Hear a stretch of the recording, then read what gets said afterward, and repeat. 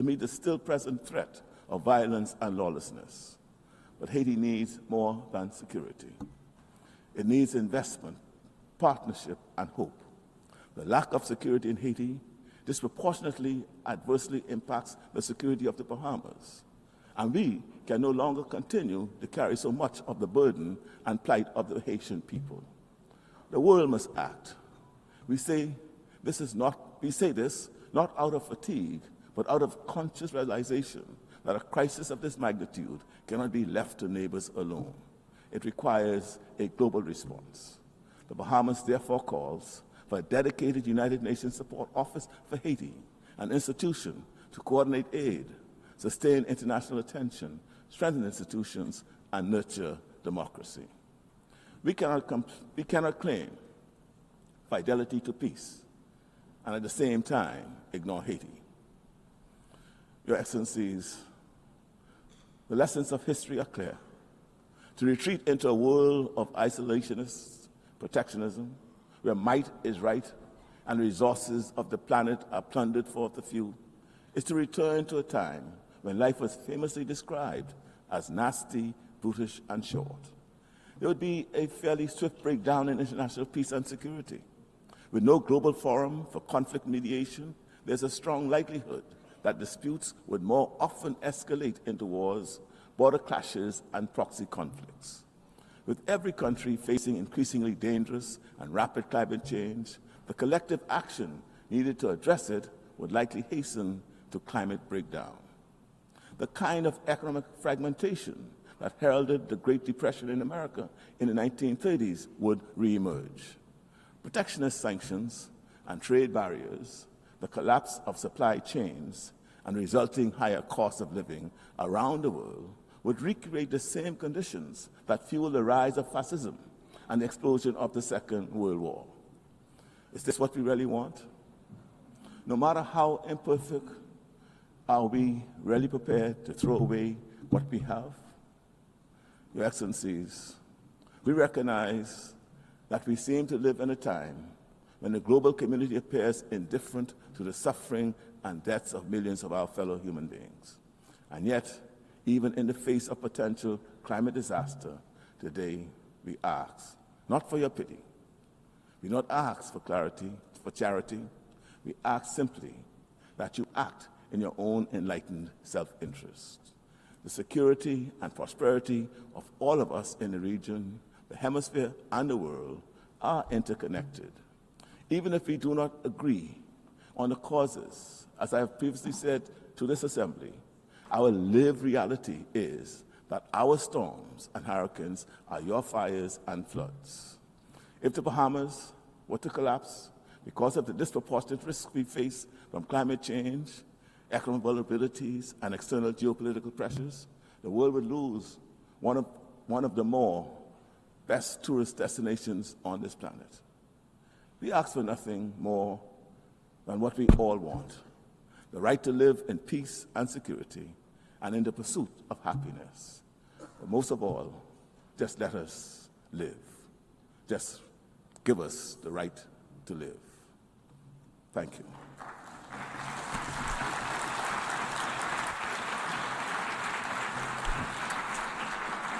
On behalf of the Assembly, I wish to thank the Prime Minister and Minister for Finance of the Commonwealth of the Bahamas.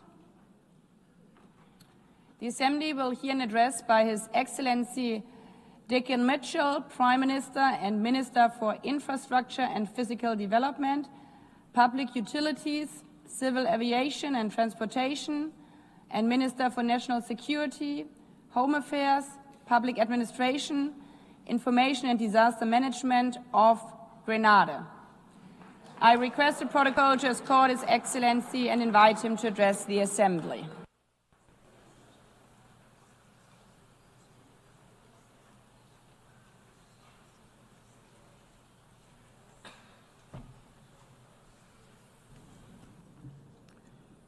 Madam President, members of the Assembly, Excellencies, colleagues, and friends. It is my honor to address this Assembly on behalf of Grenada and as a member of the Caribbean Community CARICOM. Madam President, I extend my heartfelt congratulations on your election as President of the 80th session of the United Nations General Assembly. We look forward to working with you under the guiding theme of Better Together, and to supporting your efforts in advancing peace, sustainable development, and inclusive reform within the United Nations. We meet today in a time of paradox. The headlines tell us of division, instability, and conflict. Yet, never have human beings had such access to innovation, creativity, and opportunity. In one corner of the world, classrooms are reduced to rubble. In another, laboratories create breakthrough in science and technology that can transform our future. A paradox. In one hemisphere, children walk miles to fetch water from school. In another, children are using artificial intelligence in their lessons. A further paradox. The paradox defines our era. Progress and peril, innovation and instability, hope and hardship coexisting side by side. And so, Madam President, my remarks today are centered on the one force powerful enough to bind these contradictions together. The only force that can turn innovation into inclusion and conflict into cooperation. That force is education. That is a simple yet profound truth. Education is the single greatest social, economic, and creative equalizer that we possess. It transforms circumstances into possibility. It turns the child of a laborer into a leader, the daughter of a seamstress into a scientist, the son of a fisherman into an innovator. This is the heart of my message. Education is not a narrow path to employment. It is a broad road to resilience, to innovation, and to peace. And Madam President, it saves people, not just from economic poverty, but from the poverty of diminished possibility. And so education is a lifeline. I have seen this. I have lived this. And now I am privileged to lead this in and for my country. For me, education was a bridge from limitation to possibility. It was education that carried me from a small hillside village in St. David, Grenada, where my family fetched water from a public standpipe to this assembly hall today. It was not wealth that brought me here. It was not privilege that brought me here. It was access. Access to teachers who believed in me. Access to opportunities that were modest but life-changing. Access to the chance to learn, even when the path was uncertain. But my story is not unique. It is echoed in the resilience of the Caribbean families who sacrifice for the children's schooling, in the ingenuity of students who make the most of scarce access and even scarcer resources, and in the determination of communities that rebuild schools year after every hurricane.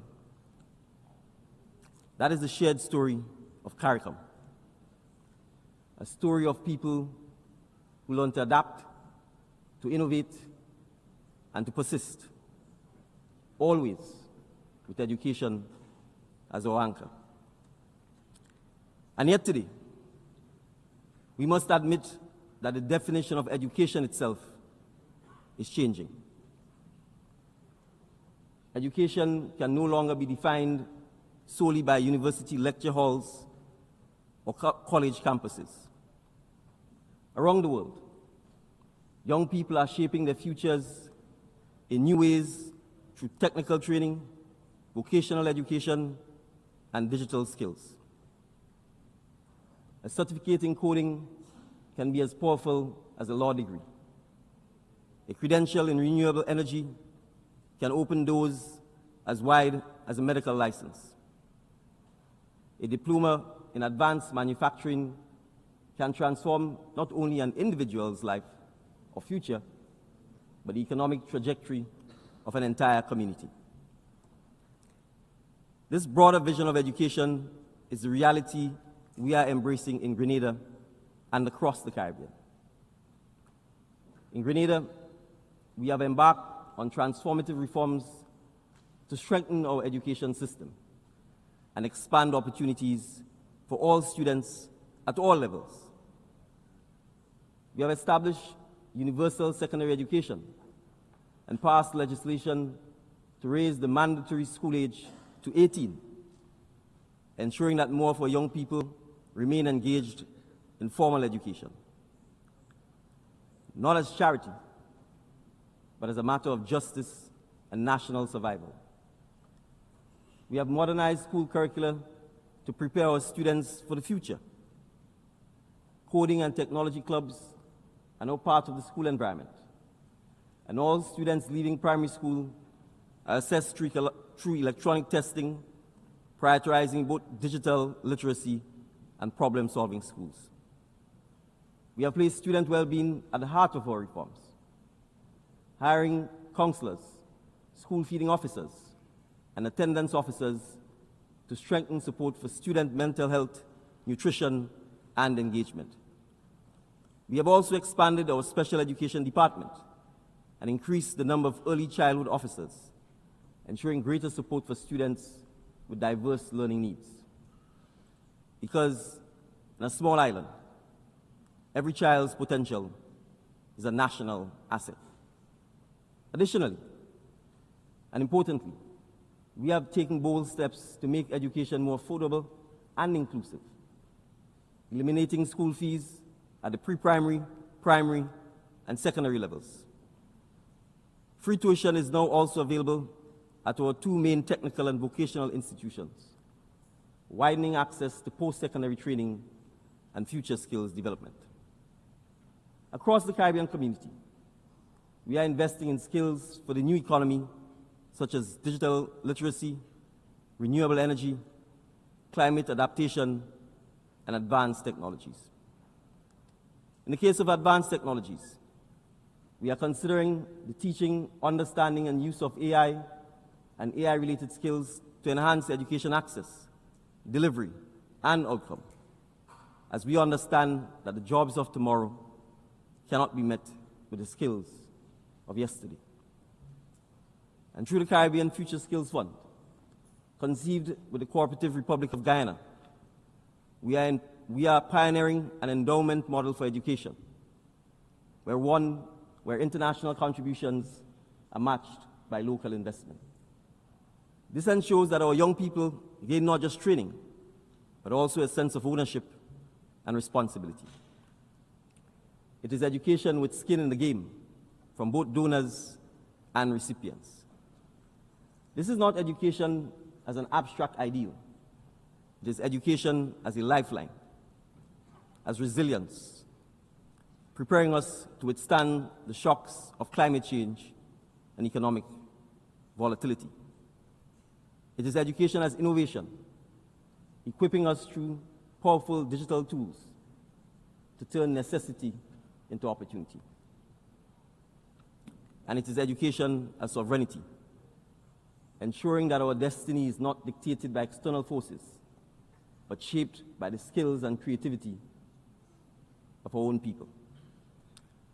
And so when Grenada, Jamaica, or Dominica rebuilds a school after a hurricane, we are not just rebuilding classrooms. We are rebuilding futures. And so we need partnerships. Education thrives when ideas and systems are shared across borders.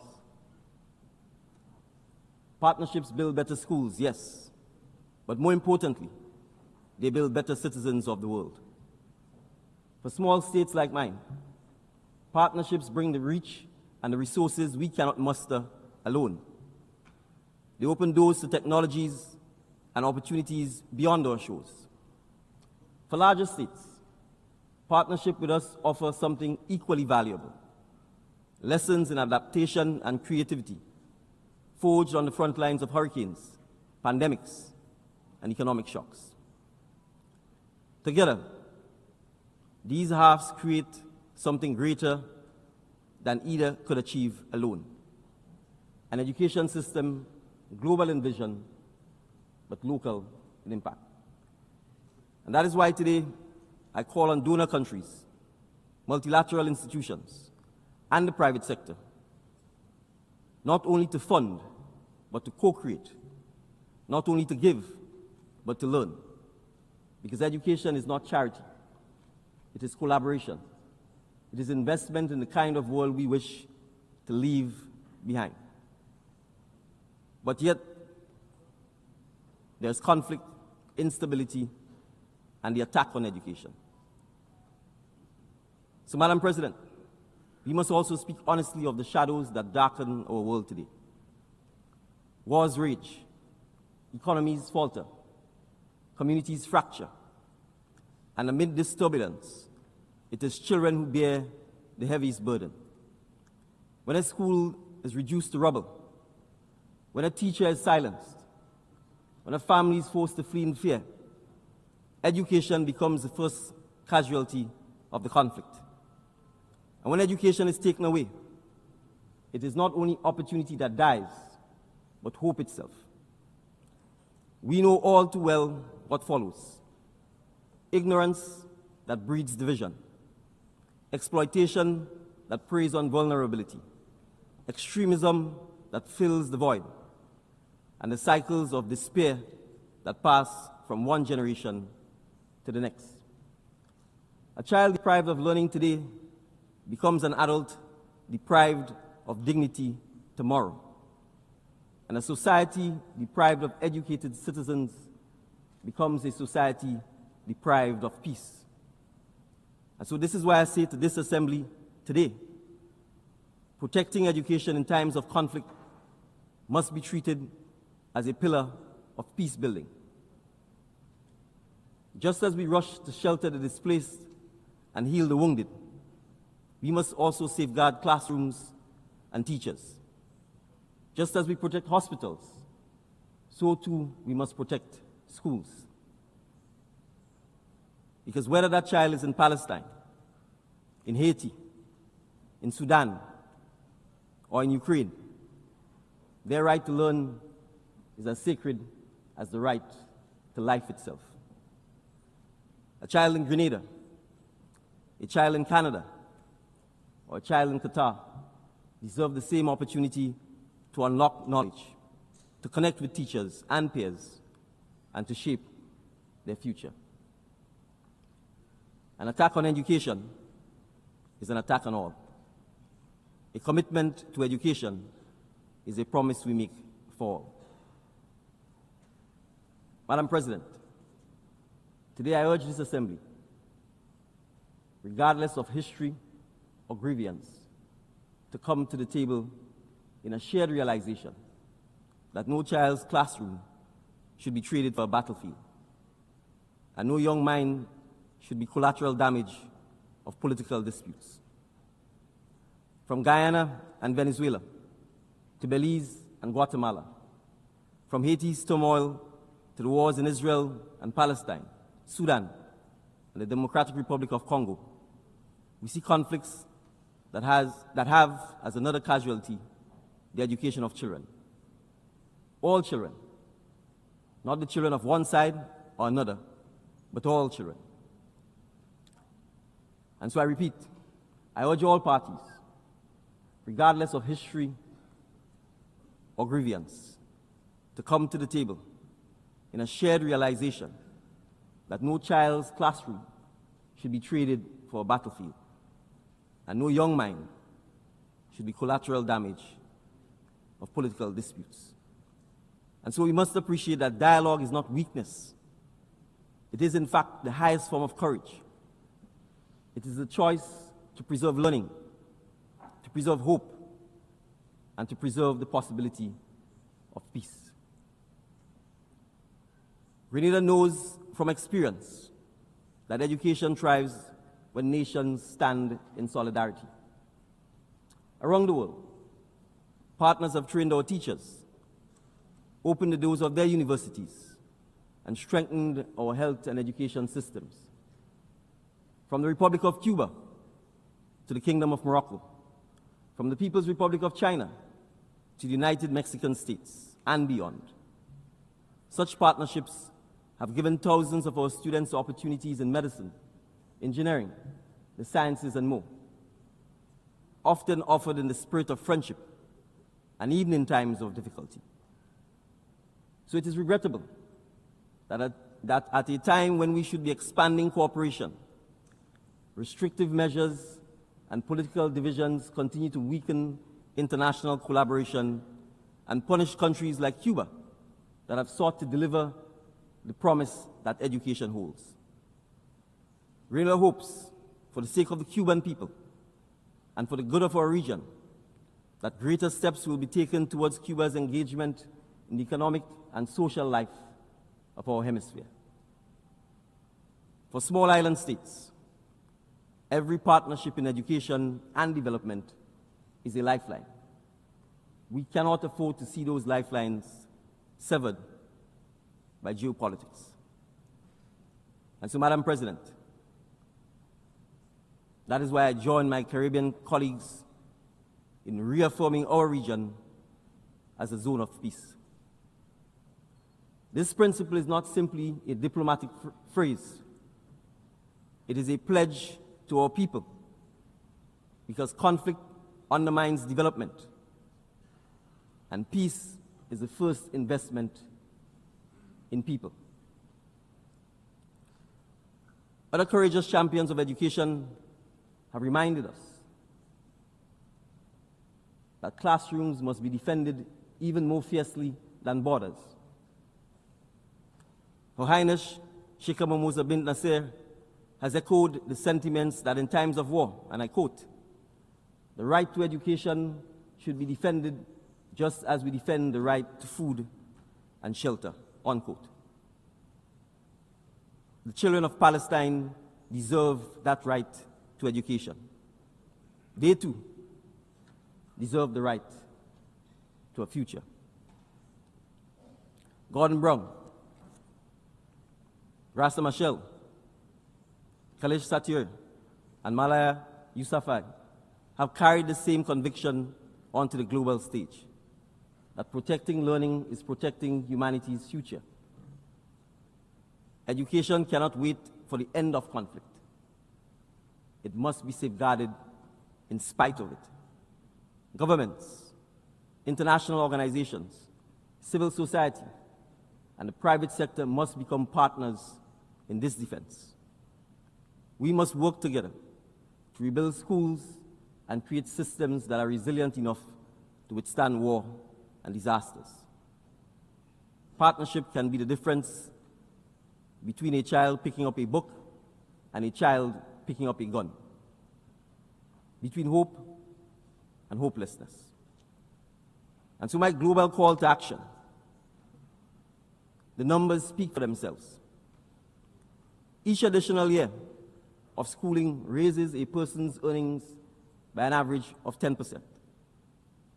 If every child in low-income countries left school with basic reading skills, 171 million people could be lifted out of poverty. If all girls completed secondary school, child marriage would fall by 2/3, and maternal deaths would drop by almost half. And if every adult worldwide had just 2 more years of education, global GDP would grow by trillions of dollars annually. These numbers show that education does not just change the fortunes of individuals, it changes the fortunes of nations. It shapes economies, democracies, and peace itself. But let me be clear. In this era, technology and education without ethics is not enough. We must also teach our young people how to think critically, act ethically, and live responsibly in digital spaces. Education must prepare not only workers for jobs, but also active and responsible citizens. Not only coders of software, but also stewards of truth. Not only innovators of technology, but also guardians of humanity. Because we live in an age where misinformation travels faster than facts, and where algorithms can divide as easily as they can connect. In such a world, education must equip the next generation with the wisdom to discern, the courage to question, and the empathy to choose what is right. So let us imagine then a different world. A world where a child at a standpipe in St. David, Grenada, has the same access to knowledge as a child in New York or Tokyo.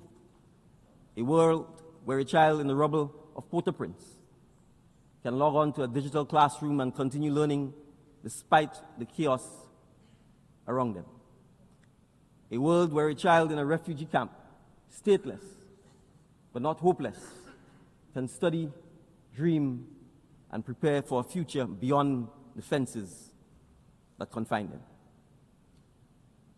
That vision is within our reach, but it will not come by chance. It will come by the choices we make here together in this assembly and in the partnership we embrace moving forward.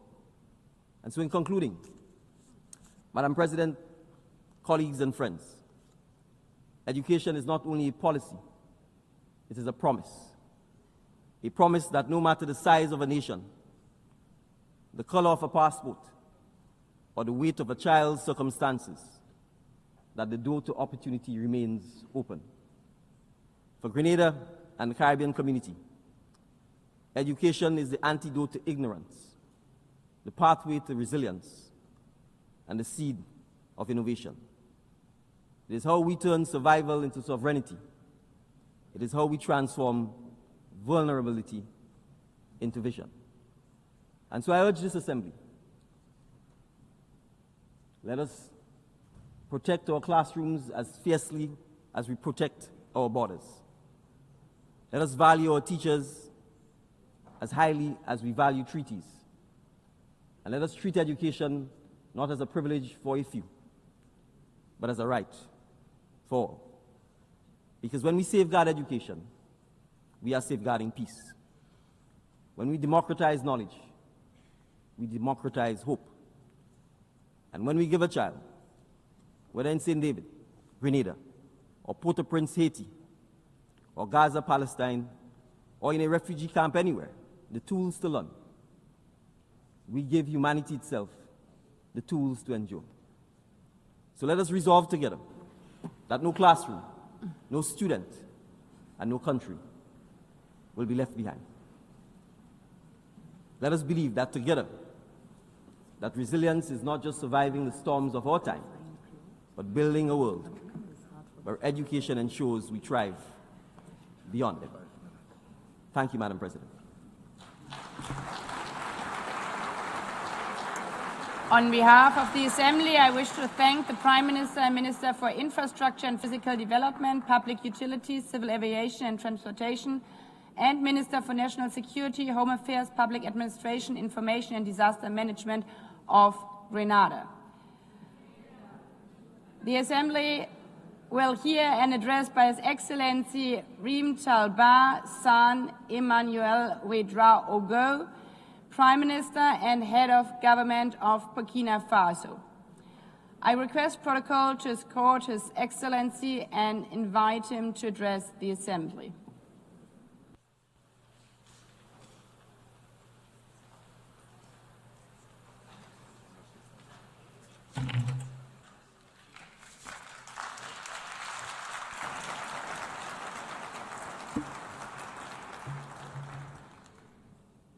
Madame la Présidente, Madam President, Monsieur le Secrétaire Général des Secretary Nations Unies, General of the United Nations, Mesdames et Messieurs les chefs de délégation, Heads of Delegation, distingués délégués, Mesdames et distinguished Messieurs, delegates, ladies and gentlemen, j'ai l'insigne honneur it is my great et honor le grand privilège and de prendre la privilege parole to address au you nom du camarade président, on behalf of President capitaine Ibrahim Captain Traoré, Ibrahim Traoré, président du Faso, chef de l'État, President of Burkina Faso, à Head of l'occasion de la State, présente session, during this session afin d'y porter la voix du peuple to convey digne the voice et of the intègre du dignified, Burkina Faso. honest people of Burkina Faso. Aussi me charge-t-il d'adresser I would ces therefore like fraternelles to convey salutations fraternal greetings à to tous you, les citoyens du monde, to all citizens of épris the de world, paix committed et de to liberté. peace and freedom. Madame la Présidente, Madam President, je vous adresse au nom du Burkina on behalf Faso of Burkina Faso, mes chaleureuses I félicitations would like pour warmly votre to élection congratulate you upon your election à la présidence de to cette the presidency 80e of session. this, the 80th session. Votre élection consacre la confiance de la Your communauté election bears internationale witness to the trust en votre of the leadership international community votre in sens your de leadership, l'écoute et du your dialogue. ability to listen to other views, Vous and trouverez auprès to du dialogue. Burkina Faso In Burkina un Faso, partenaire sincère, you will find a sincere, constructif constructive, et engagé. and committed partner. À votre prédécesseur, I would also like to Monsieur express Philemon my Yang, gratitude to your predecessor, Mr. j'exprime ma Philemon gratitude Yang, pour la qualité my gratitude rigueur for du the high travail quality and accompli rigor lors of de the la work he 79e undertook during the previous session. Madame la Présidente, Madam President, distingués délégués, Mesdames et distinguished Messieurs, delegates, ladies and gentlemen, le Burkina Faso Burkina souscrit Faso pleinement fully aligns itself à la with the déclaration statement delivered on prononcée au behalf of the de la Alliance Confédération des of États du Sahel Sahel States par la République sœur du by Mali. the Republic of Mali. Ensemble, avec le Niger, Together with Niger as nous well, avons une communauté de buts we belong et to a d'aspiration dans un community espace de renouveau of et de rupture. aspirations in a forum of renaissance and breaking with the past. Monsieur le secrétaire général, Secretary General, le Burkina Faso tient à saluer l'apport Burkina Faso would like to pay tribute to the work of the UN system and its partners in this common quest for stability La and présente prosperity. session qui se tient The present meeting, which is 80 being ans held après 80 l'adoption de years la Charte des after Nations the Unies, adoption of the United Nations constitue une Charter, occasion idéale is a suitable pour marquer opportunity une halte for us et to take dresser un stock bilan sans complaisance de notre organisation. candidly of what our Cette organization réflexion- has achieved. C'est cette réflexion que nous propose And le that is thème what the topic for this Mieux meeting ensemble, suggests that we do. plus de Better 80 ans together, au service de 80 la years paix. and more for du peace, développement development et des and droits human humains. rights. S'il s'inscrit dans la perspective de This is renouvellement de fully notre relevant engagement in mutuel light of our mutual en faveur commitment d'un to monde bring about davantage porté a sur world l'équité that is et la more justice just et d'un and multilatéralisme to plus build efficace, more effective ce multilateralism. thème traduit bien la démarche idéale It is therefore part devrait of this guider chaque approach that nation, should guide every chaque nation, regroupement sous-régional, every sub-regional, régional regional et and international. international group. Ces noces de chaîne This is qui devrait incarner un temps de the oak célébration anniversary solennelle after 80 years that appelle should plutôt à une profonde really introspection. lead for us Le to bilan des 8 carry out décennies des an Nations Unies, introspective assessment of what we loin have de achieved. susciter l'allégresse, Rather than s'apparente being a davantage cause for à un celebration, fiasco this anniversary embarrassant, is in une fact akin désillusion to collective, looking at an et un embarrassing échec fiasco, a structurel. collective disappointment and a puisque le structural devoir de failure. vérité nous y invite. Because we have to be Nous honest devrons with reconnaître avec ourselves, we humilité should humbly que le recognize tableau global that even présente quelques though acquis, globally there have been some celui-ci reste achievements, négativement marqué there is rather a par negative 8 décennies backdrop d'optimisme as a durement result of éprouvé, 8 decades of 8 optimism décennies that have been d'espoir sorely déçu, put to the test, 8 8 décennies de decades rêves of brisés, disappointment, bref, 8 decades 8 of décennies de shattered rendez-vous dreams, cruciaux manqués. 8 decades of failure malheureusement to meet l'image the moment obscure in a nutshell. D'une ONU That is que beaucoup de nos unfortunately the dévanciers de bleak picture of a 1945 UN that many of vivaient our encore forefathers from auraient eu du 1945, mal if they à were still accepter. alive, would have struggled Il to est donc accept. difficile de se réjouir. It is therefore face à difficult un to bilan celebrate aussi mitigé. given such a mixed backdrop to comprendre this anniversary. Que How l'Afrique, can we understand berceau de the l'humanité, fact that Africa, the et cradle foyer of de tant de humanity, conflits, and where there are so many représentant conflicts, plus d'1 milliard and which d'êtres humains, represents more than 1 billion demeure human exclu beings, des instances remains décisionnelles du excluded Conseil from de the sécurité. Security Council's decision-making Comment bodies. accepter How can we accept missions the de fact maintien de la that paix, peacekeeping financées missions, à coups de financed milliards, to the tunes of billions of dollars are leaving our countries in the lurch and are leaving behind frustration and suffering rather than tangible results.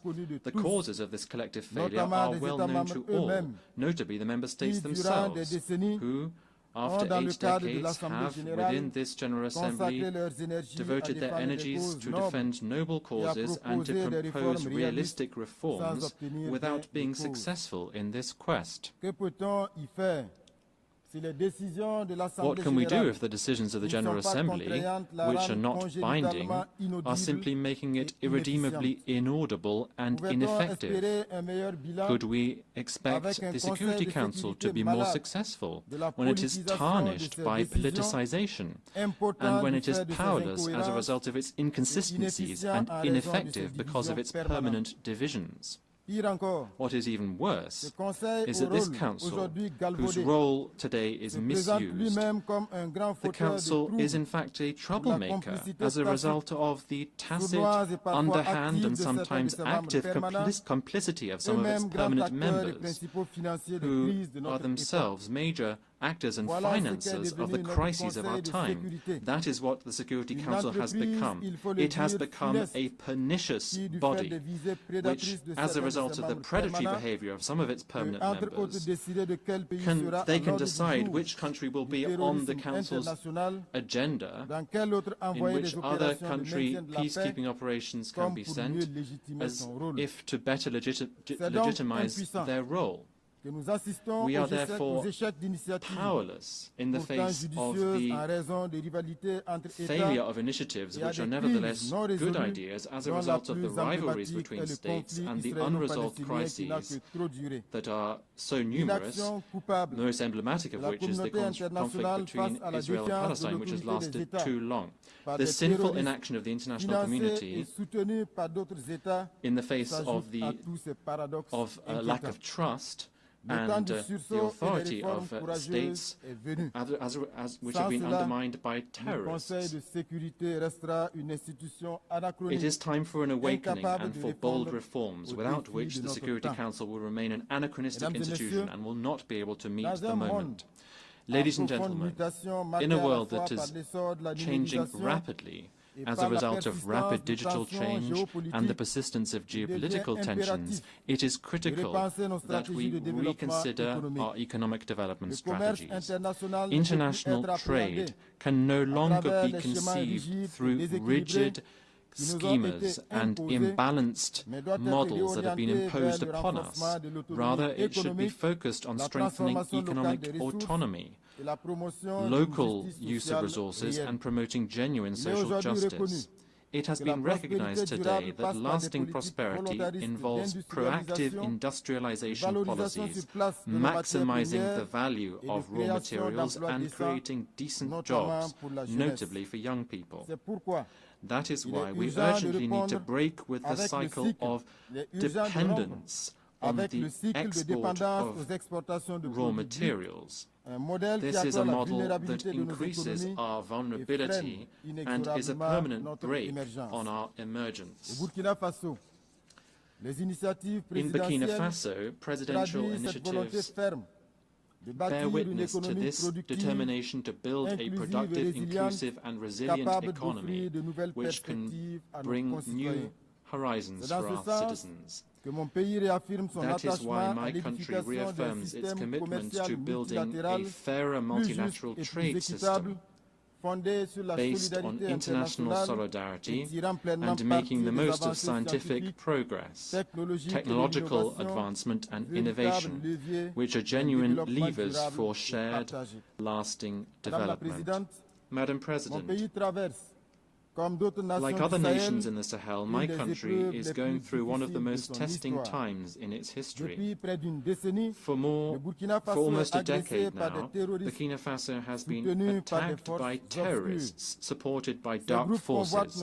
These groups are coveting our resources. They are trying to shatter our sovereignty and impose the law of chaos. But rather than resigning ourselves to this fate, we have chosen to stand up with dignity and resistance under the leadership of our president, Captain Ibrahim Traoré, we decided to take our destiny in our own hands by mobilizing our defense and security forces, supported by volunteers for defending the fatherland, who are genuine heroes, by building up the Patriotic Support Fund, which is fueled by our citizens' voluntary contributions and contributions from our diaspora and friends of our country throughout the world. Since 2023, this fund has collected more than 413 billion CFA francs, which is startling proof of the patriotic spirit and unity of our people. By carrying out historic reforms to achieve food sovereignty, to restore our lands, and to relaunch our agricultural production, and to reduce our dependence on imports. These efforts that our determined people have undertaken are now bearing fruit. More than 72% of our territory has been recovered. Thousands of internally displaced people are going back home, schools are reopening, and social services are now resuming. Burkina Faso is thus showing that a united people can overcome even the toughest challenges. Burkina Faso hereby wishes to reaffirm fully responsibly that its priorities are non-negotiable and that its choices must be respected more than ever before. Mesdames et messieurs, nous Ladies and gentlemen, our activities are aligned with the virtues of solidarity and unity. We are deeply convinced that a people brought together around a common ideal can achieve great things. The efforts undertaken by our fellow citizens within the country and in the diaspora, as well as their enthusiastic commitment to the momentum we've created, reaffirm that we've made the right choice. And this under the leadership of Comrade President of Burkina Faso, Ibrahim Traoré. The enthusiasm carried by the Patriotic Support Fund and the presidential initiative Faso Mebo is an excellent illustration of this. Established in 2023 in support of the Action Plan for Stabilization and Development, the Patriotic Support Fund aims to mobilize additional national resources, endogenous resources, so as to build our defense and strategic investment capacity. This fund has secured large-scale backing both within the country and in the diaspora. Madam President, the methodical pursuit of our reforms has meant that today we've made significant headway on economic governance. We have better control over public spending, we've optimized management of the state's human resources, we've streamlined institutional spending, and our debt levels are viable. These efforts can also be seen in a more equitable distribution of our national wealth, ensuring that the vast resources we have in Burkina Faso fully benefit our citizens, benefit our prosperity, instead of flowing to external interests or the representatives thereon within the country. Despite the difficulties inherent in the security and humanitarian crisis, the government has taken action across all sectors of socio-economic development, and this has brought noteworthy successes. Ladies and gentlemen, this is why we are astonished by the condescending stance of certain UN agencies who feel it within their rights to meddle in our national debate using biased narratives which are divorced from the reality on the ground. We unequivocally reject the report entitled Children and Armed Conflict in Burkina Faso, which is peppered with counter-truths and the very title of which demonstrates semantic manipulation. I would like to use this opportunity to commend the courage of our combatants and to pay tribute to military and civilian martyrs who honorably gave their lives in defense of our sovereignty. Madam President, we've always stated that terrorism is being used as a pretext, a convenient pretext, for certain states to pillage African resources. Thus, our countries are being confronted with terrorism, these terrorists being troops of predatory foreign armies. Some states are no longer hiding this fact. They are publicly proclaiming their support provided to these criminals. A case in point is France. The Macron regime's public media, in addition to the daily disinformation it offers, has become a mouthpiece for the communication of these criminals, perpetrators of cowardly, barbaric attacks committed against our peaceable citizens. On this note, we'd like to reiterate our call for a response to be given to the request submitted on the 20th of August 2024 by the member states of the Confederation of Sahel States. This was addressed to the Security Council. To this day, this request has gone unanswered. This ongoing silence further discredits this institution, leaving doubts about its implicit connivance. What's even more concerning is the fact that some members of the Security Council are continuing to trample over Resolution 1373, which is actually binding. This resolution imposes the suppression of terrorism financing, strengthening border controls, and enhanced international cooperation. In the Sahel, we've taken note of this reality. As a result, we've adapted our security arrangements to the reality on the ground, in addition to revising our modalities of cooperation with certain countries. Madam President, we remain convinced that the United Nations should be the framework for dialogue and cooperation. But what we're calling for is a renewed partnership underpinned by mutual respect, equality, and genuine solidarity. Ladies and gentlemen, confronted with common threats and external interference, Burkina Faso, Mali, and Niger have pooled our forces so established the Confederation of Sahel States. The ASS is not a retreat, it's not a way of turning inwards, not at all. It is us asserting that we have the right to determine what happens to us, to pinpoint our own priorities, and to craft regional cooperation that exclusively serves our people. This choice is a matter of dignity. We are refusing a system whereby our countries were all too often used as a territory for the maneuvering by foreign players in pursuit of foreign agendas. It is our willingness to be the agents of our history, to write ourselves the future our children will live out. The ASS is in keeping with the fight of Pan-African figures such as Thomas Sankara, Patrice Lumumba, and Kwame Nkrumah. Today, a new generation of leaders is taking up the baton, firmly convinced, and this conviction brimming with inspiration. The inspiration given by the father of the August 1983 revolution, the idea that only struggle liberates. Madam President, Africa, for 80 years now, has sought to claim its legitimate place on the Security Council. It is high time to deeply reform our organization. Specifically, what we need is to introduce a bold Security Council reform, granting Africa a permanent seat on the Council. We must also improve resource management to make the United Nations more effective, to bring it closer to the people it claims to serve. We must also staunchly address the structural causes of international injustice, whether that be terrorism that's been instrumentalized by some, the embargo on Cuba, sanctions against Venezuela, Russia, Nicaragua, inter alia, and the Israeli-Palestinian conflict, the impasse that surrounds it. There's also the role to be played by China in our future. There's also the specific case of the Bolivarian Republic of Venezuela. We'd like to reiterate our unswerving support to the Venezuelan people, which for decades has suffered campaigns of isolation, illegal sanctions, and constant provocations. Faced with this flagrant interference in the sovereign affairs of this nation and this economic attack, which has disastrous humanitarian consequences, we'd like to express our solidarity with this country, Venezuela.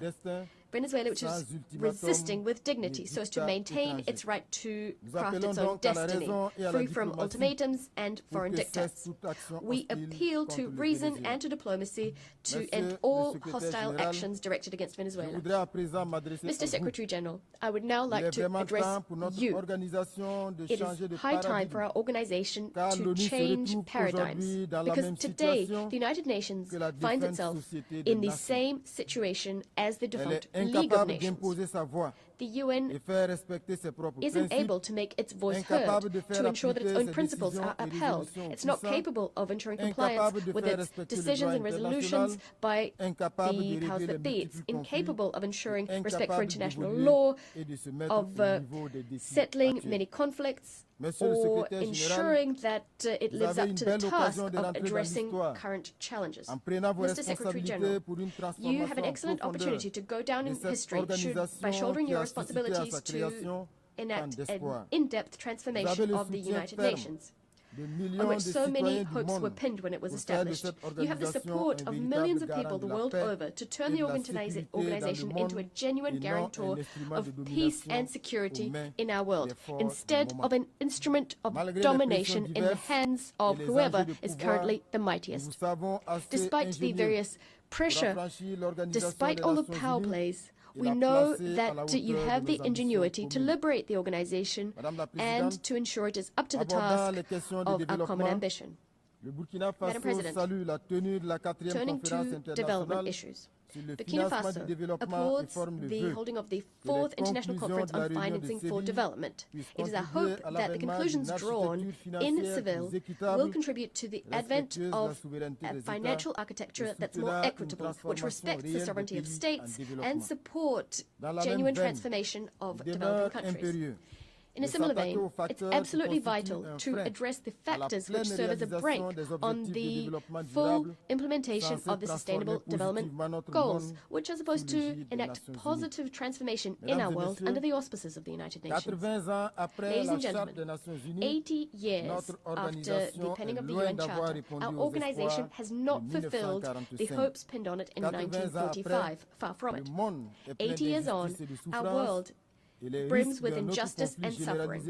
There are risks of yet another large-scale conflict. They are becoming increasingly palpable. This is a source of concern for the future. But it is not too late to give new impetus to our common home, the impetus it currently lacks. Burkina Faso, true to its Pan-Africanist heritage, would like to reiterate its faith in renewed, fair and equitable multilateralism. We will resolutely defend our sovereignty and our dignity. However, we will also stretch out our hands to all nations enamored of justice, freedom and solidarity. Long live the United Nations Organization, a reformed organization, a credible organization. Long live the Confederation of Sahel States. Long live Burkina Faso, a dignified, sovereign country standing firmly on our own 2 feet. Motherland or death, we shall prevail. I thank you.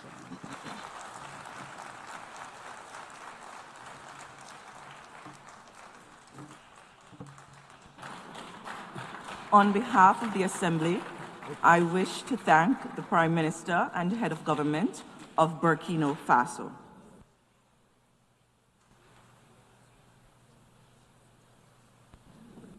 The Assembly will hear an address by His Excellency Terence Michael Drew, Prime Minister and Minister for Finance, National Security and Immigration, Health and Social Security of St. Kitts and Nevis. I request protocol to escort His Excellency and invite him to address the Assembly.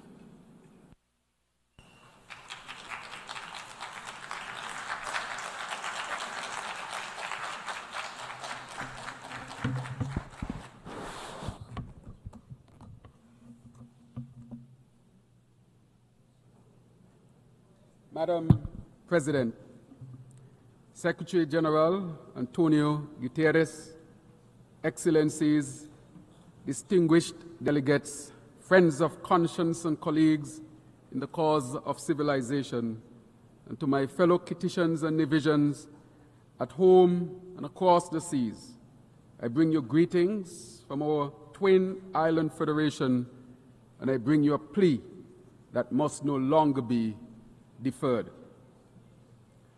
Madam President, for 80 years, this Assembly has been a harbor for hope.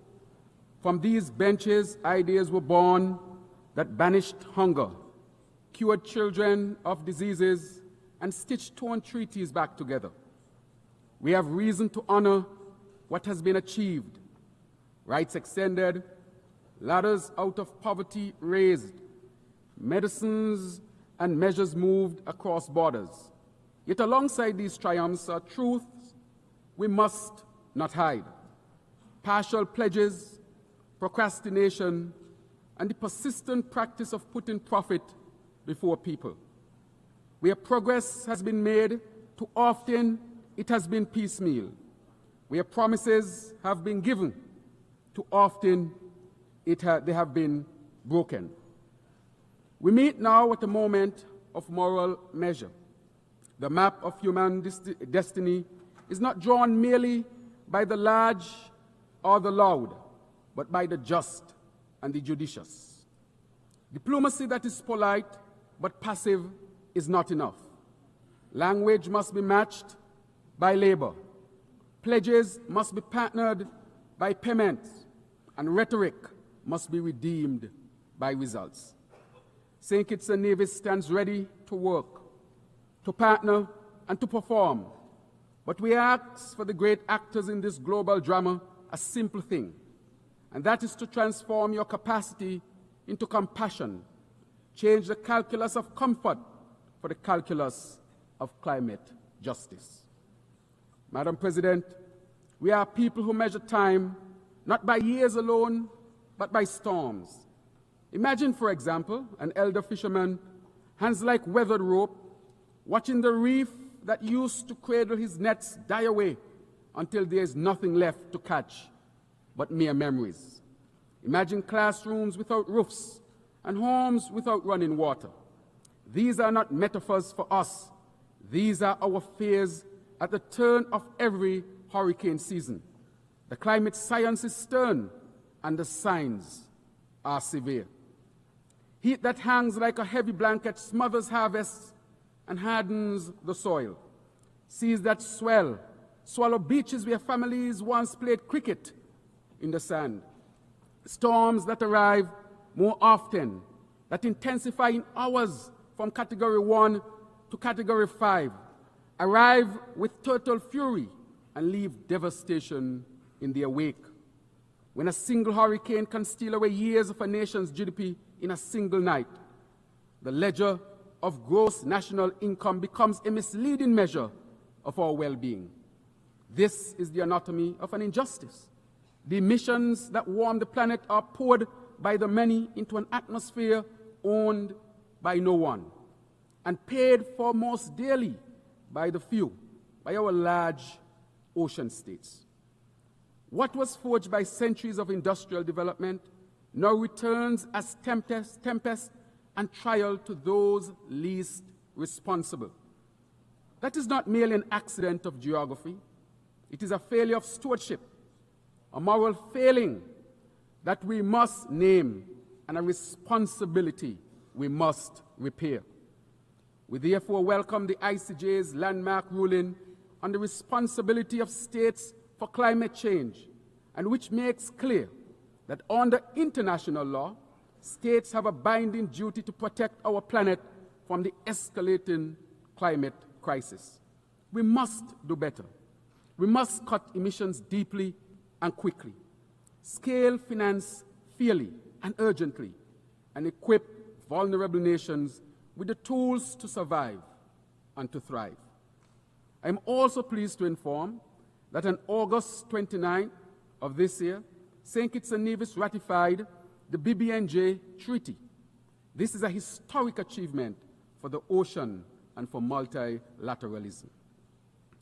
Madam President, St. Kitts and Nevis has chosen to script a different future for survival and growth, one that speaks to balance of care and of durability. We have launched, therefore, the Sustainable Island State Agenda, known as CISA, a deliberate blueprint that sets our course to 2040. CISA is not a slogan. It is a structured mechanism that places people at the center of progress and entwines sustainability with prosperity. It is guided by 7 fundamental pillars: energy transition, water security, food and nutrition security, sustainable industries, sustainable settlements, circular economy, and health and social protection. Each pillar reinforcing the others like ribs holding up the body of a nation that intends to continue standing strong. Our path on the CISA is both practical and poetic. We are reimagining energy so that the power that lights our homes does not darken another nation's future. We are investing in water as a right, not as a luxury, by drilling wells, restoring reservoirs, and integrating desalination powered by the sun so that a child need not learn to ration. We are reworking food systems so farmers can feed nations, not just our markets. We are building homes that will shelter hope in the time of storm, hospitals that will heal in the time of shock, and schools that will kindle the skills to continue economic diversification. These are not abstract ambitions. They are concrete commitments. A 70,000 gallon per day solar desalination plant already commissioned, and a 2 million gallon desalination plant nearing completion. Geothermal drilling in our sister island of Nevis, supported by multilateral finance to power both our islands and beyond. An ambitious smart homes program, a new smart climate resilient hospital, all expressions of our small nation answers a large challenge. We are taking bold, tangible actions that demonstrate how sustainability can be sewn into the simplest seams of daily life. The CISA vision mobilizes resources, aligns ministries, elevates visibility, and, most importantly, invites society into shared responsibility. It is an audacious plan because audacity is required of small states when the storm approaches. Madam President, distinguished colleagues, just last week, this Assembly took a vital step toward when the United Nations adopted by consensus a progressive resolution that revitalizes the Commission on the Status of Women. St. Kitts and Nevis was honored to co-facilitate this resolution alongside our island, a natural partner for equity, sustainability, and resilience. St. Kitts and Nevis has made the empowerment, protection, and upliftment of women and girls a cornerstone of our national agenda. Today, our parliament boasts the highest number of female members in our nation's history, and it is led proudly by a woman Speaker of the House. This is not symbolic, it is structural. It is proof that when women lead, nations rise. Our sustainable island state agenda is deeply rooted in gender equality. By empowering women and girls, we are not only advancing fairness, we are reinforcing resilience. For we know this truth: when women are given the tools to thrive, families flourish, communities strengthen, and nations become unshakable.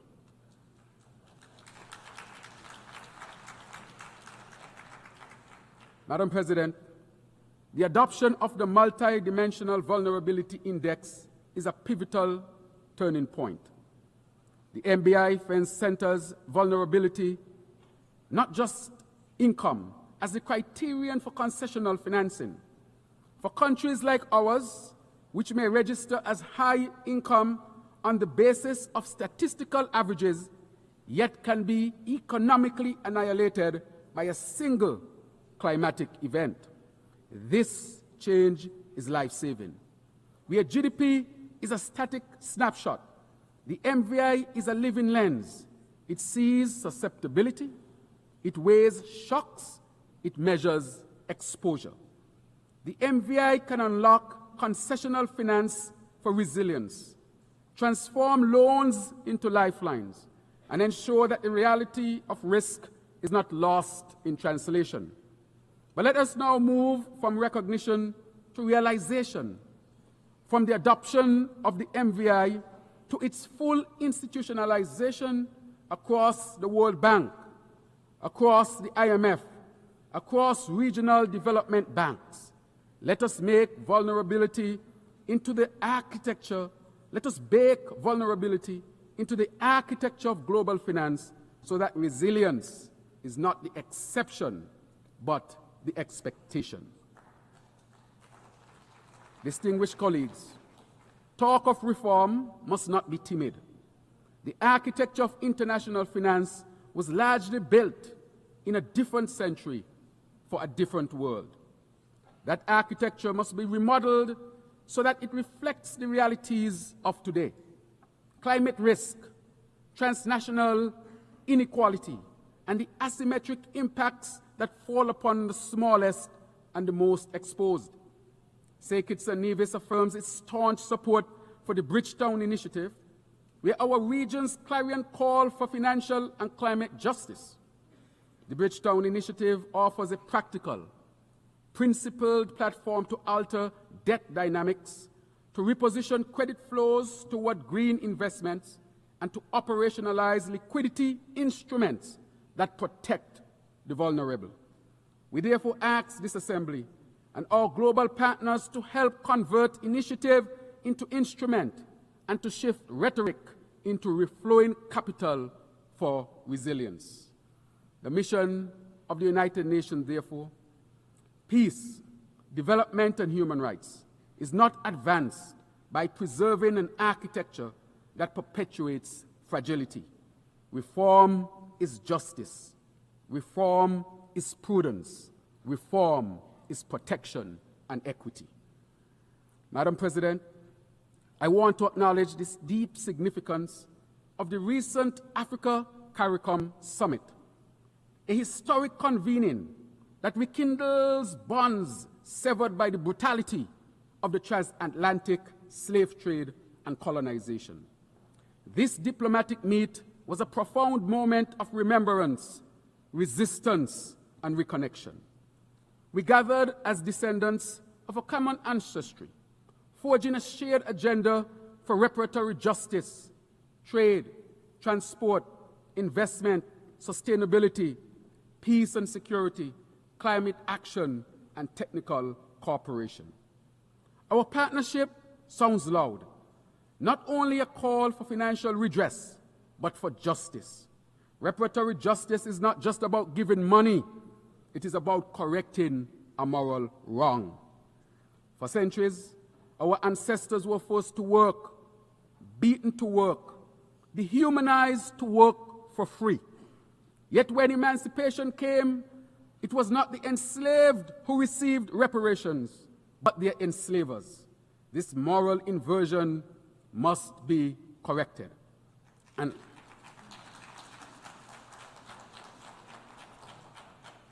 as part of this broader historical reckoning, I also amplify the call for full exoneration of His Honorable, Most Honorable, Marcus Mosiah Garvey, a global icon, Pan-Africanist, and prophet of liberation. And while we welcome the posthumous pardon granted to him, we continue to petition for his full exoneration. Let us correct this error in the record of justice. So today, we stand not in anger, but in resolve. And as Martin Luther King said, the arc of the moral universe is long, but it bends toward justice. With our African brothers and sisters, as a nation and as a region, we will continue to bend that arc toward justice, toward cohesion, and toward a future shaped not by the chains of history, but by the power of solidarity. Madam President, there is a phrase that I hold dear. Peace is not the absence of noise. Peace is the presence of safety. For those of us in the Caribbean, peace is a practical prerequisite for prosperity. Our zone of peace must be more than a slogan pasted on policy papers. It must be defended by concrete measures, better public health frameworks, stronger interdiction of illicit weapons, greater cooperation on maritime security, investment in community safety and youth empowerment programs, and international support for capacity building in policing and justice systems. We recognize the serious threats posed by drug trafficking and other transnational crimes. These scourges must be addressed through cooperation, dialogue, respect for sovereignty, and the full respect for the principles of international law. Therefore, we continue to call for measures that encourage peace, stability, and mutual respect. These are the only foundations on which lasting security and sustainable development can be built and maintained in our hemisphere. Historically, in our region, disputes have been resolved through dialogue. As such, we encourage dialogue between our two dear friends, the Bolivarian Republic of Venezuela and the United States of America, to ensure that our region remains a zone of peace. We are not asking for pity or imposition. We are asking, therefore, for partnership, for tools to block the flow of guns and the flow of funds that fuel violence, for initiatives that create opportunities so that young men and women find purpose in productive work rather than perilous pursuits. Partnership, not pity. Prevention, not punishment. And yet, Madam President, partnership alone may not be enough. The time has come to reshape the United Nations itself, to reform its structures so that they reflect the realities of our modern world.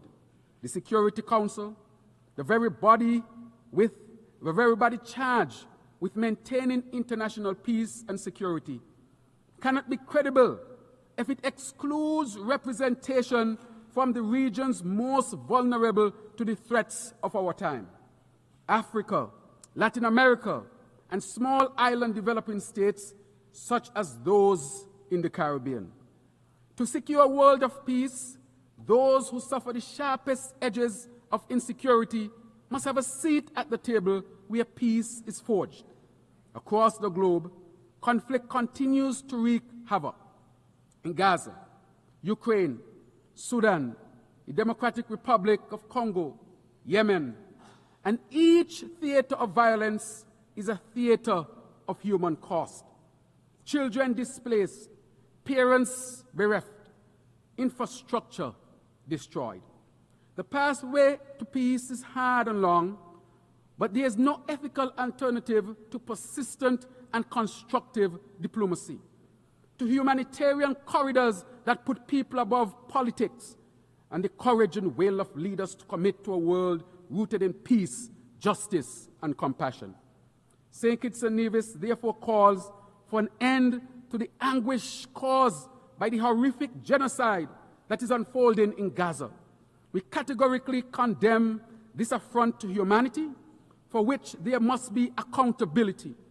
We urge for an immediate and unconditional ceasefire for the protection of civilians, of children, of women, of the vulnerable, of the weak. And we also call for the release of hostages and for the restoration of basic necessities and humanitarian access. International law, conscience, and human decency demand no less. Further, the path to lasting peace between the State of Israel and the state, yes, the State of Palestine, one that guarantees human rights, dignity, and security for all, lies in the implementation of a two-state solution. Madam President, distinguished delegates, our region remains incomplete while Haiti suffers. Haiti's struggle is our shame if we do not respond with resolve. The people of Haiti carry within them an extraordinary history of emancipation and courage. Yet that history has been marred by instability, natural disasters, and foreign interventions that have too often deepened dependency and deprivation rather than delivered dignity. St. Kitts and Nevis and the Caribbean community welcome the commitments of partner states, notably the Kenya-led multinational security support mission and the backing of the OAS and other regional actors to help restore security and to assist in rebuilding Haitian institutions. But security is only the first step. We must invest in Haiti's health, education, agriculture, infrastructure, and governance. We must help rebuild markets so that merchants trade rather than flee. We must help rebuild schools so that children learn rather than languish. We must help rebuild hospitals so that mothers are treated rather than traumatized. Haiti must be allowed to write and lead its own restoration story, and the international community must be a steadfast partner, not a script writer. Madam President, the economic, commercial, and financial embargo against Cuba is a relic that continues to wound an entire people and weaken regional solidarity. Year after year, this Assembly has reaffirmed that the embargo is gravely unjust. St. Kitts and Nevis joins the Caribbean community in calling for its end and for Cuba's removal from the list of state sponsors of terrorism, which isolates it from commerce and cooperation. Cuba ha sido desde hace mucho tiempo amigo del Caribe. Cuba has, for a long time, been a friend of our region, one of the most generous states in our region, and our partnership with Cuba will be long-lasting and will always be based on respect for the human rights of people, fully in line with international law.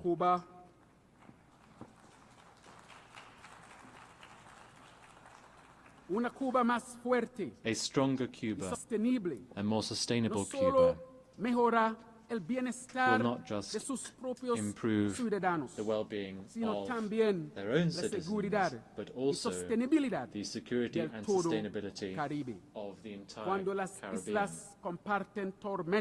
When islands share storms, we must share solutions. Madam President, the theme of this 80th session, Better Together, asks us to imagine a world in which inclusion is operationalized, excluding Taiwan from agencies where it can and must contribute, such as the World Health Organization and the International Civil Aviation Organization, undermines global capacity for collective problem solving. Taiwan's contributions in public health, technology, and disaster response are not partisan. They are practical. To keep a door closed and cooperation in these domains is to take a risk the world cannot afford. Excellencies, the Taiwan Strait is not merely a lane on a map. It is a lifeline of commerce and human connection. We must urge calm, counsel conversation, and choose this diplomacy of dialogue over the dramatics of discord. Travel, trade, and talks are how we protect the livelihoods of ordinary people, whether in Taipei or the twin islands of our federation. Madam President, I speak to our youth, the wonderful youth of this world, those whose futures will be most shaped by what we do here. Your anger, that injustice is justified. Your impatience is prophetic. We need your innovation, your indignation, and your insistence on better governance. Give us your ideas, and we will give you the institutions to implement them. Education must therefore be practical and futuristic. Training in renewable technologies, digital skills, sustainable agriculture, for example, are important. In St. Kitts and Nevis, we have a program for our young people that is called the Aspire program, meaning achieving success through personal investment, resources, and education. Our national effort to invest in our children's future. In this program, every child between the ages of 5 and 18 gets a grant of $1,000, partly to be deposited as savings and partly to buy shares in local companies. So from very young, they are building their financial future, a gateway, a pathway to end poverty in our country. This is an example of how we seed hope at the roots. In conclusion, Madam President, distinguished colleagues, when we accept the verse that says, "We shall overcome," we must pair it with the refrain, "We shall act." The triumph of the 20th century was not inevitable. It was the product of people who chose courage over comfort. The triumph of this century will be no less possible if we choose it. This assembly has the capacity to imbue policy with compassion, to turn knowledge into kindness, to render solidarity not as sentiment, but as system. Let us be architects of a world where smallness is not a sentence, but a strength, where islands like ours are recognized as laboratories of resilience rather than limit cases of neglect, where being better together means binding ourselves in common cause, common finance, and common care. May we be brave enough to act, willing enough to partner, and wise enough to ensure that when future generations ask, what did we do at this turning point, their answer will not be they hesitated, but the answer must be they not only acted, but they acted together as a human family. Thank you.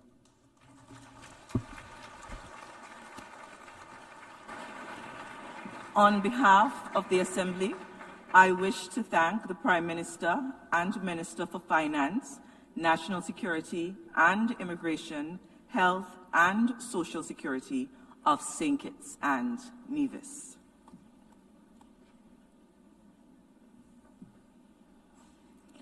The Assembly will hear an address by His Excellency Lamin Zain Ali Mahaman, Prime Minister of the Transition Government and Minister of Economy and Finance of the Republic of Niger.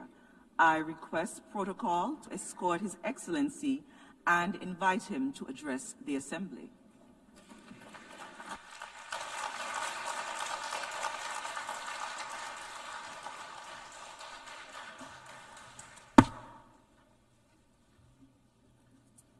Bismillahir Rahmanir Rahim. Wa sallallahu ala nabiyil karim. Excellences, Excellencies, Mesdames et Messieurs les chefs d'État et de gouvernement, heads of state and government, Mesdames et Messieurs les chefs de heads délégation, of delegation, Madame la Présidente, Madam President, Mesdames et Messieurs, ladies and gentlemen, j'ai l'insigne honneur de vous it is a délivrer great au nom honor du peuple for nigérien me souverain to deliver on les behalf of the salutations et le sovereign message de son Nigerian Excellence le people Général d'armée the Abdrahman greetings and the Tiani, message président de la of His République du Niger, Excellency chef de l'État. Army General Abdrahman Tiani, President Permettez-moi of the tout d'abord Republic de vous of adresser, Niger and Head of Madame la State. At Présidente, the outset, Madam President, mes if I sincères may, I'd like to félicitations extend to you pour our votre élection heartfelt à la congratulations présidence de on cette your election 80e session de to l'Assemblée preside générale over des this Nations Unies. 80th session of the United Le Nations General Niger vous Assembly. assure Niger would like to assure you that you have our full support as you fulfill your mission. I also wish to applaud the commitment and leadership of your predecessor, who steered the 79th session. Madam President, gentlemen, before getting to the heart of the matter, I would like to say that Niger supports the statement delivered on behalf of the Confederation of Sahel States from this very same rostrum by my brother and friend, His Excellency Abdoulaye Maïga, Prime Minister of Mali, and this yesterday on the 26th of September 2025. He forcefully expressed the aspirations of our alliance and our people, with full respect for our sovereignty, the defense of our interests, and genuine cooperation with all countries enamored of peace and justice. Madam President, ladies and gentlemen, I would like to solemnly express the willingness of the sovereign people of Niger, through their government, our willingness to maintain friendly, cooperative relations with all governments and peoples enamored of peace and justice, and this with respect for the values and principles set forth by the United Nations Charter, as well as our sovereignty and our interests. And how can it be otherwise when we know that throughout our history, the people of Niger and of the Sahel in general, drawing on their vast social and cultural diversity, always drew on their ancestral values to forge secular bonds and to harmoniously coexist amongst themselves and with their neighbors as well. Among the values which underpin our society, our unity, and our common aspirations, there are a number which stand out: inter-ethnic mixing, kinship with humor, respect for otherness, as well as religious tolerance and solidarity, not to mention peace. Throughout our history, we've strengthened mixing between the Hausa, Zama, Pearls, Tuareg, Kanuri, Gumanche, Tubu, Arab, and Buduma people. This mixing meant that we established blood ties and indestructible alliances amongst the people of Niger. Madam President, ladies and gentlemen, as you can clearly see, the Nigerian people, the people of the Sahel, have a long-standing tradition of living together in diversity, solidarity, peace, and cohesion. Across the vast territory of the Sahel, where the climate is often arid, our people understood very quickly that it was necessary to organize, to establish bonds, to cooperate with one another, so as to live in peace and security on this shared territory.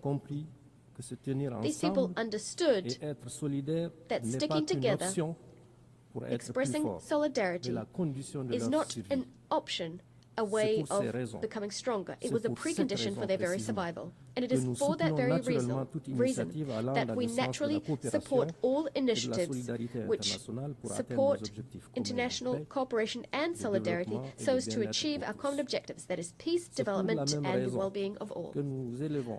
For that same reason, we rise up against all initiatives or any actions which undercut the international community's efforts directed at achieving peace and development. Drawing on these principles, the people of Niger unreservedly condemn the Israeli genocide in Gaza. We unswervingly support the establishment of a sovereign Palestinian state.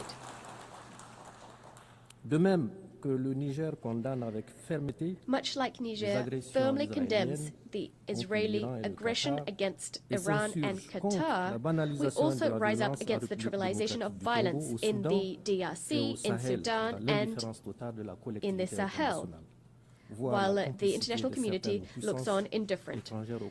And in fact, some elements of the international community, some foreign powers are complicit in what's happening in the African continent. Madam President, ladies and gentlemen, actors directly getting involved in conflicts are not the only ones responsible for the insecurity and uncertainty our world faces today. Niger would also like to denounce the inaction of all those who do have the means to act to promote truth and peace. The silence of those who do have a voice, the indifference of those egoists who stand ready to destabilize entire countries or regions in their own interests, the lack of humanism on the part of those who work in underhand ways to sow death in other countries, and the foolishness of those who betray their motherland and their continent. President, ladies and gentlemen, inaction, indifference, complicit silence, as well as subversive and underhand actions to destabilize the situation, violent disinformation campaigns, information wars. This is the reality that my country and the Confederation of Sahel States, the ASS, are facing as we combat imported terrorism backed by sponsors. Niger, in particular, has been living through this since the 26th of July 2023. That is the date when the sovereign people of Niger decided to take destiny into their own hands. We must grasp the complexity of the tragedy unfurling in the Sahel, the challenges it throws up, the ins and outs. This is necessary to understand not only the game various actors are playing, but also the determination of our people and their governments to fight for victory, to tackle this challenge, regardless of the time and the sacrifice this will require. We will be defending our countries to ensure our survival. We will be defending our territory and our people. Madam President, ladies and gentlemen, the usual narrative states that the situation in the Sahel can be explained away by the fall of the Gaddafi regime in 2011 and the collapse of the Libyan state, which resulted in armed groups being unleashed in our region and large quantities of weapons flowing into that same region. Others might mention the victory of the people of Algeria, a victory over terrorism which they achieved in the 1990s, which, as a result, pushed the conflict to the Sahel as terrorists found refuge in the Sahara and the Sahel. We must add to that the indisputable fact that as Western powers and armies set up shop in the Sahel countries, in Mali, Niger, and Burkina Faso in particular, to supposedly help these countries to combat terrorism, what we actually saw is terrorist phenomena in the region expand and intensify. Furthermore, it is also held up as an indisputable truth that the main leaders of these terrorist movements do not come from the Sahel. It's also necessary to underscore that they have vast logistical means, a specific modus operandi, and exhibit blind, unheard-of violence, which is completely foreign to our geographical and cultural space. Indeed, our countries, throughout our history, have known wars in the name of religion, we've seen rebellions, but we've never seen such bloody, gratuitous, indiscriminate violence on a scale that we're experiencing now. For all of the above reasons, I'm sure you'll agree that this is deliberately imported terrorism that we're facing. Madam President, this is also sponsored terrorism, and this throws up the actual genuine issue of terrorism financing and the destination of all of the resources terrorists have been capturing for over a decade now. How can we understand the fact that terrorists have maintained the war effort over such a long period of time? We must also point out the happy coincidence which saw in Kidal in Mali, a stronghold for terrorists, liberated in the third trimester of 2020, quarter of 2023, at the same time when the French army was leaving the Niger. The government of Niger, much like those of Mali and Burkina Faso, regularly informed international public opinion of the evidence we've collected, evidence of the involvement of a number of foreign powers in the destabilization of the Alliance of Sahel states and of the support they're providing to terrorists. Madam President, ladies and gentlemen, speaking from this rostrum, I'd like to condemn the self-avowed support of France to terrorism in Sahel and in particular in Niger. Indeed, since French troops were cast out from Niger in 2023, as announced, the government of France has established a subversive, underhand plan to destabilize my country. It involves sending intelligence to training, funding, and equipping terrorists, unfortunate attempts to create the conditions for inter-ethnic conflicts in Niger and in the Sahel, a disinformation and misinformation campaign to discredit my country, our institutions, our political leaders, and our army. France has also maintained and fueled ongoing political tensions between my country and some of our neighbors. On top of that, we must mention the economic and financial war, an unprecedented war which betrays France's hateful desire to thwart any and all of our development projects by disincentivizing investment and systematically voting against my country in all international financial institutions, whether that be the African Development Bank, the World Bank, or the IMF. Madam President, ladies and gentlemen, what's happening today in our region, in the Sahel, and specifically in Niger, is the result of a number of factors. First, unpaid colonial debts. These debts must be paid off. Our people never forgot the unheard-of violence which characterized the colonial occupation. The infamous Voulez-Chanoine mission and other military expeditions which stood out because of all the death and the large-scale torture which they unleashed in Terra, in Junju, in Duchi, in Koni, in Tessawa, and in Zinda, and this in a matter of years. In Zinda, as you know, there were even executions. Madam President, ladies and gentlemen, speaking from this august rostrum, my country, Niger, entreats the world's conscience to point out this hostile force which has, since the 19th century, never laid down its arms and which continues to wage total war against my country. Here is evidence of this. In November 2021, in Terra, young demonstrators were assassinated by the French army. The threat of military intervention on the part of ECOWAS has been instrumentalized by France. We must call a spade a spade.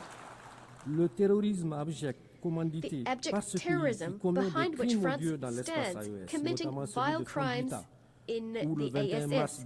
For instance, those committed in Fambita on the 21st of March 2025. 44 Muslims were executed in cold blood while they were at Friday prayers.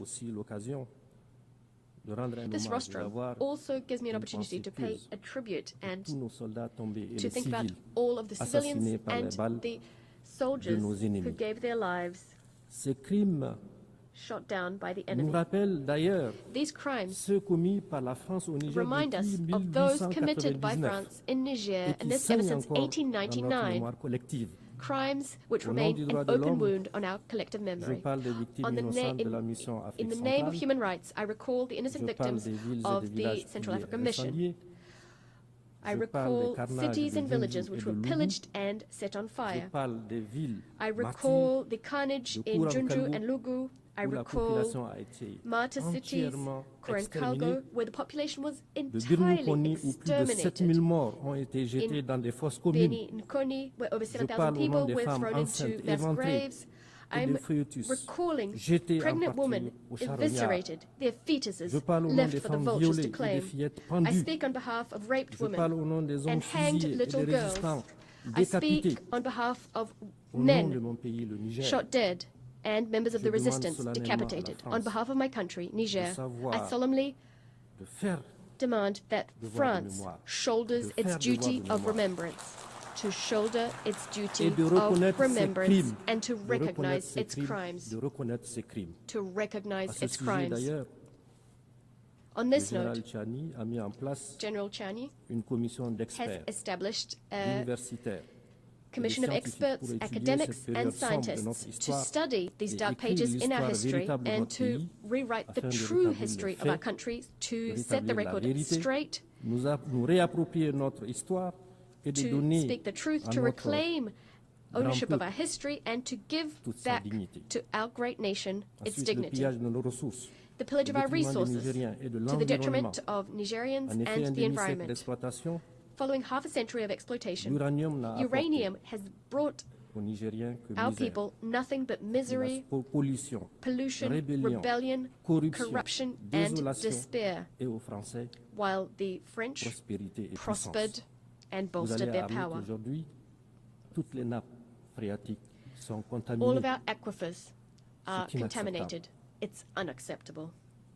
Also, since the advent of the National Council for the Safeguard of the Homeland and the decision taken by our government to exercise its sovereignty over its resources, the French government, dismayed, has tried to drag us into endless legal proceedings before it will stop exploiting and selling our minerals. Ladies and gentlemen, I would like to be clear that rather than breaking our spirit, the struggles we've had to face have only strengthened our determination to fight to the end, to vanquish the terrorists and their sponsors.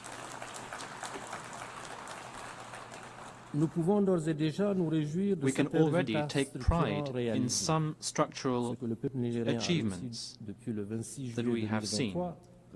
What the people of Niger have been successful in since the 26th of July 2023, with the National Council taking power, is to put our country on a new trajectory, which is a source of great hope.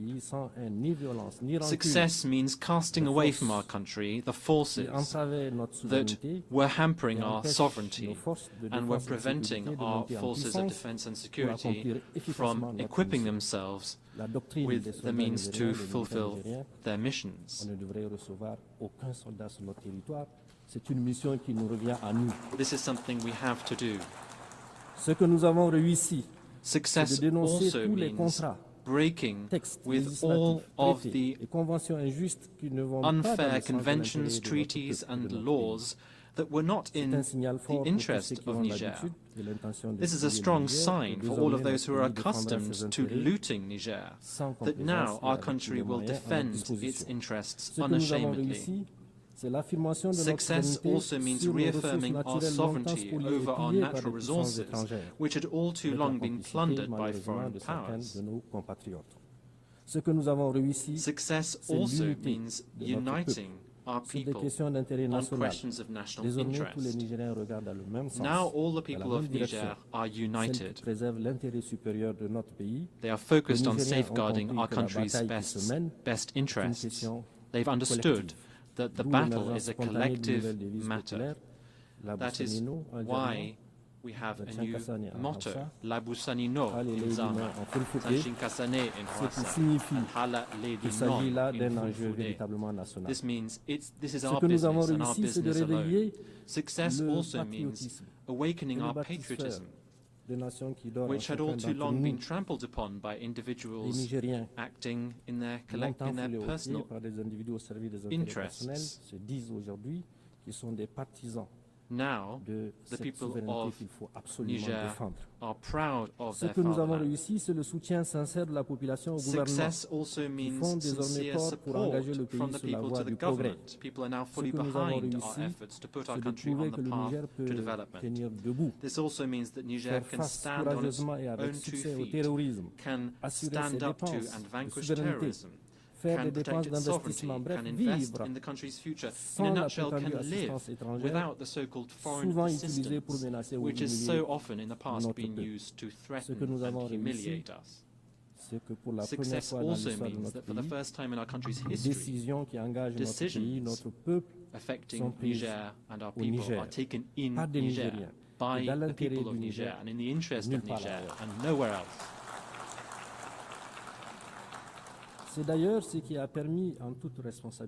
That is what has allowed us, in spite of the difficult circumstances that we're all aware of, to take social measures which are both robust and symbolic, which include lowering the price of petrol and gasoline, reducing the costs of some medical and surgical services, reducing school fees, and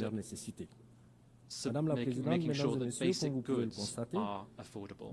Madam President, ladies and gentlemen, as you can see, Niger is well on the way to a new model of governance. This approach was built upon in the conference that was held, the national conference held in Niamey from the 15th to the 20th of February this year, which brought together all of the forces of the nation. This led to the adoption of significant recommendations and the drafting of a reform charter for our country. In line with the Charter, it also allowed us to progressively establish our institutions, such as the Reform Council, the State Court, the Audit Court, the Commission to Combat Economic, Financial and Fiscal Crimes, the National Communication Unit, and the Authority for Regulation of Public Procurement. Next, in the diplomatic domain, Niger has not just enlarged its diplomatic relations with several many countries and redefined consular positions, but it's also redefined the framework of cooperation with its partners. This is now based on the absolute respect for our sovereignty, our strategic choices, and the legitimate aspirations of our people. Niger is therefore not isolated, far from it. We're also committed to a vast agricultural program to ensure food self-sufficiency for our hard-working people by ensuring that we fully use the thousands of hectares of arable land through large-scale irrigation. The head of state has asked this to be a reality, and now the results that we've achieved are encouraging. 1 year since we've implemented these measures, for the first time in our recent history, the country has not been through a lean period, the period during which generally we had to request support from the international community. Our ambition is for Niger to have food sovereignty. Inshallah, we will no longer need to ask for support to feed our people. Turning to economics, in spite of the iniquitous sanctions imposed on Niger and the economic blockade supported and financed by France, who are trying to hamper our country, we have courageously kept going with our macroeconomic reforms, and this has led in particular to our taming inflation to minus 0.1% at the end of August of this year. And now we plan to see economic growth of some 7% looking in the period 2025-28. In addition, our budget deficit, which was 5.4% of GDP in 2023, will, we hope, be contained to 3% by the end of this year. And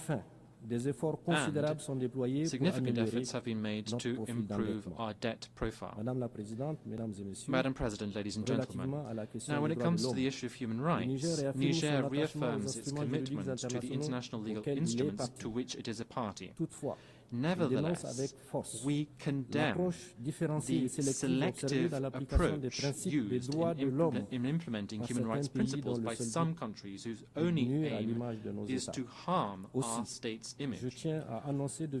I would also like to clearly say that Niger and all of the Confederation of Sahel states, profoundly committed to respecting human dignity and the flourishing of our people, will not take any human rights lectures from any kind of body.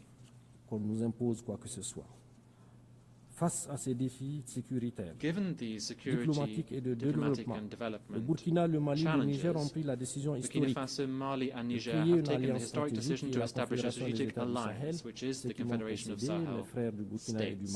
And the speakers from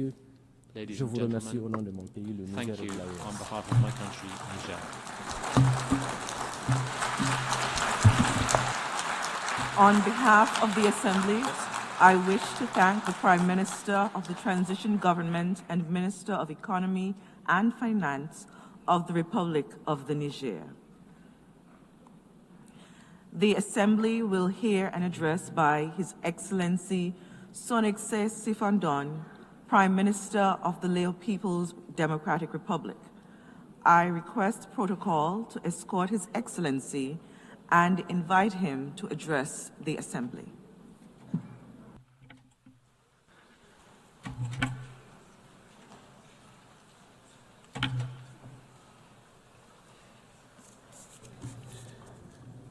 Madam President, at the outset I would like to extend my warmest congratulations to Her Excellency Annalena Baerbock on her election as President of the 80th session of the United Nations General Assembly.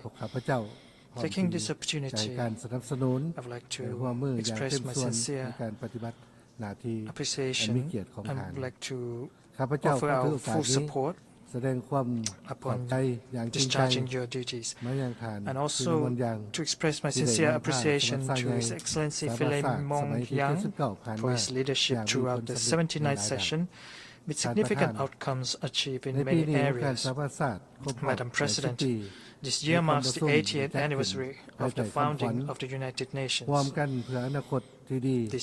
This General Assembly being held under the theme Better Together 80 Years and Beyond for Peace, Development and Human Rights is of historical significance as it recalls the shared aspiration of the international community that led to the adoption of the UN Charter in 1945. Following the catastrophic destruction of the Second World War. This courageous decision, beyond its historical importance, also reflected the collective determination of all nations in charting out a new direction for safeguarding global peace, anchored in the principles enshrined in the United Nations Charter, including the peaceful settlement of disputes, international cooperation, solidarity, and peaceful coexistence. The Charter established the fundamental principles that have guided all member states in promoting peace and fostering multilateral cooperation over the past 8 decades. Although the world has encountered multifaceted challenges and at times brought us to the brink of destruction, it was through the international community's firm adherence to multilateralism that we were able to overcome these obstacles through the peaceful settlement of disputes, allowing all humanity to live in peace, stability, and prosperity. These achievements underscore the tangible success of the United Nations in fulfilling its given mandate, with the Charter continuing to serve as our guiding compass. Madam President, today our world continues to encounter interrelated and deeply rooted challenges, leading to heightened geographical tensions and rivalry, widening inequality, combined with the lingering impacts of the COVID-19 pandemic. These factors continue to threaten international peace and undermine development progress. In many regions, disputes and armed conflicts continue to persist, inflicting devastating consequences on the people across the globe. Therefore, we must redouble our efforts and exhaust all possible means to collectively address these challenges through dialogue and peaceful settlements thereby protecting the hard-won gains and preventing further setbacks.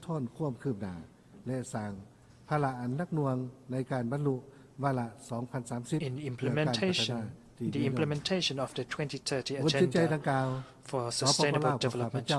In this context, the Lao PDR supports the UN80 initiative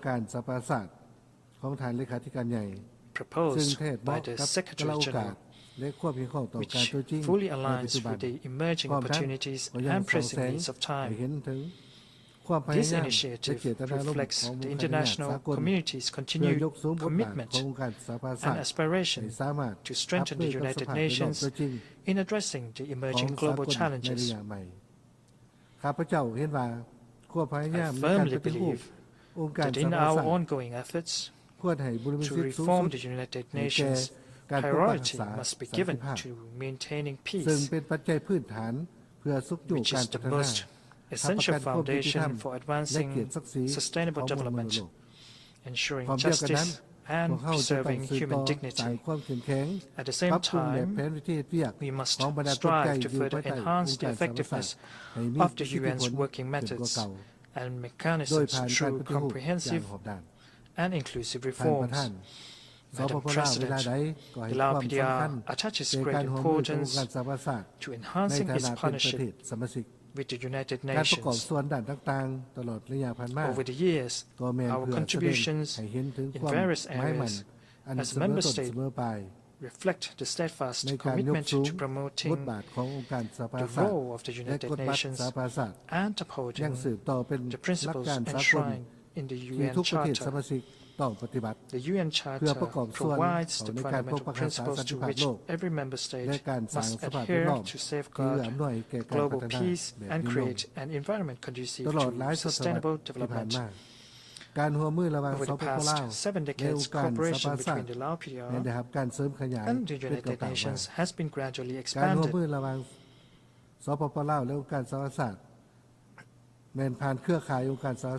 With the UN playing an essential role in supporting the country's socio-economic development. In 2025, this year marks the 70th anniversary of the Lao PDR's membership in the United Nations.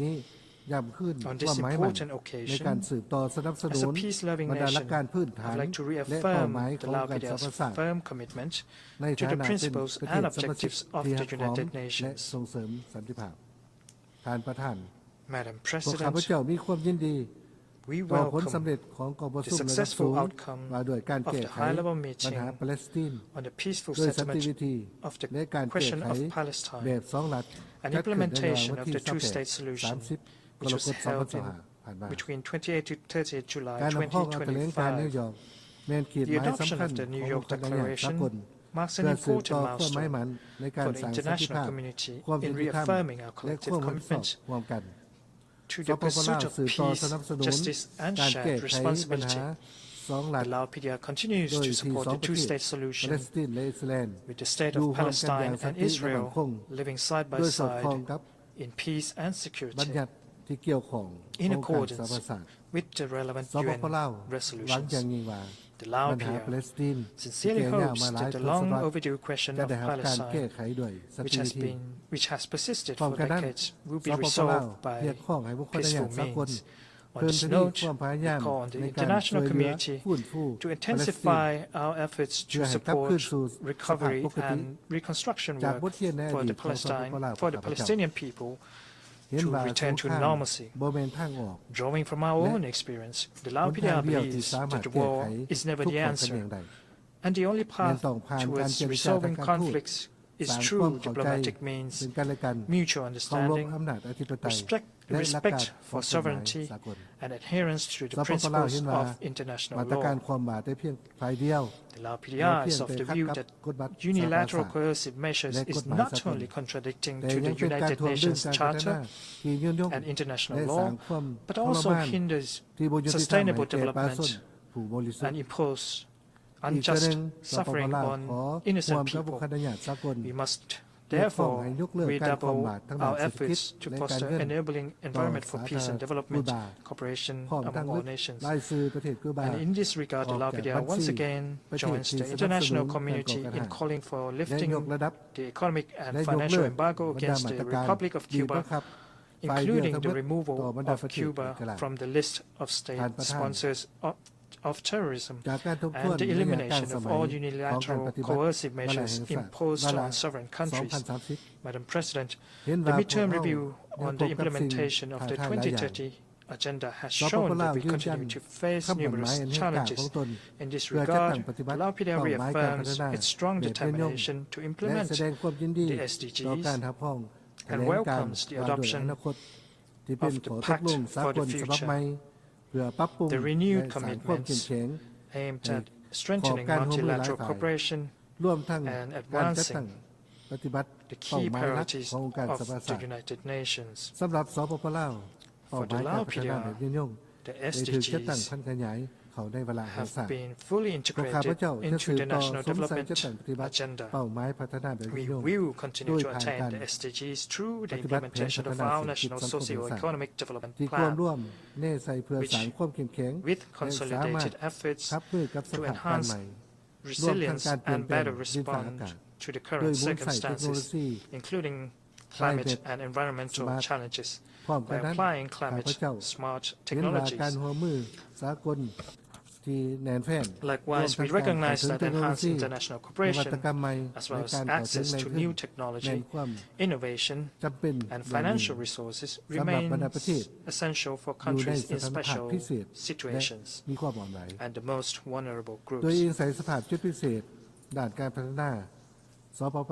Taking into account its specific development needs and unique circumstances, the LAPDA has therefore adopted the national SDG 18 entitled Lives Safe from Unexploded Ordnance. UXO contamination continues to pose major threats to the livelihood of the Lao people across the country and hinders national development efforts.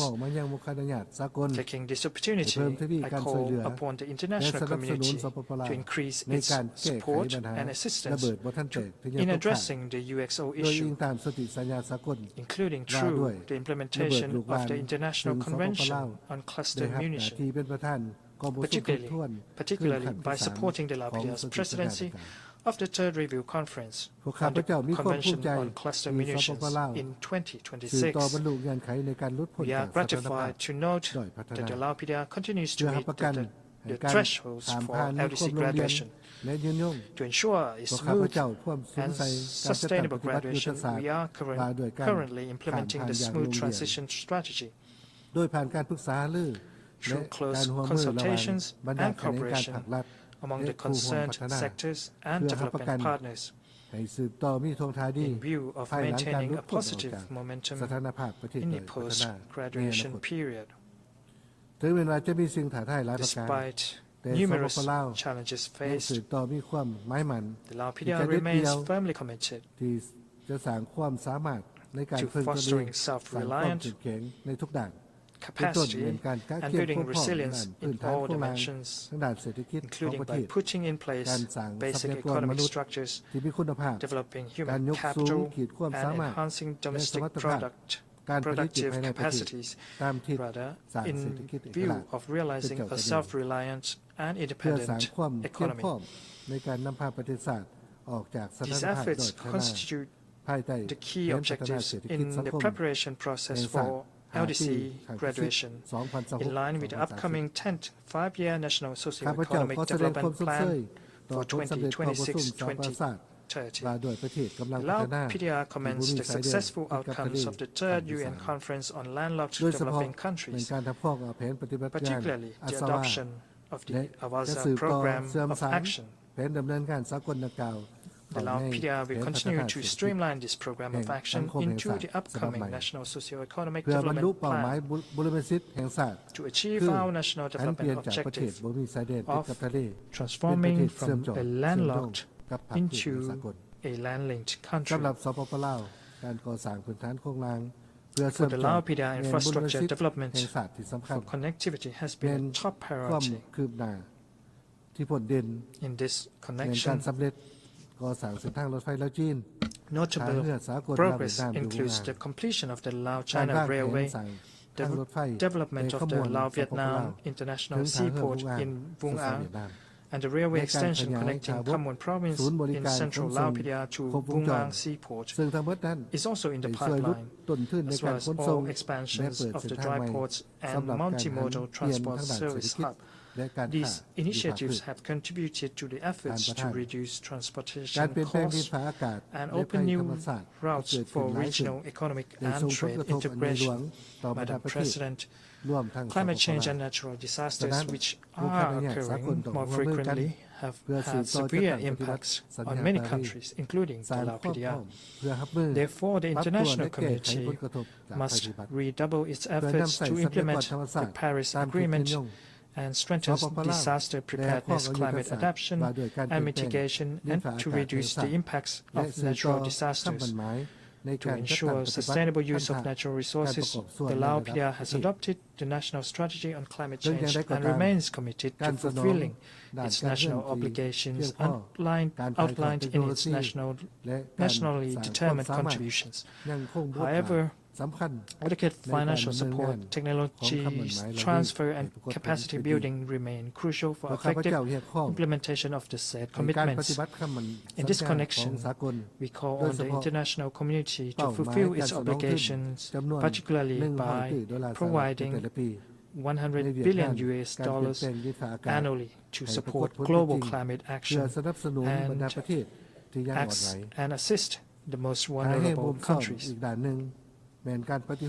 Another untapped potential for sustainable development lies in digital, scientific, and technological innovation, which can serve as a powerful catalyst for accelerating progress toward attaining the SDGs. The Lao Phaya supports the implementation of the Global Digital Compact and underscores the importance of digital access and inclusive governance, aimed at enhancing mutual trust and shared benefits. At the regional level, ASEAN continues to underscore the importance of digital transformation and the application of modern technology to enhance efficiency and strengthen adaptability.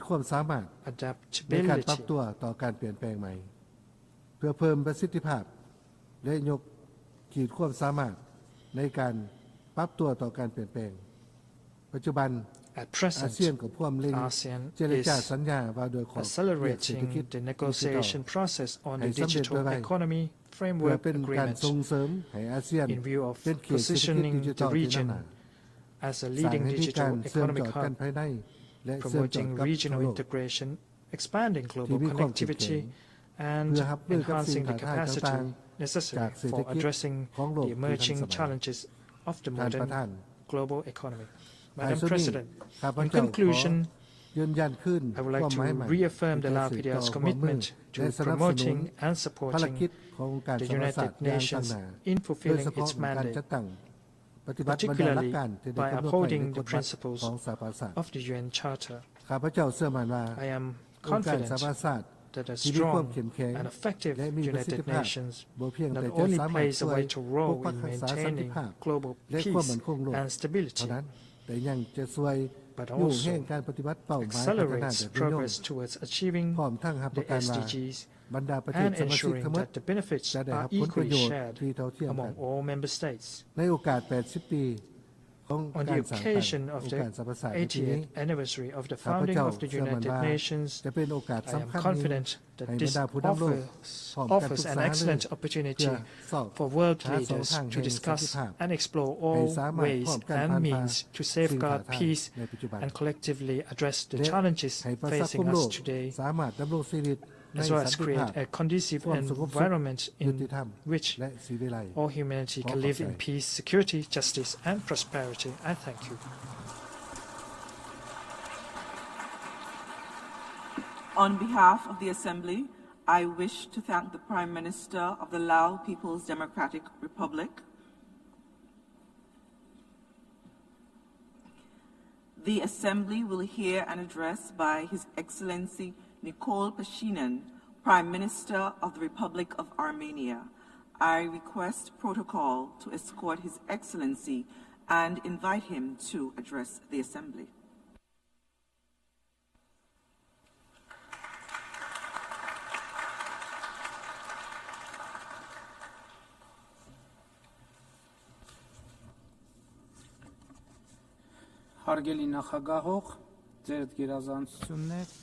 Dear President, Excellencies, dear colleagues, ladies and gentlemen,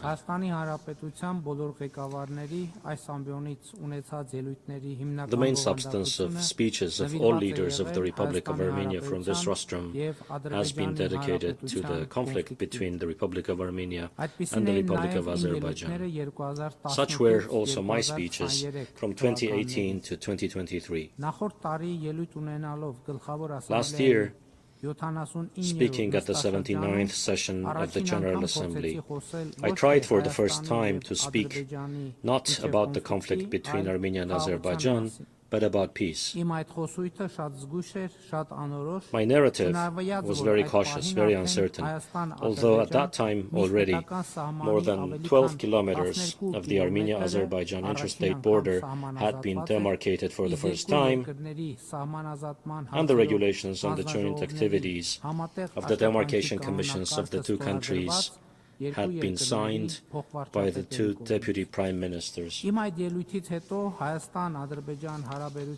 After my speech, pivotal events have occurred in Armenia-Azerbaijan relations.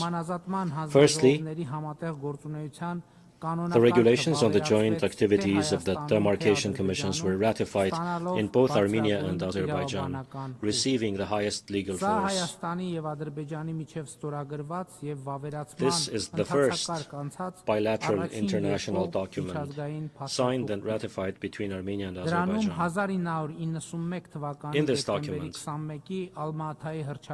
1991 December 21 Alma-Ata Declaration is mentioned as the basic principle of border demarcation between the two countries. I'm referring to the demarcation of the interstate border.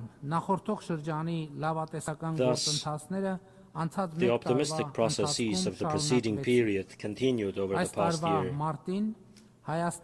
March of this year, Armenia and Azerbaijan were able to agree upon a draft agreement on establishing peace and interstate relations and to conclude the negotiations on the draft with such a positive outcome. In that document, too, the parties, referring to the Alma-Ata Declaration, confirmed their understanding that the borders between the former Soviet Socialist republics of the USSR have become the international borders of the respective independent states, and on this basis, they recognize and respect each other's sovereignty, territorial integrity, inviolability of international borders, and political independence. As you have now seen, the reference to the Alma-Ata Declaration means that both countries recognize that the territory of the Republic of Armenia is identical with the territory of the Armenian Soviet Socialist Republic, and the territory of the Republic of Azerbaijan is identical with the territory of the Azerbaijan Soviet Socialist Republic, and the borders encompassing these territories are inviolable. The aforementioned agreement on the establishment of peace and interstate relations between Armenia and Azerbaijan was initialed on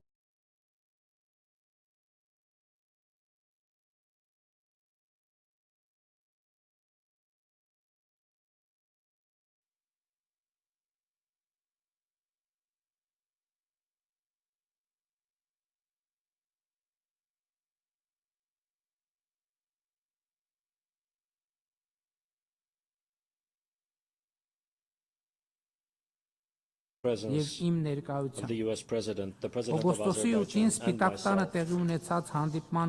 The culmination of the meeting that took place at the White House on August 8 was the declaration that we adopted as a result of the meeting with the President of Azerbaijan, and which was also signed as witness by the U.S. President Donald Trump.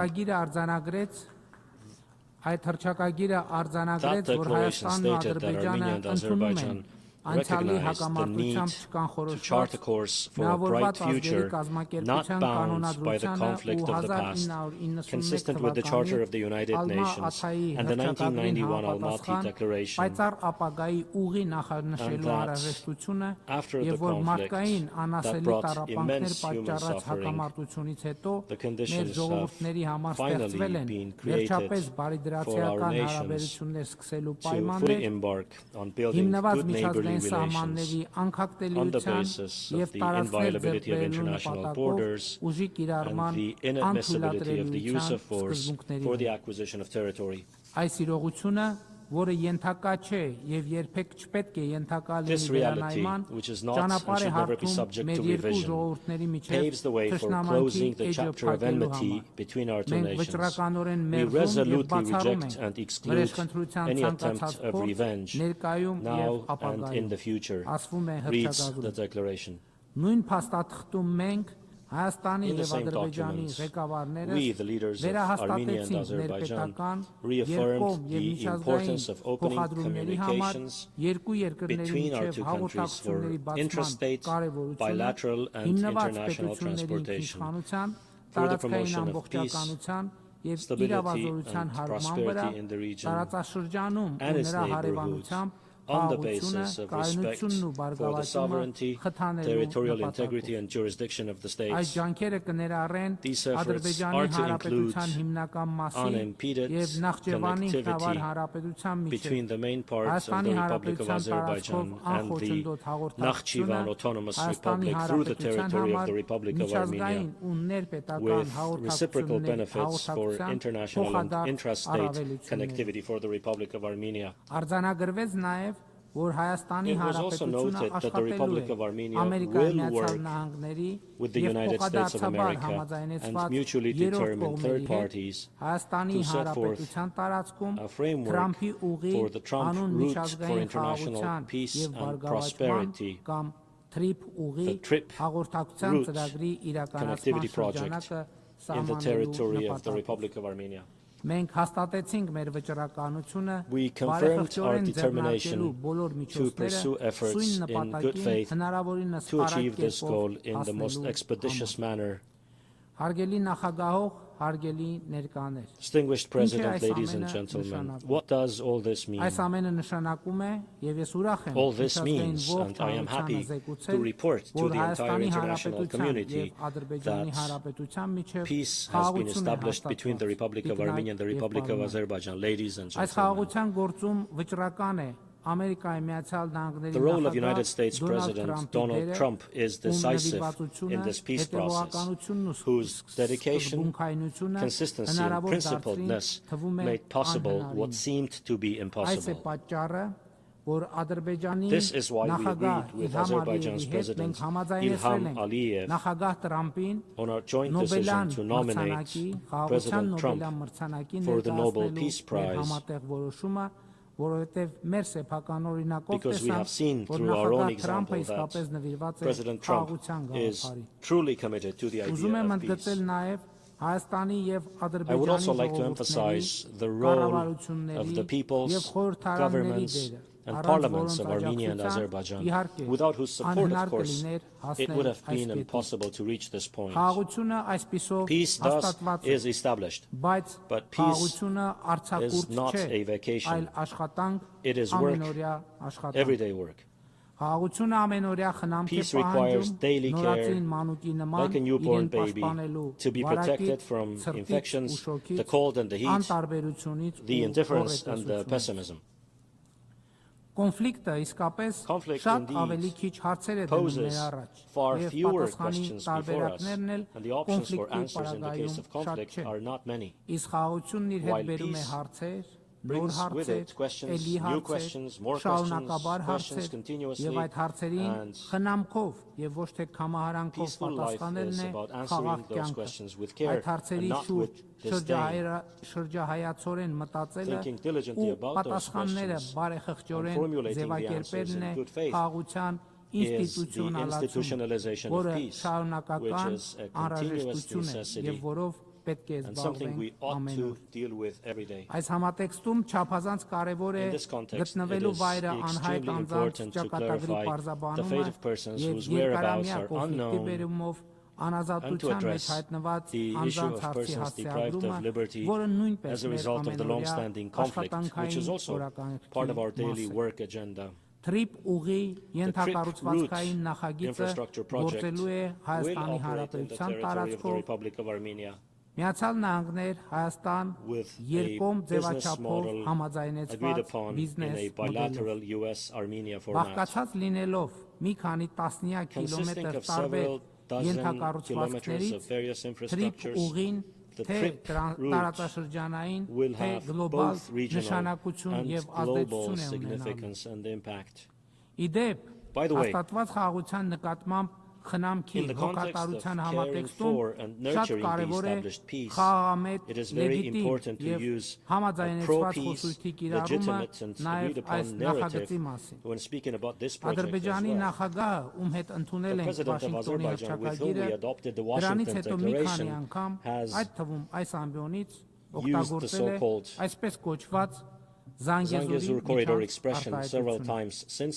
Նման արտահայտություն Washingtoնում համաձայնեցրած հաստատքներում չկա։ Հայաստան-Ադրբեջան բանակցություններում կամ հաստատքներում երբեք չի։ Կարծում եմ իմաստ ունի, որ ադրբեջանցի գործընկերս պարզաբանի, թե ինչ նկատի ունի այդ արտահայտությունը օգտագործելով, որովհետև հայաստանյան իրականության մեջ դա ընկալվում է որպես տարածքային պահանջ Հայաստանից և կոնֆլիկտային խոսույթի հետ է ասոցացվում։ Օգոստոսի 8-ի փաստաթղթերում մենք հստակ բովանդակություն և խոսույթ ենք համաձայնեցրել և այդ համաձայնություններին հավատարմությունը որևէ կերպ կասկածի տակ դնելը իմ նշած և կամ այս ամբիոնին հնչեցված այլ խոսույթներով հասկանալի չէ։ Այդ խոսությունները խաղաղության նկատմամբ մարդկանց հավատը չեն մեծացնում։ Խաղաղության մթնոլորտից և բարձրագույն մակարդակով ձեռք բերված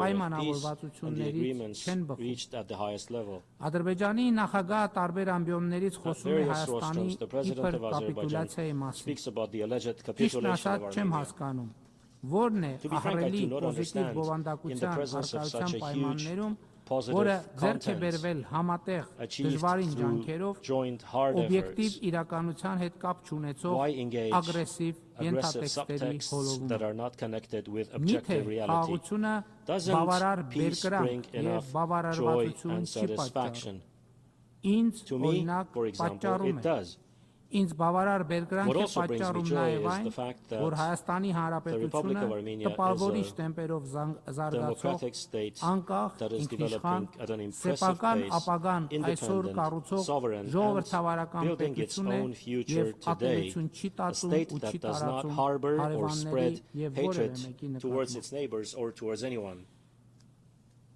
Միջազգային հանրության ուշադրությունն եմ հրավիրում այն փաստին, որ այսպես կոչված Զանգեզուրի միջանցքի և այդ օրինակ խոսույթները ձեռք բերված պայմանավորվածություններից չեն բխում, կապ չունեն համաձայնությունների հետ, ունեն գրգռող և նեգատիվ ազդեցություն և ընկալվում են որպես ինքնիշխան երկրի նկատմամբ տարածքային պահանջ, ի հեճուկս ձեռք բերված և հռչակված պայմանավորվածությունների։ Բայց սա իհարկե մեզ ոչ մի միլիմետր չի շեղի ձեռք բերված խաղաղության նշանավորման և հռչակված պայմանավորվածությունների իրականացման գործելակերպից։ Իմ այսօրվա ելույթում իդեպ չեք գտնի վերաբերելի որևէ գոնե մեկ դրույթ կամ արտահայտություն, որի հիմնավորումը չեմ կարող մատնացույց անել տարբեր ձևաչափերով Հայաստանի և Ադրբեջանի միջև ձեռք բերված գրավոր պայմանավորվածություններում կամ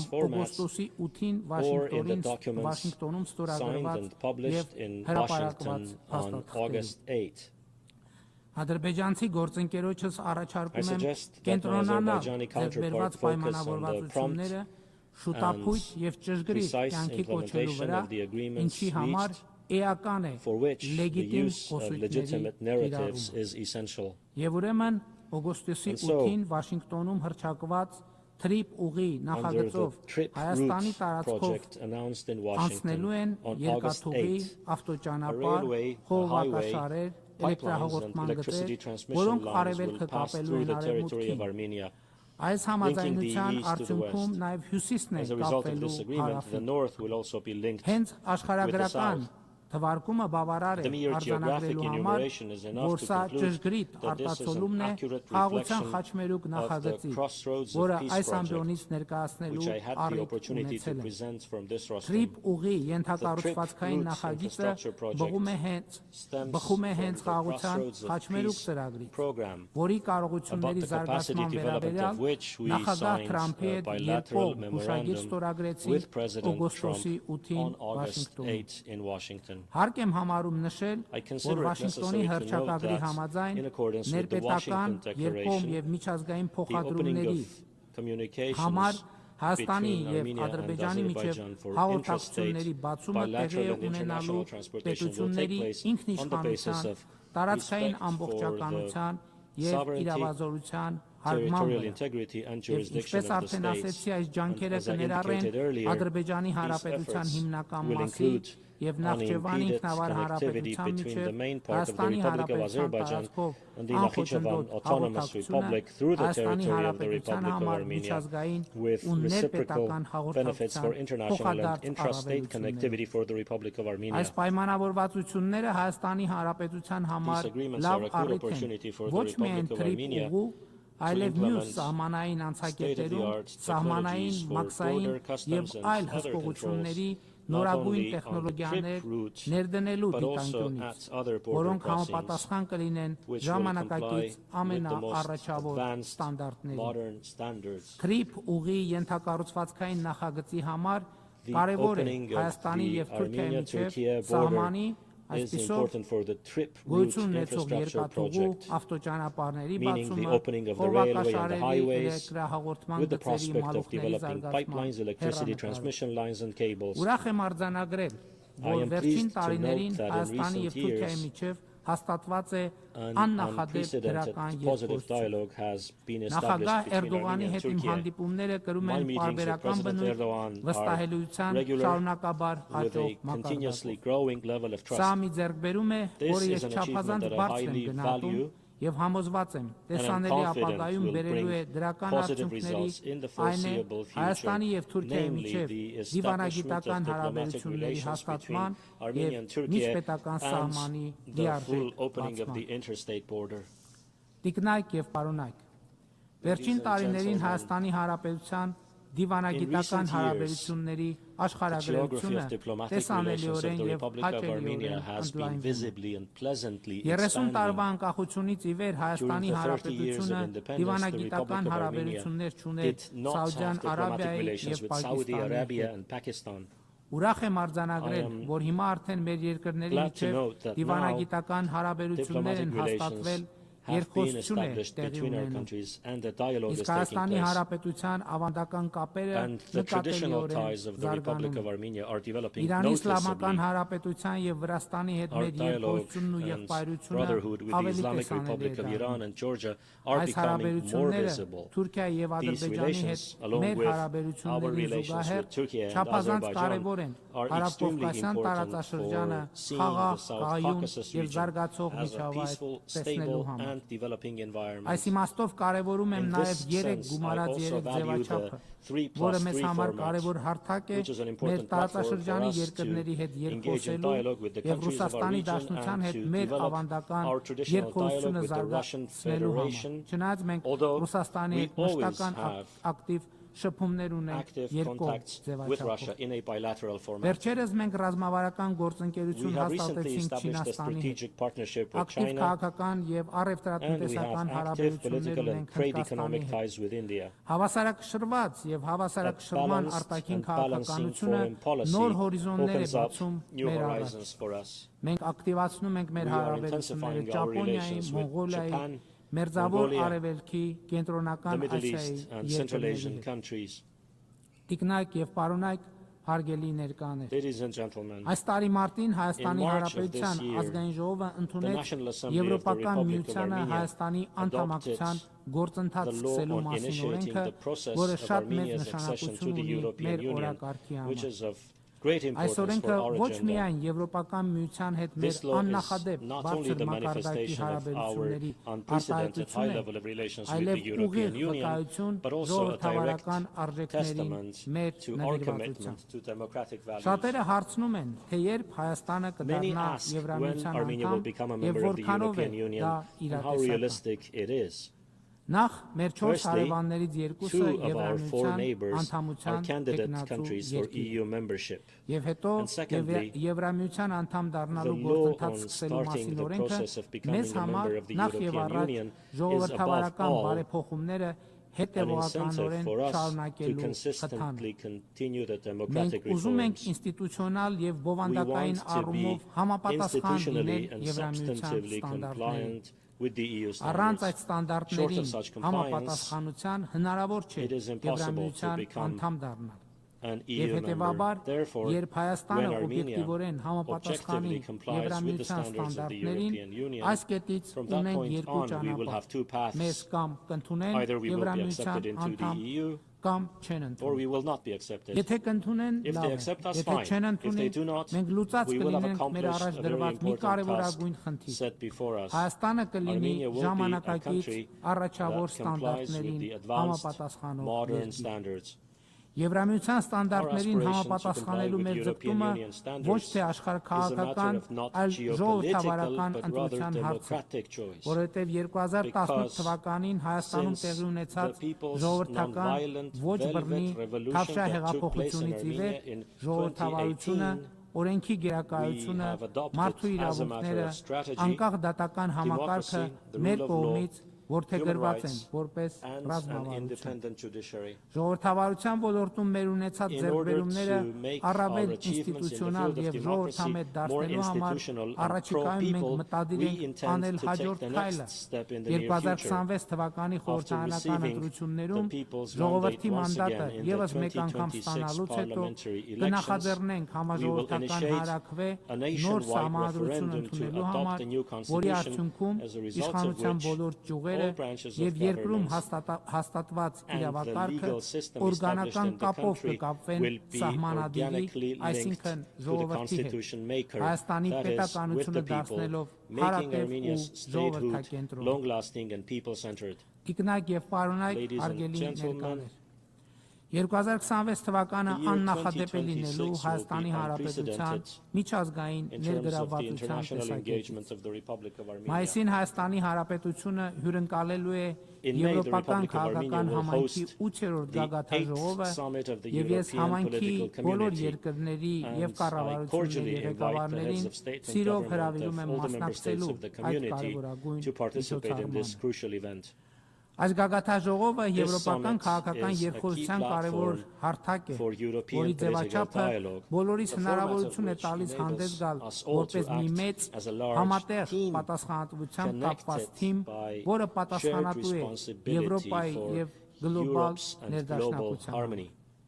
Իդեպ 2022 թվականի By the հոկտեմբերի way, it 6-ին was at Պրահայում the տեղի first ունեցած summit of the Եվրոպական European քաղաքական political community համայնքի held առաջին in Prague on գագաթաժողովում էր, October 6, երբ Հայաստանն ու 2022, Ադրբեջանը where Ֆրանսիայի Armenia and եւ Եվրոպական Azerbaijan, միության as a result of a meeting կազմակերպած organized by France and the հանդիպման European Union, արդյունքներով առաջին for the անգամ first time պայմանավորվեցին agreed to Ալմաթայի recognize հռչակագրի each հիման other's վրա territorial ճանաչել integrity and միմյանց sovereignty տարածքային on the basis of ամբողջականությունը the ու Alma-Ata ինքնիշխանությունը։ Declaration. Իմ տեքստից դուք տեսաք, թե այս պայմանավորվածությունը text, ինչպիսի վճռական that դերակատարություն ունեցավ has had եւ decisive importance. չափազանց կարևոր է այդ It is extremely համաձայնությունը important, and եւ Պրահայի այս համաձայնությունների ձեռքբերման հարցում in the matter ուզում of եմ reaching these հատուկ agreements in ընդգծել Prague, I հատկապես would like to Ֆրանսիայի նախագահ emphasize the Էմանուել special Մակրոնի role առանձնահատուկ of French դերը President եւ անհատական Emmanuel ջանքը։ Macron and his personal Արգելի efforts. նախագահող, ձերդ Dear գերազանցություններ, President, արգելի Excellencies, գործընկերներ, dear տիկնակ colleagues, եւ պարոնայք։ ladies and gentlemen, 2026 թվականի հոկտեմբերի From October 18-ից 18 to 30, 30, Հայաստանում տեղի 2026, ունենալու Armenia will ՄԱԿ-ի host կենսաբանական the 17th բազմազանության մասին conference կոնվենցիայի of the կողմերի parties to the UN 17-րդ Convention համաժողովը, on եւ Biological ինձ համար Diversity, պատիվ է that it is բոլոր my honor երկրների to եւ invite կառավարությունների all heads of state ղեկավարներին and government հրավիրել to մասնակցելու participate in that Երևանյան այդ conference in համաժողովը։ Yerevan.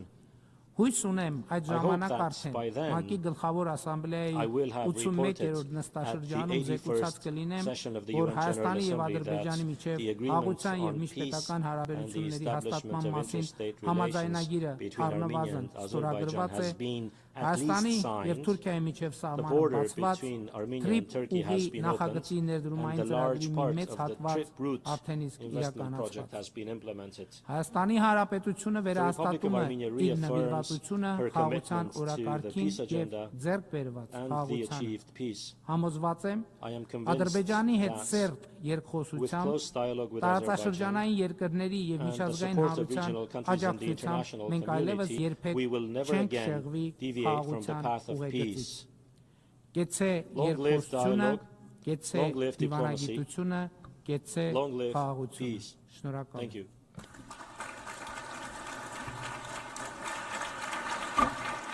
On behalf of the Assembly, I wish to thank the Prime Minister of the Republic of Armenia. I now give the floor to His Excellency Sokan Prak, Deputy Prime Minister, Minister for Foreign Affairs and International Cooperation of Cambodia.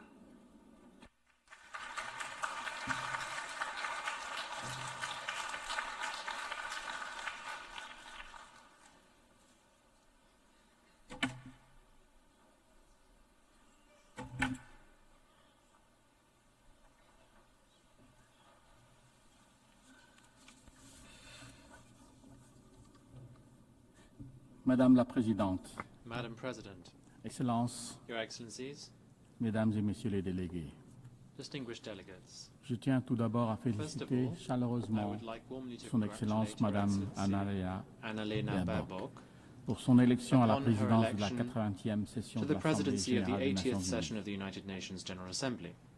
Je félicite Son Excellence Philémon Yang pour la ferme direction dont il a fait preuve au cours de la 79e session. Le pacte pour l'avenir, adopté au cours de son mandat, a trouvé sa place dans le thème de cette année, mieux ensemble, 80 ans et plus de paix, de développement et de droits de l'homme, illustrant l'esprit de continuité et de coopération qui soutient cet auguste organisme mondial pour rester une lueur d'espoir pour toute l'humanité. Le thème de cette année n'est pas un simple slogan. C'est un rappel solennel que la promesse de l'ONU ne dure que lorsque nous sommes unis, lorsque nous cultivons la solidarité entre les nations et les peuples, et lorsque nous mesurons le succès, non pas uniquement en termes nationaux, mais en fonction du bien-être commun des citoyens du monde. Il y a 8 décennies, au lendemain d'une guerre mondiale dévastatrice, les nations, grandes et petites, se sont unies derrière une vision singulière. La paix, le développement et la dignité humaine ne peuvent être garantis que par l'action collective. Pourtant, alors que nous nous réunissons pour célébrer cette étape importante, les idéaux du multilatéralisme sont mis à l'épreuve. Les divisions géopolitiques sont aggravées. Les rivalités entre de grandes puissances entravent trop souvent les décisions du Conseil de sécurité, laissant des crises non résolues dans de nombreuses régions du monde et des millions de vies en danger. Le monde est maintenant confronté à la dure réalité que la force fait le droit et que l'interdépendance n'est plus la pierre angulaire de la paix, mais plutôt un outil de menace et de coercition. Si nous croyons vraiment que nous sommes meilleurs ensemble, nous devrons revigorer la confiance dans les institutions multilatérales, investir dans la diplomatie préventive et veiller à ce que l'ONU soit équipée politiquement et financièrement pour répondre de manière décisive et efficace aux défis anciens et émergents. Madam President, Excellencies, ladies and gentlemen, allow me to speak about peace and to do so from lived experience. For decades, war and genocide traumatized our people and destroyed our country. Dialogue and not war between two true statesmen, our late King Father, His Majesty Samdech Preh Norodom Sihanouk, and our former Prime Minister, Samdech Techo Hun Sen, both blessed with wisdom, willpower, and genuine patriotism, had engendered the peace process and national reconciliation. It is now well known that peace was finally achieved through the win-win policy of Samdech Techo Hun Sen that ended 30 years of conflict without a single bullet being fired. We remain forever grateful to the many countries and to the UN peacekeeping operation that have extended support to Cambodia throughout the peace process. Across our towns and villages, the word "we thank peace" are not mere decoration. They are a daily affirmation that peace in our nation's is our nation's most precious treasure. This peace allows us to rebuild from complete ruin. Before the pandemic, our economy achieved an average annual growth of around 7%, positioning Cambodia to graduate from least developed country status by 2029. Through this development, millions have been lifted out of poverty in the past decades. We are grateful for our partners who are supporting Cambodia towards smooth graduation through, among others, open and inclusive trade. Guided by our pentagonal strategy, Cambodia aligns its development agenda with the Sustainable Development Goals. We officially launched last year the roadmap to achieve the universal health coverage in Cambodia by 2035, and expanding access to quality education, ensuring that our youth are equipped for a changing world. Our women now hold leadership positions in government and private enterprises at unprecedented level, strengthening the fabric of our society.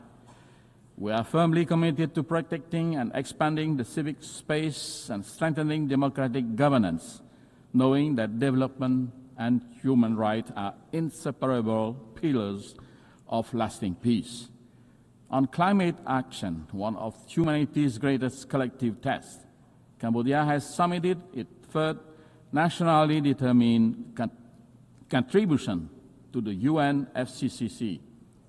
Last June, we signed the agreement on biodiversity beyond national jurisdiction and already deposited our ratification instrument earlier this month. These steps reflect our belief that environmental stewardship is a global duty and a moral imperative. With complete peace at home, Cambodia has been able to offer our humble contribution to peace building and peacekeeping around the world.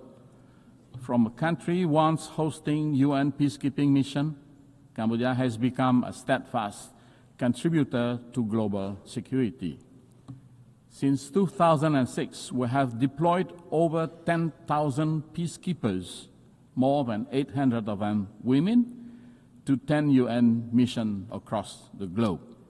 We have protected civilians, clear landmines, and support rebuilding war-torn communities. We are currently an active member of the UN Peace Building Commission, helping nations emerging from conflict to build institutions and foster reconciliation.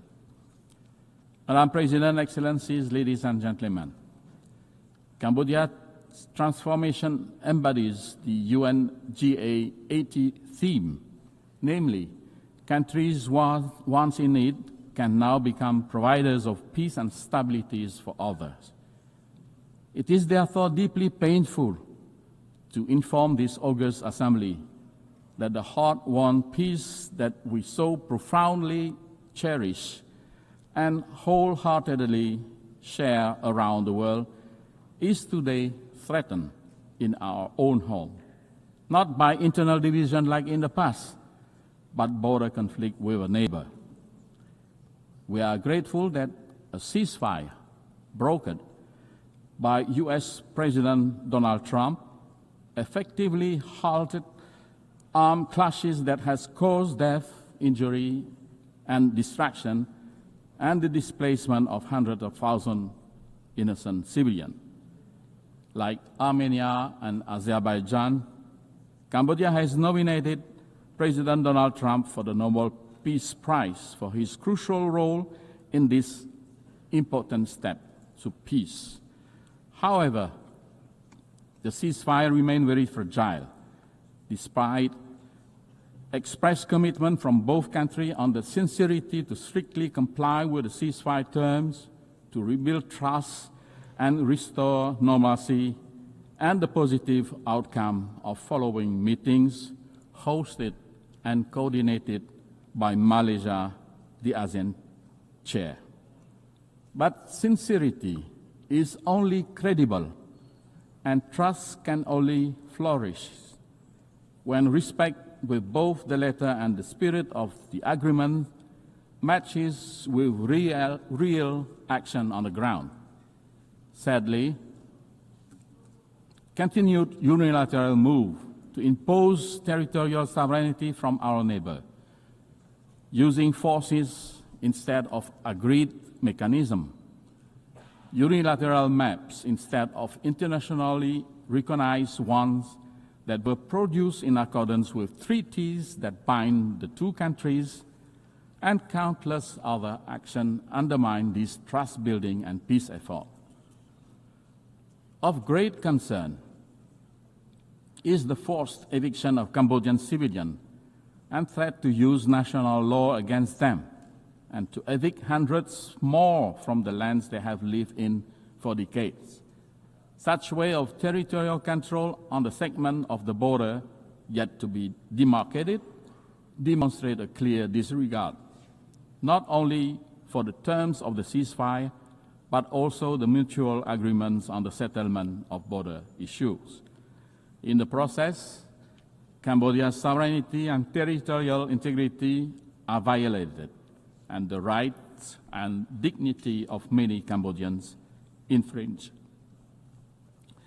Cambodia has consistently and strictly observed the ceasefire, demonstrating good faith and full transparency in the implementation of its term. We have exercised the utmost restraint, even in the face of repeated incident and provocation. As recently as this morning, there was an unprovoked attack near a sensitive site, following an allegation that our force has opened fire first. We firmly reject such accusation. Our troops have not fired first, nor have they returned fire in retaliation to the provocation, underscoring our commitment to peace. Guided by the same spirit that ended our internal conflict near 3 decades ago, Cambodia reaffirms its call for dialogue and the peaceful settlement of all outstanding issues. We urge strict and sincere adherence to the agreed terms of the ceasefire, full respect for bilateral agreements, and observance of international law, including the Charter of both the United Nations and ASEAN. We earnestly seek the continued support and good offices of the ASEAN Chair and Member States, the Secretary General of the United Nations and relevant UN bodies, as well as leaders around the world, to help de-escalate tension encourage a peaceful resolution, and prevent any further tragedy. Cambodia is a small nation focused on rebuilding our economy and improving the well-being of our people. We pose no threat to the sovereignty of any country. While we will always safeguard our independence, sovereignty, and territorial integrity, the use of force will only remain a last resort. Cambodia will continue every effort to restore trust and normalcy, to promote harmonious coexistence and good neighborly relations, and to transform border areas into zones of peace, friendship, cooperation, and shared prosperity. Madam President, Excellencies, ladies and gentlemen, to honor the founders' vision and meet today's realities, the United Nations itself must adapt. Cambodia supports pragmatic, incremental reform that strengthen the UN effectiveness without undermining the Charter. We believe that key priorities include empowering preventive diplomacy and mediation, giving the UN more tools to diffuse crises before they erupt, strengthening the General Assembly, which is the most representative body, by giving its resolution greater follow-up capacity and moral weight, expanding non-permanent Security Council seat to better reflect today's multipolar world and enhance legitimacy of the Council, enhancing peacekeeping and border monitoring missions, especially in dispute areas, so that small states have equal access to mediation and protection. Complementary measures such as funding, technology, and gradual legal adjustment can turn broad reform principles into concrete progress. For countries like Cambodia, the UN's greatest strength is not cohesive force, but its moral authority, legitimacy, and convening power, quality that can shield small nations and sustain peace. As we commemorate 80 years of the United Nations, let us honor the vision of its founders by choosing cooperation over confrontation, dialogue over division, and hope over despair. Cambodia stands ready to work to be better together with all member states, the UN system, and our partners worldwide to ensure that the decades ahead are defined by peace, sustainable development, and the unshakable dignity of every human being. I thank you.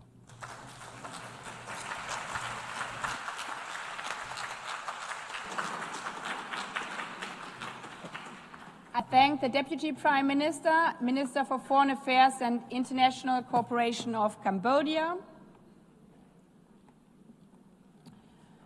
I now give the floor to His Excellency Sergey Lavrov, Minister for Foreign Affairs of the Russian Federation.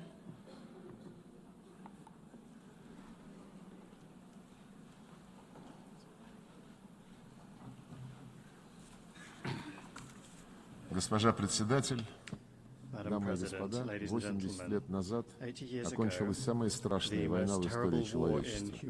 Более 70 миллионов человек стали жертвами военных действий, голода и болезней. В 1945 году навсегда изменился ход всемирной истории. Триумф над германским нацизмом, под чьим знаменем стала большая часть Европы, и японским милитаризмом открыл путь к миру, восстановлению и процветанию. В этом году в Москве и Пекине прошли торжества, приуроченные праздничным дням 9 мая и 3 сентября в честь победы в Великой Отечественной и Второй мировой войне.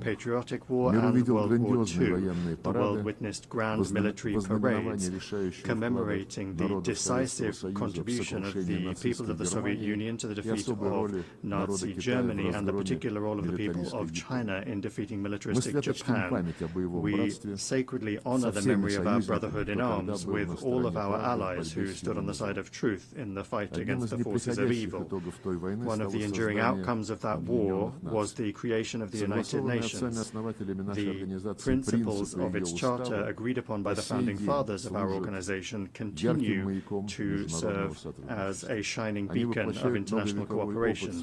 They embody centuries of experience of the coexistence of states and remain fully relevant in the age of multipolarity. The only thing that remains is for all member states, without exception, to adhere to those principles in full, in their entirety, and as they are interconnected. In practice, however, things look different. Widespread, gross violations of the principle of the sovereign equality of states are undermining faith in justice itself and leading to crises and conflicts. The root of the problem lies in the incessant attempts to divide the world into us and them, into democracy and autocracy, into a blooming garden and a jungle, those who are at the table and those who are on the menu, into the chosen ones who are allowed everything and the rest who for some reason are obliged to serve the interests of the golden billion. We advocate for unquestioning adherence to the principle of equality. It is the guarantee that all countries will be able to take their rightful place in the world order, regardless of their military might, the size of their population, or the size of their territory and economy. The principle of the non-use of force and threat of force has also been repeatedly flouted by the West. The NATO bombing of Yugoslavia, the invasion of Iraq by the US-led coalition, and NATO's military operation for regime change in Libya all ended in tragedy. Today, Israel's illegal use of force against the Palestinians and aggressive actions against Iran, Qatar, Yemen, Lebanon, Syria and Iraq threaten to blow up the entire Middle East. Russia firmly condemned the attack by Hamas militants on Israeli civilians on the 7th of October 2023. However, there is no justification for the brutal killings of the civilian population of Palestine or for terrorist attacks. There is also no justification for the collective punishment of Palestinians in the Gaza Strip, where Palestinian children are dying from bombing and starvation. Hospitals and schools are being destroyed, and hundreds of thousands of people are being left without shelter. There is no justification for plans to annex the West Bank. We are essentially dealing with an attempt at a kind of coup d'etat aimed at burying UN decisions on the creation of a Palestinian state. Recently, a number of Western governments announced their recognition of the state of Palestine. Moreover, they announced their intention to do so several months ago. The question then arises, why did they wait so long? It seems that they had hoped that soon, by the time the General Assembly session was convened, there would be nothing and no one left to recognize. The situation requires urgent action to prevent such a scenario, which was strongly advocated by the participants at the high-level international conference on Palestine. The strikes on Iranian facilities under IAEA safeguards deserve condemnation, as do the strikes on the capital of Qatar at a time when negotiations with Hamas were being held there with the participation of American mediators, among others. Yesterday, in the Security Council, the West rejected a rational proposal by China and Russia to extend the 2015 agreement on Iran's nuclear program in order to allow time for diplomacy. This has finally exposed the West's policy of sabotaging the pursuit of constructive solutions in the UN Security Council and its desire to extract unilateral concessions from Tehran through blackmail and pressure. We consider such a policy to be unacceptable and consider all manipulations to restore anti-Iranian UN sanctions as well as the sanctions themselves to be illegal. The West is not accustomed to observing the principle of non-interference in internal affairs. The color revolutions have become a sad phenomenon of our time, and illegal unilateral sanctions have long since become the main tool of Western diplomacy. No matter what excuses are used to justify them, the essence of such sanctions is the same: to suppress and intimidate competitors in the global economy and politics. Russia, together with an absolute majority of UN members, calls for the immediate lifting without prior conditions of the trade blockade against Cuba, which has been in place for more than 60 years, and for it to be removed from the notorious list of state sponsors of terrorism. We express our solidarity with the people of Venezuela in the face of external sanctions, pressure and threats. We advocate for Latin America and the Caribbean to remain a zone of peace and cooperation. A flagrant example of the undermining of sovereignty and gross interference in internal affairs is the actions of the West in the Balkans, where such a fundamental principle as the need for all UN members to comply with Security Council decisions is being violated. The unilateral recognition of Kosovo's independence, contrary to Resolution 1244, was essentially an attack on Serbia's state structure. Now the West has set a course for the collapse of the statehood of Bosnia and Herzegovina by sabotaging the Dayton peace agreement. In both Kosovo and Bosnia, an attack has been launched on the vital interests of the Serbian people, including the ancestral rights of Serbian Orthodoxy. Similarly, the Kiev regime, which seized power as a result of an anti-constitutional coup organized by the West in 2014, has set a course for the elimination of the canonical Ukrainian Orthodox Church and the legislative eradication of the Russian language in all spheres, in education, culture, and the media. Ukraine is the only country in the world that has legislatively banned the use of the native language of almost half of its population. Arabic is not banned in Israel, and Hebrew is not banned in Arab countries and Iran, but Russian is banned in Ukraine. Let me remind you that Article 1 of the UN Charter states the need for respect for human rights and fundamental freedoms for all, without distinction as to race, sex, language, or religion. Europe remains silent on this issue, obsessed as it is with the utopian goal of inflicting a strategic defeat on Russia. To this end, the Ukrainian regime is permitted to do anything, including terrorist attacks against politicians and journalists, torture, extrajudicial executions, indiscriminate bombings of civilian targets, and reckless sabotage of nuclear power plants. As President Vladimir Putin has repeatedly emphasized, Russia has been and remains open to negotiations on eliminating the root causes of the conflict. Russia's security and its vital interests must be reliably guaranteed. The rights of Russians and Russian-speaking people in the territories that remain under the control of the Kiev regime must be restored in full. On this basis, we are ready to discuss security guarantees for Ukraine. So far, neither Kiev nor its European sponsors seem to realize the gravity of the situation or to be willing to negotiate honestly. The North Atlantic Alliance continues to expand right up to our borders, contrary to assurances given to Soviet leaders to advance not a single inch to the east.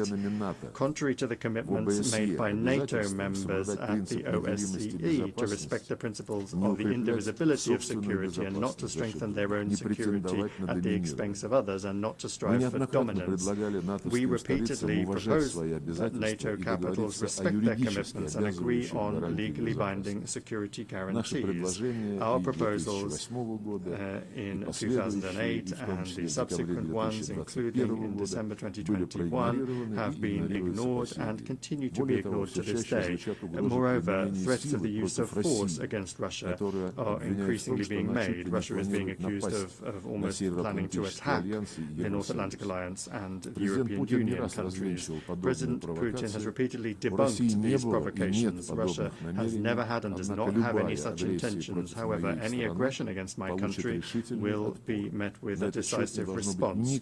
There should be no doubt about this among those in NATO and the EU, who not only are telling their voters that war with Russia is inevitable, inevitable and are forcing them to tighten their belts, but are also openly talking about preparations for an attack on our Kaliningrad Oblast and other Russian territories.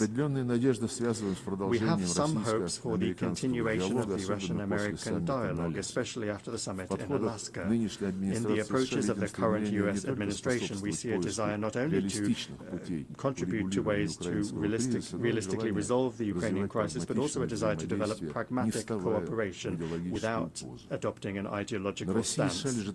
Russia and the U.S. bear a special responsibility for the state of affairs in the world and for avoiding risks that could plunge humanity into a new war.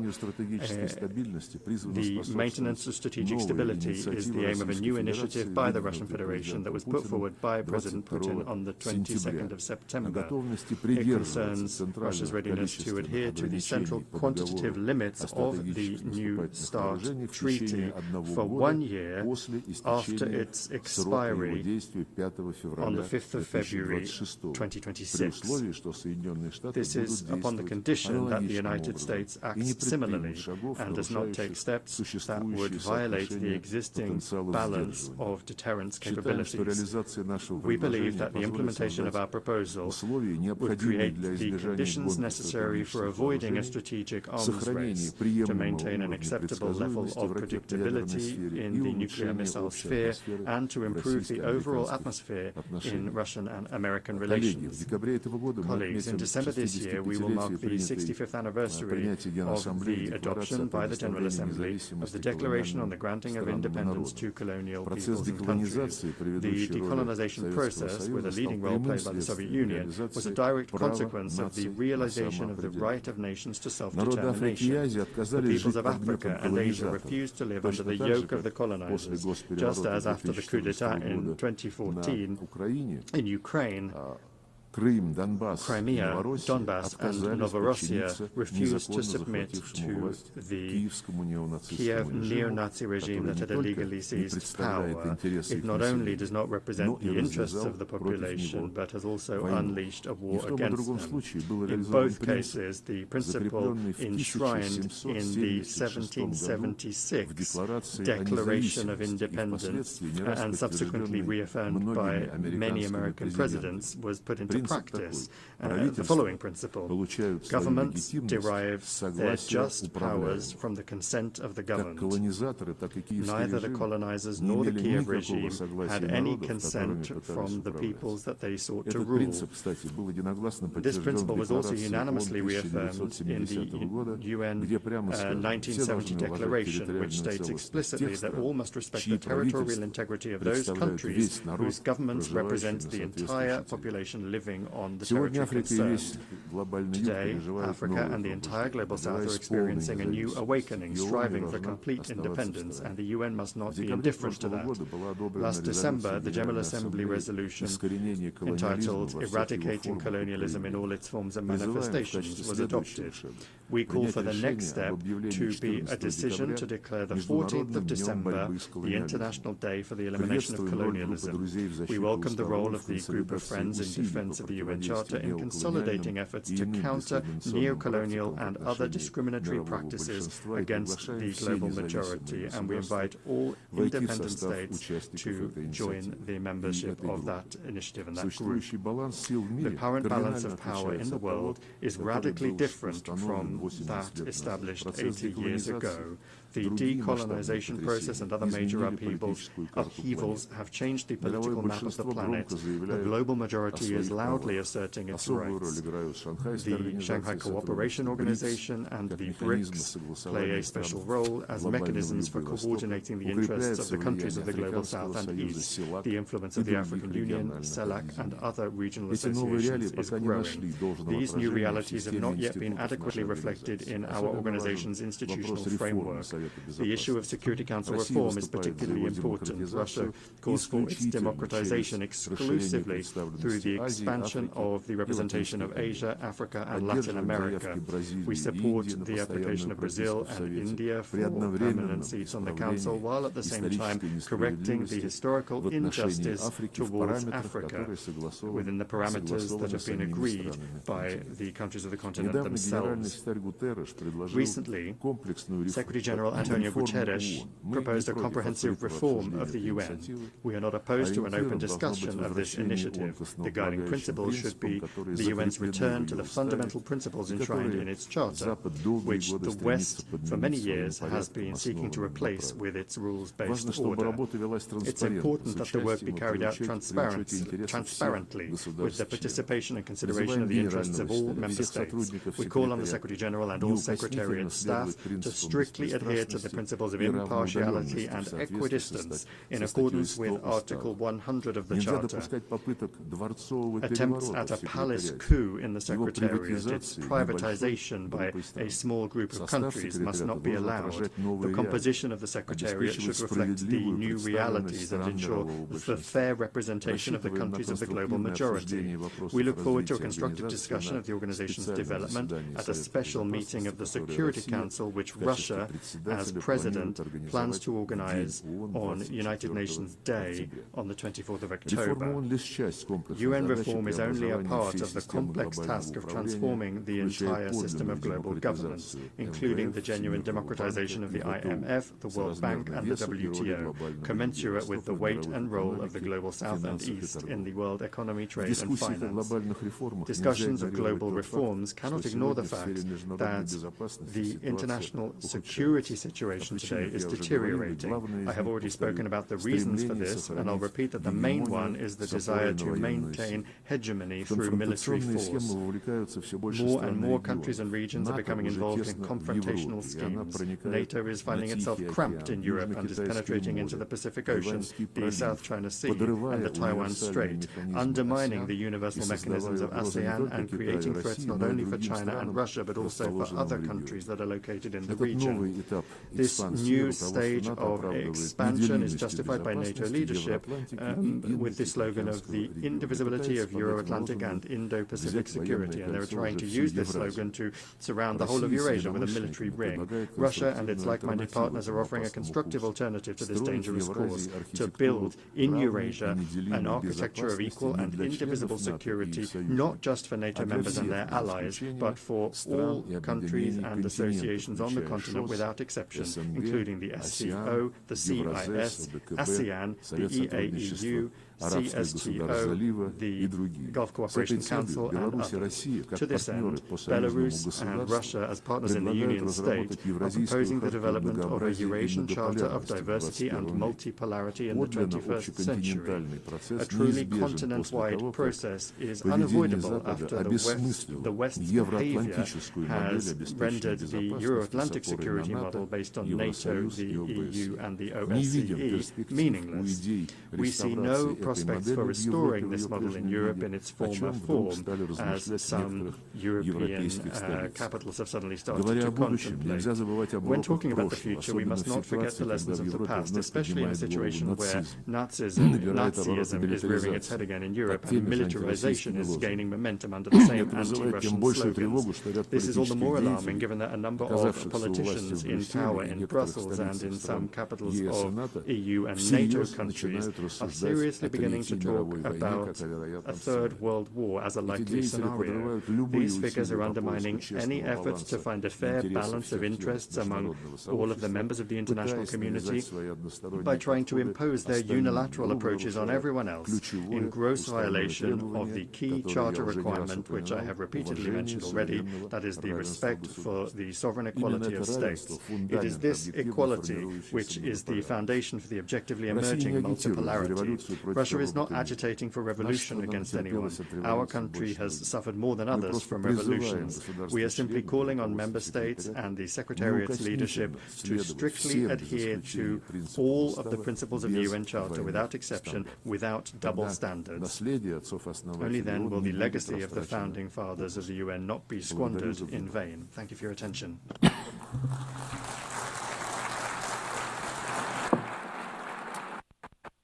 On behalf of the Assembly, I thank the Minister for Foreign of the Russian Federation. I now give the floor to His Excellency Bruno Eduardo Rodriguez Barrera, Minister for Foreign Affairs of Cuba.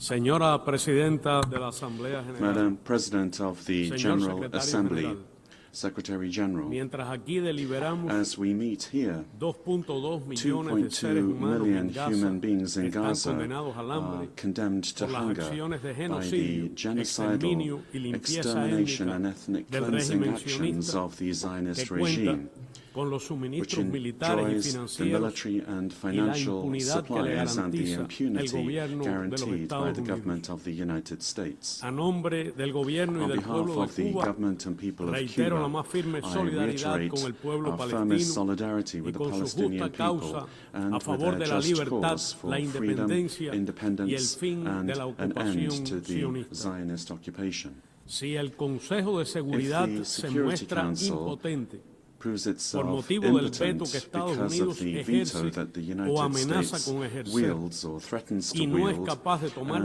is incapable of adopting effective measures to halt the barbarity, then this General Assembly has the duty and the capacity to put forward concrete measures without delay. Debe declarar de modo inequívoco el derecho de Palestina a ser un Estado miembro de la ONU en sus fronteras previas a 1967, su capital en Jerusalén Oriental y con el derecho al regreso de los refugiados. 11 millones de personas, 3 millones de ellos niños, mueren cada año de hambre y enfermedades asociadas. La crisis climática está destruyendo naciones y vidas, devastando comunidades y economías. Un puñado de países y personas acumula más riqueza que la gran mayoría de todos nuestros países juntos. Las colosales desigualdades frenan e impiden el desarrollo sostenible. No ha habido una respuesta global eficaz a los graves desafíos actuales. No podría haberla porque el orden mundial vigente refleja una era pasada cuando la mayoría de los países en desarrollo ni siquiera existían como estados independientes. Hace 80 años, 80 years ago, the United Nations was founded with only 51 member states. Today, we are 193. The most urgent priority is to create a new international order that guarantees peace, the right to development, sovereign equality, participation and representation of developing countries in global policy decisions, que proporcione el bien común y la prosperidad en armonía con la naturaleza y asegure el ejercicio de todos los derechos humanos a todas las personas. Aspiremos a una nueva coexistencia civilizada en la que prevalezcan la solidaridad, la cooperación internacional y el arreglo pacífico de controversias como alternativas a la guerra, al uso de la fuerza, la agresión, la ocupación, una nueva coexistencia opuesta a las aspiraciones de dominación y hegemonismo unipolares, un orden sin bloqueos ni medidas coercitivas unilaterales, basado en el multilateralismo y con pleno respeto a la Carta de las Naciones Unidas y el derecho internacional. Aún con sus limitaciones, Naciones Unidas sigue siendo la instancia más representativa de la comunidad internacional. Tenemos el deber de protegerla y fortalecerla en su esencia intergubernamental, en sus bases democráticas que no pueden diluirse en agendas generalizadoras sujetas a prioridades y reglas caprichosas impuestas por quien aporta el mayor financiamiento. Es necesario resaltar What we must do is emphasize the central role of the General Assembly as its most democratic and representative organ. The UN 80 initiative, launched by the Secretary General, must have as its main objective the strengthening of the intergovernmental nature of the United Nations and its capacity to better confront the urgent challenges of the present. We must reject the threatening proposal of a new doctrine that they call peace through strength, which is equivalent to imposing the arbitrary will of US imperialism on everyone through threat, coercion and aggression. This is a doctrine conceived to satisfy the ambitions of a unipolar power already in decline, which, by the way, serves the interests of big transnational corporations at the cost of sovereign nations and their peoples, and the cost of the values upon which this organization was founded.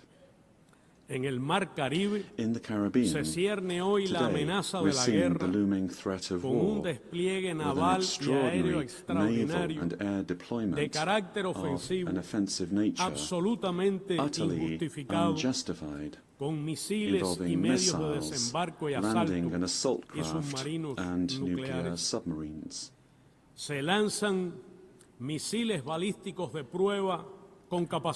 Test missiles with nuclear capacity are being launched. The United States brandishes the pretext of fighting crime and drug trafficking. This is a tale which no one in this chamber believes. The attack and destruction of unidentified boats, the assassination or extrajudicial execution of civilians, the interception of fishing vessels, and aggressive actions by the United States generate a dangerous situation that violates international law, threatens peace and regional security. We reaffirm our energetic rejection of threats of aggression against Venezuela and our full support for the Bolivarian and Chavista government of this sister Latin American and Caribbean nation, and for the People's Military Union led by the legitimate President Nicolás Maduro Moros. We repudiate the Monroe Doctrine and any attempt at militarization, intervention or imperialist domination in Latin America and the Caribbean, proclaimed as a zone of peace in 2014 in Havana with the signatures of the heads of state and government of the Community of Latin American and Caribbean States. The accelerated arms race leads to competition in the field of death and destruction, employing extraordinary financial and material resources that could instead be dedicated to poverty alleviation, development and cooperation. Meanwhile, most of the meagre goals of the 2030 agenda will not be met. Commitments of official development assistance are being ignored, and climate financing is decreasing. In 1960, before this very assembly, the historic leader of the Cuban Revolution, Fidel Castro, stated, and I quote, "Eliminate the philosophy of plunder and the philosophy of war will disappear." Madam President, climate change is advancing inexorably and quickly. The first 6 months of this year have been the hottest ever recorded. El pasado año last year había sido ya el de más altas temperaturas. was already the hottest. Desde esta propia From tribuna, this very hoy podium, incluso se cuestiona a la ciencia science y a and décadas decades de of trabajo collective colectivo work to para protect proteger the planet el planeta. are now being questioned. Si no se cambian de raíz los patrones de If producción we y don't consumo change the insostenibles unsustainable del production and capitalismo, consumption patterns of capitalism sobrepasaremos and address antes their de root causes, 2030 then el by fatídico umbral 2030 we will de surpass the fateful 1,5 threshold grados of centígrados. 1.5 degrees Celsius. La deuda externa de los países The en external desarrollo, debt of developing pagada countries, ya varias already veces, paid several times crece over, y acumula cifras continues to grow, astronómicas de intereses accumulating como astronomical nueva forma interest de as a new colonización. form of colonization. Se precisa implementar What we need to do los is compromisos implement the asumidos en la commitments Cuarta Conferencia undertaken at the Internacional Fourth International sobre Conference Financiación para on el Financing Desarrollo for Development, con recursos with adicionales additional y resources un mecanismo and a multilateral specific multilateral específico para la mechanism for negociación de la deuda. debt negotiation. Sufrimos las consecuencias We're suffering de la the poderosa dominación consequences of cultural powerful cultural en una era domination en que in la an era tecnología digital when impacta nuestras digital vidas technology de forma cada increasingly vez más impacts acelerada our lives e across the integral. board. Unas pocas A transnacionales, few casi transnationals, todas estadounidenses, almost all of them imponen sus from the sistemas US, operativos impose their y controlan operating los systems contenidos and que se control the ven, content se leen, that is se seen, escuchan read and y heard, manipulan la conducta manipulating humana. human behavior. Sufrimos la dictadura We del are suffering algoritmo. from the dictatorship of the algorithm. Necesitamos establecer What en we la need to ONU do cuanto antes is establish at the UN normas as soon as comunes possible para common liberar el norms in potencial order to transformador unlock de the las nuevas transformative tecnologías, potential of new especialmente technologies, de la inteligencia especially artificial, artificial en intelligence, beneficio de for todos, the benefit of atenuando all, al mismo tiempo whilst at the same los time riesgos. mitigating the risks. Además de los retos que Cuba Beyond the enfrenta, challenges that Cuba derivados de su faces as condición de a pequeño small estado island insular en developing desarrollo, state, nuestro país sufre el our impacto country suffers devastador from the y acumulado devastating and de la política de accumulated hostilidad y impact of asfixia the policy económica of hostility impuesta and por los economic Estados Unidos suffocation that desde has hace been más imposed by de the United 6 States décadas. for more than 6 decades. El bloqueo contra Cuba The blockade persiste against Cuba y se persists endurece and en is being extremo.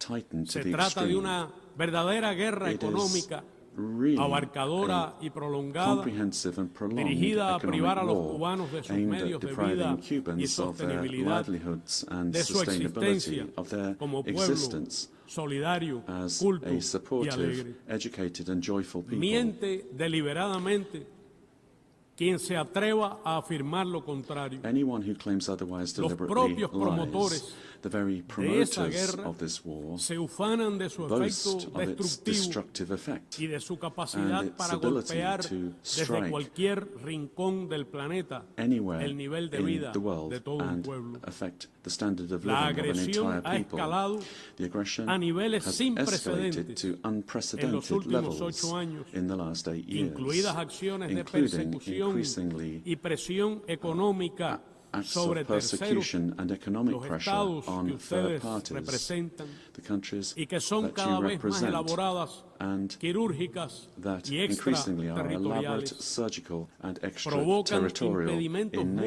múltiples y extraordinarios They lead a la to, actividad productiva, they comercial, affect productive financiera capacity y para and los have commercial and servicios y financial políticas que garantizan la justicia affecting social services and y la policies vida that misma. guarantee social justice and Cuba life encara itself. hoy Today, un grave escenario Cuba de cortes faces a prolongados y grave diarios del scenario of servicio prolonged eléctrico, and daily blackouts, dificultades para costear los difficulties in alimentos, affording food, insuficiente disponibilidad de insufficient medicamentos, availability of medicines, depresión del transporte reduced público, public transport, limitaciones en los limited servicios community comunales services, e inflación and pronunciada pronounced que deprime los inflation, which ingresos is reales. eroding real incomes. En In 1960, 1960, el subsecretario de the U.S. Estado Undersecretary Lester of Mallory State Lester Mallory formuló drafted el infame the memorándum infamous de coerción y memorandum of bloqueo coercion contra Cuba and blockade que ha against guiado Cuba, durante todos estos and it is años this that has y guided guía U.S. policy ahora ever since. la conducta del gobierno And estadounidense. currently,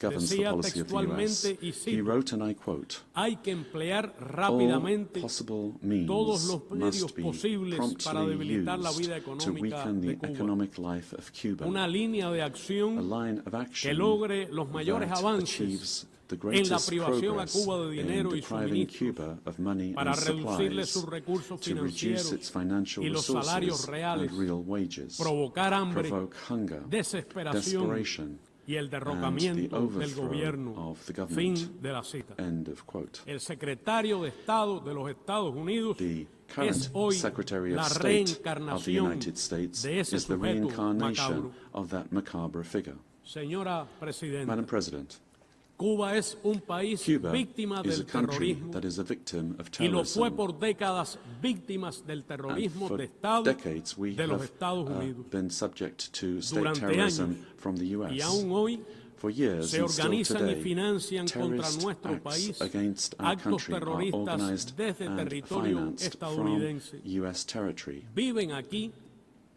tranquilamente And y con absoluta these people impunidad, live here in total reconocidos impunity, perpetradores de and they are actos recognized as horrendos de perpetrators agresión of contra el horrendous pueblo acts cubano, of aggression against the con un Cuban saldo de people, miles de muertes, causing de thousands of mutilados deaths, y cuantioso daño material. mutilations, and significant material En damage. cumplimiento de sus responsabilidades In contra el terrorismo compliance with y con los our esfuerzos counter-terrorism de la ONU responsibilities contra and este with flagelo, UN efforts against el this gobierno scourge, cubano ha the Cuban compartido government has oficialmente officially con el shared gobierno de with Estados the Unidos US government en años in recientes recent years los nombres y the datos names de and 62 information relating personas to y 62 20 individuals and organizaciones 20 que radican organizations en este país based in this country que han sido responsables de who have actos been violentos y responsible for terroristas violent and y que terrorist desde acts este territorio and who aún participan en continue actos de esa from US naturaleza territory contra participating Cuba. in such acts against Cuba. No se ha recibido No respuesta response has been y se received, desconoce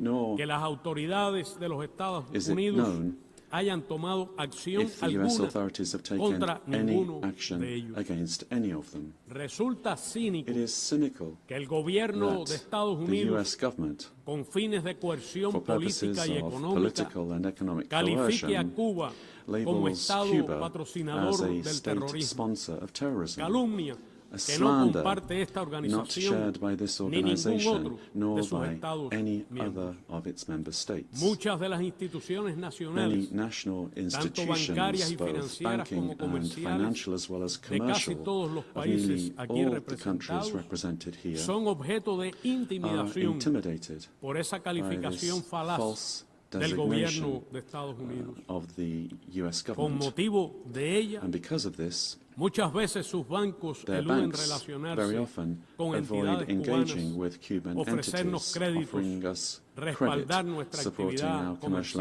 activity, o canalizar or nuestras channeling our transferencias transfers. bancarias. Se suma a ello Added la to intimidación contra this ciudadanos is de más de intimidation 40 against países citizens of more than a los que 40 el gobierno countries, whom estadounidense the US government amenaza con threatens represalias with si en virtud de reprisals sus if they derechos decide deciden visitar by Cuba. right to visit Cuba. Estados Unidos ha desatado The una United States virulenta has campaña unleashed a de virulent descrédito y campaign persecución of contra la cooperación discreditation médica and cubana persecution y against de Cuban hostigamiento medical y cooperation coerción and of contra las harassment and autoridades coercion de los against países the que la authorities of reciben. countries that receive it. Es una estrategia This is a dirigida strategy directamente directed desde el Departamento by the de State Estado. Department. Pretende denigrar It esa seeks to cooperación que ha salvado disparage millones this de vidas cooperation, y en no which has pocos saved casos millions of ha sido lives la and in única many cases opción has been de acceso a the only servicios de option for salud access to para healthcare grandes for grupos large poblacionales. population groups. Esta cooperación altruista y This solidaria altruistic and supportive descansa en cooperation acuerdos bilaterales rests on entirely absolutamente legitimate legítimos bilateral y se agreements corresponde and plenamente aligns con los fully estándares with international internacionales en standards materia of de this cooperación organization de in esta the field y of otras organizaciones cooperation, internacionales. as it does with the standards of other Confirmo organizations. una vez más que Cuba mantendrá sus compromisos con todos los países con los cuales tiene acuerdos y programas bilaterales de cooperación médica y conservará la voluntad incluso de ampliarla con los gobiernos dispuestos a desarrollarla, respetando el derecho internacional, su legislación nacional en aras del bienestar and all of this for the well-being of their peoples. Desde 1963, casi el mismo tiempo que data del memorando del señor Mallory, almost going back to that time 605,000 Mr. Mallory's médicos y declaration, especialistas 605,000 doctors from han Cuba, realizado doctors and specialists, en decenas de have países carried out más de 17 in millones de dozens of cirugías countries more than y 17 million asistido más de surgeries 5 millones de partos. brought more than 5 En million este children momento, into the world. más de At 24,000 this moment, profesionales de over la salud 24,000 prestan health y professionals prestarán sus servicios provide en services 56 in países. 56 countries. La agresión contra Cuba The aggression se against refuerza Cuba con una potente is maquinaria de reinforced by a desestabilización powerful machinery of que desde territorio destabilization estadounidense that from US y con territory financiamiento del and with presupuesto funding federal from that country's de este federal país budget impone una ofensiva mounts dirigida a an alterar la offensive tranquilidad aimed ciudadana, at disturbing promover public actos order, de violencia, promoting acts of desorientar violence, a la población disorienting the y population desacreditar and a nuestro país. discrediting our Se country. trata de una estrategia It de is guerra a no strategy convencional of unconventional que warfare combina la manipulación that emocional combines emotional con la manipulation intoxicación with informativa informational para tratar de imponer un intoxication clima in order to de impose desesperanza an y atmosphere of despair desmovilización and política.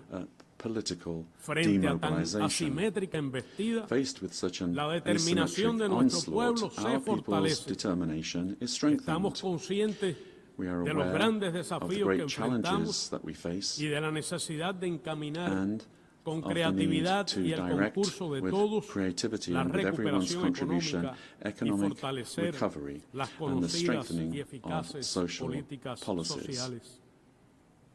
El pasado mes de julio, Last el July, presidente Miguel President Díaz-Canel describió, Miguel y cito, Díaz-Canel no said, somos and I un quote, accidente "We are not de la an historia, accident of history. somos la lógica We are consecuencia the logical de una consequence historia of a de history resistencia of y rebeldía resistance and rebellion contra el abuso against y la abuse and injusticia." injustice." Fin de la cita. End of quotation. No cejaremos We en el empeño will de not construir desist nuestros in sueños our effort to build de un país our dreams socialista, of a socialist mejor country, y más better próspero para and todos, more prosperous for sobre all, la base del orden based on constitucional the elegido constitutional libremente order chosen por freely nuestro pueblo, by our people, que garantice la guaranteeing soberanía, sovereignty, la identidad national nacional y and cultural, cultural identity, y refleje and el sueño del reflecting the apóstol dream José Martí, of José sintetizado Martí, en sus summarized in memorables his aspiraciones, memorable y cito, aspirations, and I quote, el culto de los cubanos "The a la worship by dignidad plena Cubans del hombre of man's y full dignity conquistar and toda to la conquer justicia." all justice." Hemos diseñado un programa de We have recuperación designed económica realista, a realistic program adaptado of a las economic condiciones muy recovery, which peculiares y is adapted to extraordinarias de the nuestro very país, particular and extraordinary conscientes conditions of our de que country, debemos sobreponernos a los aware as impactos we are that we demoledores must del bloqueo, overcome the devastating superar impacts las of the deficiencias economic propias de la actual blockade, estructura correct the económica deficiencies of the y current cito, economic structure, and I cambiar quote, todo lo que debe "change ser everything cambiado." that must be changed." Evitamos hacernos ilusiones, We pero los don't resultados have ya any illusions, comienzan a but sentirse results a are nivel already beginning to be macroeconómico, felt at the aunque macroeconomic aún no level, se reflejan although en la they vida have not yet cotidiana been ni reflected las familias in cubanas daily lo life perciben. for families. Cuba es una nación de paz. Cuba is a A nation pesar of de todo el peace. daño que nos Despite ha all provocado the y harm provoca that Estados the Unidos, United States has and siempre continues to hemos estado inflict upon us, dispuestos a we have dialogar always been sin willing condicionamientos to engage y in a dialogue intentar without avanzar hacia una preconditions relación and to attempt to move respetuosa y toward civilizada a con ese país, respectful and sin civilized relationship with subordinación that country ni without límites a nuestras subordination or prerrogativas limits soberanas. on our sovereign Ambos prerogatives. pueblos Both se peoples beneficiarían would benefit de esa from oportunidad. that opportunity. Vive aquí en Estados Unidos a considerable number of Cubans live here in the United States, many of whom today feel threatened, having been vilely betrayed by politicians, especially in Miami, who have built careers and enriched themselves by supposedly representing them. With the constant sowing of hatred and political manipulation, these politicians are now opportunistically supporting xenophobic, racist and repressive measures of intimidation and reprisals unjustly applied against them. This is happening particularly in the State Department. We must not forget that the vast majority of Cubans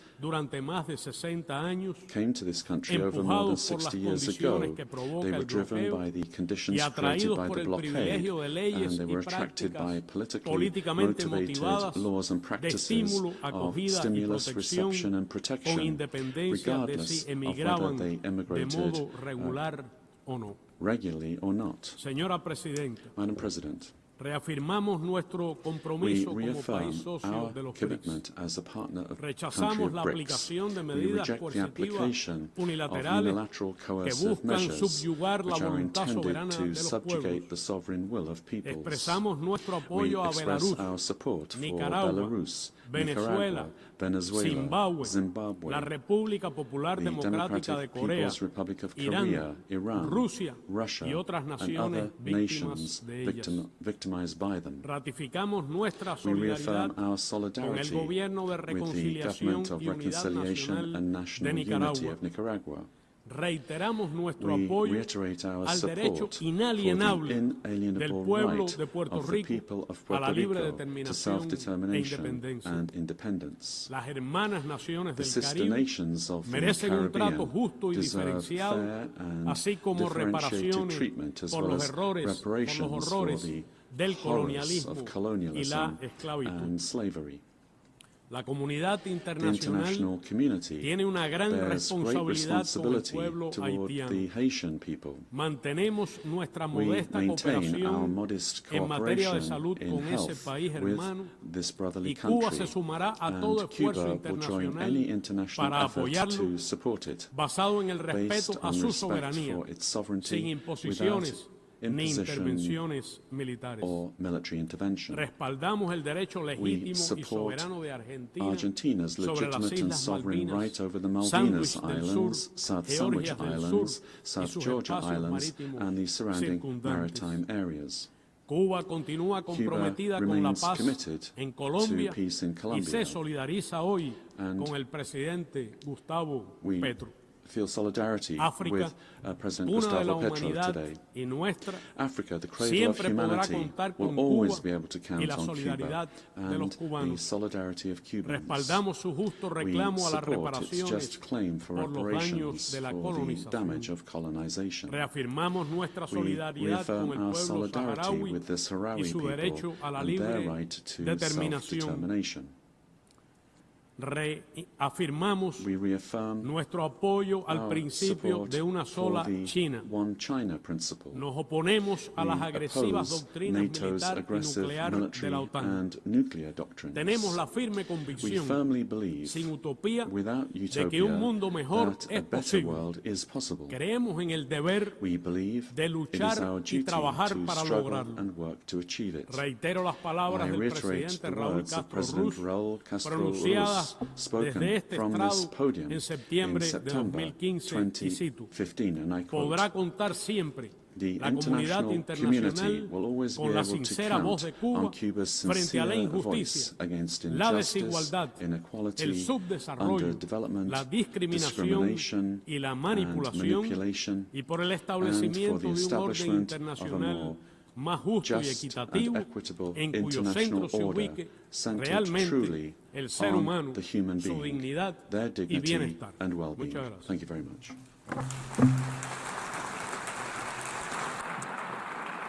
Muchas gracias. I thank the Minister for Foreign Affairs of Cuba. I now give the floor to His Excellency Dato Erwan Pehin Yusuf, Second Minister for Foreign Affairs of Brunei Darussalam.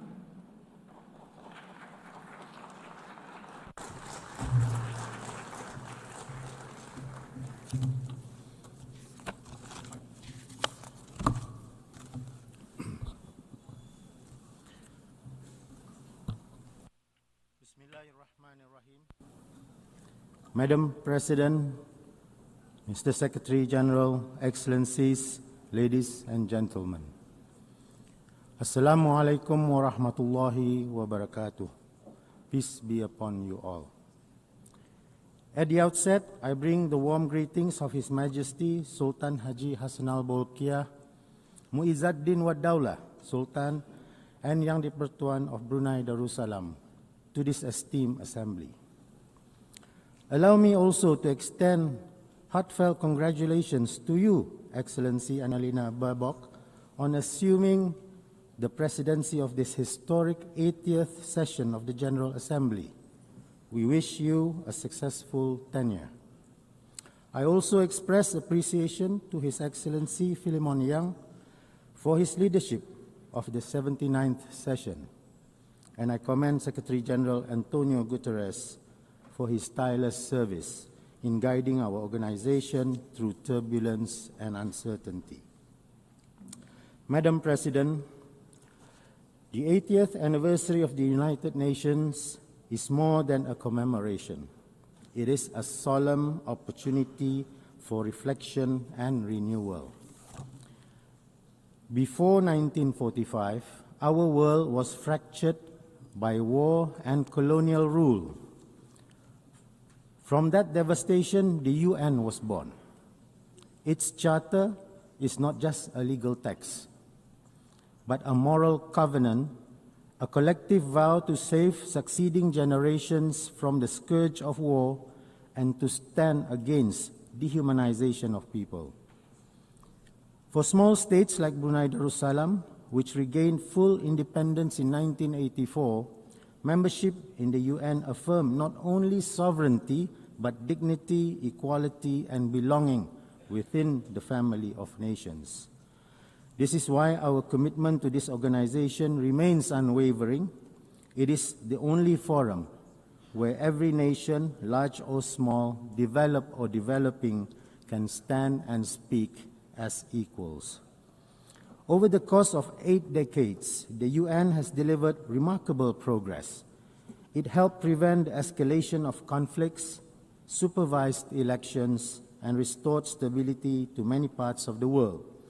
It has eradicated smallpox, contained Ebola outbreaks, and delivered hope during the COVID-19 pandemics. It feeds the hungry, educates the children, and protects cultural heritage.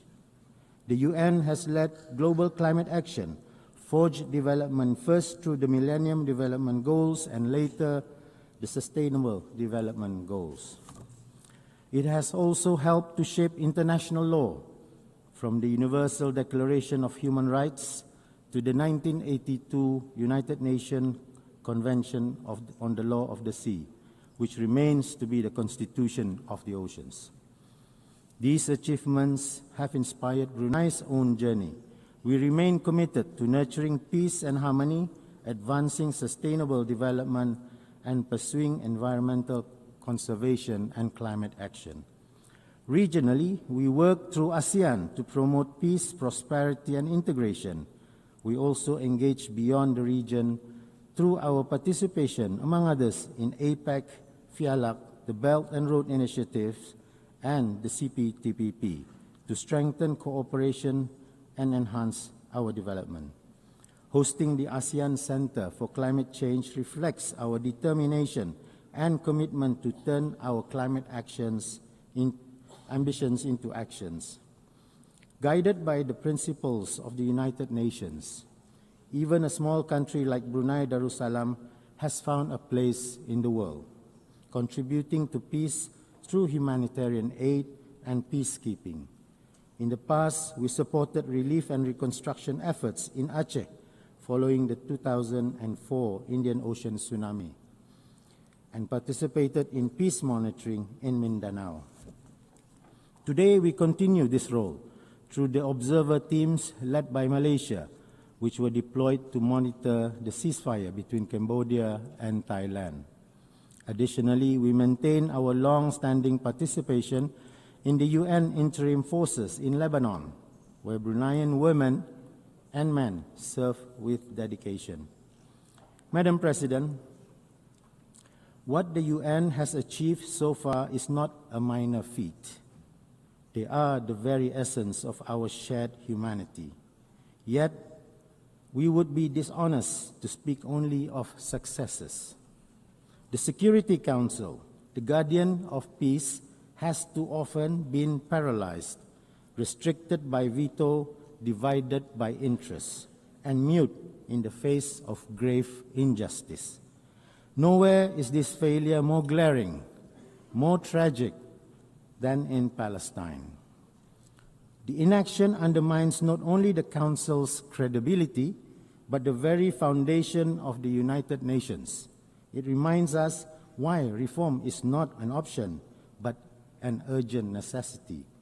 Brunei supports efforts to make the Security Council more representative, transparent, and accountable in its action, and to limit the use of veto towards its eventual elimination. Madam President, 80 years ago, after the horrors of the Second World War, humanity made a vow: never again. Never again to genocide.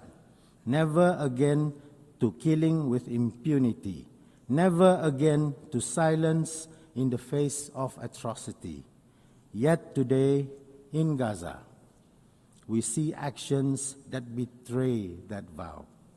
Indiscriminate bombings, forced displacements, collective punishments, and weaponization of food and medicine. Entire neighborhoods in Gaza has been reduced to rubble under the guise of security. Children are born under blockade. Water is undrinkable. Electricity is a luxury.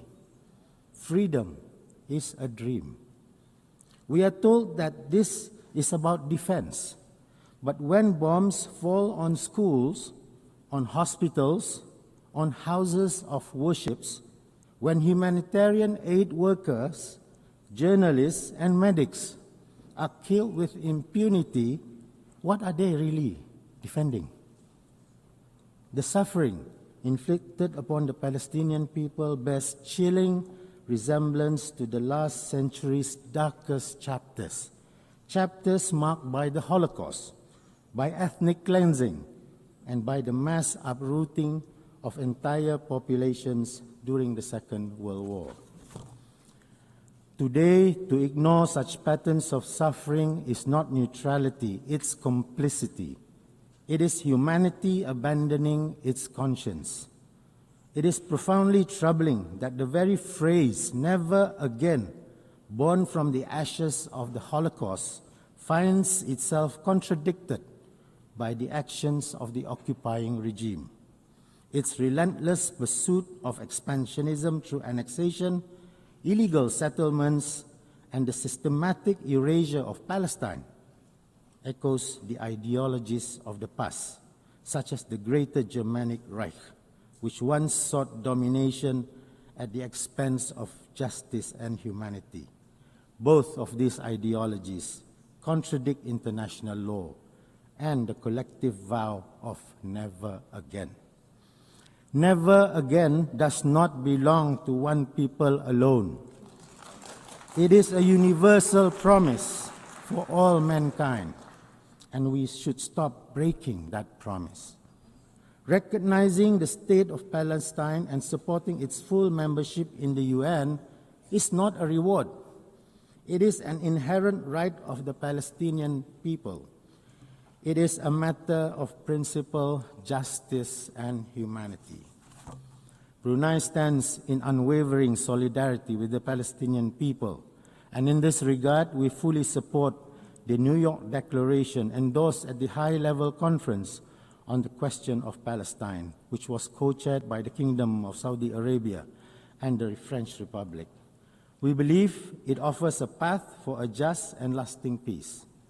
We say all this not out of hatred, but out of hope for a future where both Palestinians and Israelis live in peace, not with domination, but with dignity, not with revenge, but with reconciliation.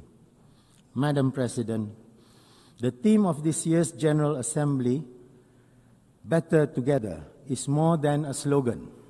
It is a responsibility. It means renewing our faith in multilateralism. It means strengthening the United Nations' 3 pillars: peace and security, human rights, and development. And it means embracing inclusivity, transparency, and respect. For small states, multilateralism is not an option. It is our lifeline. As we confront climate change, pandemics, inequality, and conflict, no nation can stand alone. Only together can we secure a peaceful, just, and sustainable world for generations that are yet to come. The United Nations at 80 is not only about history, it is about a promise to be better together, a promise to ensure no voice is silenced and no nation, regardless of its size, is left behind. And so, I end the speech by quoting the words of His Majesty, the Sultan and Yang di-Pertuan of Brunei Darussalam, spoken in this very hall last year during the Summit of the Future. I quote, "Let us reaffirm our commitment to upholding the UN Charter and international law without prejudice or discrimination, to unite our nations strongly." End quote. So let us reaffirm multilateralism, because the world is watching us, because the future is listening, and because together, only together, we will endure and keep the promise of never again. Thank you very much.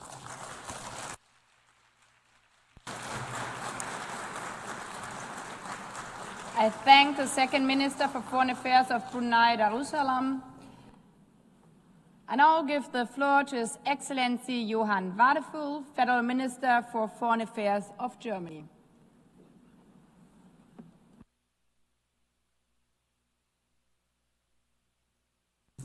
Madam President, it's a pleasure to see you and a pleasure to see you in this role. Excellencies, on December 10th, 1932, a friend picked up Albert Einstein and his wife at their house near Berlin. Together they traveled to the German port city of Bremen. Albert and Elsa Einstein boarded a ship to North America. He planned to accept a 3-month position as visiting professor at the California Institute of Technology. Albert Einstein, one of the greatest physicists of all time, would never return to Germany. Only weeks later, the Nazi Party came to power. Excellencies, this year marks 80 years since the San Francisco Conference and the founding of the United Nations. The Holocaust and the World War, started by Germany, taught us that the denial of human dignity destroys lives, nations, cultures. The founders of the UN came together in the belief that the defense of freedom strengthens our shared humanity. It was a belief in a world order that gave my country the opportunity to be engaged for peace, prosperity, and security in the family of nations, the United Nations. As Germans, we are deeply grateful for this opportunity. But it also means we feel particularly responsible for our United Nations. As Albert Einstein wrote in 1947, quote, "No international organization can be stronger than its component parts want it to be." In other words, It is up to us, the member states. We are the United Nations. We want these United Nations to be strong. Today, my country is running again for a seat as a non-permanent member of the Security Council for 2027-28 term. We do so at a time of unprecedented instability and upheaval. In Sudan and neighboring countries, we are witnessing the worst humanitarian catastrophe of our time. Over 30 million people in need of humanitarian assistance. Over 12 million forced to flee their homes. We all need to do more to end this tragedy. The security of the entire region is on the line. The terrible war in Gaza is raging on. Hell on earth. A humanitarian nightmare as we speak. This war must end. The hostages must be released. The existence and the security of Israel will always be part of our raison d'etre. There must be a future in peace and in dignity for all in the Middle East. As we have reaffirmed in this hall this week, 2 states for 2 peoples, the only solution. I commend all those who continue to work tirelessly to find a path to peace, notably the United States of America. Excellencies, Iran has created and armed a network of malign proxy forces destabilizing the region. In addition, it has for many years been engaged in a nuclear program which goes far beyond any plausible civilian use. For us, it is imperative. Iran must never acquire a nuclear weapon. Since Iran clearly does not comply with its obligations under the Joint Comprehensive Plan of Action agreed to in 2015, we had no choice but to trigger the snapback of sanctions. Following a clear vote by the Security Council yesterday, sanctions will be effective later today. But let me emphasize, we remain open to negotiations on a new agreement. Diplomacy can and should continue. And on my own continent in Europe, Russia is waging a war of aggression against its sovereign neighbor, Ukraine. A war that Ukraine did nothing to provoke. A war that demonstrates the disregard for the most fundamental of all rules of the UN Charter, that all member states shall refrain from use of force against territorial integrity of other state, a rule that permanent members of Security Council bear a particular responsibility to uphold.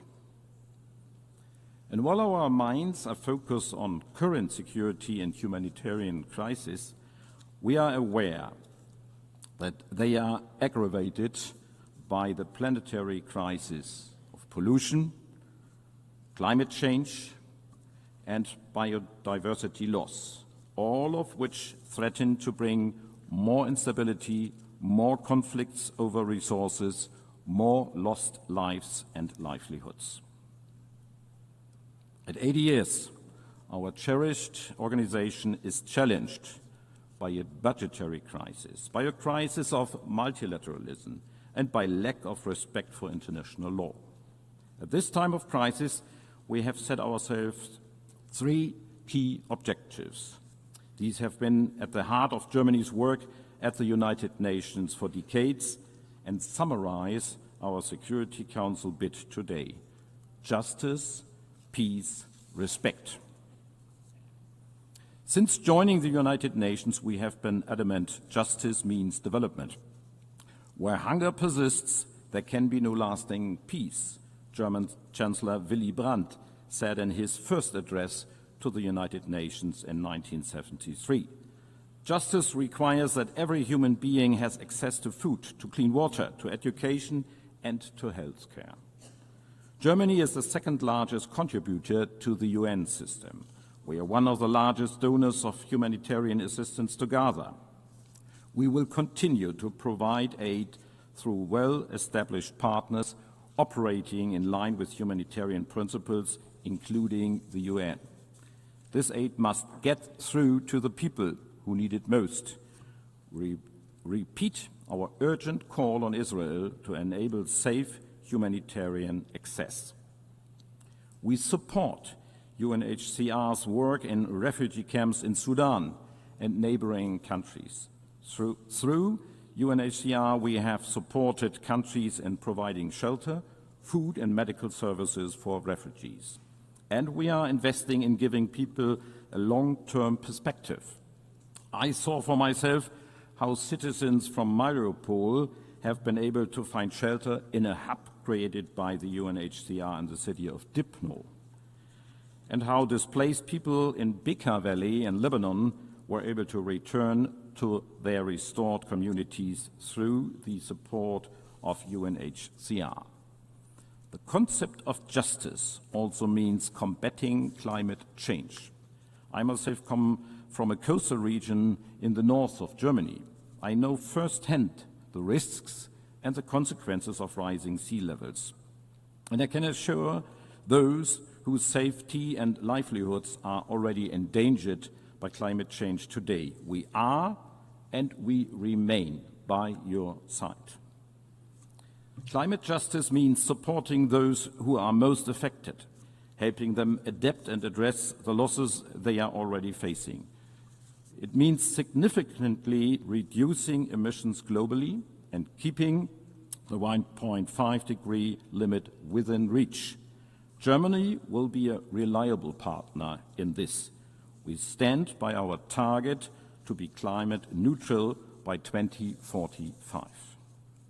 Excellencies, justice, peace, respect. 35 years ago, we made a promise that a reunited Germany would work towards peace and stability. Our contributions to peacekeeping and peace building are proof that we are keeping that promise. German troops, police officers and personnel have served in 14 peacekeeping missions over the last 3.5 decades. As we speak, the German military is contributing the maritime component of UNIFIL off the shores of Lebanon. German military personnel supports UNMISS and MINURSO.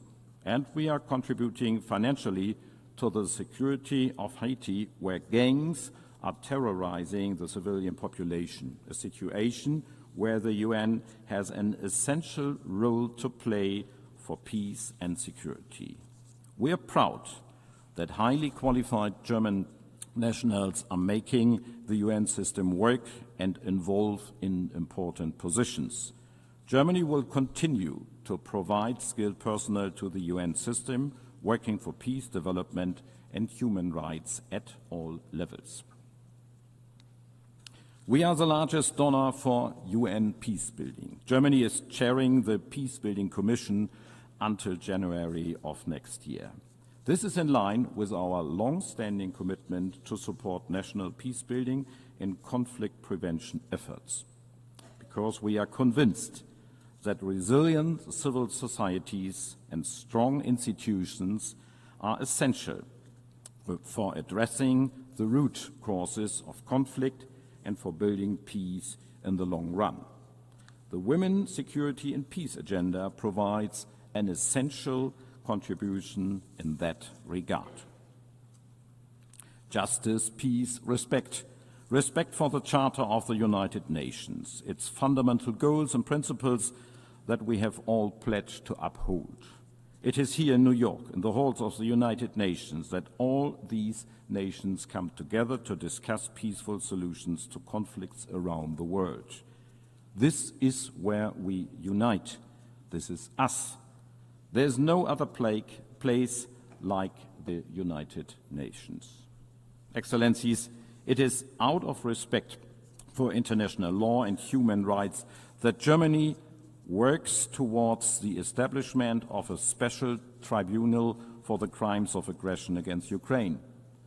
That's why we support and defend international courts. That's why we work to protect human rights defenders where they are at risk.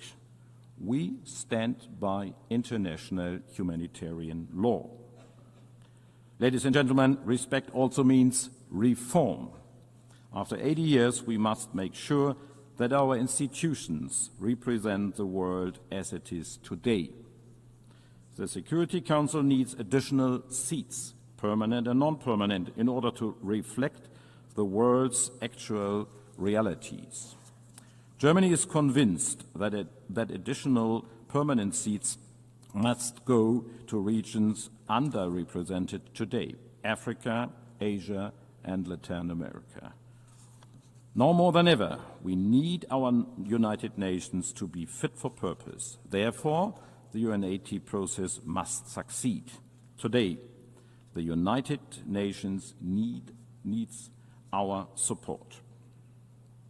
Excellencies, we all would only stand to lose in a world where might makes right, where international rules are obsolete, in a world where treaties are only binding for the weak, and where war is the continuation of diplomacy by other means. Such a world would ultimately be governed by force. Justice, peace, respect, that is Germany's offer to each and every nation represented here in this great hall. It is an offer to listen, to cooperate, to find solutions. It is an offer rooted in our willingness to listen carefully to your concerns. And it is an offer which we are ready to back up. It is an offer you can always count on, now and in the future. Thank you.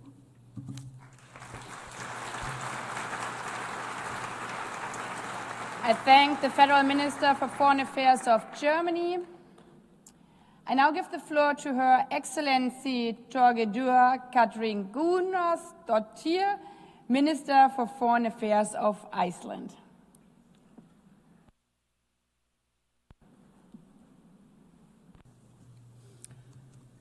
Madam President, Excellencies, at the heart of the UN Charter lies a simple but powerful principle: the dignity and worth of the human person.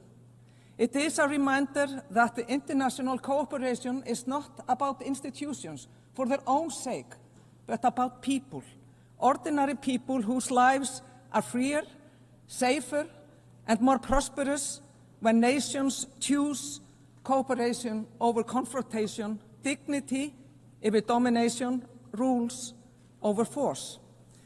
This vision, born in San Francisco 80 years ago, must remain our compass. Without it, our world would be less free, less just, and far less secure. For Iceland, a small state whose independence and prosperity depend on respect for international law, the rules-based order has been nothing short of essential. And sadly, these very foundations are under siege. Fundamental principles of self-determination and equal rights for all nations are increasingly being undermined and even deliberately abandoned. We see paralysis in the Security Councils, contempt for international law, and a disturbing rise in isolationism and big power politics. This, in turn, contributes to a decline in the public's trust in a system that has brought us so much in the past 80 years. This erosion of the rules-based international order is deeply, deeply dangerous. A world not governed by rules will be a world where the strong impose their will and the weaker, they will pay the price. This may appeal to those who possess such power. There are clear indications that it does. But that is a world we cannot and should not accept. Madam President, Russia's full-scale invasion of Ukraine is not only a blatant violation of the UN Charter, it is a direct assault on this organization itself. And the fact that the aggressor sits on the Security Council entrusted with upholding peace is nothing short of obscene. Ukraine is not only bravely fighting for its independence and survival, but also defending the very, very values that the United Nations were founded upon: sovereignty, territorial integrity, and the right of all nations to live in peace and to live in freedom. Unfortunately, despite Ukraine's clear willingness and committed efforts by the United States and Europe, the path to peace has not advanced. As the past few weeks have shown, Russia does not want peace.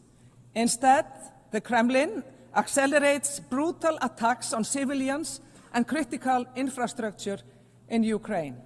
And meanwhile, Russia's provocations over Estonia, Poland, and Romania should be of concern to all nations.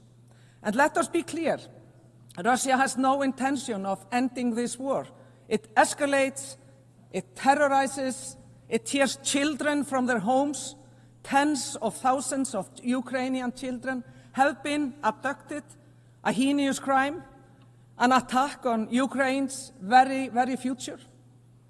If the dignity and worth of the human person mean anything, it is that these children are returned immediately.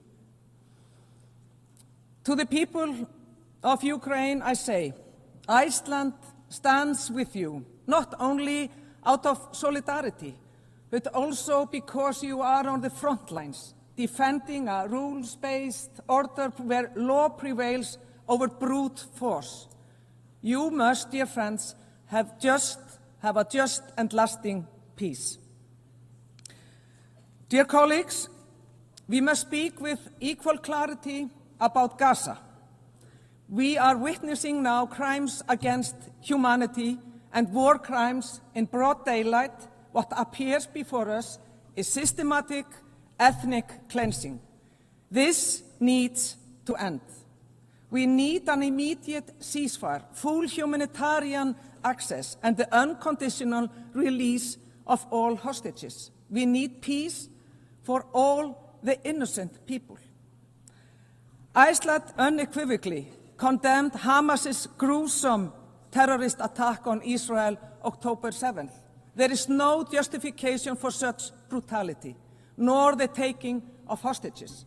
But nothing, and I mean nothing, can justify the collective punishment of millions of Palestinians. Starvation, bombardment, forced displacement. These acts are cruel, they are inhumane, and they are illegal. There are children dying every day in Palestine. For the past 2 years, at least one child has been killed every hour in Gaza. Every single hour. Iceland recognized Israel in 1948 and Palestine in 2011. Our position remains clear. Both peoples have equal rights to self-determination. Lasting peace depends on it. A two-state solution where Israelis and Palestinians live side by side in peace and mutual recognition remains the only viable path to peace, even if many doubts its feasibility today. If we abandon it, we abandon hope itself. Extremists and spoilers on both sides have long stood in the way of peace. Hamas has no place in the future of Palestine. And when Israeli officials call for annexation or the expulsion of Palestinians, they are not defending Israel's security. They are not defending Israel's security. They are calling for violations of international law. And we call it what it is: hateful, illegal, and a direct obstacle to peace. Russia's aggression in Ukraine, Israel's military operations in Gaza, as well as the horrific war in Sudan, are the starkest demonstrations of deeply troubling global trend. Growing disregard for international law and multilateral commitments. We are seeing this when it comes to international courts. The opinions of the International Court of Justice, ACJ, and the International Criminal Court has been defied and targeted with punitive measures. At a time when more accountability is most needed, the very institutions that were set up to exert that accountability, they are now being actively eroded. And it pains me to see friends partake in this. This is especially alarming for small states like my own, whose very existence depends on functioning system of international law and commitments. When the powerful abandon the rules, all nations are at risk. The same applies to arms control, disarmament, and non-proliferation, with troubling erosion of long-standing commitments and the weaponization of emerging disruptive technologies. We must also recognize new challenges, global corporations that transcend borders, shaping economies, technology, and also daily life without sufficient accountability. This is a reality without precedent, and one that demands also international responses. I implore all of you, not least those representing major powers, to think about this, to ponder what kind of world we actually want to live in. I, for one, know my mind in this respect. Madam President, human rights are not optional. They are not optional. They are universal, indivisible, and fundamental to peace and prosperity. It is a matter of pride for us that Iceland is seen as a global trailblazer in terms of gender equality. 50 years ago, next month, the women of Iceland set out to strike against the systematic inequality in the so-called women's strike. This set us on a path. But no country is perfect, however, and none has achieved full equality. My government, which is led by 3 women for the first time, is committed to pushing this progress further. And on that topic, Iceland expects nothing less than to see the United Nations finally led by a woman when the next Secretary General takes office. Dear colleagues, I must speak plainly. Those who rely on democracy, human rights, and free trade, we are under pressure. Populist movements are gaining ground, and we see how disinformation and conspiracy theories spread online, corroding trust in facts, in institutions, in one another. The result is predictable: rising intolerance, especially towards marginalized groups, women, LGBTQI+ groups and persons, minorities, people whose only crime is being who they are. And let us be clear, women are not the problem. LGBTQI+ people are not the problem. Minorities are not the problem. The problem lies with those who spread fear and division. This trend is deeply dangerous for democracy, and it is why Iceland, as a member of the Human Rights Council, will continue to speak loudly and very clearly. Equality is not negotiable. Human dignity cannot be bartered away. Freedom of expression is the cornerstone of democracy. It is also the foundation of innovation, of culture, of progress. But freedom comes with responsibility. To distort free speech into the mass production of lies, propaganda, or AI-driven disinformation is not the exercise of freedom. It's betrayal. Twisting facts into fake news, science into lies, and upending reality is an attack on truth itself. Iceland will continue to defend freedom of expression, but also to insist that it be used responsibly, not as a weapon to harm or to divide. President, as global needs are at an all-time high, we are seeing large-scale reductions in development budgets by several major donors with profound consequences for the poorest countries and the most vulnerable. Iceland, we will not follow that path. Ultimately, development cooperation is an investment in our common rights and freedom, bringing us towards a more stable, just, and a peaceful world. The climate crisis that we are certainly facing knows no borders. In the high north, where Iceland lies, temperatures are rising more than twice the global average. Glaciers retreat, permafrost thaws, oceans warm.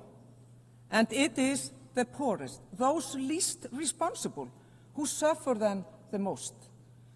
For us Icelanders, renewable energy is the backbone of our security and also of our independence. And the ocean is our lifeblood, our history, our livelihood, our identity. Its health is inseparable from the fight against climate change and from the protection of biodiversity. The ocean gives, but it also takes. That shared understanding deepens our solidarity with small island states and others who are now on the front lines of sea level rise. Their reality must be faced by the entire UN membership together as a global family. Colleagues, the United Nations is not only about states and structures, it is about people, the people who work tirelessly for these organizations, often under immense pressure and even risking their own lives to uphold its ideals. To them, Iceland extends its deepest gratitude. Your dedication reminds us that the United Nations, imperfect as it is, we know that, still has a beating heart. But it is also about us here, the leaders gathered here. These are serious times that demand serious leaders as well. We cannot afford cynicism, short-termism, or the comfort of slogans.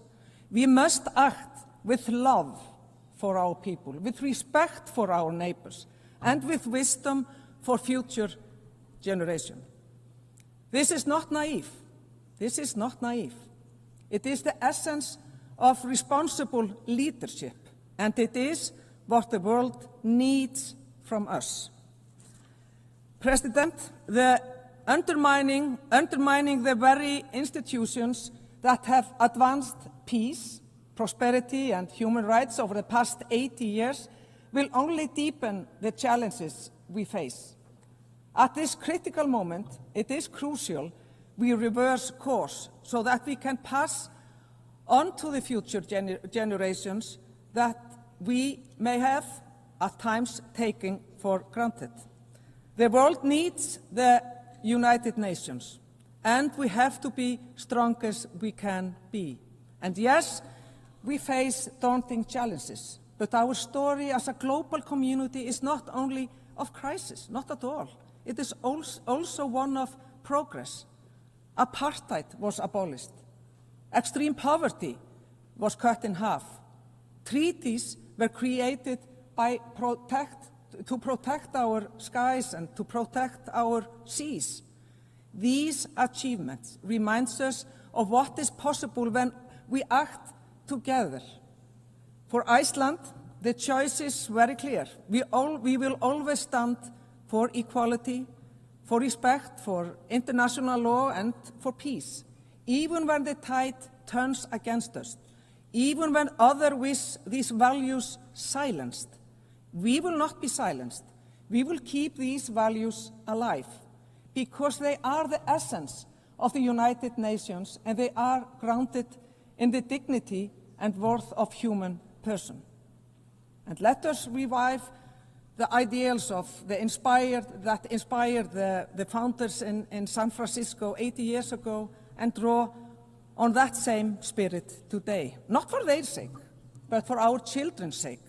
They deserve a world where peace, where justice, dignity, and freedom are not just words on paper, but lived realities.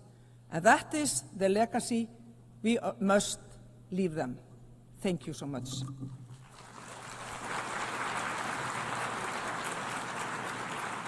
I thank the Minister for Foreign Affairs of Iceland. I now give the floor to His Excellency Subramaniam Jaishankar, Minister for External Affairs of India.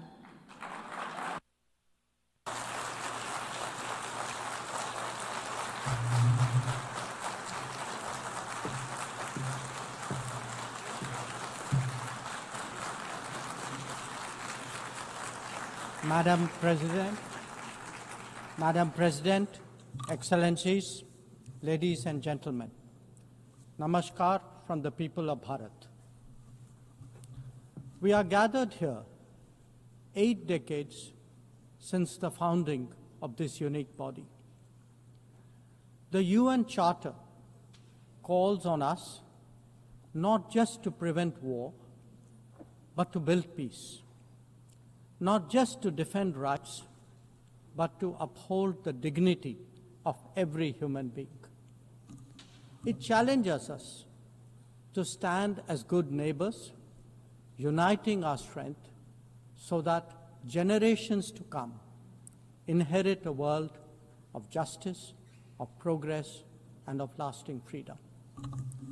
Madam President, forces unleashed by history since the founding of the UN propelled this body forward. As decolonization advanced, the world began to return to its natural diversity. The membership of the United Nations quadrupled, and the organization's role and remit grew significantly. In the era of globalization, its agenda evolved even further. Development goals took center stage, even as climate change emerged as a shared priority.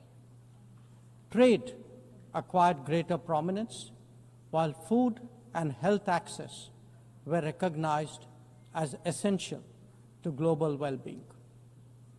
Where security was concerned, the UN undertook peacekeeping operations and promoted disarmament discussions. As a result, the UN became a natural platform to debate key global issues. Madam President, we must ask ourselves today, how has the UN lived up to expectations? And just look at the state of the world. There are 2 significant conflicts underway, one in Ukraine and the other in the Middle East, West Asia. Innumerable other hotspots don't even make the news. The slow progress of the SDG Agenda 2030 presents a sorry picture. On climate change, the reality is of recirculated commitments and creative accounting. If climate action itself is questioned, what hope is there for climate justice? When a once-in-a-century pandemic hits us, we saw open discrimination in access to vaccines and to travel. Energy and food security have been the first casualties of conflict and disruption, especially since 2022. Better-off societies insulated themselves by having the first call. The resource-stressed ones scrambled to survive, only to hear sanctimonious lectures thereafter. When it came to trade, Non-market practices gamed rules and regimes. The resulting concentration exposed the world to leveraging. On top of that, we now see tariff volatility and uncertain market access. As a result, de-risking is a growing compulsion, whether from limited sources of supply or over-dependence on a particular market. Economic concerns have other dimensions as well. Heightened technology control is one. The grip on supply chains and critical minerals is another. The shaping of connectivity is no less sensitive. Protection of key sea lanes has become a challenge. Restricting the evolution of a global workplace is an issue. Each makes a compelling case for more international cooperation, not less. But are we really headed in that direction? And where has the UN actually made a difference? Madam President, as members of the UN, we meet here as sovereign equals. That is not a formalism, but a recognition of the inherent diversity of our world. Understandably, we have different history, traditions, heritage, and culture. For them to coexist, for them to enrich each other, it is imperative that we foster understanding and respect. This will only happen when we resist political interference and economic pressures, when narratives are free of prejudice, when double standards are abjured, and when pluralism is truly appreciated. Madam President, Excellencies, while asserting our rights, we must also firmly face up to threats. Countering terrorism is a particular priority because it synthesizes bigotry, violence, intolerance, and fear. India has confronted this challenge since independence, having a neighbor that is an epicenter of global terrorism. For decades now, major international terrorist attacks are traced back to that one country. UN's designated lists of terrorists are replete with its nationals. The most recent example of cross-border barbarism was the murder of innocent tourists in Pahalgam in April this year. India exercised its right to defend its people against terrorism and brought its organizers and perpetrators to justice. Because terrorism is a shared threat, Madam President, it is essential that there is much deeper international cooperation. When nations openly declare terrorism a state policy, when terror hubs operate on an industrial scale, when terrorists are publicly glorified, then such actions must be unequivocally condemned. The financing of terrorism must be choked, even as prominent terrorists are sanctioned. Relentless pressure must be applied on the entire terrorism ecosystem. Those who condone nations that sponsor terror will find that it comes back to bite them. Madam President, an objective report card will show that the UN is in a state of crisis. When peace is under threat from conflicts, when development is derailed by lack of resources, when human rights are violated by terrorism, the UN remains gridlocked. As its ability to forge common ground diminishes, belief in multilateralism also recedes. Central to the erosion of the UN's credibility has been resistance to reform. Most members strongly desire change, but the process is being made an obstacle to the outcome. It is imperative that we see through the cynicism and purposefully address the reform agenda. The historical injustice done to Africa should be redressed. Both permanent and non-permanent membership of the Council must be expanded. A reformed Council must be truly representative, and India stands ready to assume greater responsibilities. Madam President, today the predicament of the Global South is especially acute. Bharat, under the leadership of Prime Minister Narendra Modi, believes that it has both a duty to contribute and an obligation to motivate. That is why we have undertaken more than 600 major development projects in 78 countries, as well as innumerable community-based initiatives. They range from large infrastructure to small livelihoods, from capacity building to people's welfare, from concrete assets to education and training. Turbulent times require that we step forward during moments of crisis.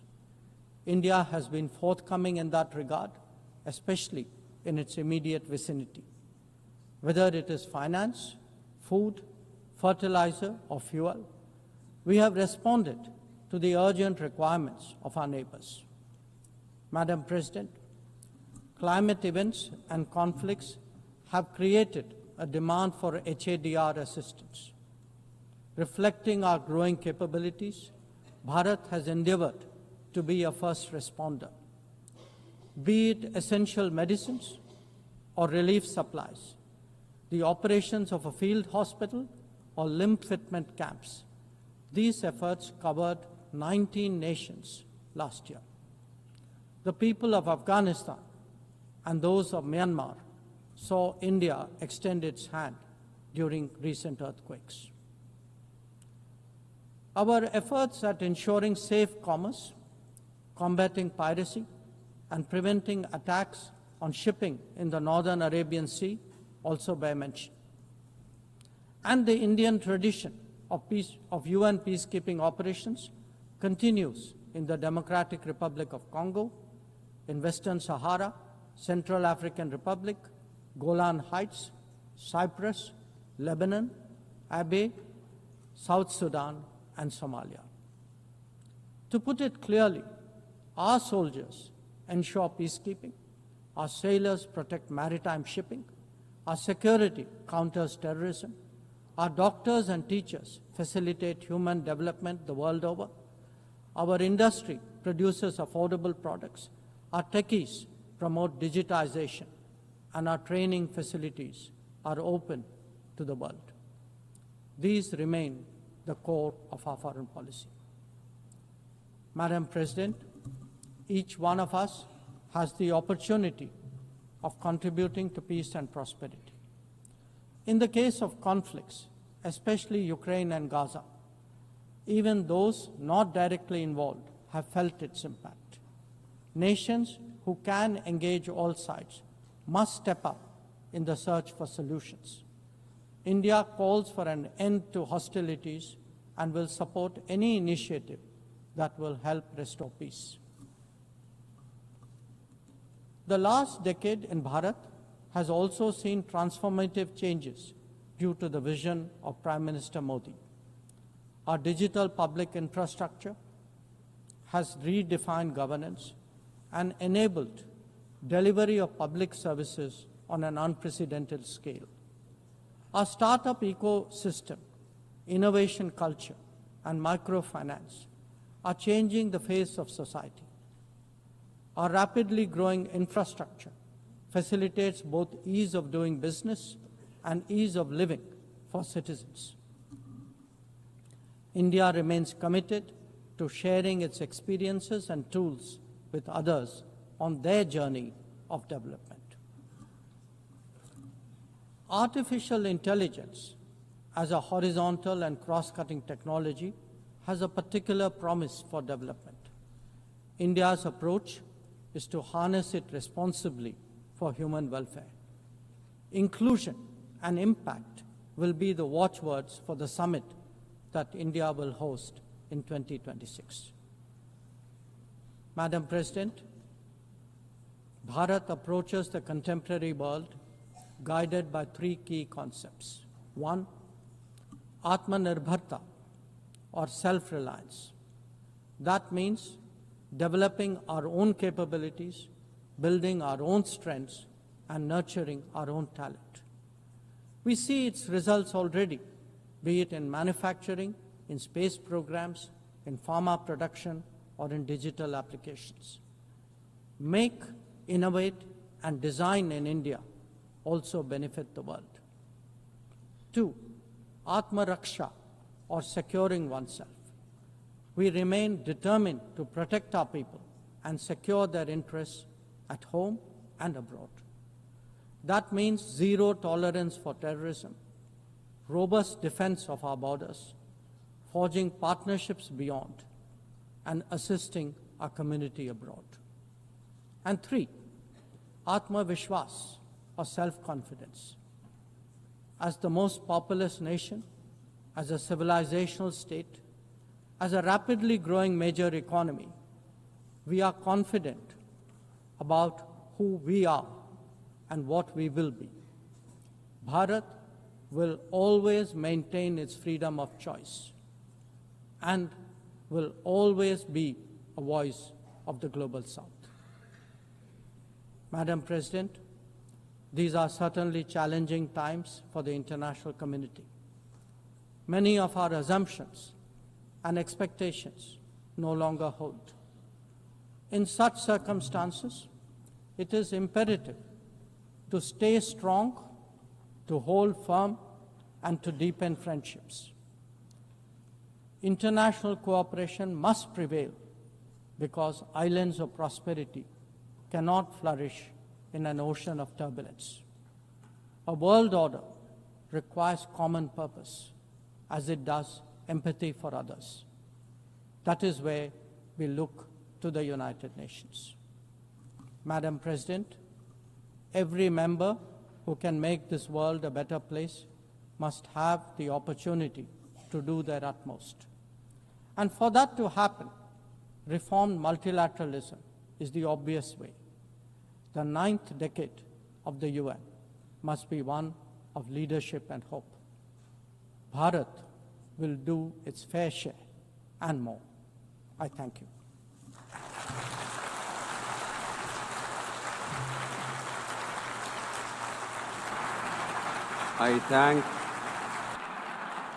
I thank the Minister for External Affairs of India.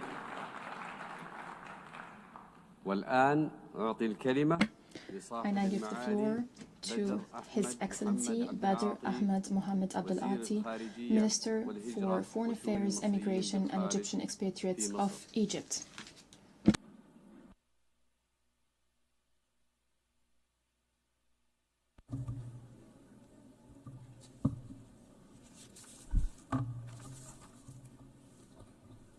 In the name of God, the Merciful, the Compassionate, Your Excellency Annalena Baerbock, President of the General Assembly, Your Excellency Antonio Guterres, Secretary General of the United Nations, our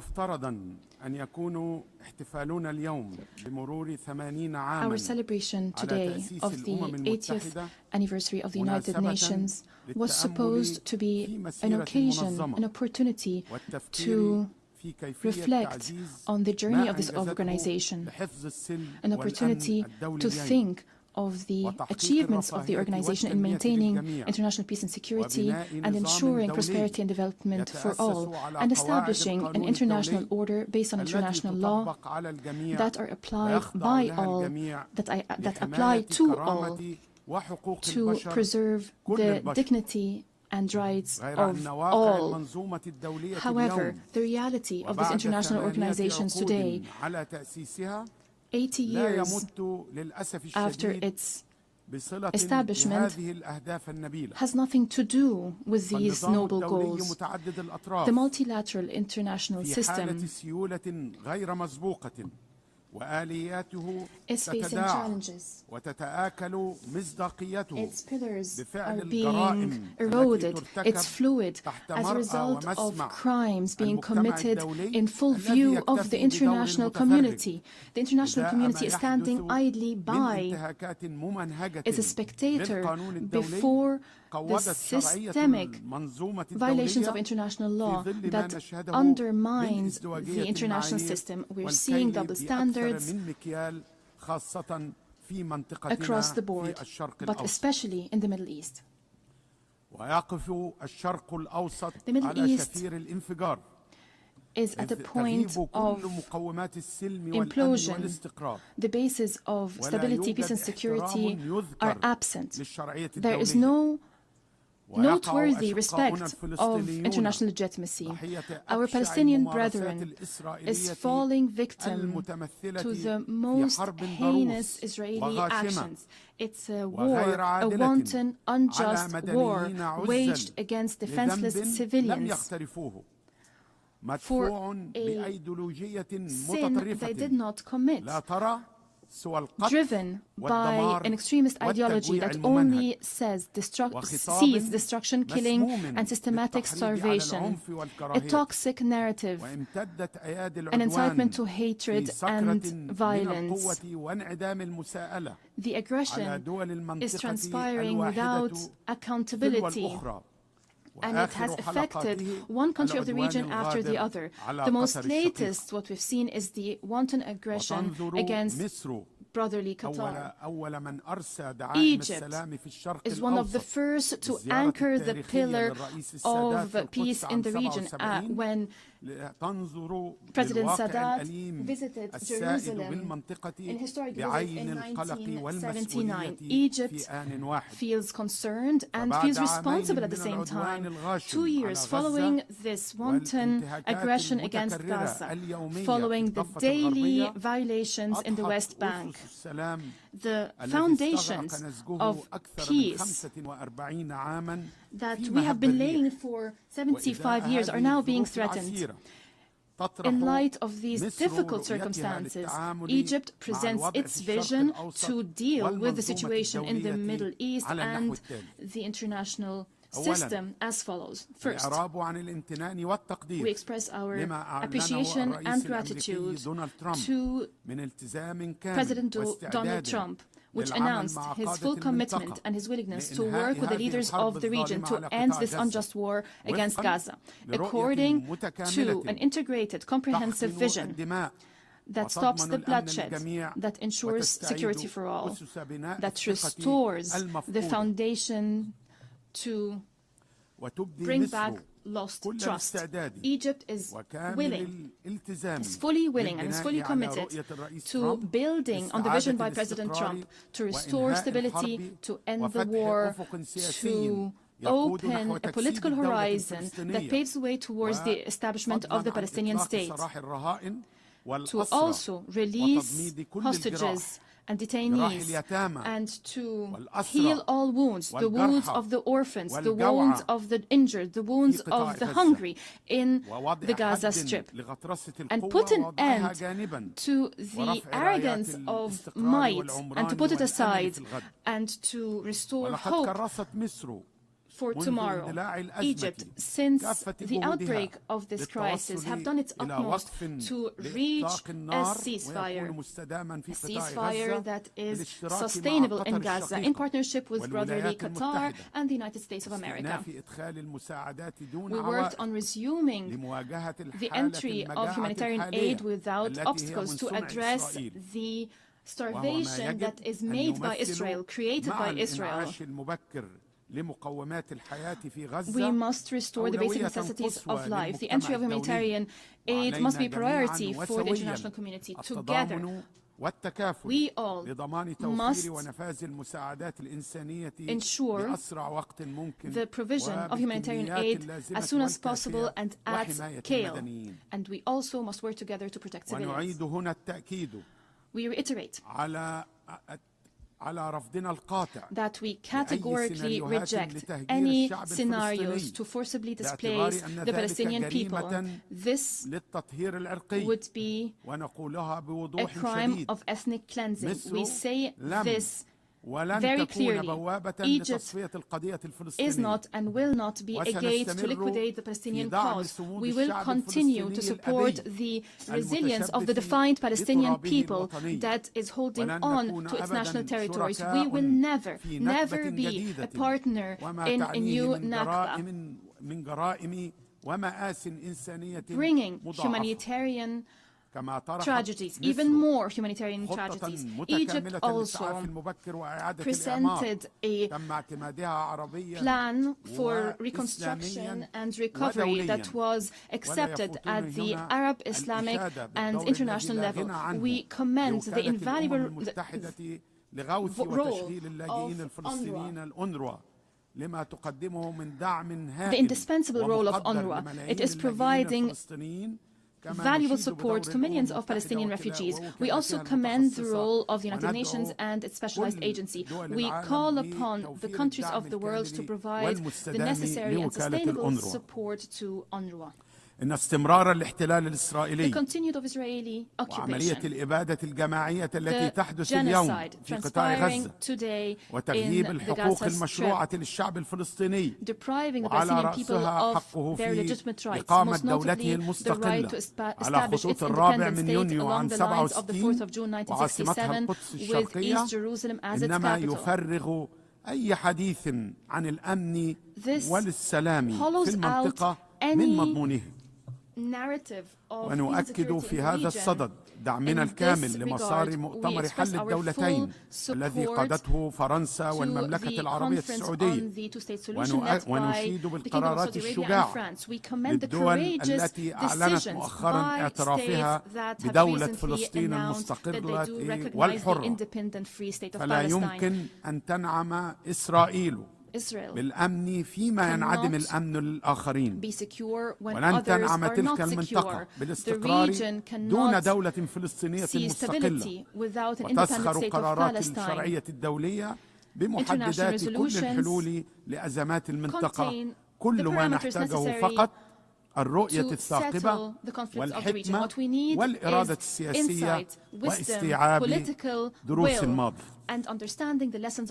ونحذر في هذا السياق من استمرار السياسات القمعية والممارسات الإسرائيلية غير المسؤولة في غلق الباب أمام آمال شعوب المنطقة في التعايش السلمي والتعاون الإقليمي. وفي مواجهة هذه التحديات طرحت مصر والسعودية الرؤية المشتركة للأمن والتعاون في المنطقة التي أقرتها الجامعة العربية لتكون أساساً لتصور جديد لإقليم ينعم كل أطرافه بالأمن المتكافئ والمتوازن والمستدام. يدنا ممدودة بالسلام، فلا تخذلوا أحلام أطفال يتطلعون لمستقبل مشرق، وشباب يرغبون في البناء والتعمير، وشيوخ يرجون الحياة الكريمة في سلام. وأقتبس ما ذكره السيد الرئيس عبد الفتاح السيسي أن السلام هو خيار مصر الاستراتيجي لضمان مستقبل آمن ومستقر لشعوب المنطقة نهاية الاقتباس. ثانيا، تنظر مصر لمحيطها الملتهب من منظور شامل يرتكز على القانون الدولي ويعطي الأولوية لاحترام سيادة الدول وتسوية النزاعات بالطرق السلمية والحفاظ على الدولة الوطنية ومؤسساتها ومكافحة الإرهاب كركائز الاستقرار.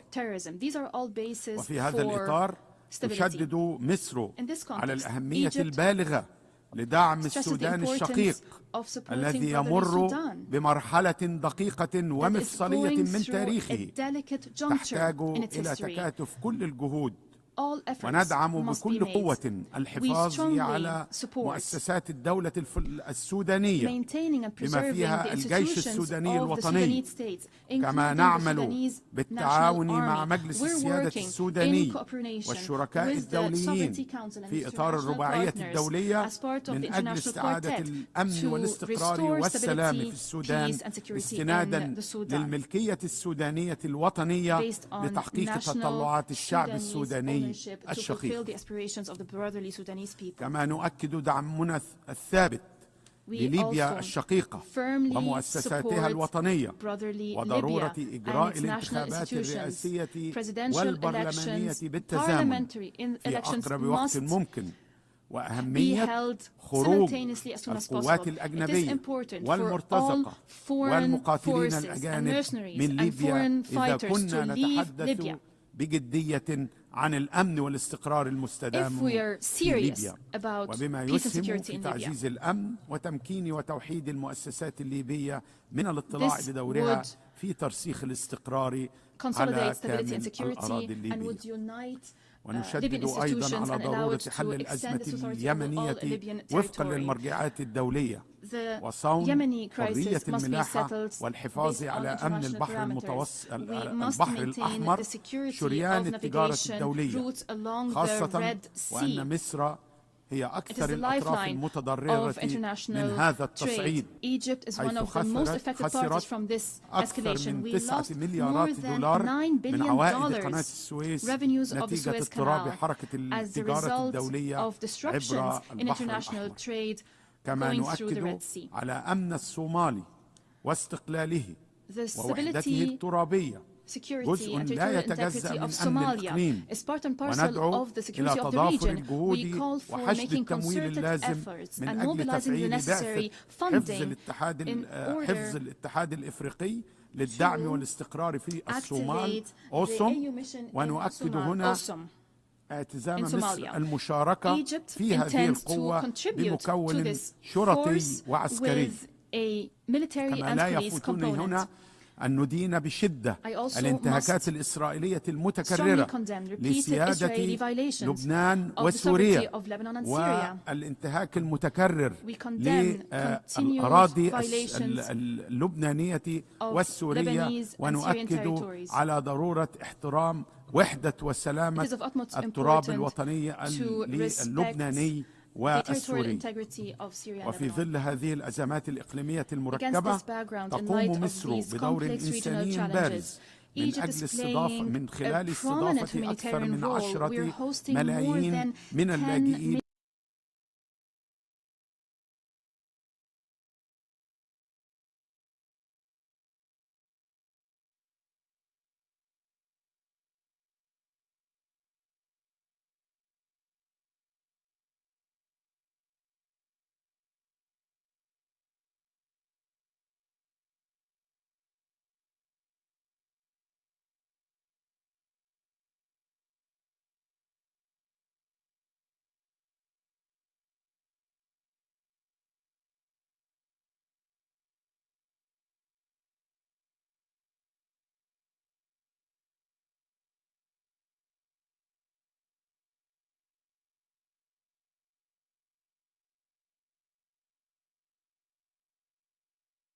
الأخلاقي والإنساني.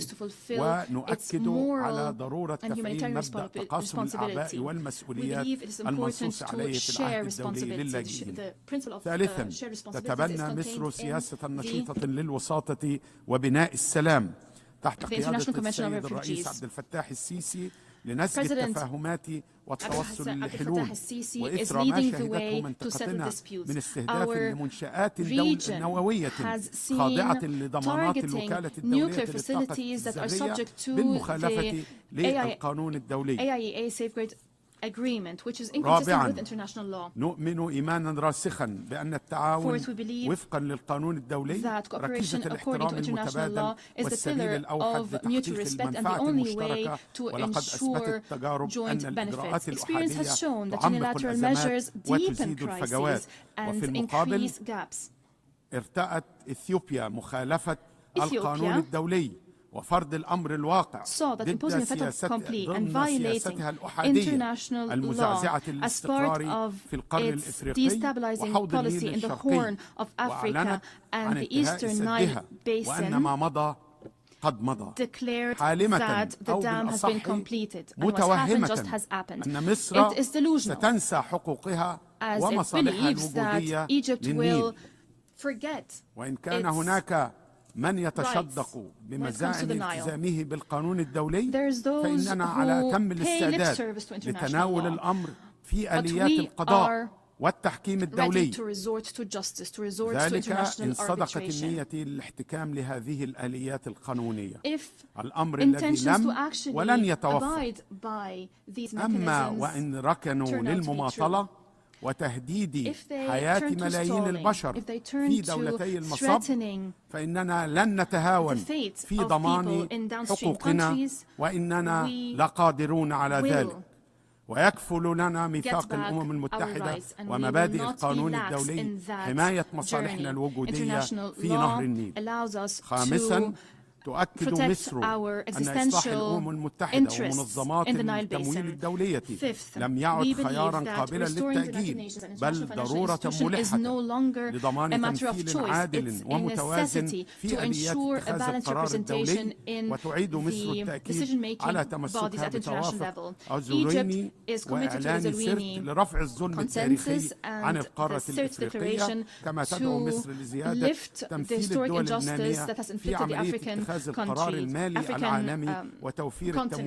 We also believe it's important to provide concessional financing and address the debt crisis. In conclusion, once again, I stress that we look forward to building upon the outcomes of the four Financing for Development conference hosted by Spain in July to take effective steps to finance development. We also look forward to enhancing efforts for developing countries to have access to AI and digital technologies. At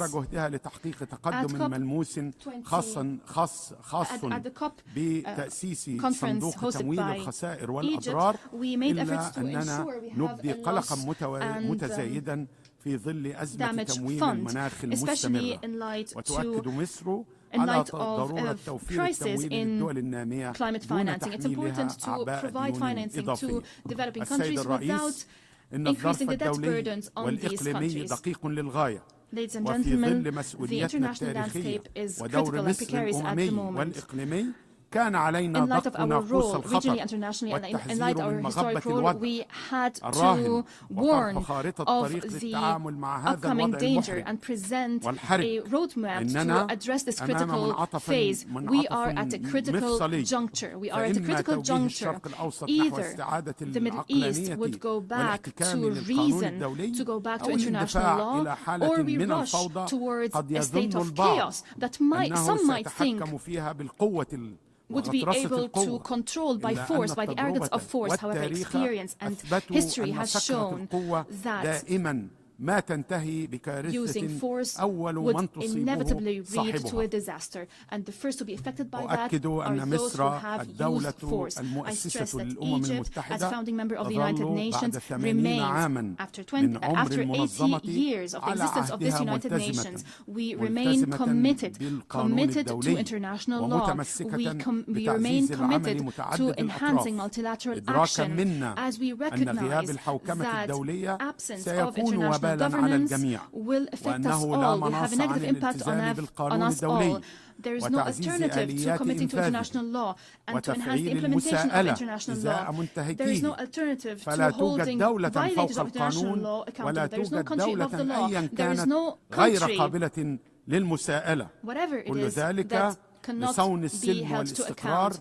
All this to maintain international peace and security, to achieve sustainable development, and to promote human rights. In conclusion, I quote President Abdel Fattah al-Sisi: Peace is not born out of force and bombardment. It's not forced. It's not born out of normalization that peoples reject. Peace is only built on understanding, equity, and justice. I thank you very much.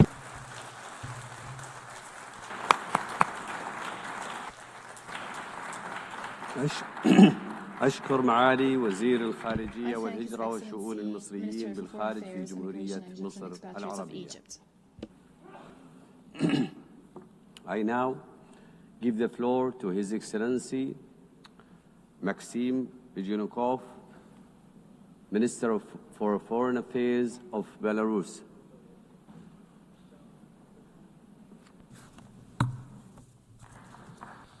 Уважаемый господин председатель, уважаемые дамы и господа, тема общеполитической дискуссии этого года «Вместе лучше. 80 лет во имя мира, развития и прав человека». Отличная тема. Ключевое слово здесь «вместе». Вот давайте вместе вспомним все и поразмышляем. Уверен, найдем истинные первопричины тех вызовов и угроз, с которыми планета сталкивается сегодня. Первое. 80-летие Великой Победы во Второй мировой войне. 80 лет назад закончилась кровавая беспощадная война, которая стала огромной трагедией для всего человечества. И только ценой миллионов жизней и сломанных судеб мы справились с этим вызовом. Очевиден вклад в Великую Победу США и Великобритании, также китайского народа, который скинул ярмо японского милитаризма. Однако определяющим был подвиг советского народа, многонационального народа, который до последней капли крови боролся за свою свободу и свободу угнетенных народов. Заметьте, не выносил завоевателям ключи от своих городов, не прятался за пронацистские режимы коллаборационистов, не снабжал нацистский режим техникой и солдатами. Тогда, 80 лет назад, это было очевидно. В столицах Европы освободители встречались цветами и радостью, им ставили памятники, мемориалы, of Europe, monuments and memorials were erected in their honor, and streets and cities were named after them. Only 80 years of life have gone by since then, a life of prosperity and peace in Europe, and how everything has changed. The West has developed its own version of the truth about the events of those years. Memories are being erased, monuments demolished, history textbooks rewritten. Once again, we hear Nazi slogans and chants in city streets. This is how the 21st century generation is being raised. The generation that did not see the horrors of that war. They did not even hear about it from their parents. And so they are fueled by the false heroism of their ancestors who in the past had joined Hitler's coalition of nations, dreaming of world domination. If history is being rewritten, then its conclusions are also being rewritten. This calls into question the legitimacy of the post-war world order based on the universal principles of the United Nations. That seems clear. And it seems that they were forced into doing so. The West was forced into doing so for a certain period of time. The collective West was at that time forced to share the burden of responsibility for the fate of the planet with the so-called Soviet bloc, to set aside their thoughts of world domination for a while and to wait, of course, to wait for events to come to pass that would allow everything to be turned on its head. From this rostrum, in the past few days, we have already heard people say that the Holocaust is our shared shame. Why is it our shared shame? Everyone is answerable themselves before history. We, Belarusians, for example, fought Nazism down to the last drop of blood and laid down our lives to do so. We saved Jews at the cost of our own lives. We cannot remain silent about this today. We remember the hundreds of villages burned by the Nazis together with their inhabitants, the millions of Belarusians torn apart and mutilated, and the hundreds of thousands of children and women taken into European slavery. Therefore, we understand that preserving memory is important so that history does not repeat itself, so that there are no more national ideologies of racial superiority, where there is no place for entire peoples, so that there are no concentration camps, that terrible invention of the West, and also to make sure that there is no genocide against any people. The Belarusian people have been living in peace now for 80 years, and if you look at our history, that is an incredibly long time to live in peace. Never have Belarusians lived so well, with such dignity and under such peaceful skies as in the last 30 years, when, under the leadership of our president, we have been successfully building a socially oriented state in the interests of ordinary people. At the same time, we sacredly preserve the memory of the terrible tragedy of the Second World War, and we pass this memory on to younger generations. Why don't many others around us, especially to the west of our border, want to live like this? Well, the answer is simple. The politicians there are blinded by their personal ambitions. They cannot see ordinary people behind those ambitions, even in their own countries. And so it is no surprise that they treat human life with such contempt, as well as that of other peoples, for example, calling on Ukraine to fight down to the last Ukrainian. This year is also significant for the UN, which is celebrating its 80th anniversary. The organization was created by the victors of that bloody war.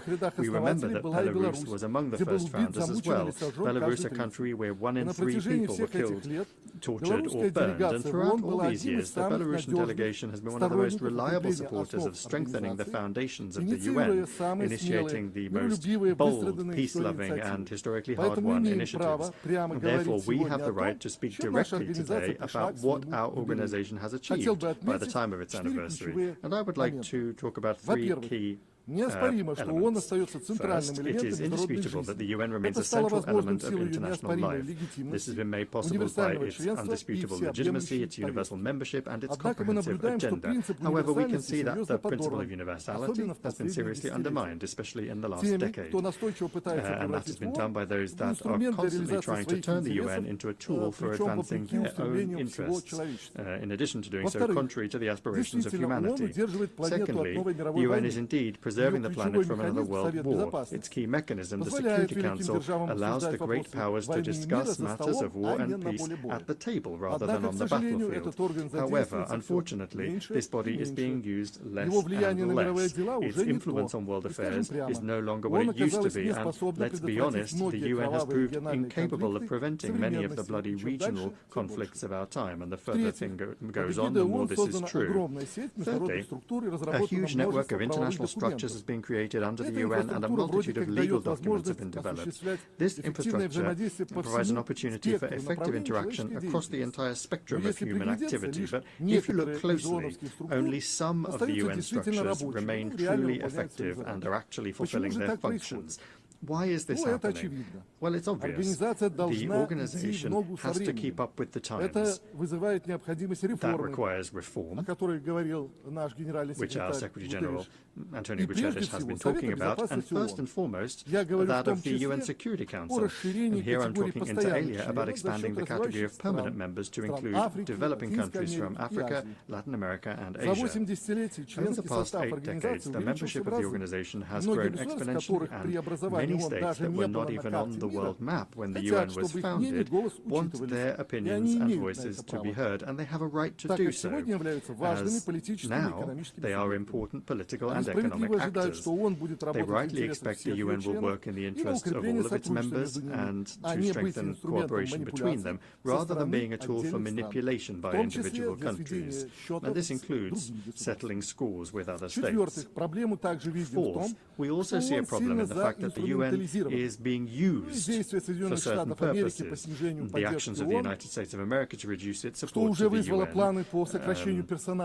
which has already caused plans to cut staff in our organization, are a very unpleasant wake-up call. But you'll have to agree that if the UN is able to be an impartial forum and move with the times, it will be in demand by everyone, the weak and the strong, the developed and the developing.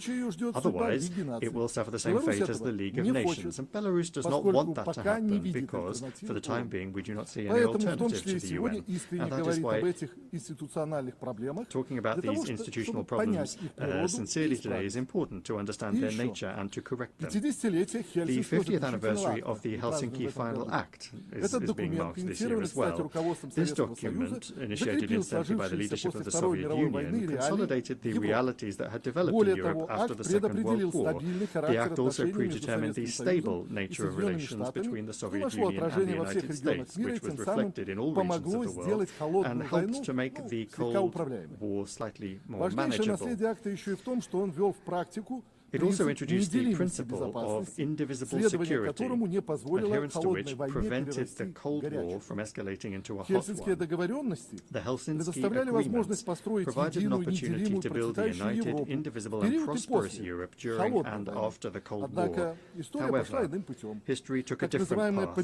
Today, the so-called victors of the Cold War have completely forgotten this principle and adopted a logic of superiority and confrontation. Incidentally, it was precisely this logic that was behind NATO's eastward expansion.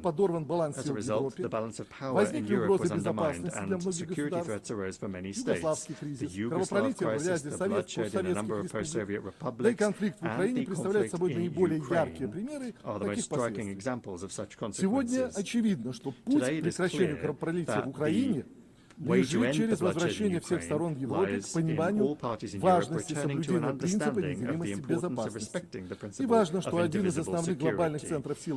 And it's important that one of the main global centers of power, the United States, has finally started to understand the importance of this. Unfortunately, the EU countries aren't doing the same thing. They continue to stoke regional conflict with the firewood of Ukraine. Joint efforts are particularly needed to increase the level of trust between countries, although there are no ready-made solutions at present. But action must be taken, and we in Belarus, which is at the heart of Europe, understand this perhaps better than anyone else.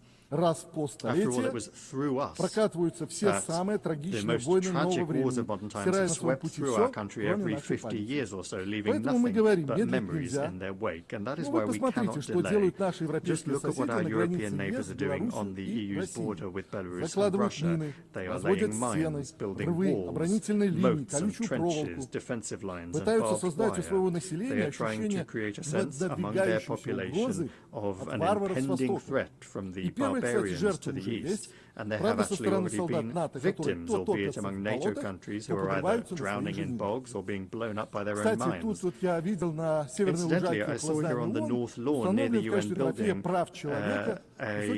piece of the Berlin Wall has been set up as a monument to human rights, and the inscription says 155 kilometers and 200 victims during its existence, or something to that effect. Today, a much larger wall, thousands of kilometers long, is being erected on the border between the EU and Russia and Belarus, from Finland down to Poland, and there have already been hundreds of victims along this wall since its construction began. Today, hundreds of innocent migrants from countries of the south who, in search of a better life, are striving to reach the EU, which has destroyed the normal way of life in their countries, are dying. So if we are not able to prevent the construction of this wall together, then let us at least reserve a place on the North Lawn where we can put up a piece of that wall when the countries in question come to their senses and decide that such a wall is no longer necessary.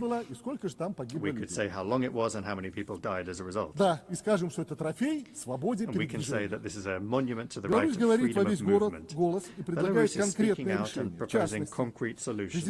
In particular, the President of the Republic of Belarus has put forward an initiative to develop a Eurasian Charter of Multipolarity and Diversity in the 21st century, to launch a new paradigm for a Eurasian architecture of equal and indivisible security. I won't talk about this in detail. The Minister of Foreign Affairs of the Russian Federation already spoke about this very well.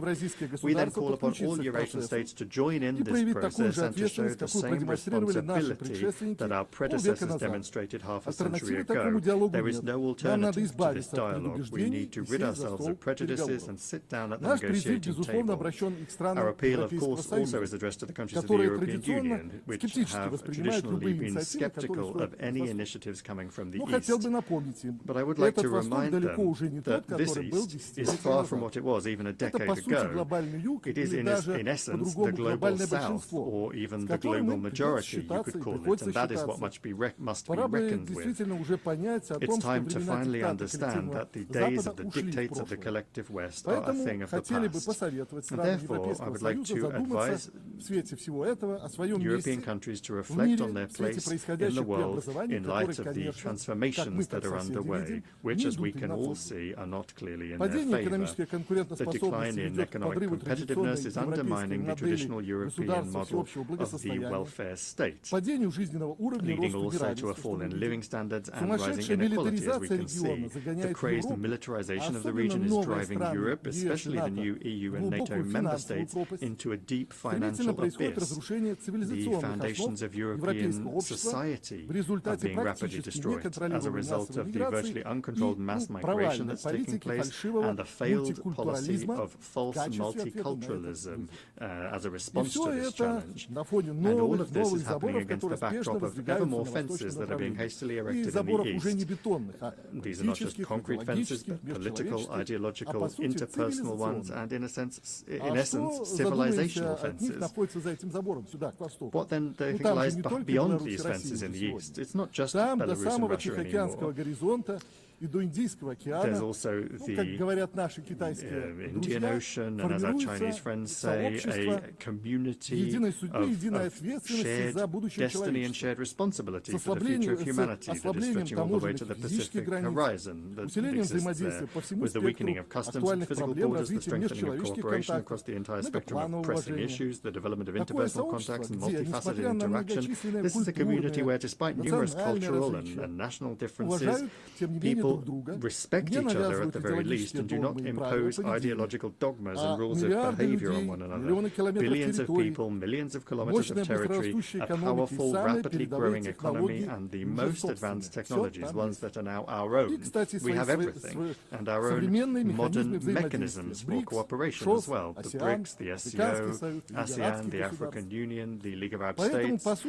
Therefore, in essence, all of these political and militaristic shenanigans by the EU on its eastern border and economic sanctions against us, these are all measures of harsh self-isolation that are driving EU countries even deeper into domestic economic and political crisis. And allow me to say again, this is self-isolation. If European elites intend to continue in the same vein, it will become even worse for the peoples of Europe. However, all of these problems can be solved if, instead of self-isolation, Europe accepts the concept of Eurasian cooperation and security on our vast continent.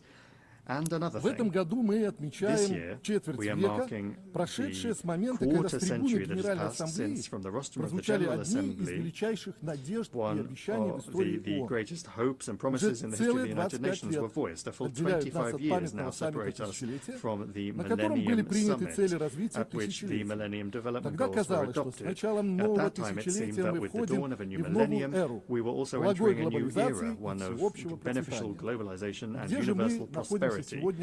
Where do we find ourselves a quarter of a century later? On the one hand, we have become even more interconnected and interdependent, and this is thanks to technological development, which is constantly changing the concepts of time and space. But on the other hand, multiple fault lines have emerged that completely negate all of the positives. Consider the following figures. In 2000, there were around 50 million displaced persons in the world. Today, there are more than 120 million. More than 1 billion people on the planet still live in multidimensional poverty. Conflicts in Ukraine, Palestine, Syria, post-war syndrome in Afghanistan, Iraq, Libya, and a number of other countries that is preventing the peoples of those countries embarking on the path of recovery. Large-scale military action against sovereign countries outside of any legal framework, trillions of dollars spent on mindless militarization. This is where we've ended up 25 years on instead of those hopes. Just consider the 6.5 decades of the economic blockade of Cuba, which has also been completely unjustifiably declared a sponsor of terrorism. And in the same vein is the story about some kind of drug threat from Venezuela, which is completely unfounded and unacceptable.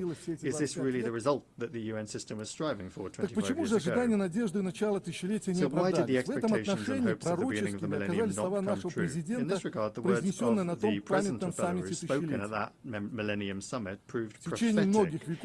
For many centuries, a small group of states has determined the fate of the world, viewing other nations as peoples as a disenfranchised mass. The past quarter century has shown that many in the West have been unable to abandon their centuries-old mentality. As a result, the West has not become a leader in the process of change, but rather a source of threats and losses.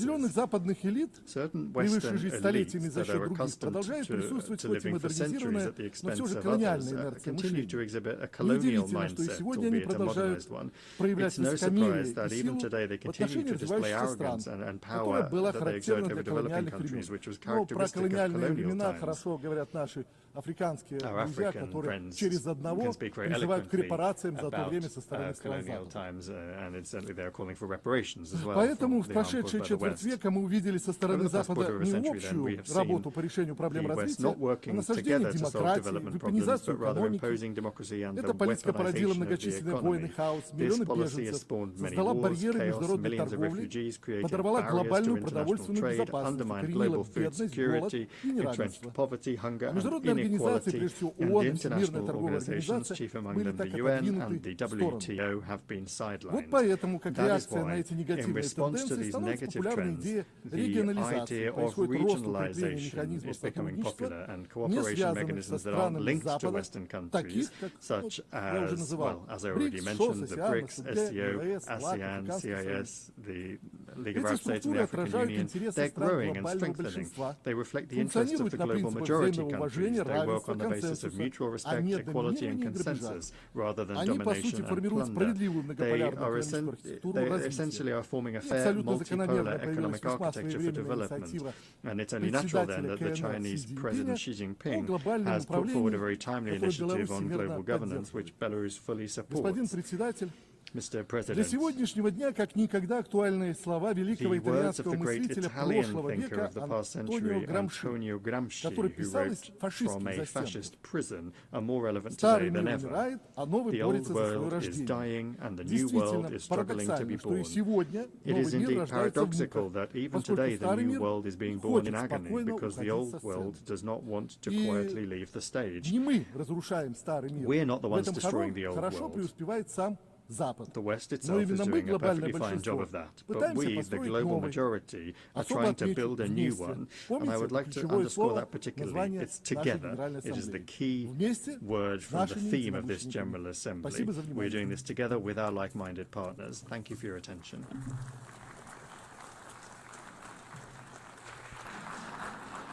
I thank the Minister for Foreign Affairs of Belarus.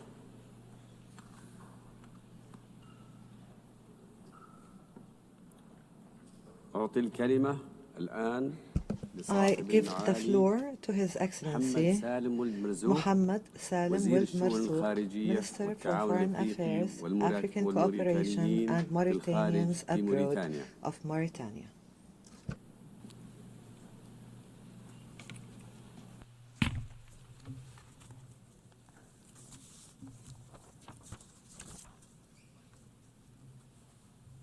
In the name of God, the merciful, the compassionate. Your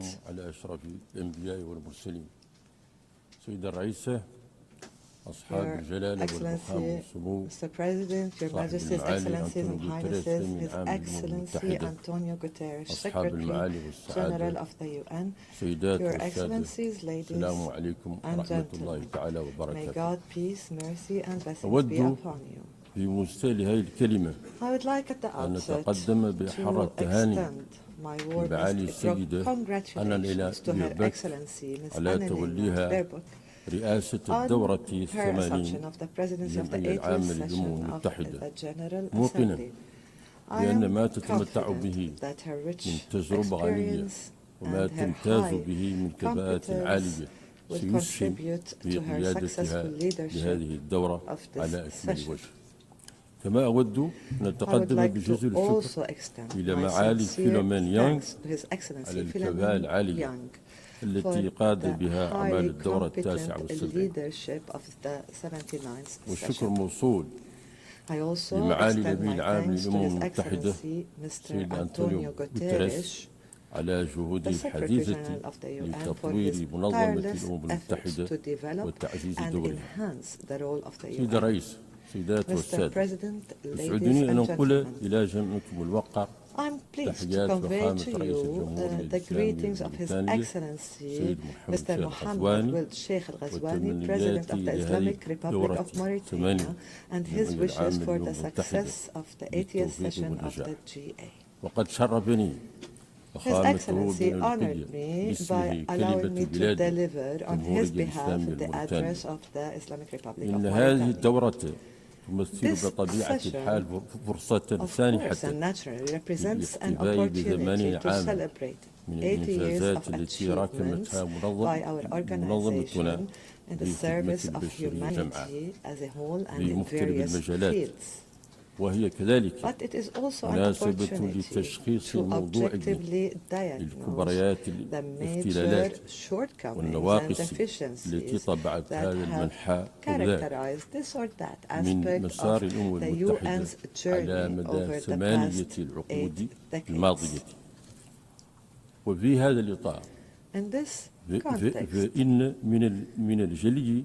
أن it is عالمنا clear اليوم that our world عبارة today عن consists عالمين of متباينين two contrasting realms, two أحدهما contrasting worlds. ينطلق بخطى One is سريعة rapidly advancing نحو الثورة toward the الصناعية fourth الرابعة industrial والذكاء revolution and الاصطناعي artificial intelligence, بينما الآخر while لا the يزال other للأسف remains يسير الفقر والتهميش. hostage to poverty and marginalization. وإن اتساع هذه الفجوة This gap, this باضطراد ever-widening في gap, ظل ما يطبع ضرب particularly in الراهن view of the current من تنامي context of growing النزاعات conflicts والحروب and wars, ليضع الإنسانية this gap أمام presents امتحان عسير a difficult test to humanity. يفرض علينا It requires us توحيد to الجهود unite our efforts لإبداع حلول to كفيلة devise solutions لتقليص هذه that are الفجوة capable of عبر narrowing this تحقيق gap تنمية by عادلة achieving وشاملة just and محورها الإنسان comprehensive وحقه human-centered بالحياة development and the right وإن of الشعار every human to a الذي dignified life. ينعقد تحته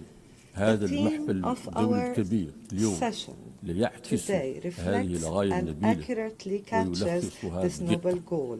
معا نحقق الأفضل. Better together, 80 80 عاما years and more وأكثر for من أجل peace, السلام development والتنمية and وحقوق human الإنسان. rights. سيد الرئيس، السيدات Mr. والسادة، President, ladies and إن gentlemen, الظرف العالمي الذي the تنعقد session فيه is هذه convened الدورة amidst a global بالغ context that is التعقيد extremely complex ومثقل and challenging. بالتحديات، ففيه We see تتوالى tensions, توترات wars, والحروب conflicts وبؤر that are النزاع في escalating in مناطق various مختلفة، regions. We وتتفاقم see التهديدات also the exacerbating الإرهابية effects of والكوارث terrorist threats الطبيعية and natural الناجمة disasters عن التغير المناخي، resulting from climate change. فتزداد معاناة البشر Human suffering is وتتضاعف increasing, الأعباء and the الإنسانية humanitarian على burdens شعوب on entire بأكملها populations are مما multiplying. يعرض الاستقرار This والسلم exposes الدوليين international peace لمخاطر and stability متزايدة to increasing ويعزز risks الحاجة and إلى reinforces دور the need أكثر for فعالية a more effective للمنظمة role الأممية. of the UN. وفي هذا الخضم Amidst تضع all حرب of الإبادة this, الجماعية the التي يتعرض genocidal لها war أهلنا being في waged غزة against our people in الضمير Gaza الإنساني is a true ومصداقية litmus منظمة test الرد to the الدولية human conscience عموما and the credibility أمام of the اختيار international المصير. system. ونحن في الجمهورية We in the الإسلامية Islamic Republic of Mauritania إذ ندد بحرب الإبادة لنجدد وقوفنا genocidal war and reiterate our جانب الشعب support الفلسطيني for the Palestinian مجددين people. التأكيد And بأن we stress العنف لا that يمكن violence أن يجلب السلم cannot أمن bring وسلم lasting peace and والسلام security. مستديمين، وإن And استقرار that الشرق stability الأوسط in the Middle East as a whole بمجمله يمر حتما depends inevitably on الشعب enabling the الفلسطيني brotherly الأبي Palestinian الشقيق people باستيفاء to حقه realize their بإقامة right to establish دولة an مستقلة independent state وعاصمة with East القدس Jerusalem الشرقية as its طبقا capital, للقرارات الدولية in line ذات with الصلة relevant international ومبادرة السلام العربي. resolutions and the Arab Peace Initiative. وفي هذا الإطار نعبر عن context, ارتياحنا We are لما pleased نلمسه to have seen من the ديناميكية momentum in في the العمل efforts على to recognize الاعتراف the بالدولة state of الفلسطينية Palestine. يجسدها That بقوة was powerfully التصويت الواسع demonstrated by the بالجمعية العامة للأمم المتحدة overwhelming لصالح vote إلى in the UN General Assembly in نيويورك favor of the New York Declaration on the implementation of the two-state solution, which was the outcome of the high-level international conference that was held in July 2025 at the initiative of the Kingdom of Saudi Arabia and the Republic of France. ولا يفوتني في هذا المقام I have here to thank on behalf of my country the Kingdom of Saudi Arabia and the Republic of France for organizing the aforementioned conference despite all the challenges and the obstacles. I commend the positions of those countries that have recognized the state of Palestine, and I hope that other countries will follow suit in upholding the principles of truth and justice until Palestine becomes a full member of the United Nations. وفي نفس هذا السياق In the same vein, my country reiterates its strong condemnation of the recent Israeli aggression against the brotherly state of Qatar, which constitutes a flagrant violation of this country's sovereignty and of all international norms and conventions. We also affirm our support for peaceful solutions in Libya, Sudan, Yemen, and Syria. We support all international efforts regarding Western Sahara. And we call for a negotiated end to the Russia-Ukraine war to spare the world further tragedies. At the same time, we commend the peace agreements between Rwanda and the Democratic Republic of Congo on the one hand and between Pakistan and India on the other. Mr. President, ladies and gentlemen, in a world where conflicts, poverty, disease, climate change are burdening humanity, the need is more urgent for more just and effective international and global political, economic and health governance that places and prioritizes human life and dignity. This can only be achieved through a balanced reform that restores confidence in the United Nations and renders the organization more capable of fulfilling its noble purposes and goals of safeguarding peace and security and building a more equitable world. Accordingly, my country renews its commitment to the legitimate demands of our African continent as set out in the Eswatini Consensus for Equitable Representation in Global Governance Structures. We call the international community to support developing countries in addressing challenges of food security, climate change, the problem of debt, and to support their efforts towards achieving the Sustainable Development Goals. Mr. President, ladies and gentlemen, the Islamic Republic of Mauritania places a high priority on the strengthening of the rule of law and good governance, the consolidation of values of justice and equality as its top priority. Therefore, we have implemented a range of strategies and reforms aiming at promoting transparency in the management of public affairs, reforming and enhancing the independence of judiciary, supporting the role of the parliament in oversight and accountability. This will ensure the fighting against corruption and the protection of rights and freedoms, as well as strengthening the trust among the different national components. In the same context, and in an attempt to reinforce our status and image as a land of stability and consensus and the state of law, His Excellency President Mohammed Al-Ghazwani has chosen to make dialogue a constant approach in managing all public affairs, making sure to engage all Mauritanians and consolidate good governance. In terms of social cohesion, protection of social cohesion, that is, my country is placing development at the service of citizens everywhere through structured programs that embody spatial justice. It is building dams, constructing schools, establishing health centers, providing the foundations for a decent life for thousands of families in villages and cities and rural areas, strengthening national solidarity in full harmony with the process and in parallel with the process of consolidating the rule of law and the foundations of good governance. We have a comprehensive health coverage program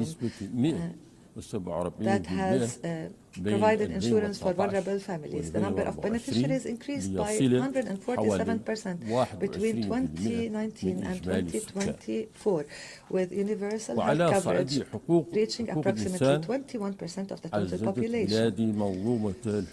As for human rights, my country has strengthened its human rights frameworks and systems by combating the effects of slavery in all its forms and confronting human trafficking through well-established legal and institutional mechanisms.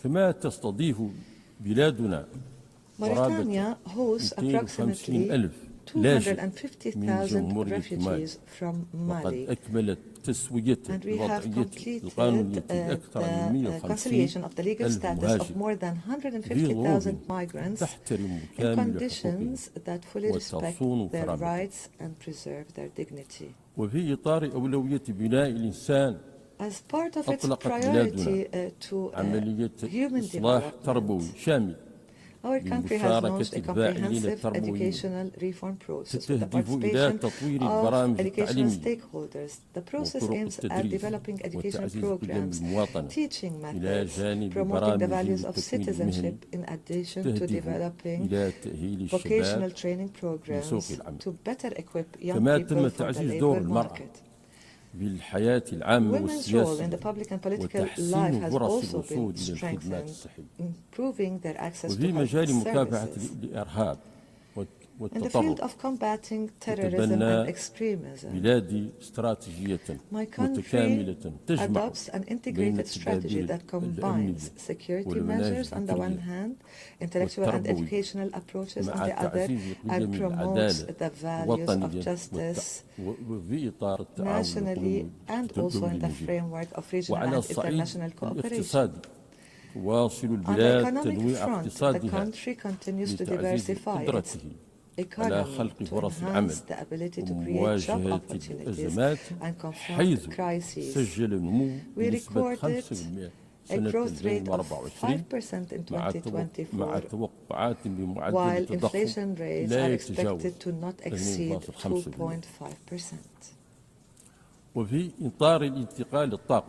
In terms of energy transition and sustainable development, the country has witnessed the launch of major projects, including a 300 million hybrid renewable energy plant and the adoption of a clean hydrogen law and the signing of major international agreements, in addition to the launch of the World Bank-supported DREAM project. Our efforts continue also to combat desertification and preserve biodiversity, and we look forward to actively participate in the COP30 Climate Summit in Brazil and to advance the fulfillment of international commitments to reduce emissions and finance climate change adaptation. Mr. President, ladies and gentlemen, the Islamic Republic of Mauritania is committed to work on strengthening multilateral cooperation and reform the international political and financial governance system in a manner that strengthens our collective ability to achieve sustainable development.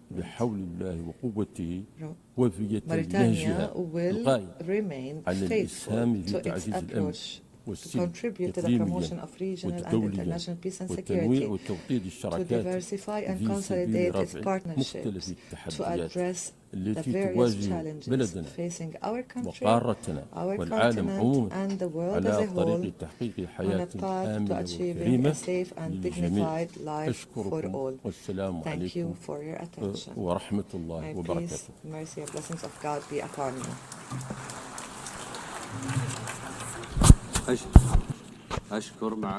I thank His Excellency Minister for Foreign Affairs, African Cooperation and Mauritanians Abroad of Mauritania.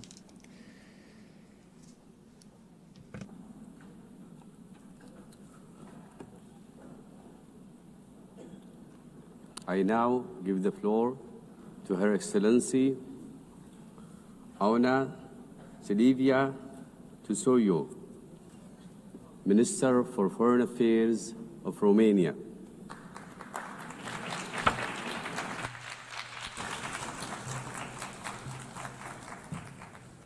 Excellencies, our very presence here today, representing our countries together in the same room, part of the same conversation, is in itself a deep expression of our commitment to multilateralism.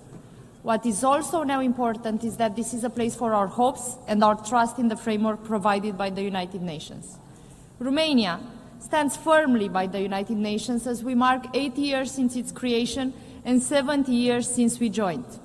And yes, we do celebrate, and we are proud of both our membership and the history, the mission, and the work of this organization. But we also have a duty to see what works, to see also what does not work, and to act accordingly. We are living in troubled times, without precedent in history. People say that we want to prevent war, but war is very near to us. People say that we want to live under the reign of international law, but the world assists impassively to its repeated violation. I have heard similar statements many times in the interventions here of world leaders in the United Nations plenary, that we live and we face unprecedented times. However, the phrase that I just mentioned does not belong to me, and it is not about 2025. It was said by another Romanian Minister of Foreign Affairs, almost a century ago, by the Romanian diplomat Nicolae Titulescu, twice President of the General Assembly of the League of Nations. He was himself an advocate of collective security, speaking to the world in an attempt to prevent the escalation towards war, in an attempt to ensure that multilateralism has the power to fulfill a vision for peace. We all know here what is the history of the League of Nations, but we also know here that we must not repeat it. The United Nations must not share the same fate. Today, the world does not assist impassively. The world is here, present, involved, committed to peace efforts. We are here to ensure that aggressors can no longer replace the rule of law with the rule of the mighty. Romania remains a staunch supporter of international law. We lead in promoting the universal jurisdiction of the International Court of Justice. This is particularly so after the International Court of Justice rendered its advisory opinion on the obligation of states in respect of climate change this July. We call on the states here today to join the declaration of promoting the universal jurisdiction of the ICJ launched by Romania. Looking at the international peace and security, our aspirations remain the same as those of Titulescu, remain the same as those that were 80 years ago, 70 years ago. For almost 4 years, we have been witnessing a fully fledged war of aggression against Ukraine, started by Russia, uninvited and unprovoked. A war that has unleashed the greatest security crisis in Europe in recent history and challenged the rule-based international order. We must respond to that challenge. The latest violations of the sovereign airspace of Poland, Estonia, Denmark, and of my country, Romania, by reckless actions aimed to provoke, were condemned by many other countries here in New York at the UN Security Council, and we are grateful for that. We once again proved together that provocations meant to destabilize our alliances and to put pressure on our unity have achieved the exact opposite. Any common challenge unites us more. We know and reaffirm that we are stronger together, that the prosperity of any of us is based on the security of all of us. The war in Ukraine, which is carried out both conventionally and hybrid by Russia and its allies, potentially might affect the maritime security in the Black Sea area, and it challenges already the resilience of the neighboring states. We, the United Nations, must act with the conviction that a just and lasting peace in Ukraine is in everybody's interest. We welcome the ongoing US and European leaders' efforts in that respect, and we urge for an immediate, complete and unconditional ceasefire. We also consider that the recent statements of President Donald Trump and that of European leaders are also an acceleration needed towards peace. In the meantime, Ukraine continues to need our support and our solidarity. In full accordance with the UN Charter Ukraine has the right to protect its sovereignty, its independence and territorial integrity, and has the support of its people to do so. Romania's support has been substantial and multifaceted, and we will continue to stand with Ukraine for as long as it is needed, because their security, peace there, is also connected directly to our own security and prosperity. The government of Romania supports the pursuit of justice and accountability on the brutal war of aggression of the Russian Federation against Ukraine. Looking at the global map, we are also concerned about the escalation of tensions and conflicts in the Middle East. An immediate ceasefire in Gaza, the unconditional release of all hostages, as well as adequate humanitarian assistance, are merely the first steps towards a permanent end to hostilities. We fully support mediation efforts towards these goals. We also need to maintain a political horizon for the implementation of the two-state solution. Romania supports this approach for over 3 decades as the only viable basis towards a just, comprehensive, and lasting peace in the Middle East. We also remain concerned about developments on the African continent, and we do reiterate our commitment to the stability of the region. A continent with such a large young population needs to give them the right to hope, to plan, and build their future in peace. But there is a decrease of the UN peace and security footprint around the world in the exact time while conflicts sometimes have no end in sight.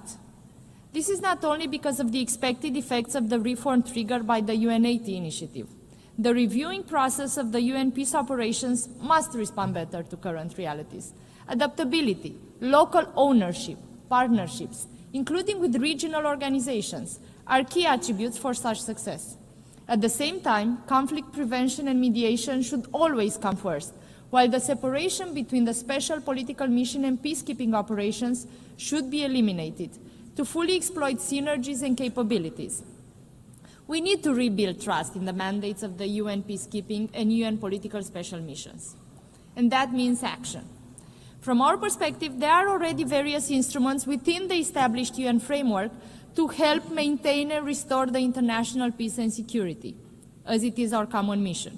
For example, the Global Nuclear Non-Proliferation Regime is one such key instrument, and the constructive cooperation of the member states with the International Atomic Energy Agency is essential. That is why Romania has also resumed our role in its leadership.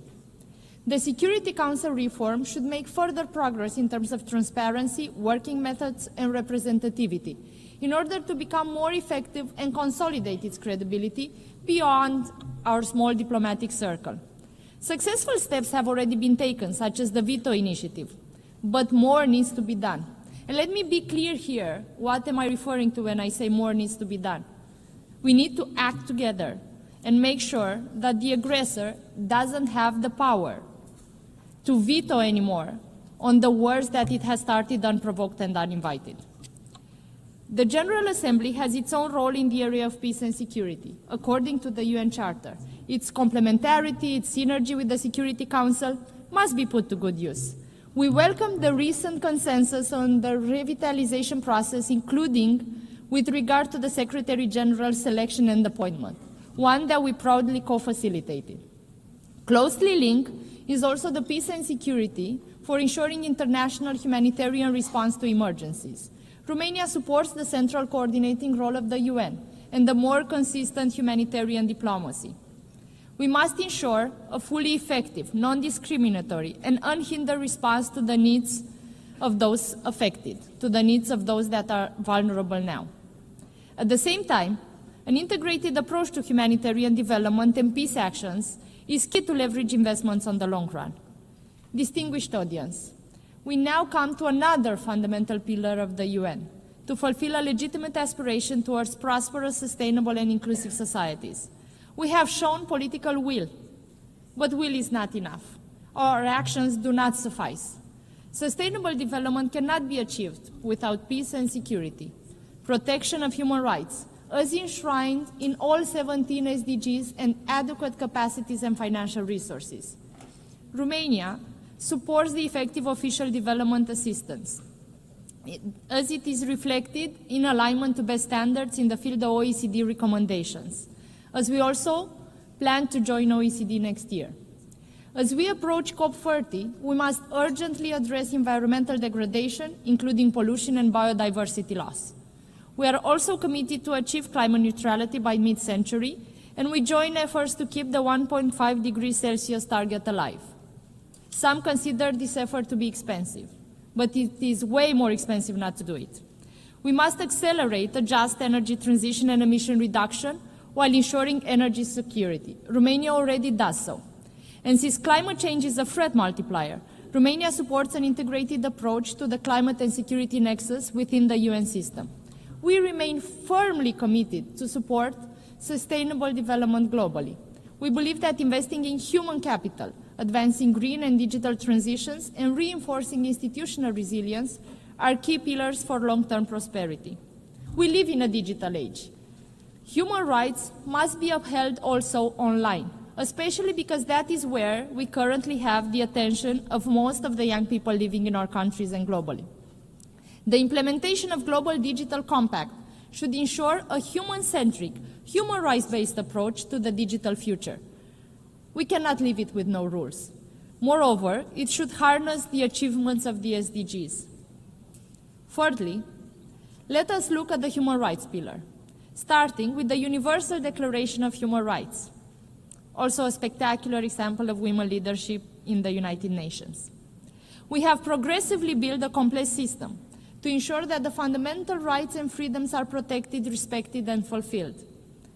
Our shared values and goals are still not met, but we have the necessary means at our disposals. Romania believes we can succeed if we continue to uphold the universality, indivisibility, and interdependence of all human rights. We cannot dilute existing commitments. We cannot afford to accept pushbacks. We must ensure adequate, predictable, and sustainable funding for human rights. That is the only way. Each of us has the ability, but also the responsibility to act, since human rights, democracy, and the rule of law come hand in hand. Furthermore, the civic space is a vital component of resilient and democratic societies. We have witnessed this firsthand in Romania as well. It is essential that we rely on civil society. Romania advocates for the meaningful participation of civil society actors and human rights defenders in all UN human rights processes. The voices of youth must be heard. Gender equality in law, but also in practice, must remain a priority and is a priority for my country. We are imperfect in following that priority, but we are doing our best. We celebrate now 30 years since the adoption of the Beijing Declaration and its platform for action. And we must show real progress in terms of gender parity, combating discrimination and harmful stereotypes, eliminating pay gaps, as well as violence and abuse. We look forward for the upcoming session of the Commission of the Status of Women to deliver results on the implementation of the Beijing Agenda further. Romania welcomes the adoption of UN Convention Against Cybercrime, which will contribute to preventing and combating the misuse of technology, besides safeguarding fundamental rights and freedoms. We have actively contributed to its negotiation, and we believe that many international and regional instruments should be used in its implementation. For example, Cybercrime Program Office of the Council of Europe from Bucharest has achieved major impact worldwide. It has benefited more than 140 countries since its creation a decade ago. The Southeast European Law Enforcement Center, also hosted by my country, has brought an important contribution in the fight against transnational crime in all its forms, in the region and beyond. We should also bear in mind that disinformation with malign intent has dire consequences for democracies. They have tried to influence our democracy at home in Romania, and they have failed.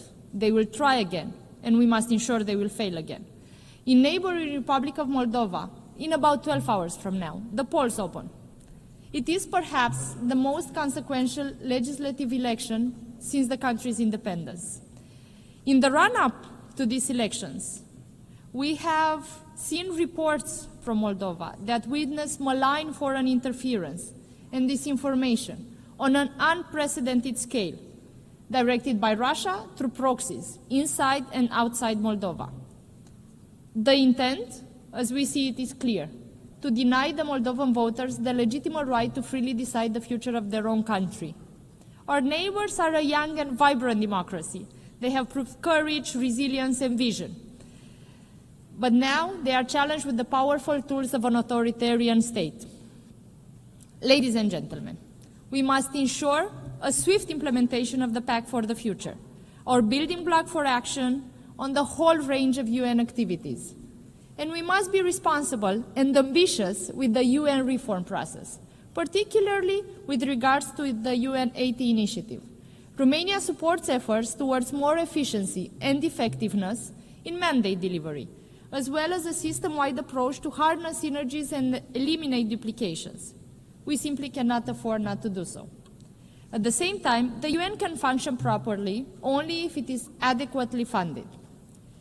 In conclusion, I would like to renew our support to the UN system for a better world and a prosperous future.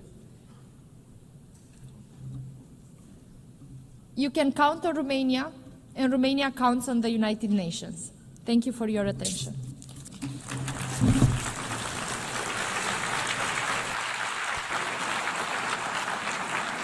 أشكر وزيرة خارجية رومانيا. Her Excellency, the Minister for Foreign Affairs of Romania.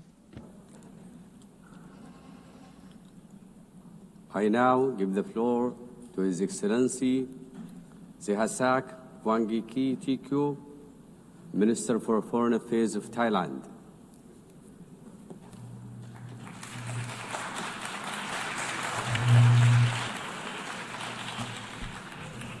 Mr. President, Excellencies, distinguished delegates, at the outset, I would like to congratulate you, Mr. President, Madam President, on your assumption to the presidency of the 80th session of the General Assembly.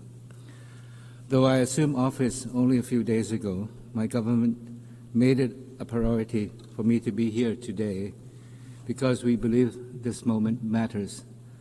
This 80th anniversary of the United Nations comes at a time when the UN is at a crossroad, facing critical challenges.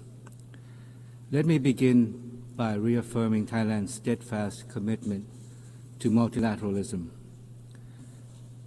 There is no doubt that the world still needs the UN, and the UN needs all of us.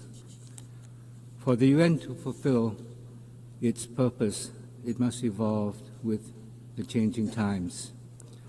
Thailand, too, stands at an important crossroads, facing pressing challenges at home with no time to lose. Our vision reaches beyond our borders to the world at large, for we, like all nations, aspire for a peaceful, just, and inclusive world. It is in this spirit that Thailand stands ready to play a constructive role in shaping a United Nations that is truly fit for purpose, delivering peace, development, and human rights for all. Madam President, this year's general debate theme, Better Together, reminds us that the United Nations is strongest when we act together as one. First, we must unite as one community. 80 years ago, our community of nations adopted the UN Charter with hope for peace. Yet today, we face a world increasingly divided by protectionism, fragmentation, conflicts, and climate change that spares no nation. The war in Ukraine, now in its third year, continues to bring immense suffering and destruction. Likewise, the horrendous suffering in Gaza, where innocent civilians, especially children, are paying the heaviest price, weighs heavily on our collective conscience. It is a stark reminder that when peace is broken, the human cost is borne not only by nations, but by ordinary people whose lives are torn apart. As one community, every nation shares the responsibility to promote global peace and security. And this responsibility must be inclusive.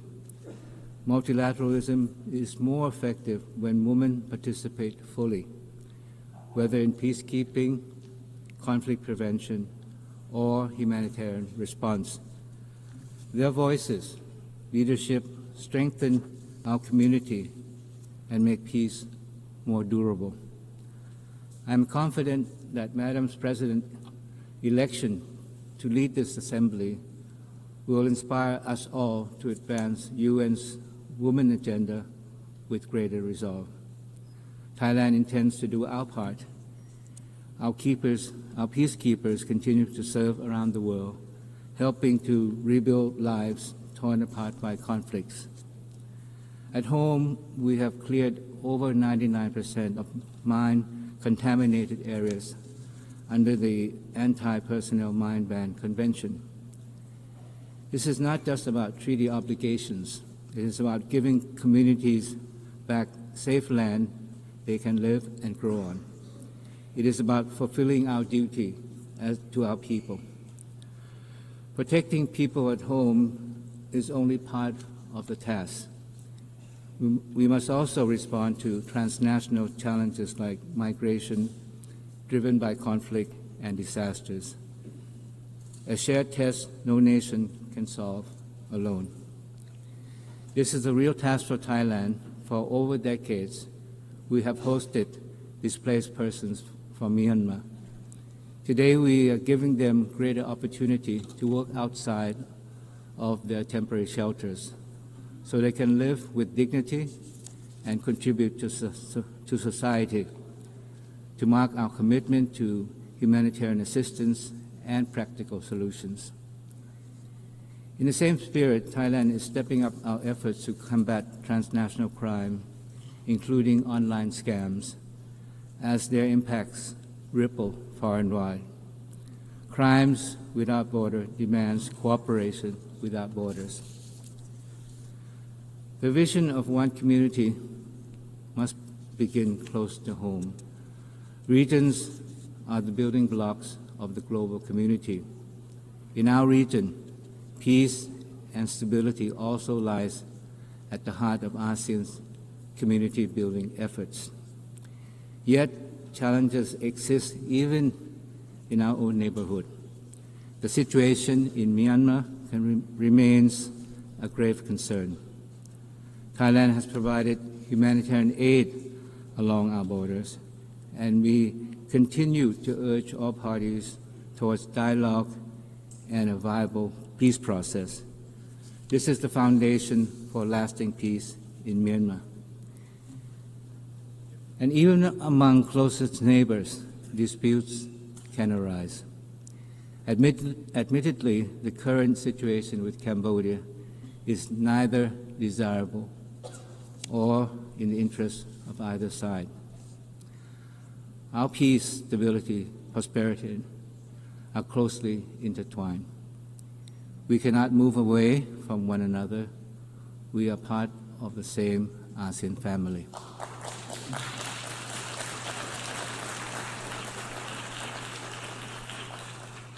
This morning, I intended to say something different and positive, reflecting hope for the future. But I had to rewrite the speech because of the most regrettable remarks by my Cambodian colleague. To my dismay, Cambodia continues to present itself as the victim. Time and time again, it has portrayed its own versions of the facts, which does not hold up to scrutiny because it is simply a distortion of the truth. We know that who are the real victims. They are Thai soldiers who have lost their legs from landmines, children whose schools were shelled, and innocent civilians who were shopping that day at the grocery store that came under attack from Cambodian rocket fire. Yesterday, I met my Cambodian colleague in the very hall of the United Nations. We talked about peace, dialogue, mutual trust, and confidence. This was emphasized later at the informal four-party consultations organized by the United States. We appreciate President Trump's dedication to peace. But unfortunately, what was said today by the Cambodian side was completely opposite to what was said yesterday at the meeting. It reveals the true intention of Cambodia. These allegations were so far-fetched that they make a mockery of the truth. From the beginning, Cambodia initiated the conflict with the intention to expand a border dispute into a national conflict and to further internationalize it, as was the case again this morning. The villages referred to by my Cambodian colleague earlier are in Thai terror, full stop. In fact, they exist because Thailand made the humanitarian decision to open up our borders in the late 1970s for hundreds of thousands of Cambodians fleeing the civil war in their country to seek shelter in Thailand. We made this decision out of compassion and humanitarian principle. And as a young diplomat, I witnessed the scene myself. Although the civil war has ended and the shelters were closed, the Cambodian villages have expanded over the decades. And despite Thailand's repeated protests, Cambodia has ignored those requests to address this encroachment. And when peace returned to Cambodia after the 1991 Paris Peace Agreement, we were there to rebuild and to rehabilitate the Cambodian nation to sustain peace. We built homes, roads, hospitals, because peace in Cambodia is in Thailand's interest. This is what neighbors should do for one another.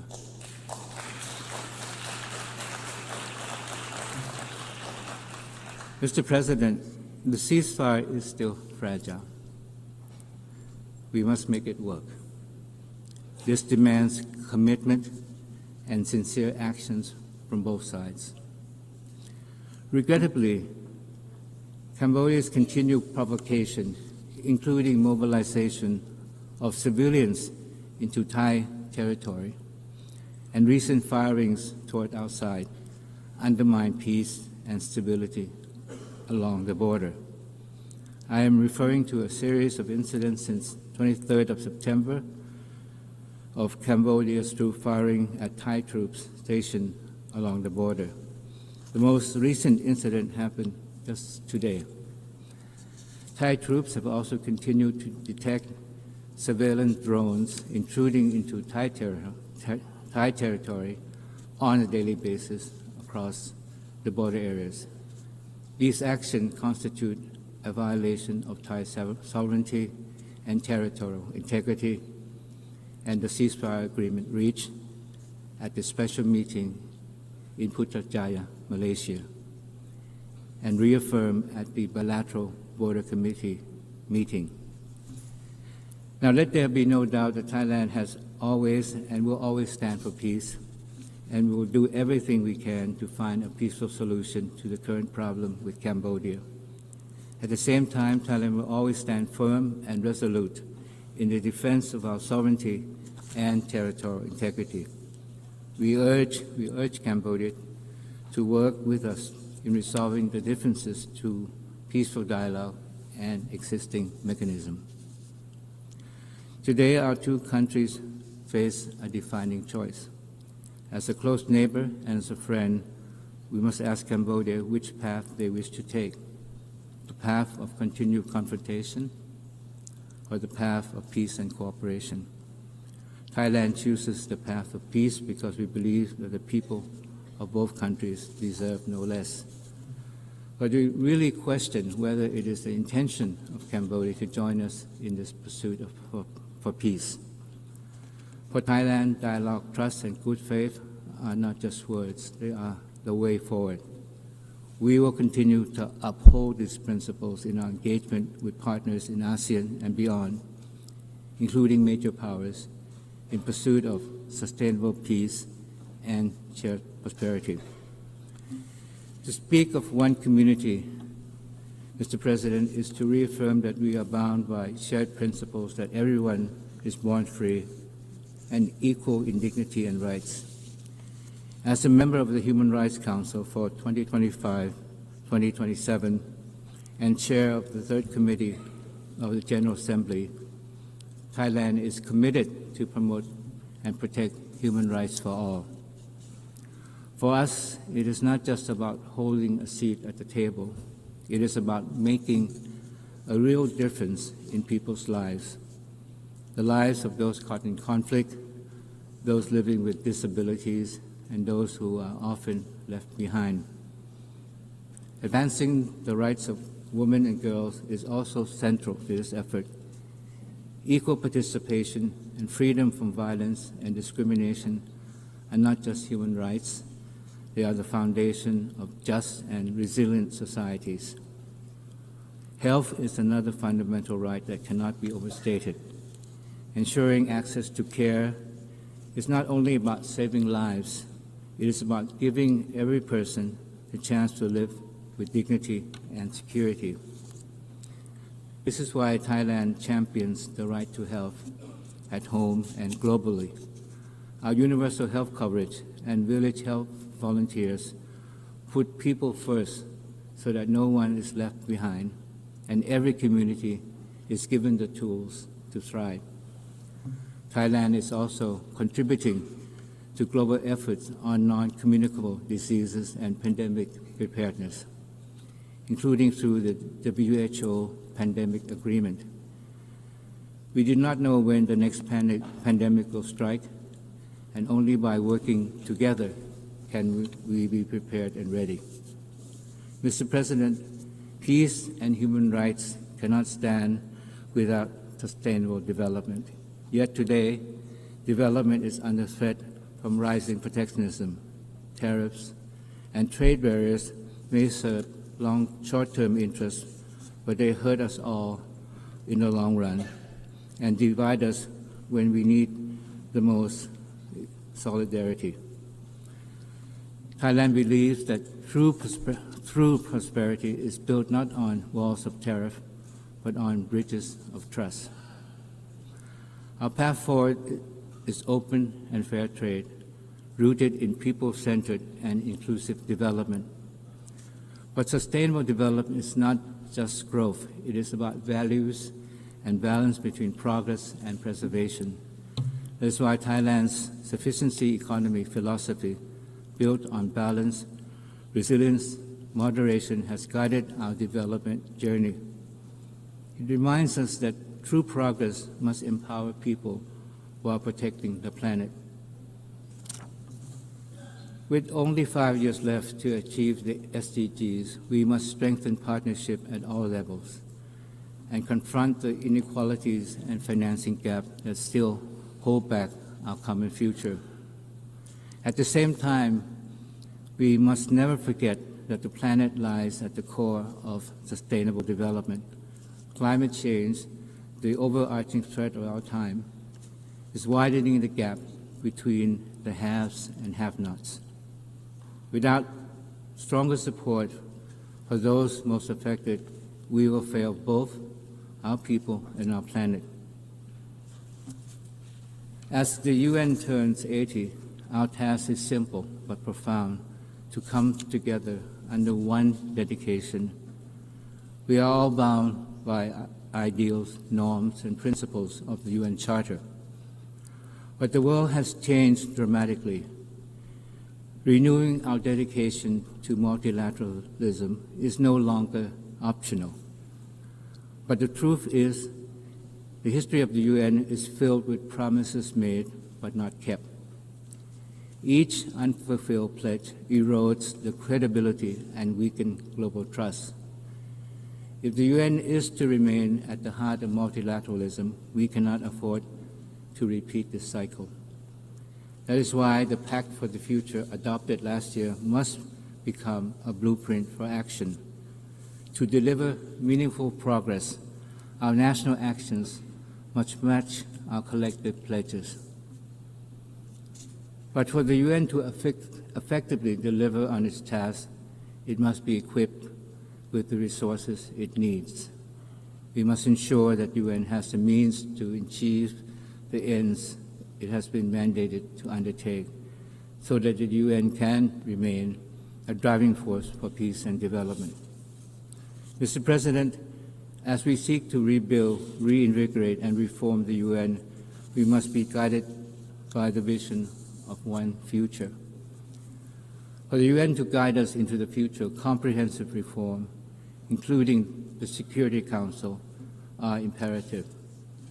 The UN must be more representative, transparent, accountable, and also fit for the future, coherent in action, relatable to people, and adaptive to change. That is why Thailand strongly supports the UN 80 initiative. It is not just about closing financial gaps, but a once-in-a-lifetime chance to make the UN reconnect with the people it serves. But as we strengthen the UN, we must recognize its limit. The UN cannot do everything, and multilateralism is bigger than the UN alone. It thrives when rooted in strong regionalism. Regional institutions are the first responder to crisis, builders of trust among neighbors, and the bridge between global commitments and local realities.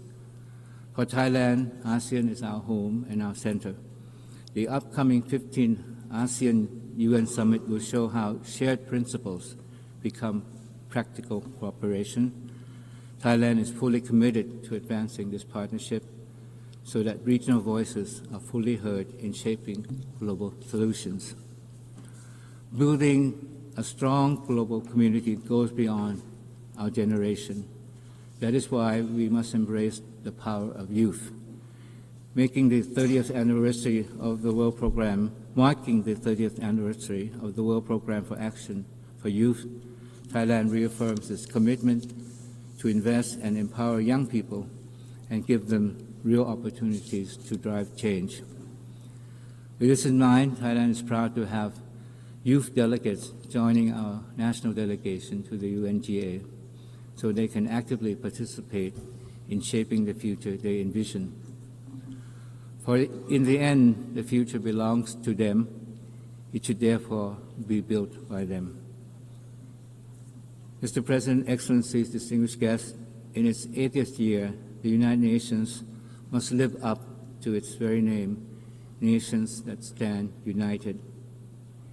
We gather here not only in celebration of what has been achieved, but to look ahead to what more we can accomplish together. The lessons of 80 years is clear. We are strongest when we stand as one community, bound by one dedication, and united in shaping one future for all. This is the true meaning of better together as one. Thailand pledges to do our part, and more than that, we challenge ourselves and all our friends here today to turn words into deed. That is how we will make the next 80 years better than the last. Thank you very much.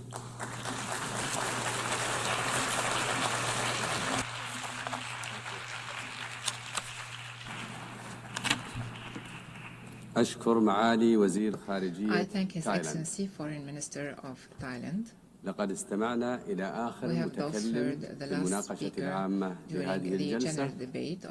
تعقد الجلسة العامة التالية التي تتواصل خلالها المناقشة العامة بعد رفع هذه الجلسة مباشرة. رفعت الجلسة. أعلن افتتاح الجلسة العامة 13 للجمعية العامة. تواصل الجمعية العامة النظر في البند 8 من جدول الأعمال المعنون مناقشة عامة. أعطي الكلمة الآن لصاحب المعالي لوكا بيكاري وزير الخارجية والشؤون السياسية والتعاون الاقتصادي الدولي والانتقال الرقمي في سان مارينو.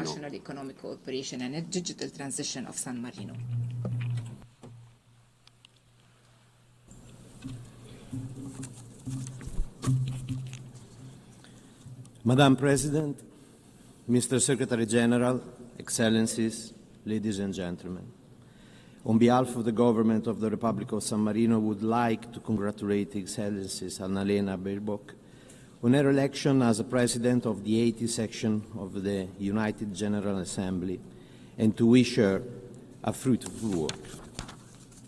The Republic of San Marino supports the priority of your program and ensure you, Madam President, full cooperation in all works of the General Assembly. I would also like to extend my special thanks to Secretary General Antonio Guterres for his energy and determination in leading the United Nations in these difficult and challenging times. Madam President, we are meeting at a moment of profound global transformation.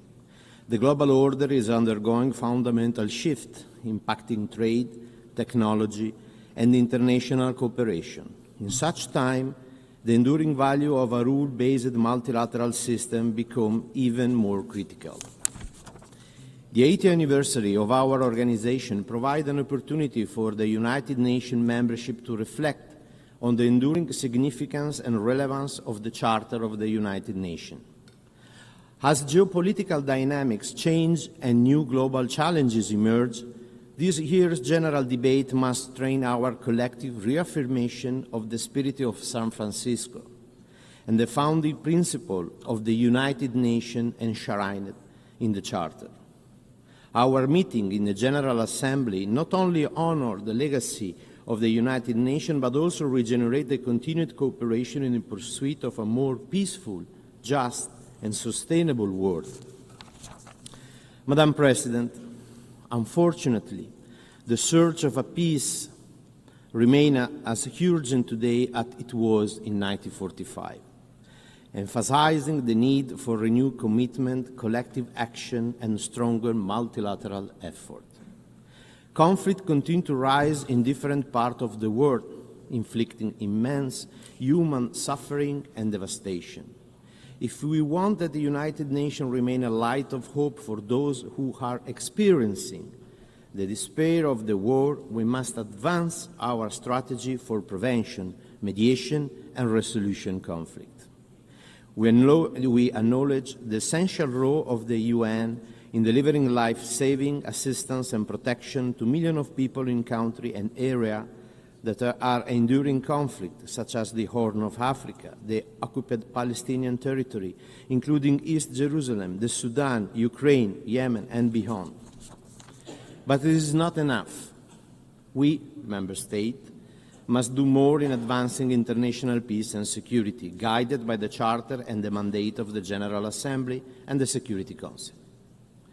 The war of aggression against Ukraine brought dramatic consequences for the civilian population, including civilian death, destruction of vital infrastructure, and massive displacement.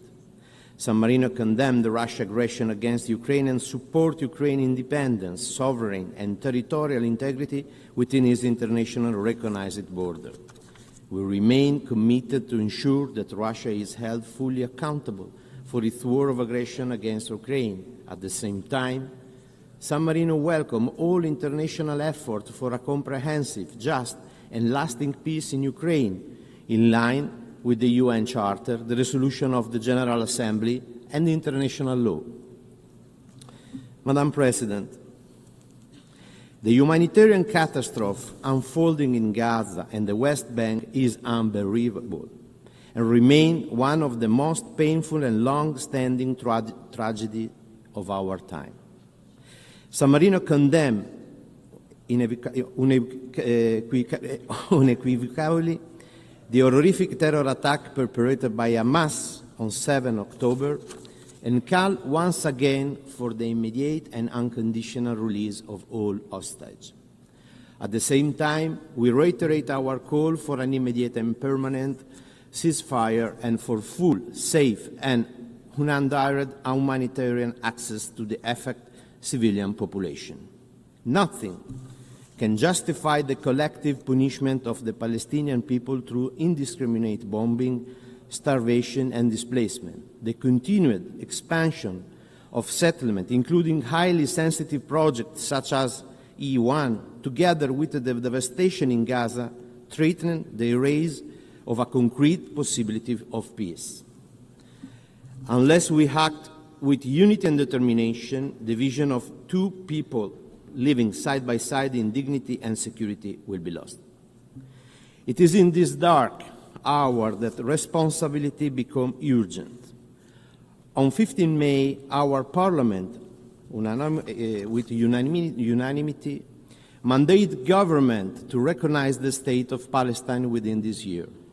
Today, before this Assembly, we announce the fulfillment of that mandate. San Marino officially recognized the state of Palestine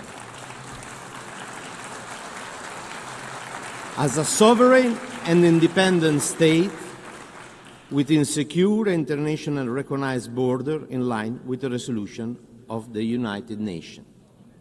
Having a state is the right of the Palestinian people. It is not and can never be a reward for Hamas. This decision is consistent with the message delivered last July at the high-level conference co-chaired by France and Saudi Arabia, and with the New York Declaration, which call on states to take concrete and reversible steps. By joining today the group of countries that move from word to action, San Marino intends to send a strong political and diplomatic signal. Recognition of Palestine is essential to reaffirm that peace must be built on justice and equality. San Marino will also continue to support Palestine's admission as a full member of the United Nations.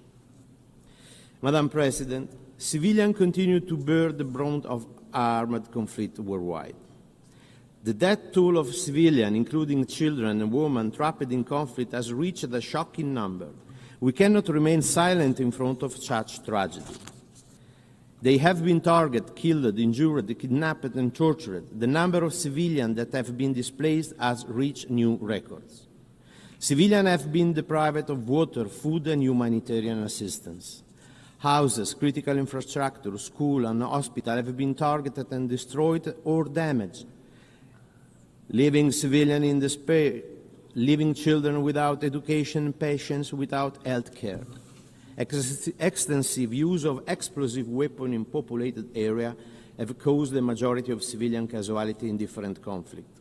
San Marino condemns such attack and calls on all states to support and implement the political declaration on explosive weapons in populated areas. San Marino is deeply concerned about violence against children, particularly children in situations of conflict. As we celebrate the 20th anniversary of Security Council Resolution 1612, San Marino renews its commitment to the CAAC agenda and supports the role of the Special Representative for Children and Armed Conflict. We are particularly worried about the high number of grave violations against children that have been reported, the denial of humanitarian access, killing and maiming of children, and the recruitment and use of children, abduction, rape, and other forms of sexual violence. San Marino calls on all armed forces and armed groups to constructively engage with the United Nations for reaching and implementing action plans to end and prevent grave violations against children in accordance with their obligation under the international law. San Marino also firmly condemns attacks on schools and hospitals, as well as their use for military purposes. We reiterate our support for the Safe School Declaration. Educational facilities should be a safe place for all children, students, and teachers. We call on all member states to ratify the optional protocol to the Convention on the Right of the Child on the involvement of children in armed conflict. We also encourage all parties to support other important tools, such as the Paris Principle and Commitment and the Vancouver Principle. San Marino reiterates the importance of accountability for all violations against children. Impunity for the perpetrator of grave violation is not acceptable. The international community has the duty not only to stop and prevent this violation, but also to assist child victims and to work for their reintegration. Regrettably, Violence has increased also against humanitarian actors and journalists. Humanitarian personnel and aid workers are being killed in unprecedented numbers. Attacks against humanitarian personnel, aid workers and journalists must end, and they are illegal and unacceptable. San Marino firmly condemns such attacks and cannot remain silent against the fact that impunity is becoming the new normal. Attack on humanitarian personnel cannot be tolerated. San Marino has recently endorsed the Declaration for the Protection of Humanitarian Personnel, developed by Australia with a group of countries. This declaration demonstrates a strong political will to protect humanitarian personnel and to uphold compliance with international law. The urgency and uncertainty underpinning the current international context are jeopardizing progress towards sustainable development. San Marino is concerned about the crises that are precluding progress on the SDG, particularly where terrorism, regional conflict, acts of aggression are unraveling the year of achievement. Sustainable development must remain high on our agenda. The Pact for the Future, adopted last year, is a crucial opportunity to reinvigorate multilateralism and turbocharge the SDG and the 2030 Agenda. We believe that monitoring and evaluating the Pact is a decisive part of the implementation, as it not only enables to access progress, identify gaps, and make the necessary adjustment, but also help ensure that our collective commitment lead to tangible results. With the 2030 Agenda as our collective roadmap, we must act to reverse the current backsliding in the implementation of the SDG. These include enhanced mobilization of financial resources from all sources in order to contribute to eradication of poverty, social inclusion, stronger partnership, and a collective commitment to leave no one behind. Financing for sustainable development remains an essential priority. San Marino welcomed the Seville commitment adopted at the 4th International Conference on Financing for Development, concluded in Spain, which promote investment in sustainable development, address the debt crisis afflicting many of the world's poorest countries, and give developing countries a stronger voice in the international financing architecture. We need to strengthen a rule-based and equitable financial system that ensure a more effective and inclusive global economic governance. We are concerned by the multiple interlinked crises that are punishing our world over the brink, especially developing countries. The triple planetary crisis of climate change, biodiversity loss, and pollution must remain at the center of the UN agenda. Climate change and environmental degradation lead to increased instability and conflict, as well as to human suffering, lack of sufficient accessible fresh water, food insecurity, internal displacement, and forced migration. An urgent collective action is required to fully implement the Paris Agreement and keep the 1.5 degree temperature goal within reach. We must accelerate the transition away from fossil fuel and ensure a global, just, and inclusive green energy transition. Halting and reversing biodiversity loss and reducing pollution must remain solid priority of the UN, as healthy ecosystems are vital for achieving the SDG. Malnutrition, unhealthy diets, unsustainable agriculture, and most alarming, the threat of famine caused primarily by ongoing conflict and negative consequences of climate change take a terrible toll on human suffering. Addressing food security must also be at the core of the work of the UN.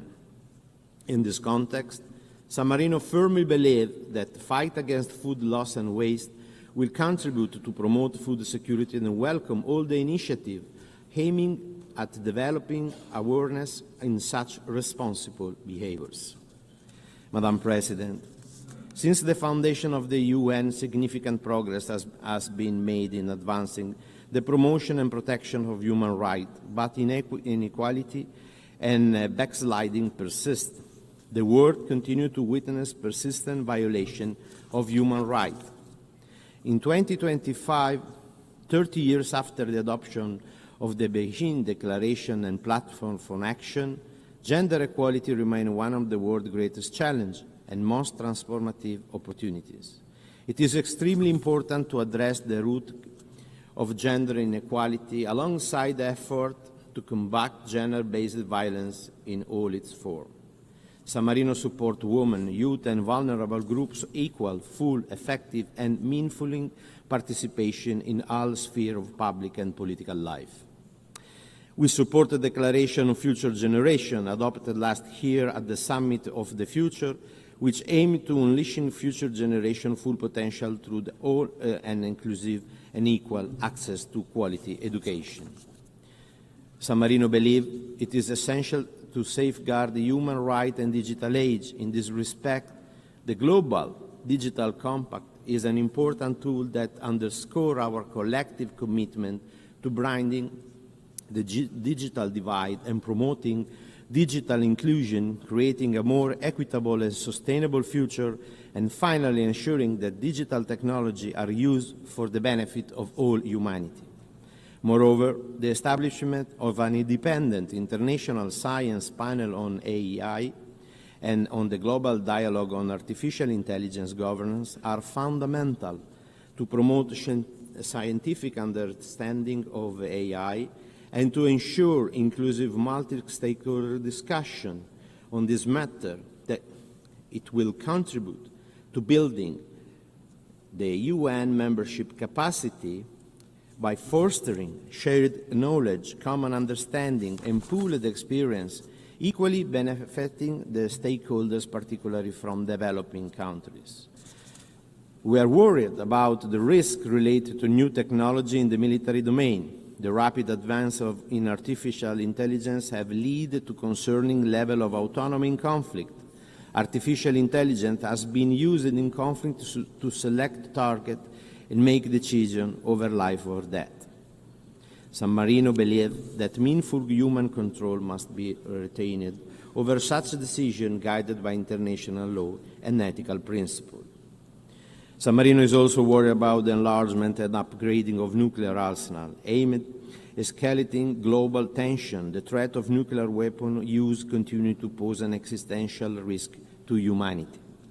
Furthermore, we are witnessing an unprecedented rise in global military expenditure. We are walking on a dangerous and unpredictable path. We need to redirect our effort on multilateral system, renewing our commitment to peace through diplomacy. Madam President, multilateralism and our international order stand on the principle of justice and international law. However, in this recent year, we have witnessed a progressive erosion of international law and the rule of law. San Marino believes in the principle that the true rightness is based on fairness and ethics, not on brute force. The rule of law exists for this reason, to ensure that all states, regardless of their power, are held accountable, that a rule-based international order with the Charter at its center is our best guarantee against chaos and war. Thanks to its unique role at the center for setting goals, the United Nations serve the collective interest of all nations and people, transcending any individual state. San Marino reaffirmed its commitment to multilateralism, with the United Nations at its center, and in particular in the framework of the General Assembly, as the most representative body of the United Nations on account of its deeply democratic nature, universal participation, and undisputed legitimacy. Accountability is an integral and essential part of the multilateral system.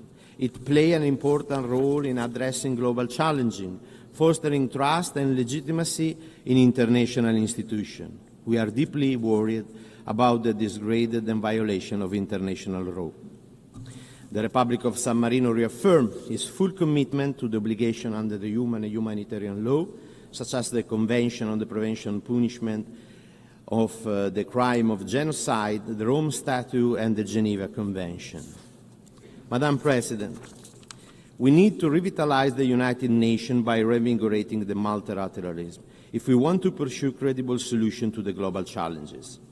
The SDG, the 2030 Agenda, the Pact for the Future and the Sevilla Commitment are recent testimonial to our joint commitment and to what multilateralism can deliver.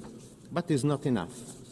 It is essential to rebuild trust in the potential of the organization, in its leadership, and most of all, trust between its members and all the stakeholders. Reform must remain the center of our action because they are crucial to future world stability and maintenance of international peace and security. The UN 80 initiative, launched last March by Secretary General, must be an inclusive reform process capable to deliver innovative solutions. Its purpose is to make the UN more efficient, integrated, effective, and tackling complex global challenges and adjusted to the financial reality. We believe this reform effort should preserve the integrity and balance of the three UN pillars on an equal basis and continue to primarily support those most in need as well as those affected by crisis, disaster, and armed conflict. In conclusion, Member States must assume their responsibility, including that of making our organization able to fulfill its mandate, which is to protect the citizens of the world. It is essential to find new ways of working together and to ensure that multilateral institutions will be able to address the rapid change taking place. I would like to reiterate the strong support of the Republic of San Marino to all initiatives aimed at implementing the principle enshrined in the Charter of the United Nations. Thank you.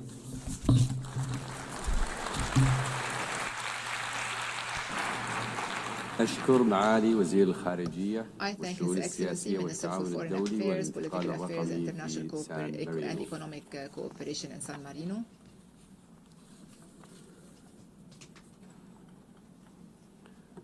والآن يشرفني أن أعطي الكلمة صاحب السمو الأمير فيصل بن فرحان آل سعود وزير خارجية المملكة العربية السعودية.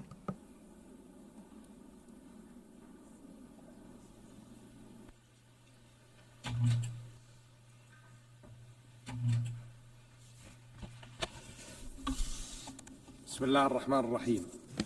In the name of Allah, the most gracious, the most merciful. معالي رئيس الجمعية العامة للأمم المتحدة، معالي الأمين العام للأمم المتحدة، الحضور الكرام، السلام عليكم ورحمة الله وبركاته. نود في البداية أن نهنئ معالي السيدة أنارينا بيربوك لانتخابها رئيسة للدورة 80 للجمعية العامة للأمم المتحدة.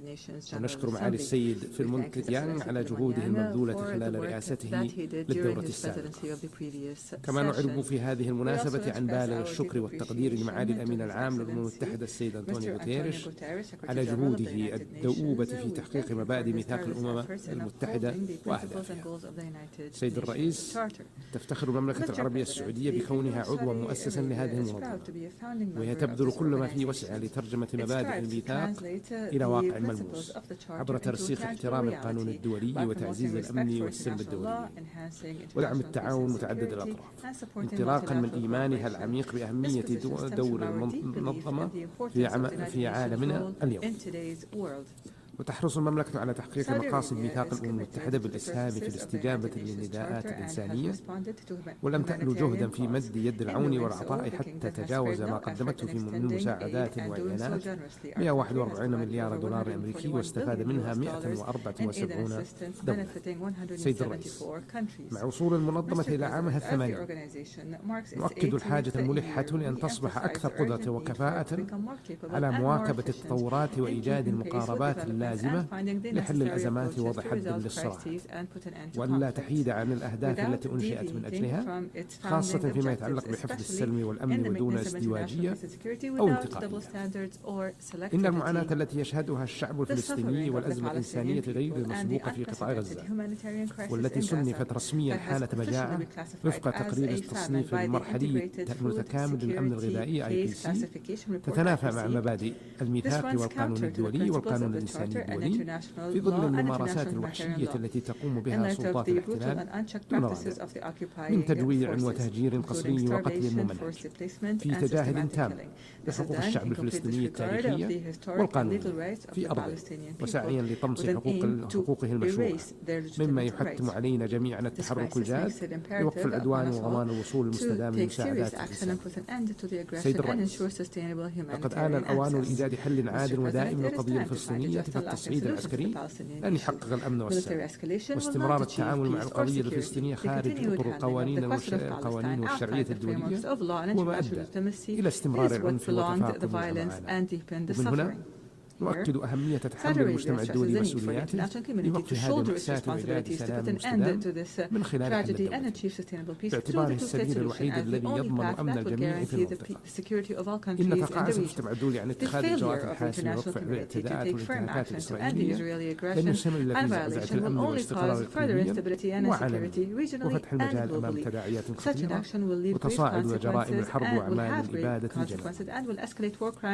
ومن هذا المنطلق بادرت المملكة بالتعاون مع مملكة النرويج والاتحاد الأوروبي بإطلاق التحالف الدولي لتنفيذ حل الدولتين، كما ترأست مع الجمهورية الفرنسية المؤتمر الدولي لرفيع المستوى بشأن التسوية السلمية للقضية الفلسطينية وتنفيذ حل الدولتين، بما يشكل مسارا تنفيذيا واضحا لحل الدولة يفضي إلى إنهاء الاحتلال والصراع. وستكمل المملكة جهودا الحديثة للوصول إلى تجسيد الدولة الفلسطينية المستقلة على حدود عام 1967 وعاصمتها القدس الشرقية وفقا للقرارات الشرعية الدولية ومبادرة السلام العربية وحل الدولة.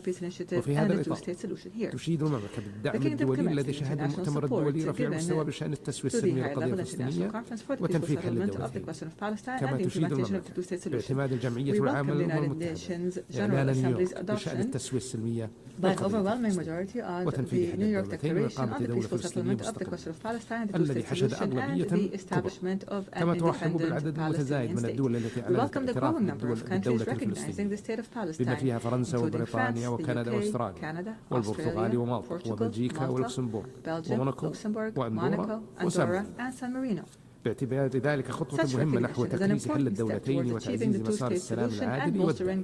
وتدعو جميع الدول إلى الاعتراف بدولة فلسطين واستمرار دعم مسار تنفيذ حل الدولة التزاما بالقانون الدولي وترسيخا للأمن والسلام في المنطقة والعالم.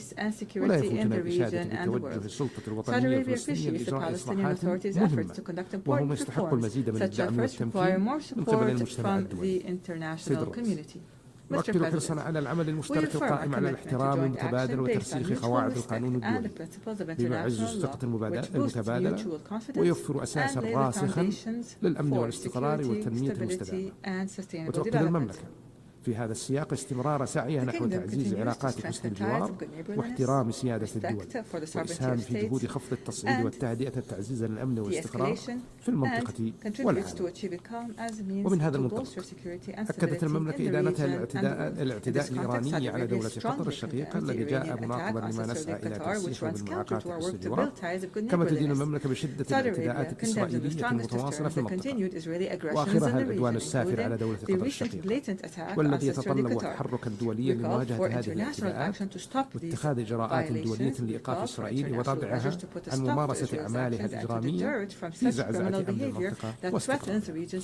وانطلاقا من اقتناعنا الثابت بأهمية الأمن والاستقرار الإقليمي ومنع سباق التسلح النووي في منطقتنا، تشدد المملكة على ضرورة الالتزام بمنظومة منع الانتشار وصولا إلى منطقة خالية من أسلحة الدمار الشامل في الشرق الأوسط مع احترام حق الدول في الاستخدام السلمي للطاقة النووية وفق الضوابط الدولية. وتؤكد المملكة أن المسار الدبلوماسي هو السبيل لمعالجة مسألة البرنامج النووي الإيراني وتدعو للانخراط بإيجابية في المفاوضات والتعاون مع الوكالة الدولية للطاقة النووية. وتؤكد المملكة أهمية حماية أمن وحرية الملاحة في البحر الأحمر وخليج عدن والمضايق لما تمثله من أهمية بالغة للاقتصاد العالمي والأمن الإقليمي والدولي. كما تدعو المملكة إلى تعزيز التعاون الدولي لمكافحة الإرهاب عبر تبادل المعلومات وتشفير مصادر تمويله والحد من حملاته الدعائية التي تهدد أمن المجتمعات واستقراره. كما تنبه المملكة إلى مخاطر الاستخدامات العسكرية لتطبيقات الذكاء الاصطناعي والأسلحة ذاتية التحكم وضرورة سن القوانين الدولية التي تنظمها. وتشيد المملكة بالخطوات الإيجابية التي تقوم بها الجمهورية العربية السورية لترسيخ الأمن والاستقرار، وترحب برفع العقوبات عنها الذي يسهم في دعم جهود الحكومة السورية لإعادة الإعمار وتعزيز خطوات التعافي واندماج سوريا إقليميا ودوليا، وفتح آفاق جديدة للتعاون الاقتصادي بين سوريا والعالم، بما ينعكس إيجابا على تحقيق الاستقرار والازدهار والنماء للشعب السوري الشقيق. وتشدد المملكة على ضرورة وقف الاعتداءات الإسرائيلية المتكررة على الأراضي السورية ودعمها بكل ما يسهم في ترسيخ أمن سوريا واستقرارها واحترام سيادتها ووحدة أراضيها وعدم التدخل في شؤونها الداخلية. وتجدد المملكة حرصها على استعادة أمن الجمهورية اليمنية واستقرارها، وتؤكد أهمية التوصل إلى حل سياسي شامل ودعمها للجهود الأممية والقرارات الدولية كما تواصل المملكة مساعيها لدعم الاقتصاد اليمني وتخفيف المعاناة الإنسانية، وهي تعد أكبر المانحين للجمهورية اليمنية حيث تجاوز حجم المساعدات الغذائية والتنموية 27 مليار دولار أمريكي. وقدمت المملكة مؤخرا دعما اقتصاديا للبنك المركزي اليمني بقيمة نصف مليار دولار أمريكي لمعالجة عجز الميزانية. كما قدمت المملكة في 20 من الشهر الجاري دعما اقتصاديا تنمويا جديدا للجمهورية اليمنية بمبلغ 368 مليون دولار أمريكي. تؤكد المملكة أهمية استقرار السودان وحدة أراضي وسلامة مؤسساته الوطنية، وتدعو إلى تكثيف الجهود لتخفيف المعاناة الإنسانية ووقف الحرب والحد من التدخلات الخارجية التي تغذي الصراع وتطيل الأمن. وتشدد المملكة على أهمية استمرار الحوار عبر منبر جدة وصولا لوقف إطلاق النار وتسهيل وصول المساعدات الإنسانية مع رفضها لأي خطوات خارج إطار مؤسسات الدولة قد تمس وحدة السودان ولا تعبر عن إرادة شعبه الشقيق.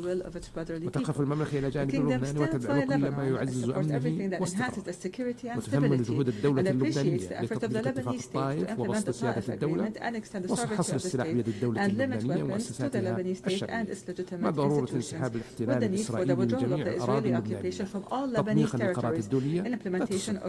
كما تدعم المملكة حل الليبي وتدعو إلى الالتزام بتنفيذ وقف إطلاق النار بما يفضي إلى ترسيخ وحدة ليبيا ومؤسساتها الوطنية ويدعم جهود مكافحتها. وفيما يخص الأزمة الروسية الأوكرانية تدعو المملكة إلى إيجاد تسوية سلمية من خلال الحوار بما يحقق مصلحة جميع الأطراف، وتؤكد استعدادها لمواصلة جهود الوساطة مستندا لموقفها المتوازن وعلاقتها الموثوقة مع مختلف الأطراف. وفي هذا الإطار استضافت المملكة محادثات سلام روسية أوكرانية أمريكية ضمن مساعيها للتوصل لحل سياسي لهذا الأزمة ويعزز الأمن والسلم الدولي. وتشيد المملكة باستجابة باكستان والهند لجهود الدبلوماسية وتقريب الحكمة في التوصل لاتفاق بين التوتر بين البلدين. وتؤكد المملكة دعم لحل الخلافات بالحوار والطرق السلمية انطلاقا من مبادئ حسن الجوار بما يحقق السلام والازدهار للبلدين وشعبهم. سيد الرئيس، يمضي الآن عقد من الزمن على انطلاق رؤية المملكة 2030 التي رسمت مسارا تنمويا للمملكة على المدى الطويل أرسلت خلالها تحولات هيكلية واسعة على مستوى الاقتصاد والمجتمع والحكومة. عملت من خلالها على تمكين الشباب والمرأة وتعزيز قيم التسامح وتبني الابتكار وتوسيع آفاق التواصل والتعاون الدولي. وبنهاية عام 2024 حققت 93% من مؤشرات أداء الرؤية على مستوى برامجها واستراتيجياتها مستهدفاتها المرحلية أو تجاوزتها، حيث انخفض معدل البطالة بين السعوديين ليصل اليوم إلى 6.3% مقارنة ب 12% عام 2016. وارتفعت مشاركة المرأة في سوق العمل إلى أكثر من 36%، وبلغت قيمة أصول صندوق الاستثمارات العامة 913 مليار دولار أمريكي بنهاية عام 2024، فيما وصلت مساهمة الأنشطة غير النفطية إلى 56% من الناتج المحلي الإجمالي الحقيقي. وتستمر المملكة في إطار رؤية 2030 في استكمال مسيرة التقدم وتطوير قدراتها البشرية وتعزيز شراكاتها الدولية لتمثل نموذجا تنمويا رائدا في التحولات الوطنية وبناء مستقبل أكثر ازدهارا وشمولا. سيد الرئيس، تؤكد المملكة أهمية تعزيز التعاون الدولي للحد من آثار التغيير المناخي، وذلك ضمن إطار اتفاقية دولية ذات الصلة من خلال تبني نهج متوازن وشامل في مسارات تحويل الطاقة يأخذ في الاعتبار 3 ركائز رئيسية لتحقيق التنمية المستدامة، وهي الحفاظ على أمن الطاقة وتوفيرها بتكلفة ميسورة واستدامة البيئة. وفي هذا السياق أطلقت المملكة عددا من المبادرات الريادية التي تستند المناهج الاقتصادي الدائري للكربون الشامل والمتوازن، ومن أبرزها مبادرة السعودية الخضراء على المستوى الوطني، ومبادرة الشرق الأوسط الأخضر على المستويين الإقليمي والدولي، بما يعكس التزام المملكة بالعمل المناخي من منظور شامل يراعي التنمية والبيئة معا. كما تؤكد المملكة أهمية عدم إقصاء أي من مصادر الطاقة وتدعو إلى انتهاج مسارات تقنية واقعية وشاملة، وإضافة لامتلاكها تقنيات متقدمة مكنتها من أن تكون من الدول الأقل في كثافة انبعاثات الكربون والميثان في عمليات إنتاج البترول والغاز.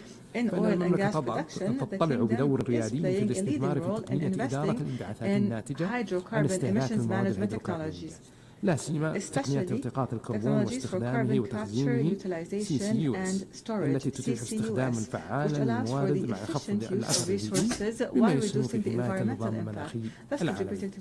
وفي الإطار نفسه تستثمر المملكة في جميع التقنيات المبتكرة التي تسهم في خفض ومعالجة انبعاثات غاز الاحتباس الحراري، بما يشمل التوسع في مشاريع الطاقة المتجددة وزيادة كفاءة استهلاك الطاقة وإنتاج الهيدروجين النظيف بما في ذلك الهيدروجين الأخضر، إلى جانب الحلول المبنية على الطبيعة مثل التشجير الواسع النطاق وحماية النظم البيئية البرية والبحرية، تأكيدا لالتزام المملكة بالتنمية المستدامة وتحقيق التوازن بين التنمية والمناخ. السيد الرئيس، في إطار التزام المملكة بضمان استدامة الموارد المائية وإتاحتها للجميع، فقد أعلن صاحب السمو الملك الأمير محمد بن سلمان بن عبد العزيز آل سعود ولي العهد رئيس مجلس الوزراء حفظه الله عن تأسيس المملكة لمنظمة عالمية للمياه مقر الرياض بهدف تطوير التعاون الدولي لمواجهة تحديات المياه بشكل متكامل عبر تبادل الخبرات وتعزيز التمكين والابتكار والبحث والتطوير، بما يسهم في وضع قضايا المياه على رأس الأجندة الدولية. وقدمت المملكة تمويلا تجاوز 6 مليارات دولار أمريكي للدول في 4 قارات لدعم مشاريع المياه، وتتطلع المملكة بالتعاون مع الدول الأعضاء التي إلى الإسهام في تحقيق أهداف التنمية المستدامة الرامية إلى ضمان وفرة المياه وتحقيق الأثر الشامل الذي يمهد الطريق لمستقبل مائي آمن ومستدام للجميع. سيد الرئيس، في إطار حماية البيئة ومكافحة التصحر والجفاف، ضاعفت المملكة مساحة المناطق المحمية أكثر من 4 أضعاف لتتجاوز حاليا 18% من مساحة المملكة، وتستهدف الوصول إلى 30% في عام 2030. كما اعتمدت نظام إدارة النفايات الجديد لاستبعاد 90% من النفايات من خلال إعادة التدوير والاستفادة من النفايات، مما يسهم في حماية البيئة البرية والبحرية والحد من التلوث البلاستيكي. كما أطلقت المملكة مبادرة السعودية الخضراء لإعادة تأهيل 40 مليون هكتار من الأراضي المتدهورة، ومبادرة الشرق الأوسط الأخضر والتي ضمت إليها 30 دولة عربية وآسيوية وأفريقية لتعزيز الجهود المشتركة لإعادة تأهيل 200 مليون هكتار من الأراضي المتدهورة. واستضافت المملكة مؤتمر الأطراف السادس عشر لاتفاقية الأمم المتحدة للتصحر كوب 16 بمشاركة أكثر من 170 دولة وحوالي 90,000 مشارك من ممثلي المنظمات الدولية والمؤسسات العالمية وجمعيات المجتمع المدني والقطاع الخاص. وشهد المؤتمر انطلاق العشرات من المبادرات من أهمها مبادرة الإنذار المبكر من العواصف الضوئية، ومبادرة قطاع الأعمال من أجل الأرض لتعزيز دور القطاع الخاص في صون الأراضي، ومبادرة شراكة الرياض العالمية لتعزيز الاستعداد للجفاف في 74 دولة حول العالم، وهي المبادرة العالمية الأولى من نوعها التي تعنى بالاستعداد للاستباق للجفاف قبل حدوثه. وقد أعلن أثناء المؤتمر عن تخصيص مبلغ 12.5 مليار دولار أمريكي من المؤسسات المالية الإقليمية للحد من تدهور الأراضي وآثارها.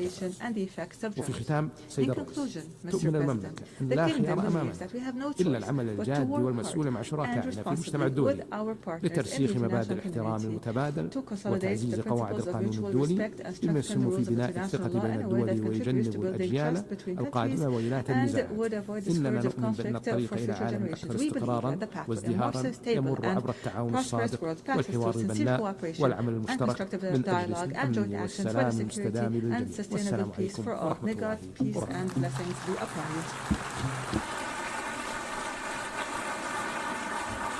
أشكر I thank His Highness Prince Faisal bin Farhan Al Saud, Minister for Foreign Affairs of the Kingdom of Saudi Arabia.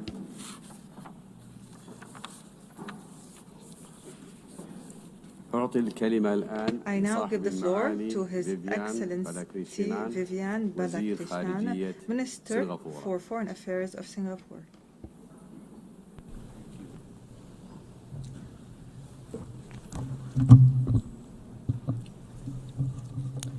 Madam President, Your Excellencies, the 80 years since the end of the Second World War has in fact been a unique period in history. The first half of the 20th century was amongst the bloodiest periods known to mankind. However, the victors of World War II were most unusual. Instead of collecting the spoils and imposing their wills on the vanquished, they decided that it was in their own enlightened self-interest to build and underwrite a system where sovereign equality, territorial integrity, and political independence of each nation, big or small, would be protected, where the interactions of states in security, trade, development were founded on a set of commonly agreed rules, international law, and trust. The ultimate goals were peace and prosperity and progress for all. And the centerpiece of this was the United Nations and the UN Charter. The UN Charter that provided the framework to govern interactions between sovereign states. The International Court of Justice stood as the principal judicial organ of the UN, offering states a forum to settle disputes under the rule of law peacefully. For small states, it was a world that operated on principles and international law, where might did not make right. The stability and predictability offered by this system allowed all countries to develop their economies, to leverage on one another's strengths, and to accelerate development. There was unparalleled dissemination of technology, of ideas, and intellectual property. Trade grew significantly, and companies built global supply chains based on the principle of comparative advantage and efficiency. And Singapore, as a tiny city-state in the heart of Southeast Asia, a small and open economy, we rode on these megatrends. And that's why in 60 years, a hardworking and disciplined people have built our per capita GDP from $500 in 1965 to around $85,000 today. This multilateral system, founded on international law, also helped us to manage the global commons. For instance, the UN Convention on the Law of the Sea sets out the legal framework within which all activities in the oceans and seas must be carried out. It grants freedom of navigation and overflight as a universal right, crucial for an island city-state like Singapore, which depends on trade. It also provides the foundation for coordinating global efforts on sea level rise, pollution, and the loss of biodiversity. Meanwhile, specialized UN agencies such as the International Civil Aviation Organization, the International Maritime Organization, set common rules and standards to enhance safety and efficiency of all these essential arteries. Of course, the system was not perfect. The rules were not always applied equally, and international law was not always respected. But nevertheless, there was a clear framework, and people and states knew what was right and what was wrong. The first few decades after 1945 were marked by decolonization and the expansion of the membership of the UN. The Cold War spawned several proxy wars around the world, including some in our region. But thankfully, as a world, we avoided another world war between superpowers, and mutually assured destruction deterred the use of nuclear weapons, although we all know there were a few close shaves. For small, newly independent states, and especially for those of us who are able to achieve national cohesion and effective governance. In fact, the last 80 years, on the whole, was a favorable period of peace, prosperity, and progress. Madam President, Excellencies, however, the post-World War order that I've just described has come to an end. The current distribution of economic weight, of technological sophistication and military strength today is very different from the world of 1945. And it is obvious that the UN and the other international organizations have not evolved to keep up with the times. Add another factor. The primary underwriters of the old world order have now decided to take a more transactional, a narrower view of their national interests, and are less willing to provide public goods.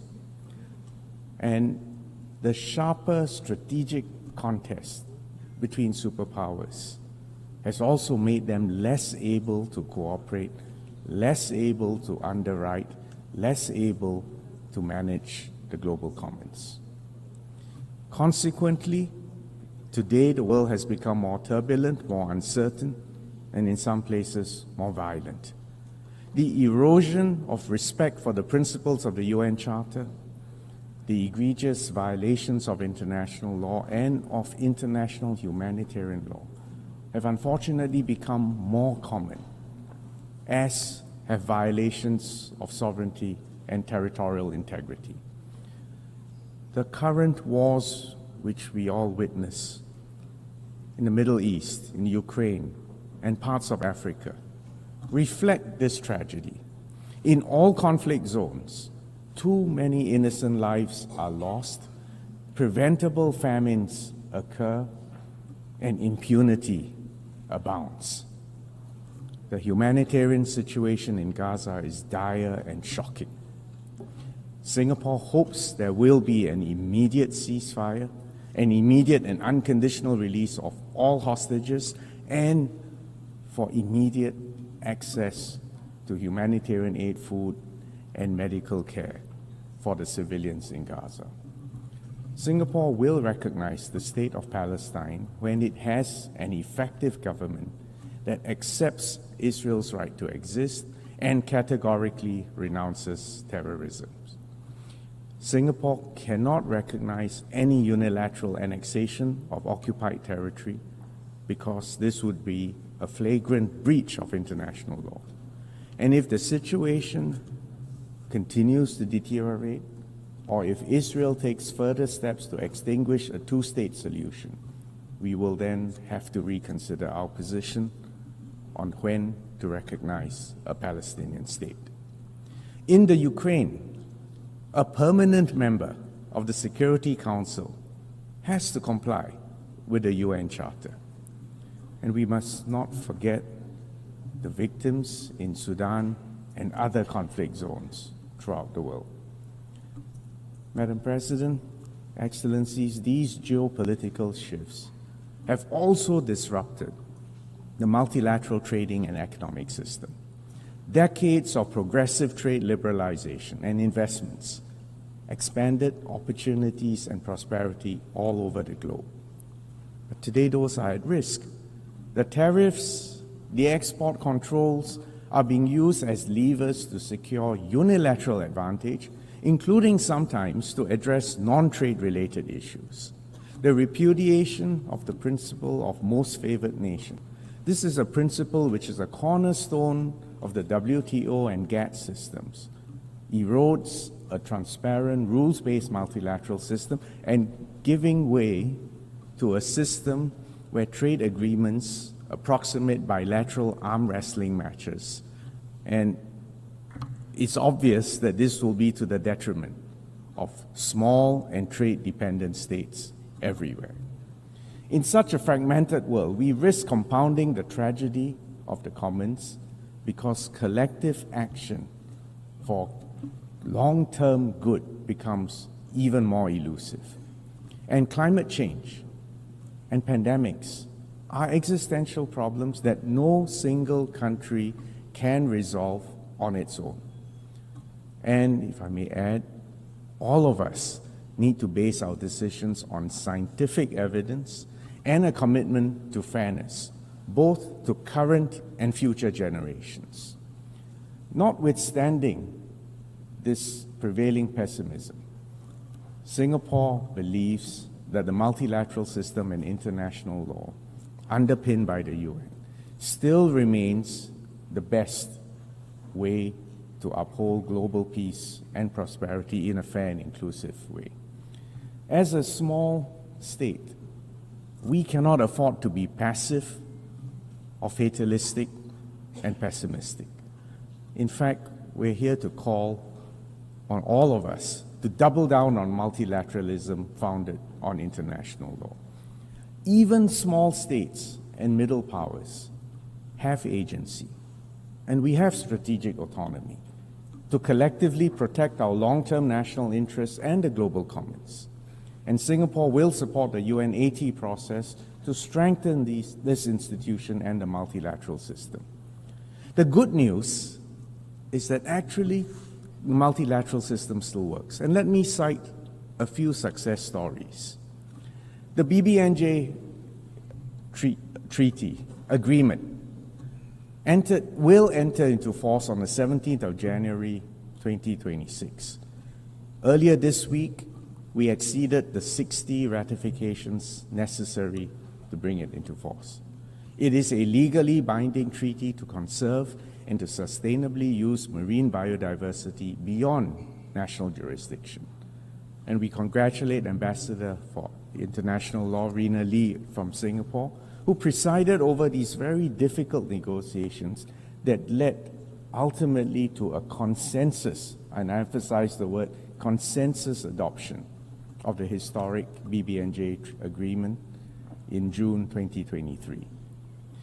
In July, to cite another example, we achieved consensus on the final report of the open-ended working group on cybersecurity, which strengthened the normative framework for responsible state behavior in cybersecurity. We also agreed to establish the global mechanism on cybersecurity as a permanent home for this work at the UN. Mr. Berhan Ghafor, our PR of Singapore to the UN, had the honor and the burden of chairing this open-ended working group over the past 5 years. To give you a third example, in 2024, 2 World Intellectual Property Organization treaties on IP and the genetic resources and the associated traditional knowledge and the Riyadh Design Law Treaty were concluded under the leadership of Mr. Darren Tang. These 3 examples demonstrate that even in these fractious times, it is possible to come together to manage our global commons and to achieve agreement and consensus. Now, this does not mean that we will always reach agreement on every issue, but it is vital that the UN remains an arena for continued dialogue and discussions so that compromises can be reached, solutions can be found for even the most hotly contested issues. The key to the multilateral system for small states is international law. And on this note, I'm proud to share that Singapore will nominate Ambassador Rina Lee as a candidate for the International Court of Justice, which is the principal judicial organ of the UN. Our nomination underscores Singapore's deep commitment to upholding international law and support for the ICJ.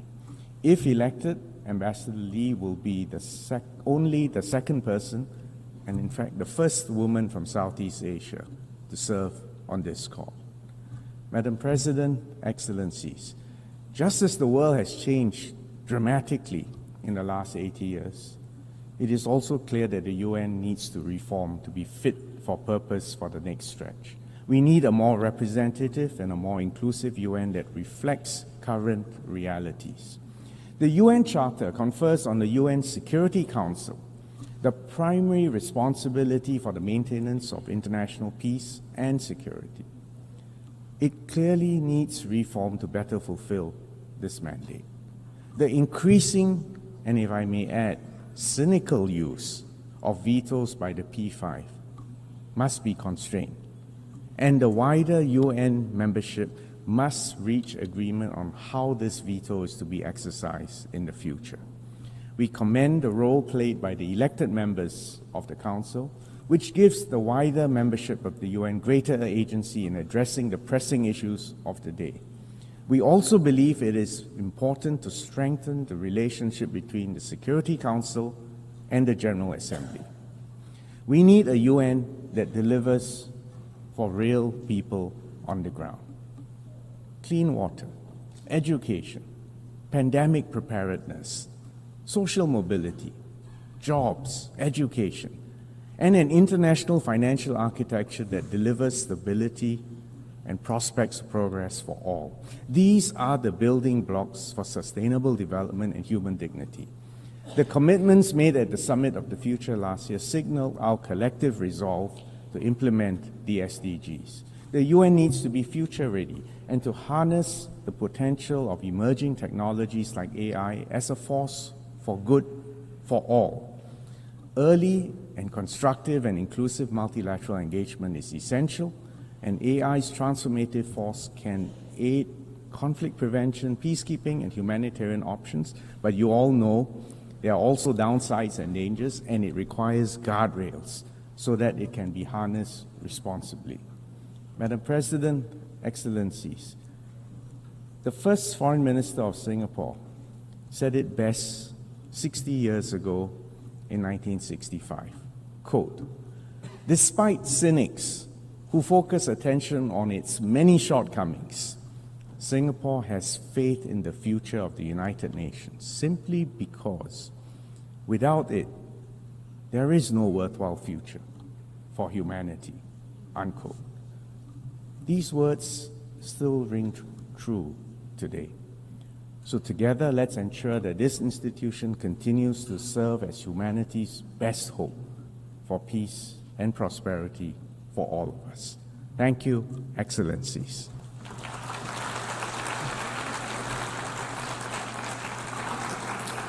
I thank the Minister for Foreign Affairs of Singapore.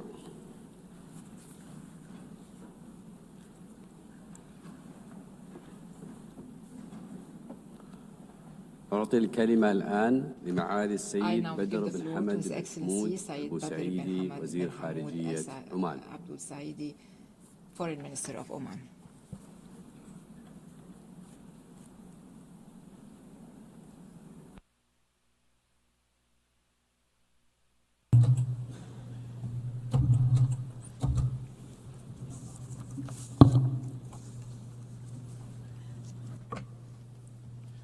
معالي رئيسة الدورة 80 للجمعية العامة للأمم المتحدة، رؤساء وأعضاء الوفود الأكارم، الحضور الكريم، تواجه الأسرة الدولية اليوم طيفاً واسعاً من القضايا الحيوية التي تؤرق ضمير الإنسانية وتتطلب منا تضافراً حقيقياً لمعالجتها بروح المسؤولية والتعاون.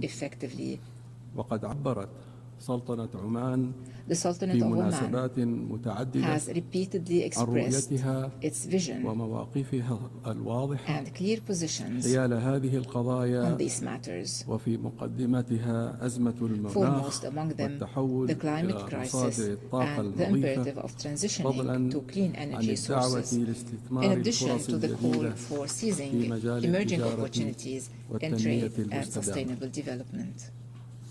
غير أن هناك قضية إنسانية وسياسية عميقة الجراح ما تزال تقف في صدارة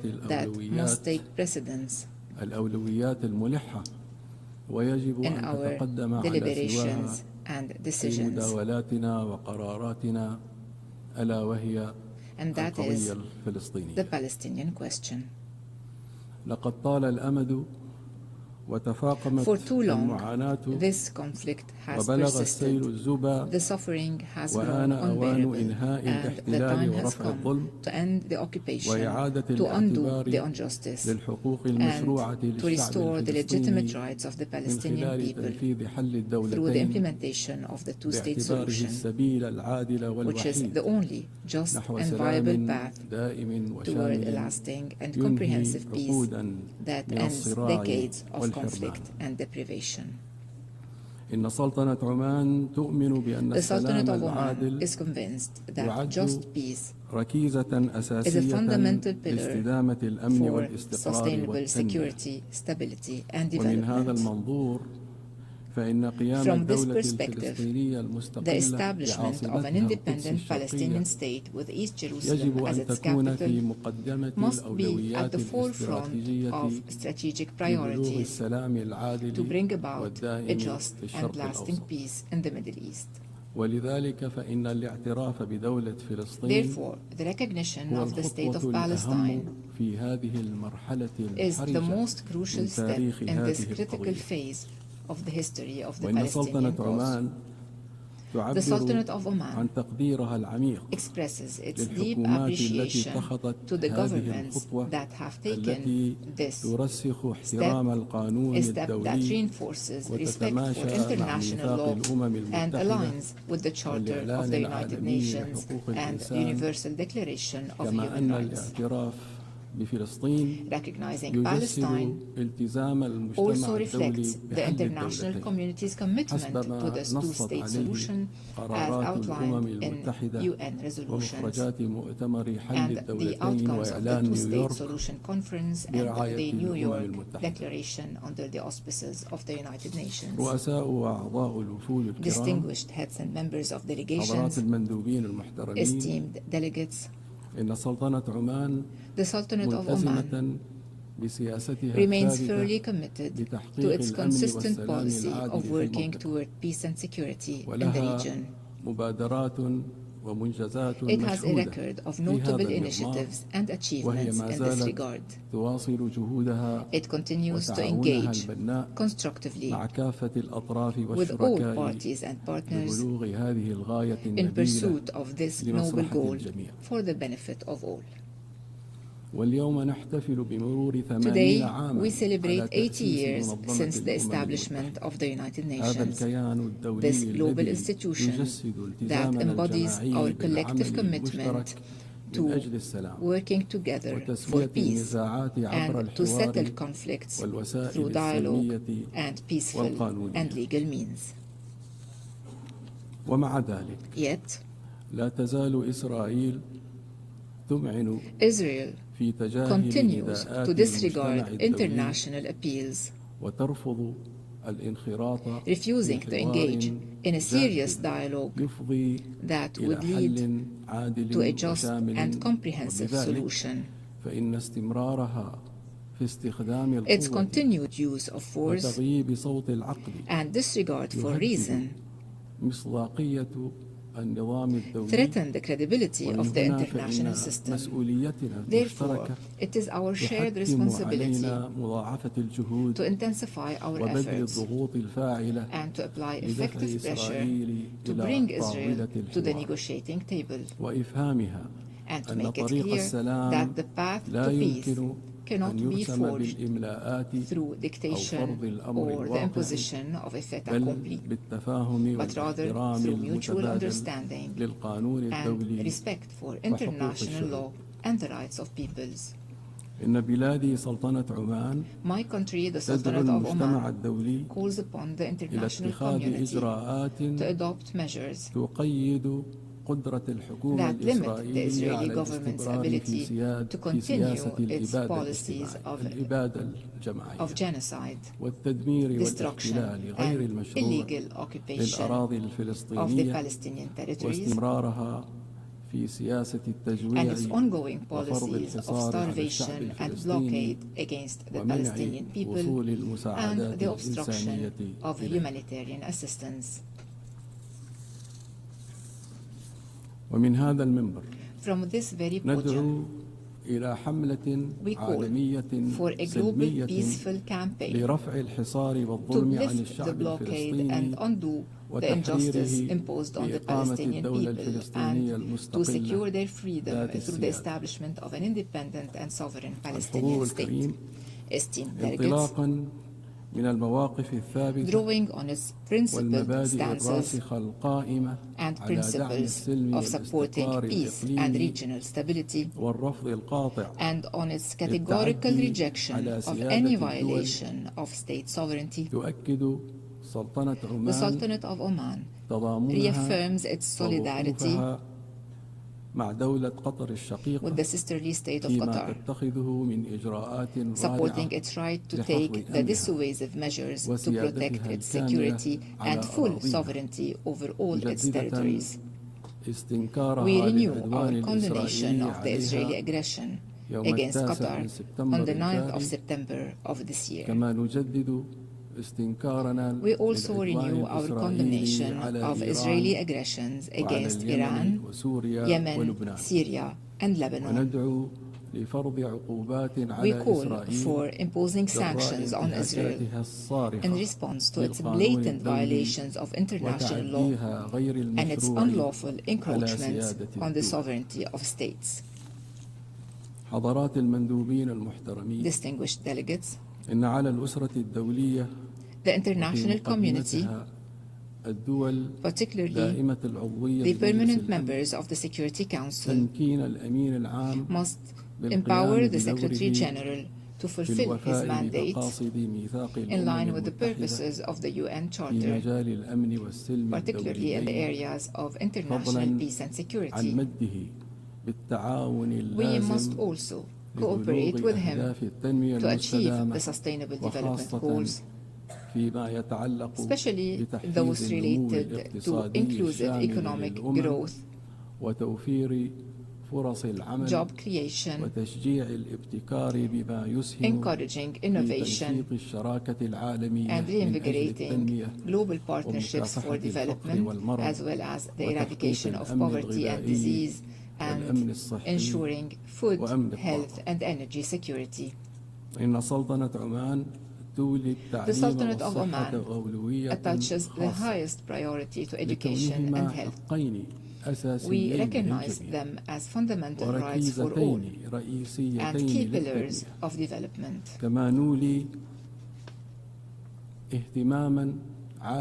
We also place high importance on digital transformation, artificial intelligence applications, innovation, industrial development, and strengthening social protection, justice, and job security. Moreover, Oman remains steadfast in its commitment to youth empowerment through education and knowledge. We acknowledge youth as the driving force behind development and innovation and the knowledge-based economy. We continue to work on creating and diversifying opportunities to allow youth to harness their skills and actively contribute to building the future. Esteemed participants, the world today is undergoing one of the most complex and difficult periods in modern history, marked by unprecedented convergence of global political, economic, and humanitarian crises.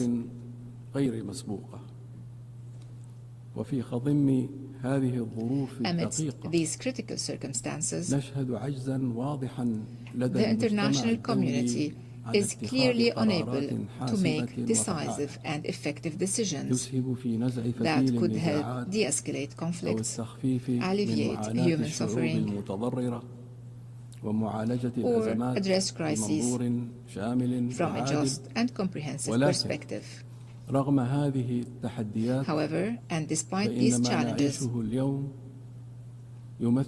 we believe that the current moment represents a real opportunity to correct course and to renew the foundations of collective international action toward the future of justice and fairness.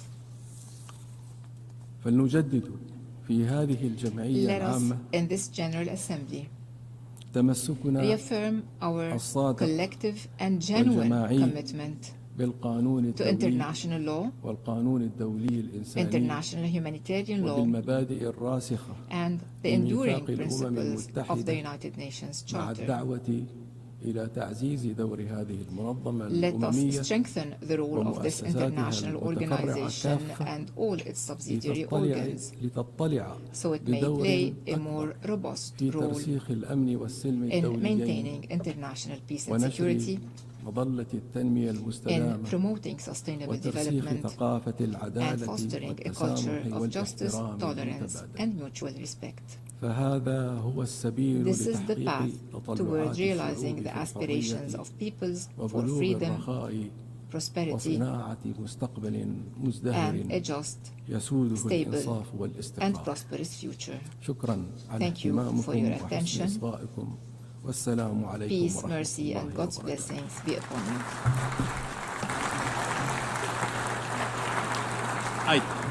I thank the Foreign Minister of Oman. Now I give the floor to His Excellency Mr. Mohammed Hassan, Minister of Foreign Affairs of Malaysia.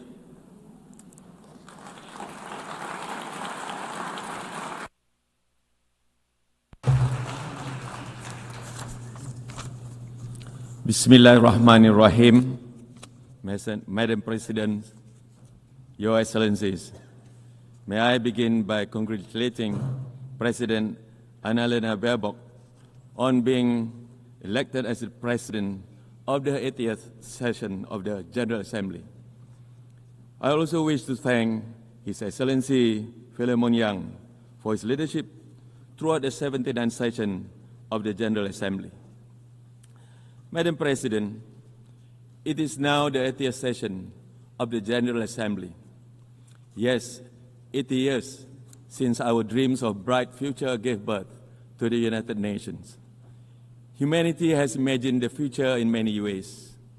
Among other things, we imagined that in some of its darkest versions, information overload would numb critical thought while apathy take over. I fear that this has come to pass. 80 years after the end of the Second World War, we are watching in high definition as genocide unfolds around the world. 80 years, after all, after the fall of the empires, colonialism is still alive, armed, funded, and justified by some of the supposedly most liberal powers in the world. They have defended and supported the only party who has any real power in a conflict as it makes a fuss out of international law. As we approach the 80th anniversary of the United Nations, Madam President, I suppose I should say congratulations. But today, that word rings hollow. Should we congratulate ourselves on our inability to bring an end to the occupation of Palestine? Or should we congratulate ourselves for allowing a rogue state to undermine our charter and our efforts?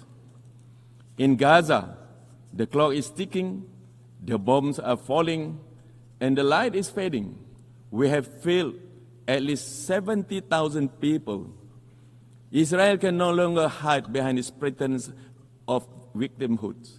From London to Dhaka, from Paris to Sydney, from Montreal to Kuala Lumpur, populations have spoken out in grief and outrage. More and more people are standing up for the truth that Israel is committing genocide in Gaza. Remember, the eyes of the world are upon us. We must take action now, Madam President, now. Sanction Israel. The metastasis of Israel's brutality in the Middle East cannot go on. Their latest assault on Doha was not merely an attack on a few representatives of Hamas. It was an attack conducted on another state's soil and an insult to the efforts of all who have attempted to mediate. And it is a signal that Israel violence will continue to destabilize the region. The effect of this will spill over to the rest of the world. The atrocities may have begun with Palestine, but they certainly will not end with Palestine. As the Middle East grows ever more dangerous for its residents, we will feel the reverberations all over the world. And this is why simply advocating for a two-state solution is not enough, Madam President. Malaysia will agree to any measures of the support for the Palestinian people, including the New York Declaration. But let us be clear. Let us be clear, there are only three real answers to this conflict. Number one, to take concrete action against the occupying force. Two, to lend our long-term support to the development of a self-governing Palestinian state. And number three, to reform the United Nations and ensure that such a travesty of justice never happen again. Madam President, repeated failures of the Security Council to fulfill the will of General Assembly must be met with strong resistance. We must continue to demand accountability from the permanent members of the United Nations Security Council through Resolution 76/272, or popularly known as the Veto Initiative. And we must pursue results through Resolution 377A, that is Uniting for Peace. No more shall we quietly accept the dismissal of our collective voice. We must question and challenge the veto. We must free the Security Council from this humiliating paralysis. And we must keep the United Nations a relevant and effective international organization and global guardian of peace. Madam President, over the course of our chairmanship of ASEAN this year, Malaysia too has learned of the colossal efforts that peace requires. As a unique example of an inclusive form of multilateralism, ASEAN has embraced change, expanded our membership, and engaged with the world over the past 58 years. And this is why it has been Malaysia's honor and our greatest task yet to take on Southeast Asia's challenge this year. When conflict threatened to spiral between our neighbors, ASEAN did not stand idle. We stepped in, convened both sides in Malaysia, and implemented a ceasefire, one that ASEAN is now ensuring takes root through active monitoring on the ground. Yes, challenges remain, but our message is clear. ASEAN will stay at the table, urging both states to honor their commitments, for there is no conflict, whether interstate or intrastate, that is worth risking the stability of our home. This is why our efforts to cultivate security and stability in Myanmar and to restore credibility to five-point consensus must continue. ASEAN is deeply disappointed that the agreed-upon ceasefires in Myanmar have been broken in some areas and that violence continues to endanger civilians. Those in power have a responsibility to remember that Myanmar is a part of a region, not an isolated country. There is a bright and safe future for all of our peoples if we work together in good faith towards a Myanmar-owned, Myanmar-led resolution to the crisis in the country. Madam President, as ASEAN's focus deepens on bolstering security, strengthening economic resilience, and advancing sustainability goals across the region, we will address not only our internal crisis, but also from beyond. The South China Sea must not be used as leverage in strategic competition. Southeast Asia and its waters become a theater for rivalry between superpowers. We therefore urge all parties to fully comply with UNCLOS and to avoid actions that could provoke miscalculation or conflict in the waters we share. We will also continue to champion the rights and the needs of the global South at large. Madam President, For far too long, the Global South has borne the brunt of unequal economic policies that marginalize and prevent developing nations from participating fairly in the global economy. And today, the Global South faces a staggering financing gap for sustainable development, despite being home to the world's most vulnerable populations. The irony is painful, Madam President.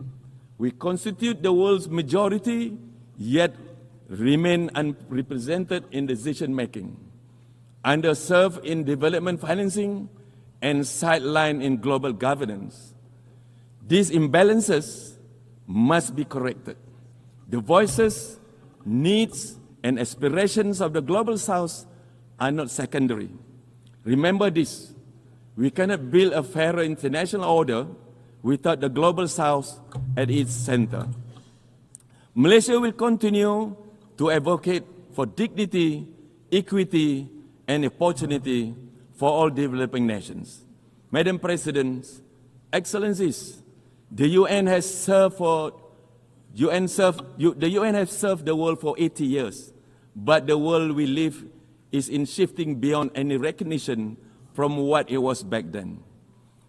The test that we now face is an existential one, for the question of Palestinians has haunted the UN for nearly its entire life. 80 years of the United Nations and 77 years of the ethnic cleansing of the Palestinians. I cannot emphasize this enough, Madam President.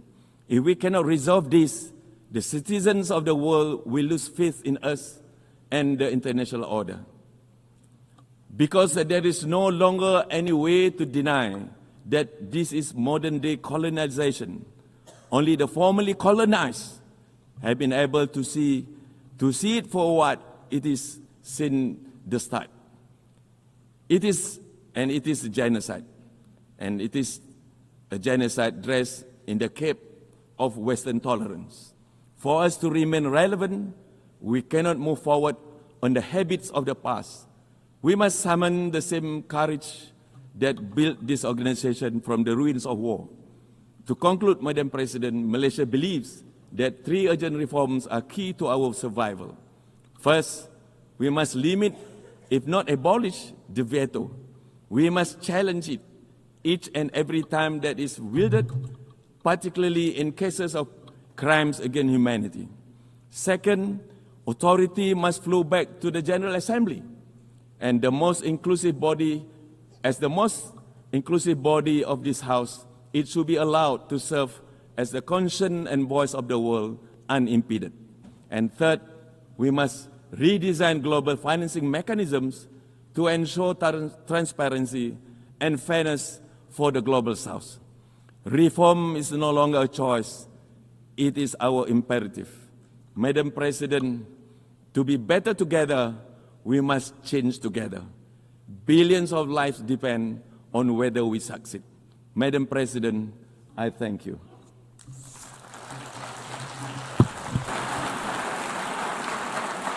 I thank the Minister of Foreign Affairs of Malaysia. Now I give the floor to His Excellency Muhammad Ali Nafti, Minister of Foreign Affairs, Migration and Tunisians Abroad of Tunisia.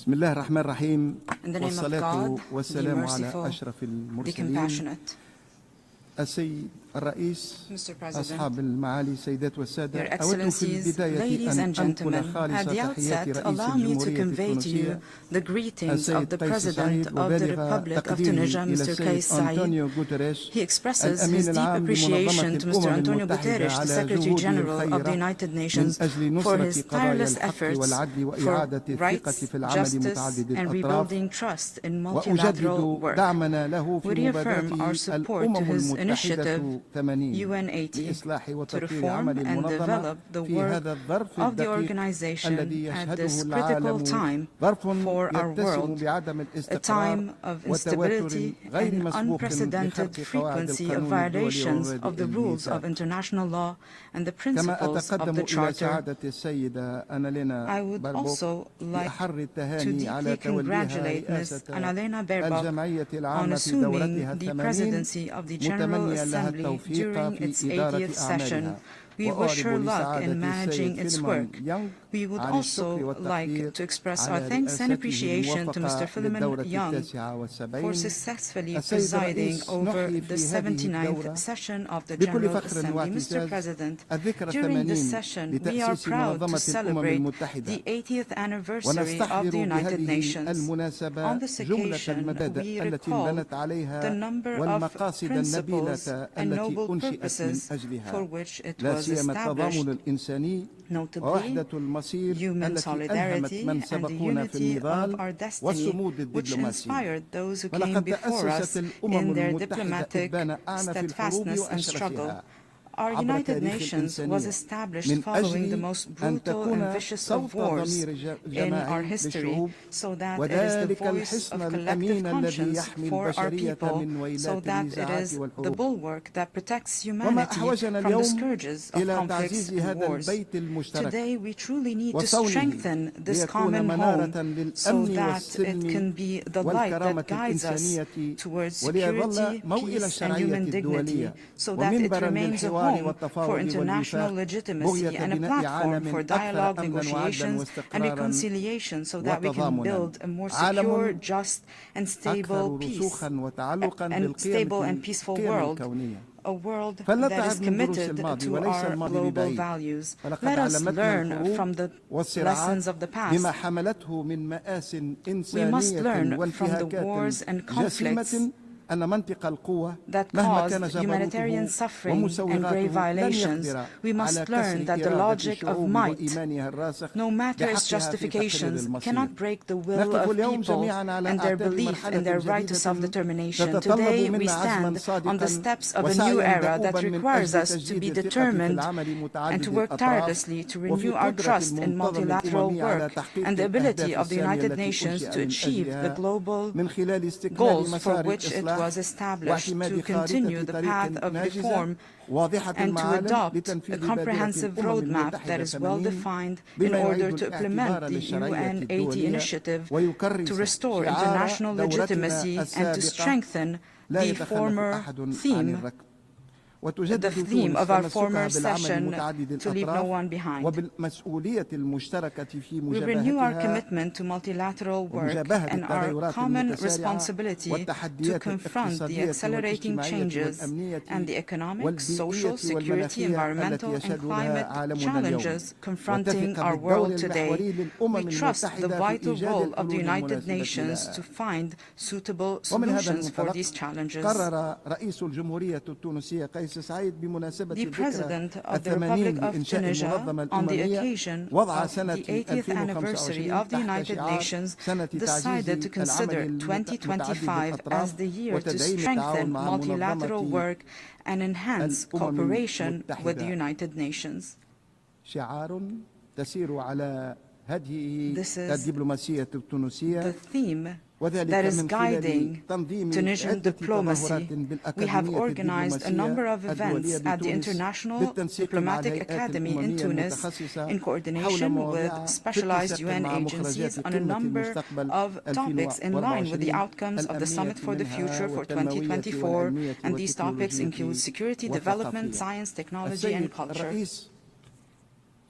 Mr. President, we believe in the ability of our organization and its agencies to remain steadfast before the deep changes confronting our world.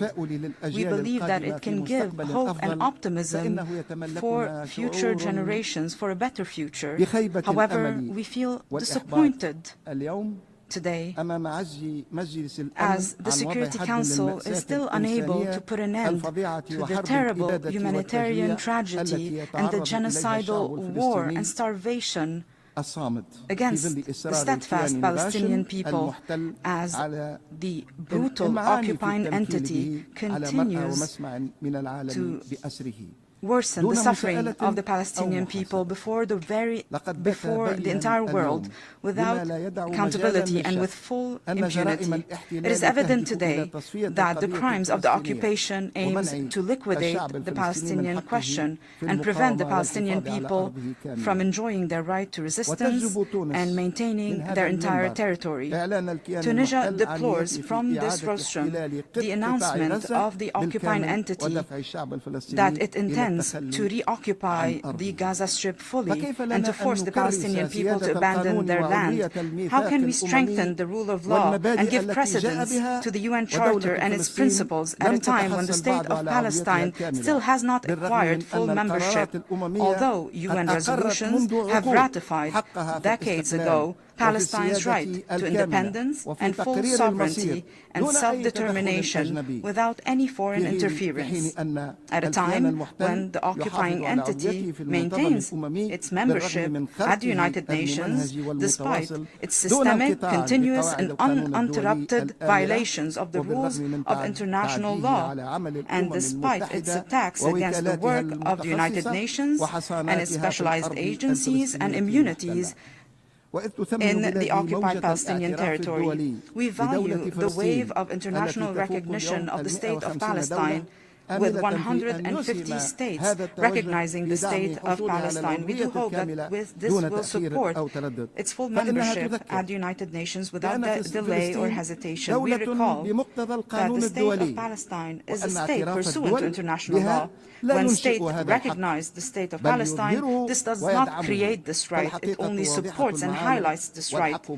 The truth is clear as day, and what is right is evident. This right was reaffirmed by the ICJ in its advisory opinion on the 19th of July 2024, when it ratified that the occupying power is obligated to end its illegal presence in the occupied Palestinian territory as soon as possible, and all member states at the United Nations are obligated to not recognize the legitimacy of this situation resulting from this illegal presence, and not to provide any aid or assistance to maintain this situation. The United Nations and its main bodies must look at ways and procedures to guarantee that. From this rostrum, we call on the international community to shoulder its responsibility immediately to lift the blockade on Gaza Strip and all the Palestinian territory, and to put an end to the starvation, and to guarantee an effective delivery of assistance, and to secure those requiring assistance. We also call on the Security Council to immediately interfere to put an end to the repeated violations against a number of countries in the region: Syria, Lebanon, Iran, and lately Qatar. My country has called for that recently during the Emergency Islamic Arab Summit in Doha, because we believe that the Islamic Arab security is indivisible. In this regard, we reaffirm that the process of reforming the United Nations and paving the way for a new phase for multilateral work and international relations, this cannot be achieved and this cannot be tangible for all countries unless we strengthen the value of equality among people, away from discrimination, selectivity, and double standards. Tunisia will remain committed with an unshakable will to support the Palestinian people in their struggle to reclaim their legitimate, inalienable, and imprescriptible rights, notably their right to self-determination and to establish an independent state, a sovereign state, all over Palestine territory, with Al-Quds al-Sharif as its capital. Mr. President, achieving the objectives of the Summit for the Future continues to guide our approach. However, these objectives continue to be difficult unless the international community truly wishes to make a change and reach a consensus on diagnosing the deep-rooted issues that led to the failure of the current international system. We cannot confront the current and emerging global challenges if we do not rebuild international relations based on solidarity, constructive cooperation, justice, mutual respect, and the non-interference in the affairs of others, and respect for national sovereignty. This is the difficult formula that the Secretary General mentioned in his opening statement. Therefore, Tunisia renews its call for a comprehensive and deep reform of the international financing system and its institutions to guarantee justice and access to financial resources, to strengthen its effectiveness to serve comprehensive development by putting in place innovative mechanisms to finance development, similar to the ESCWA initiative to swap debts for climate action, which we have joined, which aims to transforming obligations of external debt service to investment in climate work and the SDGs. Tunisia reaffirms the importance of making every possible effort to recover stolen and smuggled funds and assets to strengthen international justice and guarantee people's right to development and good governance. My country believes that this is a sovereign, imprescriptible right. السيد الرئيس Mr. President, انطلاقا من قناعتها الراسخة بالترابط الوثيق بين التنمية والسلم تؤكد بلادي أن الاستثمار في الإنسان خاصة في مجالات التعليم والتربية والصحة والبنية التحتية والبيئة يشكل الضمانة الأساسية للوقاية من النزاعات والتصدي لأسباب الهجرة غير النظامية. وإن مقاربتنا في التعاطي مع تدفقات الهجرة with the flows of irregular migration is based on respecting human rights and rejecting all forms of racial discrimination and hate speech. Tunisian authorities continue to make every possible effort to save the lives of irregular migrants on land and at sea, to provide them with care and enable them to voluntarily return to their countries of origin in cooperation with the IOM. We renew our call to adopt a comprehensive approach to migration that takes into account the human and historic dimensions and not just the narrow security dimension, and we should not place on countries of the South a burden that exceeds their capacity. We need to support efforts of development in countries of origin and strengthen the integration of young people at the economic and social level and facilitate regular movement. We refuse to be a country of transit for irregular migrants that are victims of networks of human smuggling and human trafficking. Migration must be a choice and not a necessity. If it's regular, it allows us to create wealth and new job opportunities, and maintaining human dignity, it is a lever for development and cultural rapprochement between countries. In this regard, we recall the International Conference on Migration that was held in Rome in 2023. We recall the initiative of the President of the Republic of Tunisia of reaching comprehensive and permanent development solutions and to mobilize financial resources to implement them. Tunisia reaffirms the need to separate between financing climate and financing development. We consider that climate financing is a historic responsibility and a right in terms of reparation, despite the limited contribution of a number of developing countries to global emissions. However, they are the ones facing worsening climate challenges, water scarcity, agricultural land degradation, rising sea levels, and other extreme weather phenomena. Therefore, Tunisia calls on meeting the international pledge to mobilize $300 billion annually and to allocate a percentage of this amount to programs of adaptation while providing mechanisms to access these resources by facilitating technical and financial conditions and to activate the loss and damage fund as an effective and fair compensation mechanism. My country reaffirms that the right to development is an indivisible essential right based on the principles of justice, equality, and social and international solidarity. We reaffirm that achieving this right requires an international environment that allows the transfer of technology and facilitates access to concessionary financing and strengthening partnerships between the North and the South. Tunisia is on the path of reform. This was launched in 2021 to strengthen a genuine democracy that guarantees rights and freedoms for all our citizens and meets the aspirations of the Tunisian people to address economic and social challenges. We are relying first on our own ability and our human capital by diversifying partnerships on the basis of mutual benefits in order to serve the interest of the Tunisian people and maintain the independence of the Tunisian decision.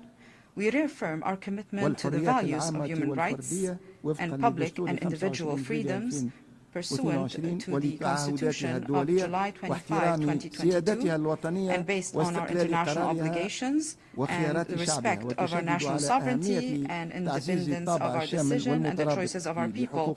We reaffirm the importance of strengthening the comprehensive nature of human rights, including economic, climate, social, science, and cultural rights, notably the natural right to development. We also believe that the social dimension is important in order to achieve development, to build a coherent and cohesive society. We support the participation of young people in our policies and in solutions, because we believe that we must listen to young people. We must take full advantage of their capacity, for they are able to change our reality towards the better. Tunisia will also continue to support the legislative and strategic frameworks for an economic integration of women, to make sure that women participate in the public sphere and guarantee that they have access to equal opportunities. And we are combating all forms of violence and discrimination against women. Tunisia reaffirms its commitment to the agenda of women, peace and security, and the agenda of young people, peace and security, because we believe that the participation of women and young people in conflict prevention, in addressing crises and building peace is a necessary condition to achieve a just and permanent peace and a comprehensive development. Mr. President, we also believe that there are close ties between the Tunisian and Libyan peoples. We reaffirm our firm and principled position that supports the free choices of the Libyan people. We believe that the situation within Libya is a purely internal affair and not an international affair. The solution can only be Libyan-led without any interference. The Libyan people is a sovereign people and is the only one entitled to put in place solutions with the support of the United Nations. In this regard, we also call for maintaining the sovereignty, independence, and unity of Syria. We reject any violations to its territorial integrity. Furthermore, we believe that we need concerted UN and international efforts to find a political settlement for the situation in Yemen, to end the suffering of the Yemeni people and achieve peace and security in Yemen. We also call on Sudanese parties to choose dialogue and a peaceful resolution of this crisis to restore security and stability and put an end to the suffering of the Sudanese people from the scourges of war and division. When it comes to the situation on the African continent, we are proud that we are a part of the African continent. Tunisia reaffirms the need to address the vulnerabilities confronting a number of countries in the continent. We call for more concerted لمساعدة إفريقيا على مجابهة مختلف التحديات والتخلص من الأزمات ودفع مسارات إعادة الاستقرار وتحقيق الأمن والسلم والتنمية. كما نؤكد على أهمية دعم الشراكة بين الأمم المتحدة والاتحاد الإفريقي، لا سيما عبر دعم الموارد المالية المخصصة لمنع نشوب النزاعات والتصدي لحالات النزاع وضمان استدامة السلم والأمن والتنمية الشاملة في كافة ربوع القارة الإفريقية. وتؤمن بلادي بضرورة إيجاد حلول إفريقية كمنهج لتحقيق هدفنا بإسكات البنادق بحلول سنة 2030. كما نجدد الدعوة إلى توفير الدعم المالي واللوجستي الأممي لعمليات تعزيز السلام، وإلى ضرورة مواصلة التعاون والتنسيق بين الهياكل الأممية والإقليمية في إطار مقاربة تشاركية تضع على سلم أولوياتها أمن أفريقيا واستقرارها، أفريقيا التي السيد الرئيس تجدد تونس التزامها الراسخ بثقافة السلام كخيار استراتيجي ومبدأ ثابت في سياستها الخارجية، فإنها تؤكد في الآن ذاته على ضرورة تكثيف الجهود الدولية لمكافحة خطاب الكراهية والتحريض على العنف، وتشدد على أهمية مواصلة دعم دور الأمم المتحدة في الوقاية من النزاعات وتسويتها بالطرق السلمية دون انتقائية، وعلى تعزيز الحوار بين الحضارات والثقافات كرافد أساسي للتعايش السلمي بين الأمم والشعوب. إن تونس المنخرطة في مهام حفظ السلام بروح المسؤولية والالتزام انطلاقا من عقيدتها الدبلوماسية والأمنية الراسخة التي تضع الإنسان في جوهر اهتماماتها. لا تؤمن أن حماية المدنيين واجب أخلاقي قبل أن يكون تعهدا دوليا.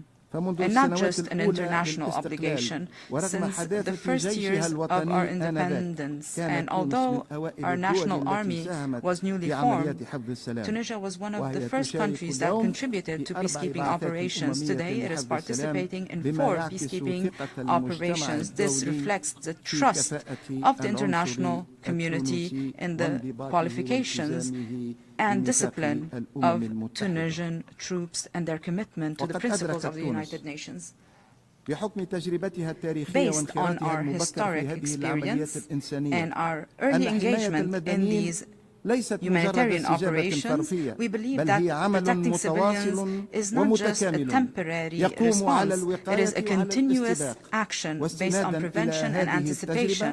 Based on our experience, we have organized the International Conference on the Role of Armed Forces in Protecting Civilians in Peacekeeping Operations on the 10th and 11th of July 2025 in cooperation with the UN Peacekeeping Operations Department, which resulted in a number of initiatives and proposals to strengthen the protection of civilians and to achieve the desired outcomes from peacekeeping operations and to renew the trust of countries and peoples in these operations.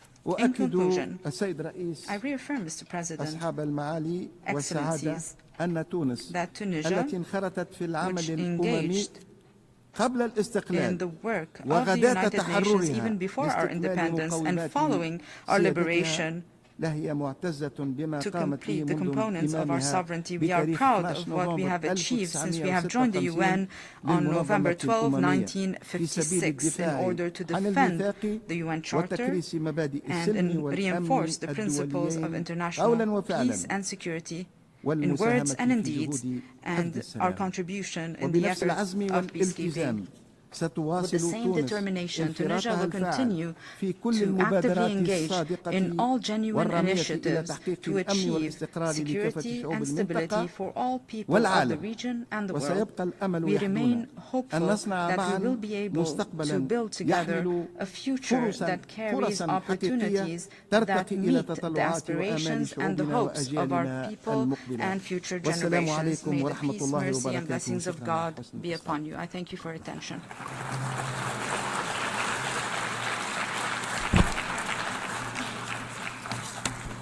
I thank the Minister of Foreign Affairs, Migration and Nations Abroad of Tunisia. Now I give the floor to His Excellency Abdullah Khalil, Minister of Foreign Affairs of the Maldives.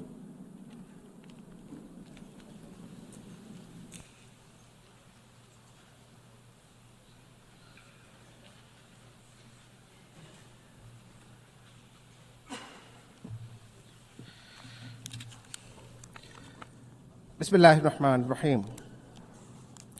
Madam President, Mr. Secretary General, Excellencies, ladies and gentlemen. On the 21st of this month, we mark the 60th anniversary of the Maldives joining the United Nations.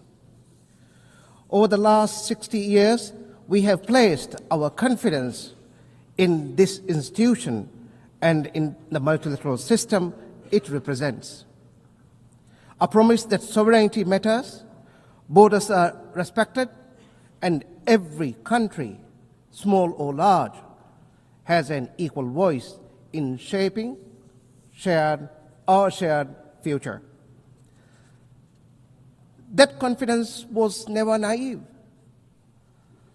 It rested on the conviction that laws restrain might and rules hold firm against coercion.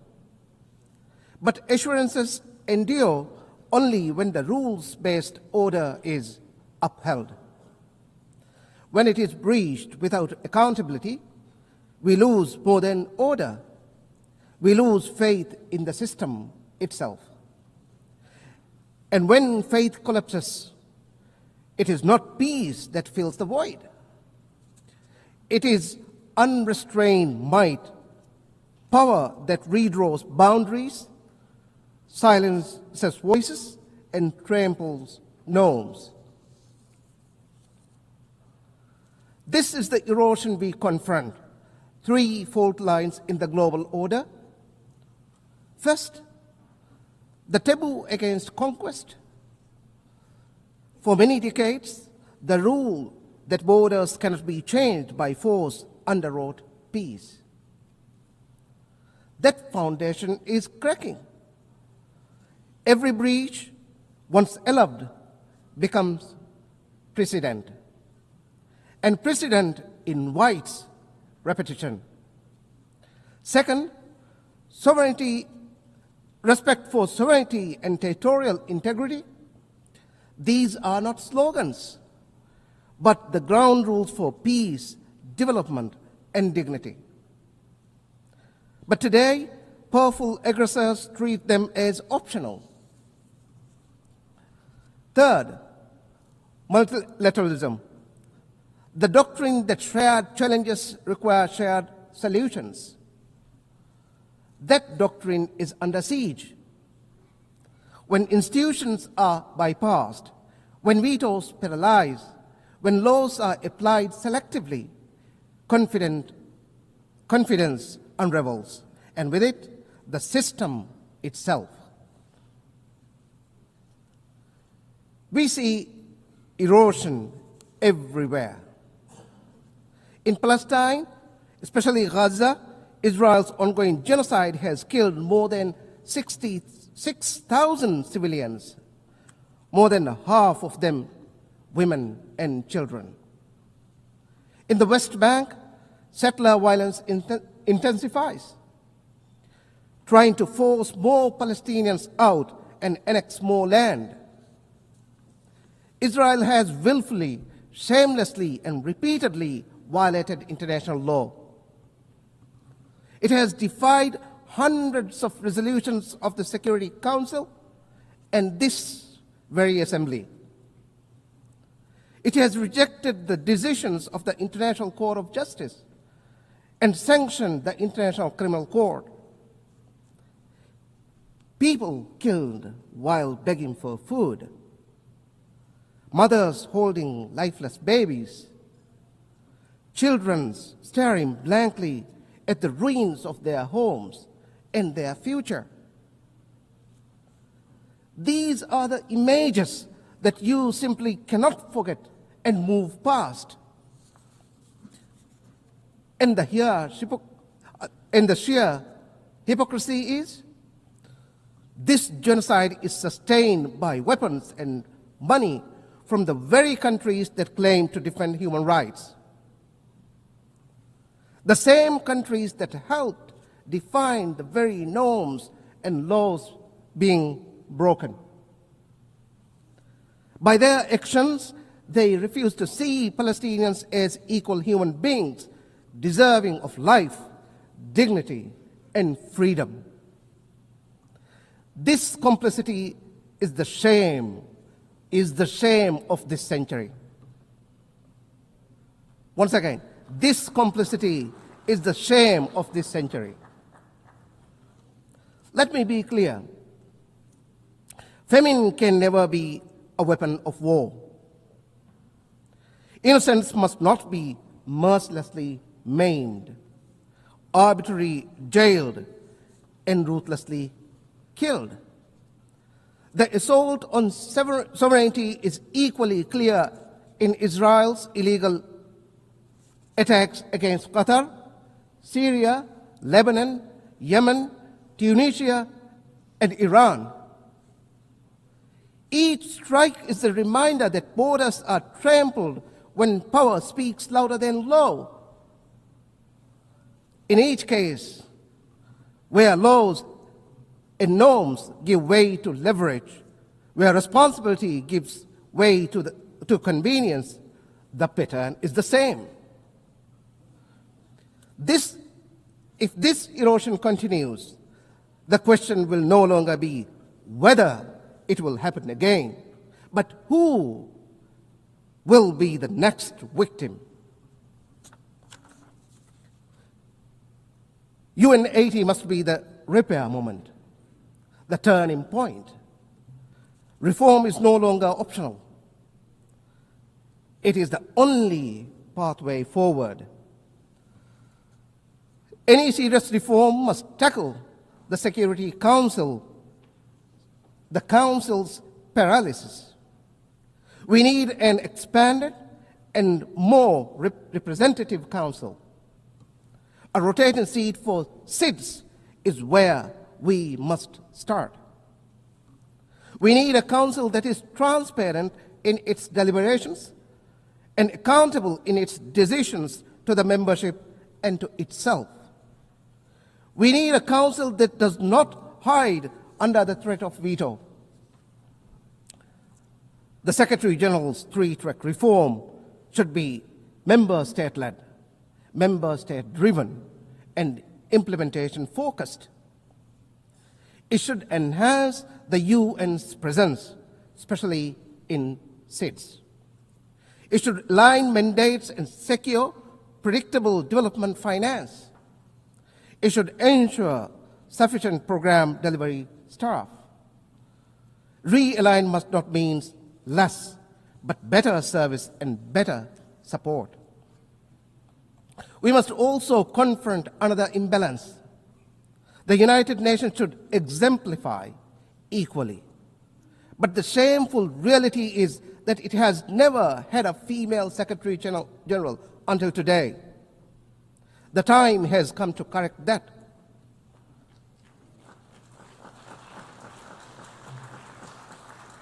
Reform is not only about structures, it is about credibility. And credibility lives or dies with trust in multilateralism. That trust is eroding, and unless we act, the institutions built to uphold our systems will weaken further. If the UN cannot act to prevent, to protect, and to provide, trust in multilateralism will continue to erode. UN80 must repair the guardrail before they fail beyond repair. Repair also begins with the global commons, the ultimate test of whether law and multilateralism still matter. A decade ago, this assembly adopted 3 foundational documents. But today, the 2030 agenda is off track. The promise of Paris is broken, and the Addis Ababa action agenda lies unfulfilled. The climate emergency deepens as major emitters evade their responsibility to cut emissions and to pay for loss and damage inflicted on countries like mine, the Maldives. Similarly, under the crushing weight of external debt, creditors and institutions tighten the vice, stripping developing economies of the fiscal space needed for resilience, health, and education. There are promises worth keeping. The BBNJ agreement entering into force next January must be universally ratified and fully implemented, with benefit sharing, technology transfer, and capacity building that are real, predictable, and accessible to citizens. Comments from the UN Ocean Conference, commitments from the UN Ocean Conference, and the Financing for Development Conference must translate into tangible gains for our islands, and above all, deliver debt relief. The global financial architecture must deliver deeper, faster, fairer structuring, scaling up concessional financing for SIDS, and ensure that climate finance is additional, predictable, and aligned with adaptation needs. We do not need to look far for solutions. The Antigua and Barbuda agenda provides the roadmap for SIDS to achieve resilient prosperity. But it requires building economic resilience, scaling up climate action and support, accelerating biodiversity protection, conserving and sustainably using the ocean, and mainstreaming disaster risk reduction. The upcoming World Social Summit in Doha must renew the social contract. A clean, healthy, and sustainable environment, decent work, universal social protection, and inclusion are not privileges, they are rights. Human rights must never be wielded as tools for political or diplomatic leverage. They must be a means to relieve suffering and support communities. The Modis will continue to champion core human rights values, including climate justice, gender equality, and the voice of youth. We will continue to be a voice for small island developing states, too often excluded, unheard, and ignored. We advocate for reform abroad by taking responsibility at home. Maldives 2.0 is our blueprint for change. It is reshaping governance, digitalizing services, and building an inclusive, future-ready economy, so every child on every island has the same chance to thrive. Health is central. We have banned vaping devices, e-cigarettes, and tobacco for the next generation. We are bringing NCD treatment into communities, expanding mental health care, and preparing for the realities of an aging population. Young people are at the heart of our choices. We are broadening access to skills and vocational training, opening new pathways to work, and creating space for them to build the future they imagine. Sustainability anchors our development. Ocean accounts now guide how we protect biodiversity, while our third NDC commits us to generating 1/3 of our electricity from renewable sources. Innovation drives resilience. President Dr. Modi has positioned the Maldives as a hub for investment and ideas.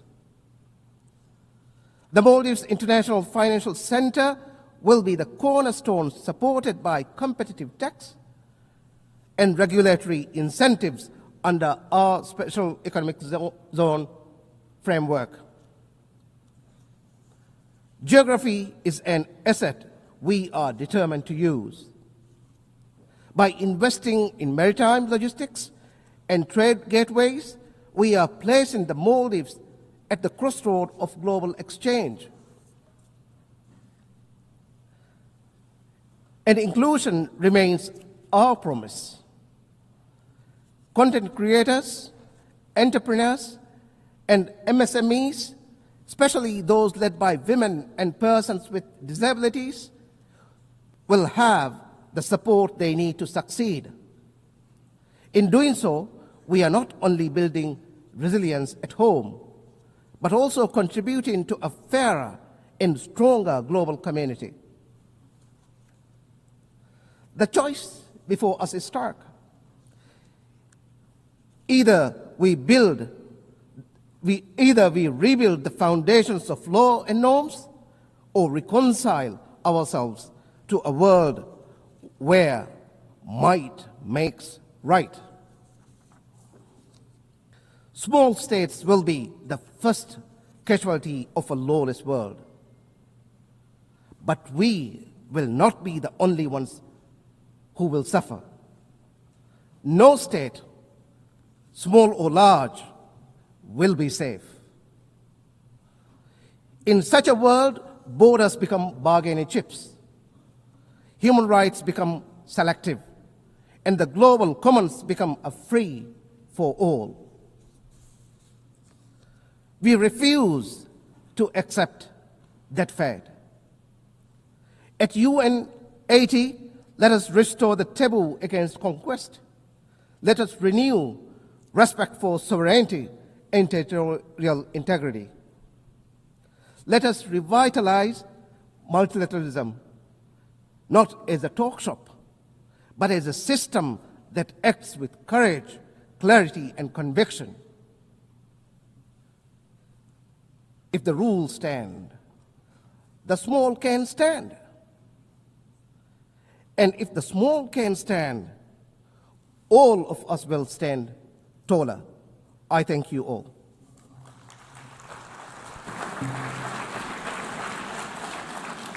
I thank the Minister of Foreign Affairs of the Maldives. Now I give the floor to Minister of Foreign Affairs, Minister of State and Secretary General of Presidency of Guinea, His Excellency Amara Kamara.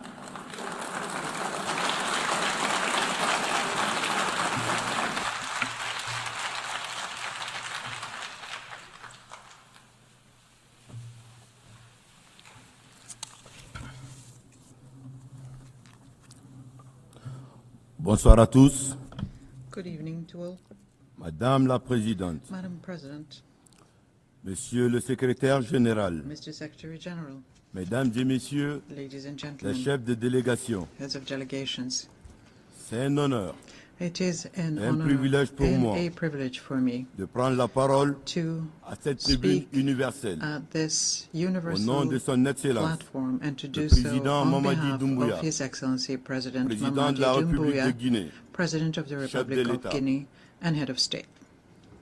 À cette occasion solennelle, On this solemn il m'a occasion, chargé he de has transmettre ces entrusted chaleureuses me with félicitations conveying his à warm Madame Annalena congratulations Baerbock to Ms. pour sa Annalena brillante Baerbock. élection Congratulations à la on her présidence brilliant de la election 80e as session President de of the l'Assemblée 80th générale des Nations session Unies of the United lui Nations assurer General Assembly, du soutien and to total assure de her la République de Guinée of the Republic of durant Guinea's son mandat. full support during her En mandate. saluant les efforts constants We de also Monsieur salute Antonio the Guterres ongoing efforts pour la paix mondiale. of Mr. Antonio Nous Guterres rendons for également global hommage peace, à and Monsieur we pay Philémon Yang tribute to Mr. Philemon pour Yang. le travail remarquable We thank him for his accompli remarkable lors de la work 79e accomplished session. during the 79th session.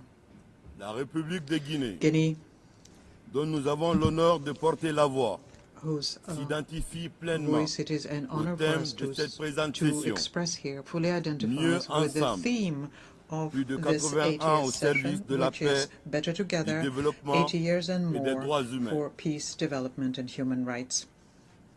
Dans notre contexte In national, our national context, ce thème prend une this résonance theme particulière. resonates particularly deeply. Mieux ensemble, Better grâce together à la refondation, through refounding. après plus de 66 ans After more than d'indépendance, 66 years of la paix, independence, le vivre ensemble, peace, le développement coexistence, et les droits humains development deviennent une and réalité human en rights République de Guinée. are becoming a reality in Je Guinea. vous prie, mesdames et messieurs, I'm asking de you, ladies recevoir and les gentlemen, salutations fraternelles to du peuple receive souverain de Guinée, the de son président et de son gouvernement. congratulations and greeting of the people, the En president prenant la parole and ici the même, il y a 2 government ans, of Guinea.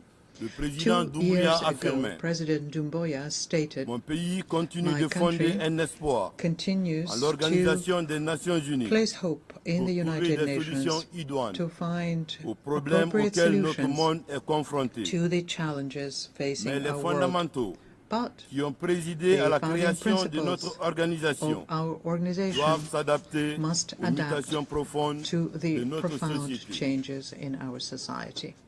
Cet espoir, This hope, malheureusement, tend à céder la place unfortunately, à is l'inquiétude, increasingly giving way to car concern. il est désormais évident que le monde est bouleversé. It is becoming increasingly clear Aucun that the world is continent in n'est turmoil épargné. and no continent is La spared. paix devient un luxe. Spared the following: Les the guerres fact et le that conflit peace is se becoming banalisent. a luxury, that wars and Les conflicts are organisations becoming internationales normalized, et régionales international s'affaiblissent. and regional organizations are Et les weakening, alliances dépendent trop souvent and alliances de la volonté depend far too des dirigeants often du moment. on the will of current leaders.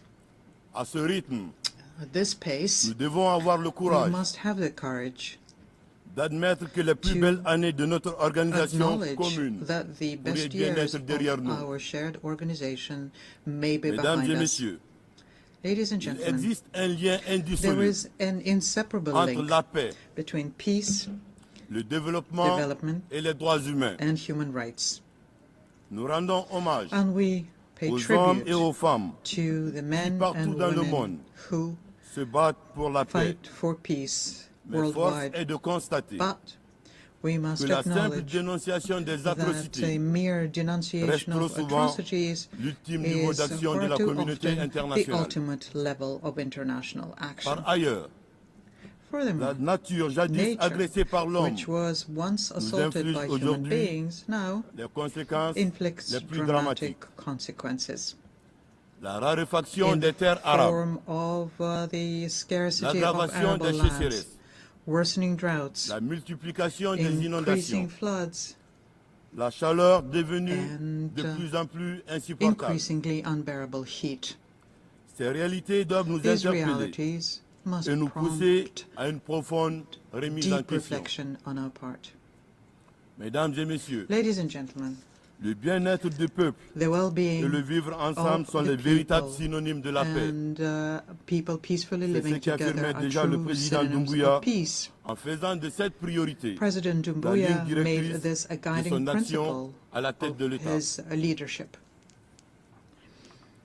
Grâce à sa And rigueur it is through his et à sa rigor constance, and la consistency Guinée s'est here, réconciliée avec Guinea elle-même has been able to et avance reconcile with courageusement itself sur le chemin and de son is now développement. boldly advancing towards development. En affirmant la fin d'une époque déséquilibrée et injuste, In où acknowledging the l'Afrique end n'avait pas droit au to chapitre, an imbalance le and président unjust Doumbouya a era fait le where choix Africa had no voice, d'assumer pleinement President notre Doumbouya souveraineté nationale. chose to fully embrace our national Il sovereignty. s'agissait tout d'abord First, de notre souveraineté minière our mining sovereignty, par le retrait de and this plusieurs was permis done by non revoking conformes several aux permits textes et aux which were lois, not in notamment compliance le code minier with de la our République de laws, Guinée. in particular with Guinea's Aussi, mining code.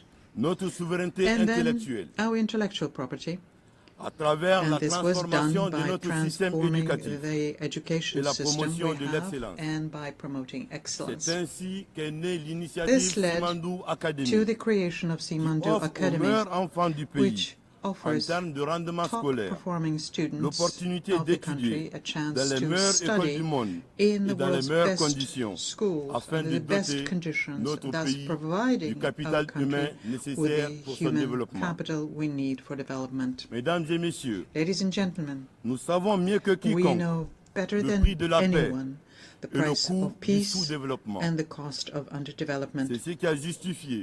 This justified the recent intervention of our defense and security forces to prevent national collapse in the country.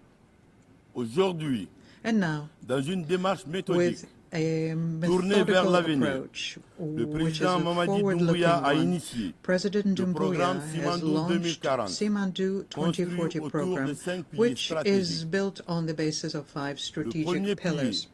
The first one is agriculture, food industry and trade, which is the engine of our growth. The second one is education and culture, and it is the foundation of our future. The third pillar, infrastructure, transport and new technologies to better connect our country. The fourth one is economy, finance and insurance to ensure our financial sovereignty. And finally, the health and well-being pillar, which is a national priority. The Simandou project, which is home to the world's largest iron deposit, will significantly contribute to global decarbonization due to its exceptionally high ore quality, about 65%. And to ensure the sustainability of the program, a sovereign fund will be established, financed essentially by Simandou revenues as well as other conventional mechanisms. Ladies and gentlemen, let me recall yet once again the words of a great African leader who spoke from this very podium and said, I quote, very clearly, without being hypocritical or pretending otherwise, looking at each other face to face, we all recognize that the democratic model imposed on us after the La Baule summit in France, almost religiously, this model does not work. Various economic and social indicators show it clearly. And this is not a value judgment on democracy itself. It's a statement of fact, a conclusion from decades of chaotic experiment of this model in our environment. A time which was focused only on political jousting at the expense of the essential, which is the economy. I quoted the President Doumbouya.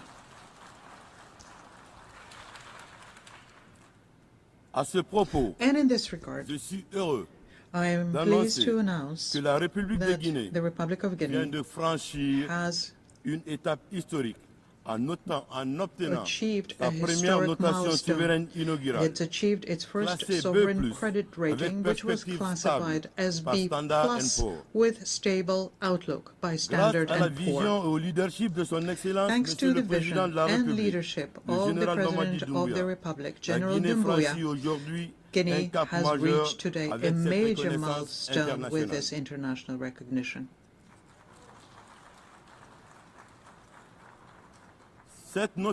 This rating now places the Republic of Guinea as the second largest economy in French-speaking West Africa and opening access to more favorable and competitive international capital markets.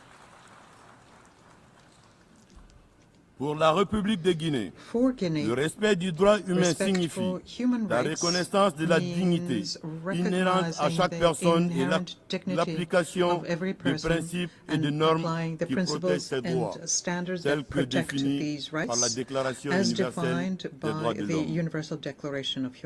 Malheureusement, son application à travers le monde demeure à géométrie variable, selon les régions, selon les acteurs, selon les contextes et selon les intérêts.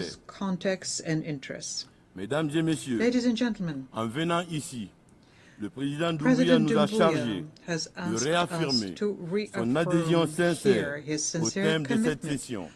Il attache une importance primordiale à la paix, au développement, aux droits humains.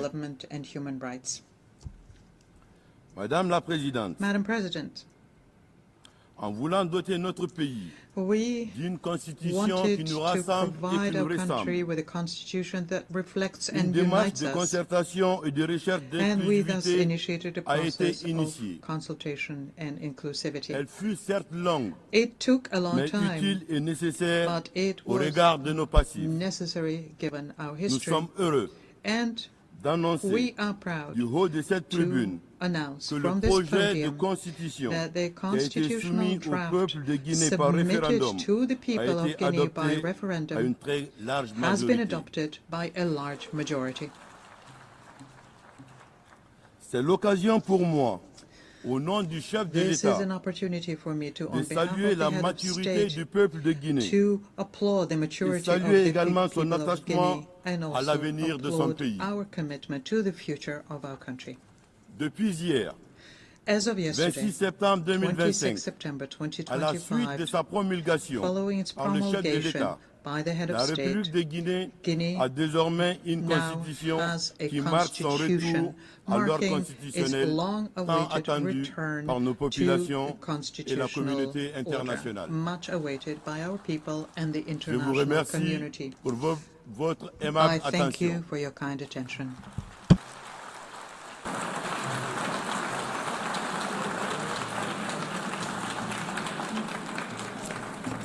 I thank Minister of State and Secretary General of the Presidency of Guinea.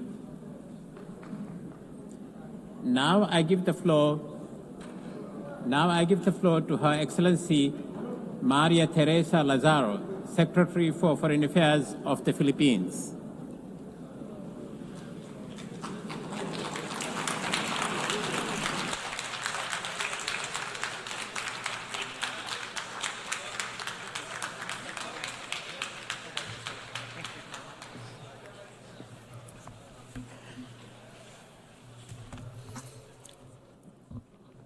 Mr. President, Excellencies, ladies and gentlemen, at the closing of the San Francisco Conference in 1945, Filipino General Carlos P. Romulo declared the UN Charter as an achievement for all humanity.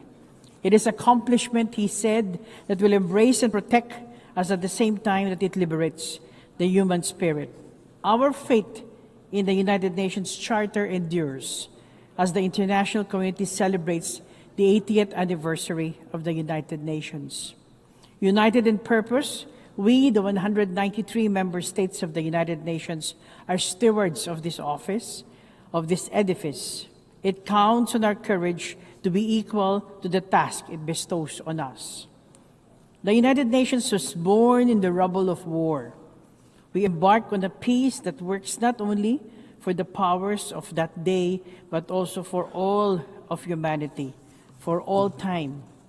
We forge through the Charter a covenant of just and equitable peace. Yet today, we ponder on the triumphs of this shared journey amidst the jolting clamor for peace and humanity under the very circumstances for which the United Nations was conceived. We must end the suffering of millions who live in starvation and fear in Gaza. Ceasefires must hold. Humanitarian access must be restored without restrictions. Children, women, and innocent civilians must be saved from further violence. Healing must begin. The two-state solution is the only viable diplomatic solution for sustainable peace. We must end the conflict in Ukraine. A just peace is only possible with respect for Ukraine's sovereignty, independence, unity, and territorial integrity. We must double down to address humanitarian crises around the world, looking at their roots and investing in durable solutions. We must protect and assist displaced populations in Sudan, Syria, Afghanistan, the Democratic Republic of the Congo, the Sahel region, of the Rohingyas, and in many other parts of the world. This June, the Secretary General reported that over 40,000 cases of violations against children in armed conflict, the highest recorded in 30 years. This is unconscionable. We owe our children peace. And uncertainty after the war, this time's call on the United Nations, particularly the Security Council, to make bold decisions. We must forge new pathways for international peace and security. This is a challenge that the Philippines is ready to rise up to as we seek a non-permanent seat in the Security Council for the term 2027-2028. We look ahead to the solemn honor of serving this body. The Philippines is committed to contribute to the Security Council in a manner that takes into account the views and concerns of the general UN membership and other principal organs of the United Nations. We recognize the weight of the responsibility of the Security Council. When it acts for the interest of humanity, it is a fulcrum of change, a force for good, and a bastion of hope for populations trapped in hopeless situations. We seek to be part of it to help advance the cause of global peace with the depth of experience earned from our struggles for peace. In the Philippines, we know that beyond stopping hostilities, peace is a just order with individuals flourishing in dignity at its center. The success story of the Bangsamoro Autonomous Region in Muslim Mindanao, or BARM, tells us that peace building, though sometimes arduous and long, endows communities their rightful future. Our vision for global peace finds its home in the 1982 Manila Declaration on the Peaceful Settlement of Disputes. Excellencies, distinguished delegates, the UN Charter binds nations in promoting peace and progress in larger freedom. This drives our quest for global solutions to the transcendent challenges that affect nations. New models are needed to achieve equitable, sustainable, and inclusive development. For decades, the UN development system has aided transformation in many nations, including the Philippines. Amidst current funding shortfalls, we must support reforms to help it deliver value to UN member states in tight accord with national priorities, with less bureaucracy and fragmentation. It is regrettable that politics and the demands of war have cut development financing globally, just as we embark in the last mile of the SDG agenda. This has shifted the focus to the roles of developing and middle-income countries as shapers of development solutions. And why not? Together, we are the fastest-growing economies, the largest consumer markets, and the top sources of human capital. Even as we manage our share of economic vulnerabilities within our borders, developing nations are assuming greater responsibility as agents of transformative and inclusive cooperation. We are actively reshaping the global development agenda in the 21st century. In the Financing for Development conference in Sevilla, we faced the sobering truth that the current financial system is untenable. It is one that has fostered debt burdens and perpetuated power imbalance, a system that mires the poor and favors the wealthy. Structural asymmetries undermine the ability of developing countries, particularly climate-vulnerable ones, to mobilize the scale and quality of finance required for resilient development. Access to finance remains skewed. Climate-vulnerable developing countries face borrowing costs that exceed their projected growth rates. The eligibility criteria for concessional finance is tied to outdated income classifications with no account for risks and vulnerabilities faced by many countries that need such lifelines for sustaining their growth. Reforms are long overdue. Multilateral processes must confront the widening gap between climate ambition and the means of implementation, whether in terms of financial resources, technology transfer, or capacity building. Developed countries must fulfill their financial obligations. Multilateral development banks must do their part. Climate finance is a binding commitment as affirmed by the International Court of Justice in its unanimous advisory opinion last July. We need to rebalance decision-making power in global financing institutions. Developing countries must be co-architects of systems that determine allocation, eligibility, and accountability. As a maritime country known for its mega biodiversity, the Philippines considers the sustainability of our environmental ecosystem as key to our climate and economic resilience. I am pleased to announce the Philippines' ratification of the BBNJ agreement, and this is in line with our commitment to the rules-based international order and the 1982 UNCLOS. We are determined to advance the just governance of the oceans and the conservation of maritime biodiversity. In our reflection on evolving multilateralism to be more fit for purpose, we must consider progress in the way we account for our stewardship of resources. Our economic models must account for the health of our planet. We must measure our success in promoting development in larger freedom in our accountability to every nation and every person of the community. Societies thrive in diversity and inclusion. Ladies and gentlemen, we stand in the midst of a global revolution of people, of economies, and of technologies. Migration straddles these changes. The movement of people across borders sustains growth in countries of origin, transit, and destination alike. Every day, Filipino migrants across the world are a testament to this. They support health systems, advance education, and boost creative economies. The 1.9 million seafarers are the backbone of maritime trade that accounts for 90% of global commerce. The International Conference on Seafarers, Human Rights, Safety, and Well-being held in Manila early this month affirmed that states and stakeholders are ready to do more for them. As migrants link our nations, their rights and dignity should be a gathering point, not a fault line for governments. Technology is the other defining force of our age, a connector, an enabler, an equalizer. Artificial intelligence offers promise, but carries profound risks.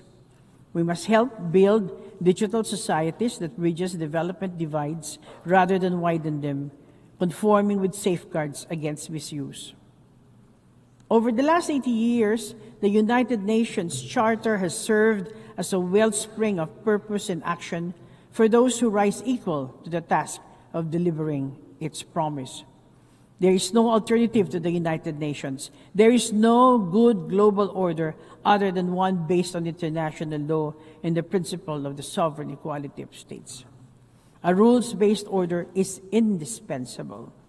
To maritime nations such as the Philippines, international law, particularly the 1982 Law of the Sea, is fundamental to our future. While our government vessels and fisher folk continue to be harassed in our own waters, and as we remain on the receiving end of illegal, coercive, aggressive, and dangerous actions in the South China Sea, we abide by the UNCLOS as reinforced by the binding 2016 arbitral award on the South China Sea. We are committed to diplomacy and other peaceful means to settle disputes. At the birth of the UN, the Philippines actively helped in framing the foundational principle of the Universal Declaration of Human Rights, which states that all human beings are born free and equal in dignity and rights. The early decades of the UN saw the spirited engagement of Filipino diplomats against colonization and apartheid and economic inequality, we have steadfastly strived for justice. For its cause, we have helped manage the front lines of climate diplomacy, from the drafting of the Climate Change Convention itself to the Kyoto Protocol and the Paris Agreement. We have engaged with the fire of a nation familiar with the brunt of devastation, of disasters and extreme weather events. We know the urgency of global action. Justice and equity was our guidepost during the crafting of the WHO Pandemic Agreement. The adoption of this treaty last May was a sweet spot in the Philippines' presidency of the World Health Assembly. Our pledge to peace is unwavering. The Philippines was among the first to respond to the UN call for assistance in the Korean War. A decade later, Philippine troops flew halfway across the globe to aid in peacekeeping operations in the Congo. Since then, we have sent nearly 15,000 troops to 21 peacekeeping missions in Africa, Middle East, and the Asia Pacific. This experience has taught us that peacekeeping is about empowering communities. It must carve exit strategies with focused, non-politicized mandates from the Security Council. New models must be tailored to context and needs on the ground. Then as now, we embrace our role as a bridge builder. As General Carlos P. Romulo put it in 1946, a bridge between two worlds, among the first of many that must be erected to make them one. Then as now, we offer steady hands in New York, Geneva, Vienna, Bangkok, Nairobi, Rome, and the cradles of joint action as a partner, pathfinder, and peacemaker. Excellencies, distinguished delegates, our world is far different from the world inhabited by the founders of the UN. Our new realities test the durability of the Charter at its 80th year. The measure of credibility for the UN is whether it can hold its sovereign promise in today's world, where nations shape the future on equal terms. As I conclude, I recall again General Romulo's words at the first UN General Assembly in 1946 that the Filipino stake in the United Nations is one of an identical destiny, of shared anxiety, of hope and endeavor. The journey of the entire family of the United Nations has been one of hope and endeavor. In the strength of our diversity, the UN is the common vessel steering humanity through the onslaught of challenge and change. We count on each other for the courage to hope and courage to act. Let us persevere in purpose, in action, as the United Nations, so we can claim before those who came before us and those coming after that we have risen to the challenges of our time and have far exceeded our calling. Thank you and mabuhay.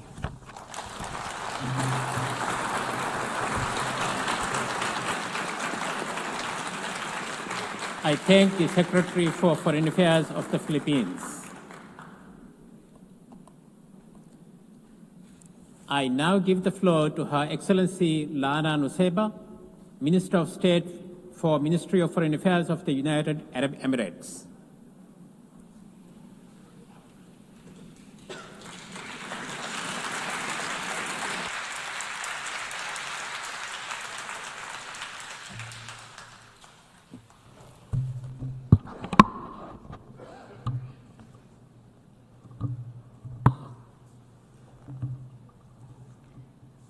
السيد الرئيس، حين وقف العالم على أنقاض الحرب قبل 80 عاماً وجد نفسه أمام لحظة مفصلية حتم الانتقال إلى نظام جديد بعد أن أثبتت النظم الدولية السائدة آنذاك فشلها في تحقيق الأمن والسلم الدولي. وحينها اختار العالم السلام فاتحاً ذراعيه لعهد جديد من التعاون والتكاتف الدولي، وهو ما تجسد في إنشاء هذه المنظمة.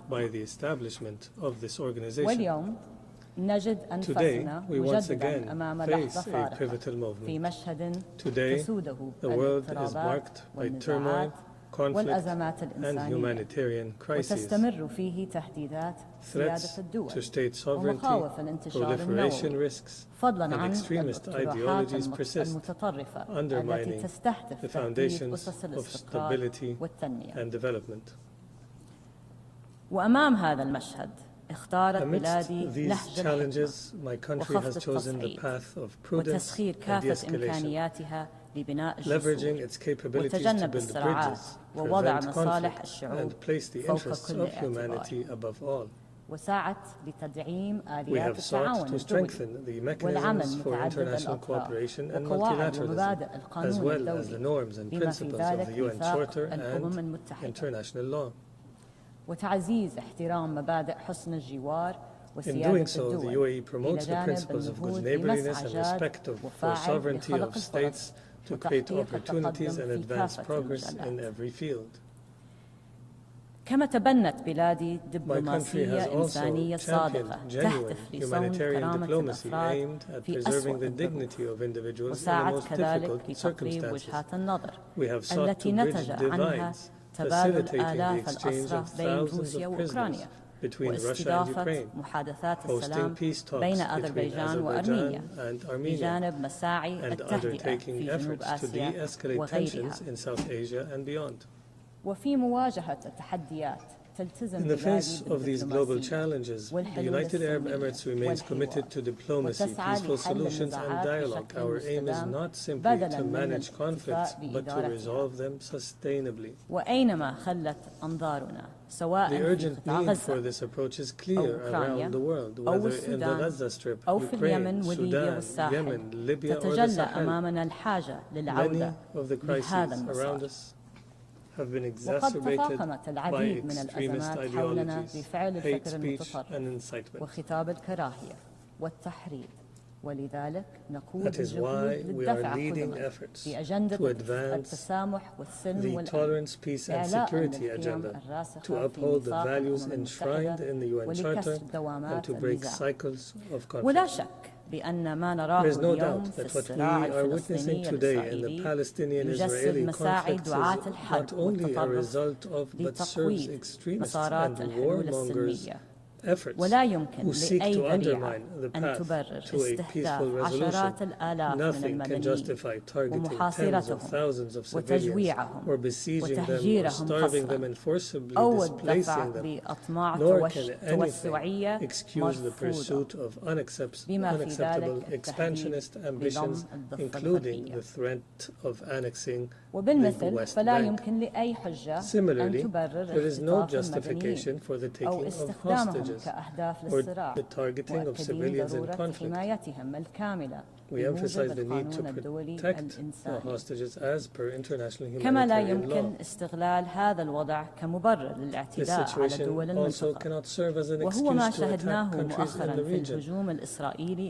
Israel's treacherous and reprehensible attack against the state of Qatar constituted a flagrant violation of its territorial integrity and of the security of the Arabian Gulf region, as well as a breach of the most fundamental principles of international law. Aggression will not bring stability to the region. My country has always believed in the centrality of the two-state solution and the realization of an independent, sovereign Palestinian state with East Jerusalem as its capital, living side by side with the state of Israel. In security, peace, and prosperity, this is the fundamental requirement for achieving a permanent, just, and comprehensive solution to the issue, with a Palestinian state capable of fulfilling the aspiration of the Palestinian people, restricting the use of weapons, and ensuring security, stability, and the rule of law, with no place for terrorists and extremist groups. My country also welcomes the growing recognition of the State of Palestine. We invite others to follow this approach as an investment in a better future for the region. Our first and most urgent demands remain an immediate and permanent ceasefire in Gaza. وإنهاء الحصار وإطلاق سراح الرهائن والمعتقلين وتسهيل إيصال المساعدات الإنسانية بشكل عاجل وعلى نطاق واسع ودون عوائق. وتواصل دولة الإمارات دورها كأكبر مانح للمساعدات لغزة مسخرة لذلك كل ما لديها من علاقات وموارد وإمكانيات. وسنستمر بالقيام بهذا الدور بالرغم من القيود والعراقيل. وفي توجهنا بتغليب الحلول الدبلوماسية وإرساء العدالة في النظام الدولي، ما زالت بلادي تضع قضية الجزر الإماراتية الثلاث المحتلة طنب الكبرى وطنب الصغرى وأبو موسى في صدارة أولوياتها الوطنية، حيث نستمر في مطالباتنا لإيران بإنهاء احتلالها بهذه الجزر التي تعد جزءاً لا يتجزأ من أراضي دولة الإمارات، وأن تستجيب لدعواتنا المتكررة بحل هذا النزاع عن طريق المفاوضات المباشرة أو اللجوء إلى محكمة العدل الدولية. وحين نتحدث عن السيادة لا يفوتنا أن نجدد دعمنا الكامل للسيادة المغربية على الصحراء المغربية مع تأييدنا لمبادرة الحكم الذاتي في إطار الوحدة الترابية. السيد الرئيس، إن هموم منطقتنا ليست محصورة في المشهد الدامي في غزة، ففي السودان كذلك يواجه الشعب معاناة إنسانية هائلة وصلت إلى حد المجاعة، وتقف بلادي مع الشعب السوداني الشقيق في تطلعاته لانتهاء هذه الحرب الأهلية وتداعياتها الإنسانية المعنية العميقة. وإذ نؤكد على أهمية البيان الصادر عن المجموعة الدولية بشأن السودان والدعوة لهدنة إنسانية، فإننا نشدد على أهمية تحقيق وقف إطلاق نار فوري وضمان وصول المساعدات الإنسانية دون عوائق إلى أنحاء البلاد. إن السلام المستدام لا يتحقق بالحلول العسكرية، ولا بد من الدفع نحو عملية انتقالية في السودان تفضي إلى حكومة مدنية مستقلة لا تخضع لهيمنة أي من الأطراف المتحاربة ولا مكان فيها للتطرف والإرهاب. السيد الرئيس، تحرص بلادي على دعم أدوار المنظمات الدولية والآليات متعددة الأطراف، ومقابل هذا الالتزام تتجلى أمامنا الحاجة الملحة لتطوير وإصلاح آليات العمل المشترك، وعلى رأسها الأمم المتحدة بما في ذلك مجلس الأمن. وتنظر دولة الإمارات لمبادرة الأمم المتحدة الثمانين كفرصة لتعزيز قدرات المنطقة، مع أهمية أن تتضمن هذه المبادرة رؤية مستقبلية واضحة لعملها في العقود المقبلة. وتنسجم هذه الرؤية الإصلاحية للأمم المتحدة مع النهج الوطني الطموح لدولة الإمارات في ظل التوجهات الحكيمة لصاحب السمو الشيخ محمد بن زايد آل نهيان رئيس الدولة حفظه الله، القائمة على نظام دولي فاعل وعادل وقادر على خدمة البشرية والعمل الجماعي لتحقيق نتائج شاملة ومستدامة. وينعكس ذلك على جوانب عديدة من سياستنا، ففي مجال الاقتصاد والتنمية عملنا على مضاعفة استثماراتنا الاقتصادية الخارجية في مشاريع متنوعة وتوسيع نطاق الشراكات بالأخص مع دول الجنوب بما فيها دول القارة الأفريقية، والتي امتدت الاستثمارات فيها لمختلف القطاعات، إيمانا منا بأهمية الانفتاح والتواصل لتحقيق التنمية والازدهار والاستقرار المشترك. وفي مجال العلوم والتكنولوجيا والذكاء الاصطناعي فقد حرصت بلادي على تسهيلها لدعم التنمية المستدامة على مستوى العالم عبر بناء قدرات الدول في هذا المجال مع احترام قيمها وأولوياتها الوطنية ومراعاة الاستخدام المسؤول والأخلاقي لهذه التقنيات بما يتماشى مع القانون الدولي. وفي سياق جهودنا المستمرة لحماية البيئة تواصل دولة الإمارات استثماراتها المتنامية في العمل المناخي الدولي بما يدعم الحلول المبتكرة في هذا المجال ويعزز الطاقة النظيفة.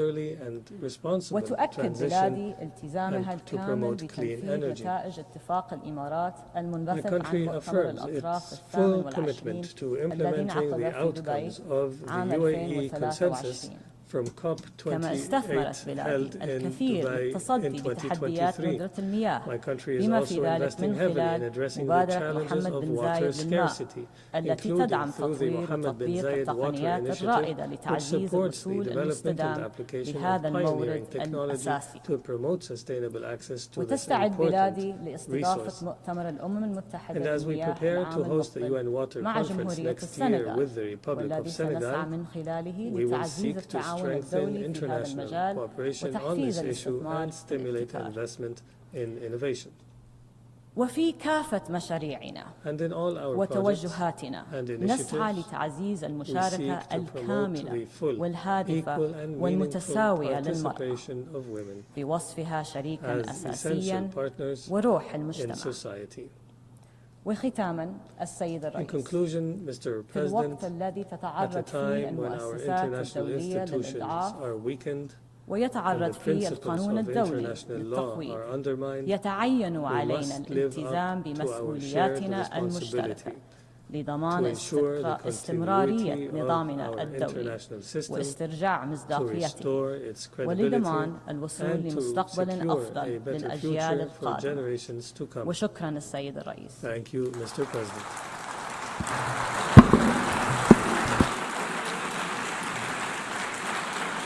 I thank the Minister of State for Ministry of Foreign Affairs of the United Arab Emirates. We have heard the last speaker in the general debate for this meeting. We will continue the general debate on Monday, 29 September at 9 a.m. in this hall. The exercise of right of reply has been requested. May I remind members that statements in the exercise of right of reply are limited to 10 minutes for the first intervention and 5 minutes for the second intervention, and should be made by delegations from their seat. I call on the representative of Ethiopia. Mr. President, we ask for the floor in the exercise of the right of reply to the statement made by the Egyptian delegate against my country, Ethiopia. The unfounded claims we heard here today are also communicated to the Security Council. Ethiopia has provided a considered response based on truth and lessons from our knowledge of Egypt's baseless claims. Our position remains principled and clear. The Nile River ties Ethiopia, Egypt, and the 9 other countries of the Nile Basin with a natural bond. Ethiopia has taken all steps to preserve this bond.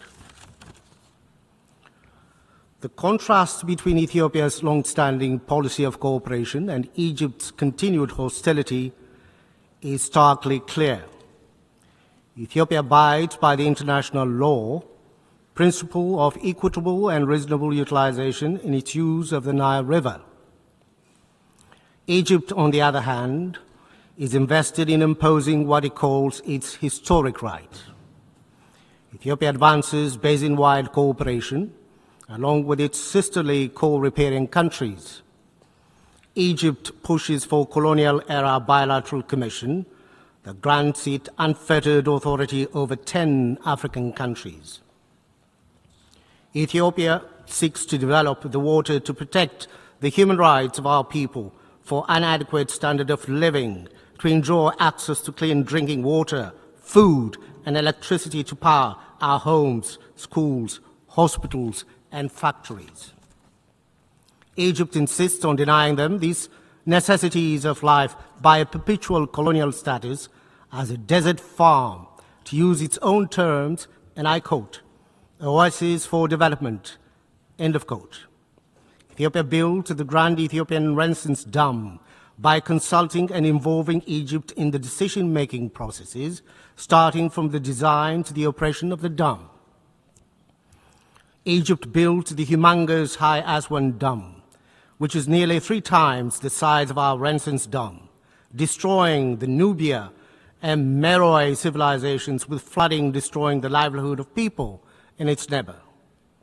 Several rounds of negotiations have been held between Ethiopia and Egypt.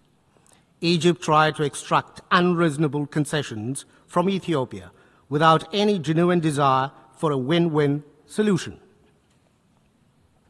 Egypt's representatives have not shown any inclination to produce a consensus outcome. Its entire focus is to get other Nile riparian states to recognize its claims for colonial-era entitlements and full control of the Nile. Ethiopia's dam is the first of many, not only in Ethiopia, but also in the wider Nile Basin region. There has to be a lesson from the past to chart a positive future, a more collaborative future. Hostility only breeds divisions, wastage of resources, and missed opportunities for joint development. Ethiopia has redoubled its efforts to ensure regional peace and security, shoulder to shoulder with its neighbors, to restore peace, advance integration, and economic development, and in the fight against terrorism. Egypt, on the other hand, is disrupting these regional efforts, shipping in arms and supporting belligerents and making diplomatic solutions impossible in its neighbors to the south and west. There is no parallel comparison between my country, Ethiopia, and Egypt. Our determination to forge cooperation emanates from the just nature of our cause and action. It's influenced by the timeless bond and shared future we enjoy with our neighbors. When we exchange this word in this August Assembly, it is only because we are compelled to do so. Egypt's attempt to internationalize one hydroelectric dam, one African river, is only another case of exploiting this platform for narrow political purposes and a cover-up for national and regional preoccupations. This is one among several factors that contributed to the challenges the United Nations is facing in developing on its mandates. We thus encourage Egypt to play a constructive role in building a future of shared prosperity. I thank you, Mr. President. I call on the representative of Pakistan.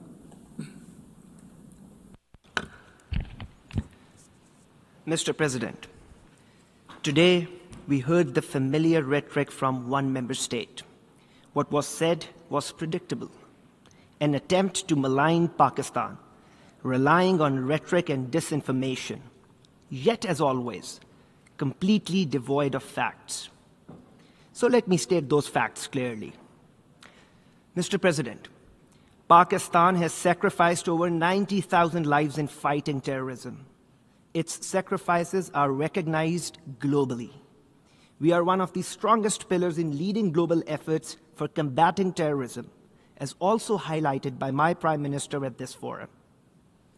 The malicious accusations about terrorism by this one country, unfortunately by our neighbor, are a deliberate attempt to repeat lies, and to keep doing that until they are accepted as the truth. But as we know, that is far from ground realities. This country is not just a serial perpetrator of terrorism, it is a regional bully, a net destabilizer for the entire region, holding South Asia hostage to its hegemonic designs and radical ideology that regrettably inspires hate, divisions, and xenophobia. So let me put that in perspective. First, This country is in the league of those who illegally occupy territories, oppress populations, and violate fundamental human rights, as in the case of Indian illegally occupied Jammu and Kashmir. State terrorism in the form of extrajudicial killings, arbitrary arrests, detentions, stage encounters, and collective punishment under the cover of counterterrorism. Second, it is this country which runs a sinister cross-border terrorist web and clandestine networks through its proxies, both inside Pakistan and beyond. This country also holds the distinction of having its serving naval officer working for its intelligence agency, Commander Kulbhushan Jadhav, caught red-handed by Pakistan, involved in heinous acts of terrorism and sabotage. Third, we heard the bizarre and untenable claims surrounding the Pahalgam incident. It has become a routine script now. Whenever an incident occurs, Pakistan is reflexively blamed, without evidence, without logic, and without any investigation. Pakistan, as a responsible state, joined other members of the Security Council in condemning the Pahalgam incident. Moreover, Pakistan offered an independent and credible investigation, an offer that was flatly rejected. No surprise that till this day, no evidence related to that incident has been shared by this country. And then using that incident as a pretext and in gross violation of international law, blatant aggression was mounted against Pakistan between 7 and 10th May, which resulted in the loss of 54 innocent lives, 15 of them children, 13 women. To this, my country delivered a befitting, yet carefully calibrated response, exercising our right to self-defense under Article 51 of the UN Charter. This multi-domain response was directed solely at military targets and resulted in downing of multiple aircrafts, along with other significant military setbacks for the aggressor. Mr. President, this country's behavior sets a dangerous precedent for international legal order. It is a template for states that seek to violate international law, undertake extraterritorial assassinations, threaten their neighbors, and commit acts of blatant aggression. Such unlawful and reckless behavior must not be ignored by the international community. Pakistan remains committed to peace. More than 1.9 billion people of South Asia, a quarter of the world's population, deserve prosperity and stability. But these goals cannot be achieved through threats and intimidation. True progress requires sincerity, mutual respect, dialogue, and diplomacy. Principle Pakistan has upheld, and principles which India must finally choose to embrace if it truly seeks peace. I thank you.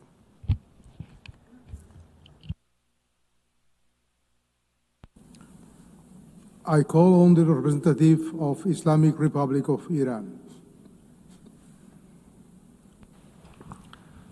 Bismillah ar-Rahman ar-Rahim. Mr. President, in response to the distinguished representative of the UAE, I must stress that the Islamic Republic of Iran reiterates its full sovereignty over the Iranian islands of Abu Musa, Greater Tom, and Lesser Tom in the Persian Gulf and rejects categorically any claim to the country. The Islamic Republic of Iran underlines that the measures undertaken in those islands by the Iranian officials have always been conducted based on the principles of the sovereignty and territorial integrity of the Islamic Republic of Iran. My country always pursued a policy of friendship and good neighboring with all neighboring countries. As it was reiterated regularly, the territorial integrity and the sovereignty of my country over the said Iranian islands is not negotiable. I would like to stress that Persian Gulf is the only true geographical designation for the body of water lying between Iran and the Arabian Peninsula, which has been used since the dawn of history and endorsed by the United Nations system and must therefore be respected by all. Also, my delegation rejects the allegation of Germany against Iran. Such claims are part of their disinformation campaign intended to divert attention away from the crimes of the Israeli regime. In fact, the Israeli regime is the regional proxy for certain Western countries, as explicitly acknowledged by the German Chancellor, stating that it is the dirty work Israel is doing for all of us. Germany has fully supported such a dirty work. Germany is a compliance in genocide and other crimes of that regime, entailing the international responsibility of Germany. Moreover, while Germany has openly backed Israel's aggression against Iranian safeguarded nuclear facilities and also is a significant non-performance of its obligation under JCPOA and Resolution 2231, it is not in any position to lecture us here. Contrary to the false claim of the German Foreign Minister, Iran's nuclear program is and will remain entirely peaceful. Since November 2003, every report of the International Atomic Energy Agency has consistently confirmed this peaceful character. Iran has repeatedly and unequivocally emphasized that nuclear weapons have no place in its defense doctrine. In his statement before the General Assembly, the President of the Islamic Republic of Iran reaffirmed Iran's principled opposition to nuclear weapons and underscored the urgent need to uphold the Non-Proliferation Treaty. Iran's peaceful nuclear program poses no threat to international peace and security. Consequently, we oppose any attempt by E3 to treat this matter within the Security Council framework. It is unjustified, lacks a legal foundation, and serves no constructive purpose. On several occasions, including informal communication to the Security Council and the Secretary General, the Islamic Republic of Iran has made it clear that the notification submitted by France, Germany, and the United Kingdom, the so-called E3, to trigger the snapback mechanism is legally and procedurally defective and therefore null and void. The E3, Germany included, took this action while themselves refusing to comply with their own binding obligation under the JCPOA and Resolution 2231. Not only did they deliberately undermine the Resolution 2231 by demanding arrangements beyond its scope, but they also went so far as to advocate and justify military aggression against Iran's safeguarded nuclear facilities. Accordingly, any attempt to revive terminated resolutions is devoid of legal basis and stands politically and morally indefensible. Issues related to Iran's nuclear program have already been comprehensively addressed and settled within the framework of JCPOA and Resolution 2231. The government and the people of the Islamic Republic of Iran remain determined to exercise their inalienable right to nuclear technology for exclusively peaceful purposes and to build upon their own scientific progress in advancing various civilian applications for that technology.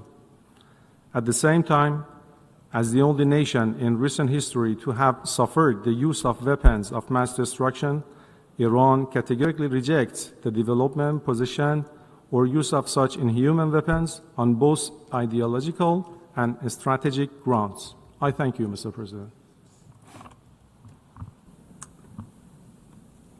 I call on the representative of China. Thank you, President. In response to remarks made by some countries, China hereby exercises its right of reply. China has consistently maintained that United Nations is not the appropriate forum for discussing South China Sea issues. However, in light of certain rules, arguments China believes necessary to offer a solemn response. China's position on South China Sea arbitration case has been consistently clear. The arbitration case was unilaterally initiated in violation of the principle of state consent and international law, including the United Nations Convention of the Sea. The arbitral tribunal in South China Sea case exercised its jurisdiction ultra-vires and rendered an award in disregard of law. His ruling is illegal and non-valid. China neither accepts nor recognizes the ruling, nor does it accept any claims or actions based on it. China's territorial sovereignty and maritime rights and interests in South China Sea remain unaffected by this ruling under any circumstances. The so-called ruling is a negative example of international law and is by no means part of it. China's law enforcement as activities in safeguarding its rights in maritime areas under its jurisdiction is beyond reproach. China has consistently advocated for peaceful settlement of disputes and will continue to resolve relevant disputes in South China Sea through negotiation and consultation with directly concerned countries on the basis of respecting historic facts in accordance with international law. China will continue to work with ASEAN countries to jointly uphold peace and stability in China, South China Sea. Thank you, President. I call on the representative of Egypt. Thank you, Mr. Chair, for giving Egypt the floor in order to exercise the right of reply against the allegations by the Ethiopian delegation. First of all, our stance regarding the Ethiopian dam is very clear and was stated by our Minister of Foreign Affairs this afternoon in the general debate. The Ethiopian dam represents a unilateral measure devoid of any legal legitimacy, and Egypt stresses that despite all the flimsy efforts to give the Ethiopian dam a false veneer of acceptance and legitimacy, the dam remains a unilateral measure that violates international law and norms and doesn't produce any consequences that would affect the legal system governing the Eastern Nile Basin under international law. Furthermore, the recent Ethiopian actions represent a new violation, adding to a long list of Ethiopian violations of international law, including disregard for the presidential statement issued by the Security Council on September 15, 2021. Having said that, Mr. Chair, allow me also to reply to the false allegations by the Ethiopian representative. Egypt categorically rejects all the false allegations made by the Ethiopian representative in response to the Egyptian statement during the GA debate in this afternoon. The Ethiopian side must first reflect and look at itself if it wants to identify those who are truly undermining stability, peace, and security on the continent. Ethiopia is the one that signed a memorandum of understanding that threatens the unity and sovereignty of Somalia, a sister African state, by recognizing a secession of its territorial integrity. A state that repeatedly attacks the Sudanese Fashaqa and illicitly exploits its resources. This is Ethiopia, not Egypt. A state whose forces were rooted out of UNISFA peacekeeping mission. This is Ethiopia, not Egypt. A state that waged a war against Eritrea and sieged it for years and still threatens it by a new war to achieve its delusions of access to sea. This is Ethiopia, not Egypt. A state that operates forces in Somalia outside the AU banner. This is Ethiopia, not Egypt. Ethiopia, which violates the established rules of international law and disregards the established African principle of sanctity of borders, believes it can control the Nile waters and deprive the downstream countries, Egypt and Sudan, of their historical right to the river's waters. Ethiopia must stop immersing itself in illusions of power and control and realize that its false accusations are nothing but fabrications and delusions stemming from a troubled internal situation that seeks to export its internal problems and create imaginary enemies for domestic consumption. Stable and civilized Egypt rises above this abhorrent approach. We call on Ethiopia to exercise wisdom, cease threatening its neighbors, and refrain from any measures that destabilize the continent. We call on Ethiopia to return to the African family as a pillar of peace and stability in the region, not as a threat or underminer. I thank you, Mr. Chair. I call on the representative of India. I thank you, Mr. President. It is telling that a neighbor who was not named chose to nevertheless respond and admit their long-standing practice of cross-border terrorism. Pakistan's reputation speaks for itself. Its fingerprints are so visible in terrorism across so many geographies. It's a menace not only to its neighbors, but to the entire world. No arguments or untruths can ever whitewash the crimes of terrorists done. I thank you, Mr. President. I call on the representative of United Arab Emirates. شكرا سيد الرئيس. في إطار حق الرد الذي أدلى به ممثل جمهورية إيران الإسلامية أود أن أذكر التالي: دولة الإمارات تعتبر أن الجزر الثلاث طنب الكبرى وطنب الصغرى وأبو موسى في الخليج العربي هي جزر تابعة لدولة الإمارات التي تحتلها إيران، وبالتالي فإن إيران قوة احتلال في هذه الجزر، وأي ادعاءات إيرانية بخلاف ذلك لن تغير من الواقع شيئا. من غير المقبول أن تدعي إيران أن موضوع الجزر مسألة داخلية إيرانية، وتؤكد دولة الإمارات وبشكل قاطع على أن جزرها الثلاث هي جزء لا يتجزأ من أراضي دولة الإمارات العربية المتحدة، وترفض بشدة استمرار الاحتلال الإيراني لهذه الجزر الإماراتية الثلاث. ولطالما دعت دولة الإمارات إيران إلى الاحتكام إلى القانون الدولي وميثاق الأمم المتحدة لحل هذه القضية من خلال المفاوضات الثنائية أو اللجوء إلى محكمة العدل الدولية. ونود التأكيد على أن دولة الإمارات تتمتع بعلاقات طيبة وتعاون وثيق مع إيران، ونطمح إلى زيادة تعاوننا وتعميق علاقاتنا الثنائية، إلا أن هذه القضية قضية الجزر الإماراتية الثلاث ستبقى محل خلاف إلى أن نجد لها حلا سلميا مرضيا مع إيران في إطار القانون الدولي ومبادئ حسن الجوار. شكرا سيدنا. I call on the representative of the Philippines. Mr. President, I wish to refer to the statement of China referring to the 2016 Arbitral Award, which is binding to all parties and final. The award was an affirmation of the dispute resolution mechanisms of the 1982 United Nations Convention on the Law of the Sea, or UNCLOS. It authoritatively ruled that the claim of historic rights to resources within the seas falling within the 9-dash line had no basis in law and is without legal effect. It upholds the Philippines' sovereign rights and jurisdiction in its exclusive economic zone. It affirms that certain actions within the Philippine exclusive economic zones violated and continue to be violated the sovereign rights of the Philippines and are thus unlawful. That large-scale reclamation and construction of artificial islands causes severe environmental harm in violation of international conventions, and that large-scale harvesting of endangered marine species damages the marine ecosystem. We firmly reject attempts to undermine it. At the same time, we welcome the growing international support for the award. We therefore strongly urge China to respect and implement the 2016 Arbitral Award. Thank you, Mr. President. I now call on the representative of Ethiopia for a second intervention.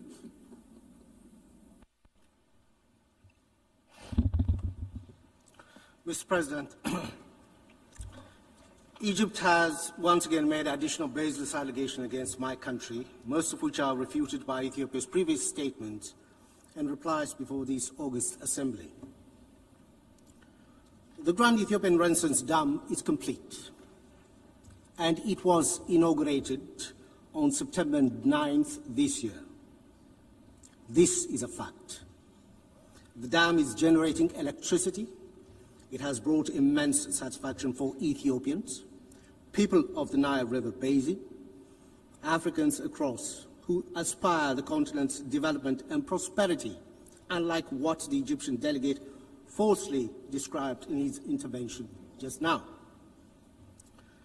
The dam is also a symbol of resilience and determination in the face of obstacles advanced by Egypt to prevent Ethiopia from getting the financial resources necessary to build the dam. Ethiopians from all walks of life mobilize resources from their own savings to contribute to the $5 billion hydropower project. Ethiopia firmly believes in the peaceful settlement of disputes. Ethiopia initiated talks with downstream countries, provided them with the necessary details about the dam, and gave them updates on the progress in the filling of the dam. It signed the agreement on the Declaration of Principles on the dam project to agree on guidelines and rules on the first filling and annual operation of the dam. Ethiopia's conduct, in fact, reversed the age of unilateralism in the Nile River basin that has been advanced by Egypt. Our efforts to find a mutually agreeable solution have been stymied by Egypt all the way. Egypt has hardly negotiated in good faith. Reaching an agreement has never been Egypt's objective. If it had been interested in collaborative approach, it would have joined the agreement on the Nile River Basin Cooperative Framework, which came into force on 13th October 2024. Nevertheless, Egypt wants a monopoly. In this century, that's not possible. The days of hegemony and colonial agreement are over. Egypt propaganda must stop its reckless threats. Countries sharing such a precious resource as water are not expected to propagate hostility. If Egypt is interested in genuine cooperation, it will find Ethiopia as a partner. Ethiopia remains hopeful to reinvigorate relations among all riparian countries of the Nile Basin, based on the genuine desire for collaboration in joint development. I thank you, Mr. President. I call on the representative of Pakistan for a second intervention. Mr. President, we had not intended to take the floor again.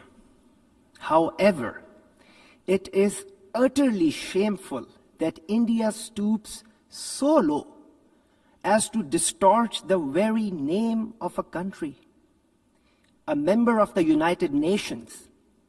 Such language reflects neither maturity nor responsibility, but instead it exposes that India is frustrated, and it exposes its pettiness on the world stage. Resorting to mockery of a sovereign nation's name is not just undignified. It is a deliberate attempt to malign and insult an entire people. This is not a local political congregation. By engaging in this kind of rhetoric, India diminishes its own credibility, showing the world that it has basically no substantive argument to offer, only, I'm sorry to say, but cheap slurs which are not worthy of serious discourse. And India itself has been implicated in supporting and sponsoring terrorist activities beyond its borders. There are credible reports pointing to networks which are run by the intelligence agencies to destabilize neighboring countries. And this is unfortunate. The intelligence operatives have been accused of financing and directing groups which are engaged in sabotage, in targeted killings across the world. And undermining regional stability and violating international law is a habit for India. Therefore, such actions basically expose the duplicity of its counterterrorism claims, and they actually raise serious concerns about its role in fueling rather than combating terrorism. I thank you. I call on the representative of China for a second intervention. Thank you, President. President, in view of the statement made by the representative of the Philippines, China feels it compelled to respond once again. The disputes between China and the Philippines on the South China Sea are in essence territorial and maritime delimitation disputes. Territorial matters fall outside the scope of UNCLOS. Furthermore, on the issue of maritime delimitation, China has excluded the application of dispute settlement procedures in its 2006 declaration made under UNCLOS. Therefore, the arbitral tribunal has no jurisdiction whatsoever over the subject of arbitration. Regrettably, however, the tribunal not only exercised ultra-vires jurisdiction but also rendered an unjust award. The so-called award disregarded legal principles and facts on issues of the regime of islands, historic rights, and outlying archipelagos of continental states, putting forth erroneous reasoning and conclusions. This seriously undermines the spirit and principles of the Convention and severely impacts the authority and integrity of international law of the sea. China does not accept or recognize the so-called South China Sea arbitration case. Our sole purpose is precisely to uphold the international rule of law in the maritime domain and to maintain a fair and reasonable international maritime order. China carries out peaceful and constructive activities on its own territories. This is a just right of a sovereign country. This is not the so-called artificial island reef. China places high importance on the protection of South China Sea's environment. Philippines'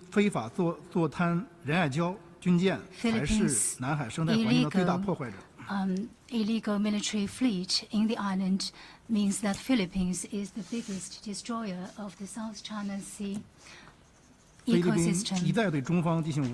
Philippines has repeatedly accused China. The sole purpose is to hide its fact of reneging on its promise and distorting the facts. We ask now Philippine colleagues to return to the correct path of resolving the South China Sea issue based on dialogue instead of playing out the South China Sea issue on the multilateral platform. This will not facilitate the settlement of the dispute, but rather this will escalate the tensions and leading to enhanced mistrust. I thank you, President. I call on the representative of Egypt for a second intervention. Thank you, Mr. Chair, once again for giving Egypt the floor. Mr. Chair, we are not willing to dwell more on the continued fallacies posed by the Ethiopian delegation. However, we are going to reiterate our position and stance.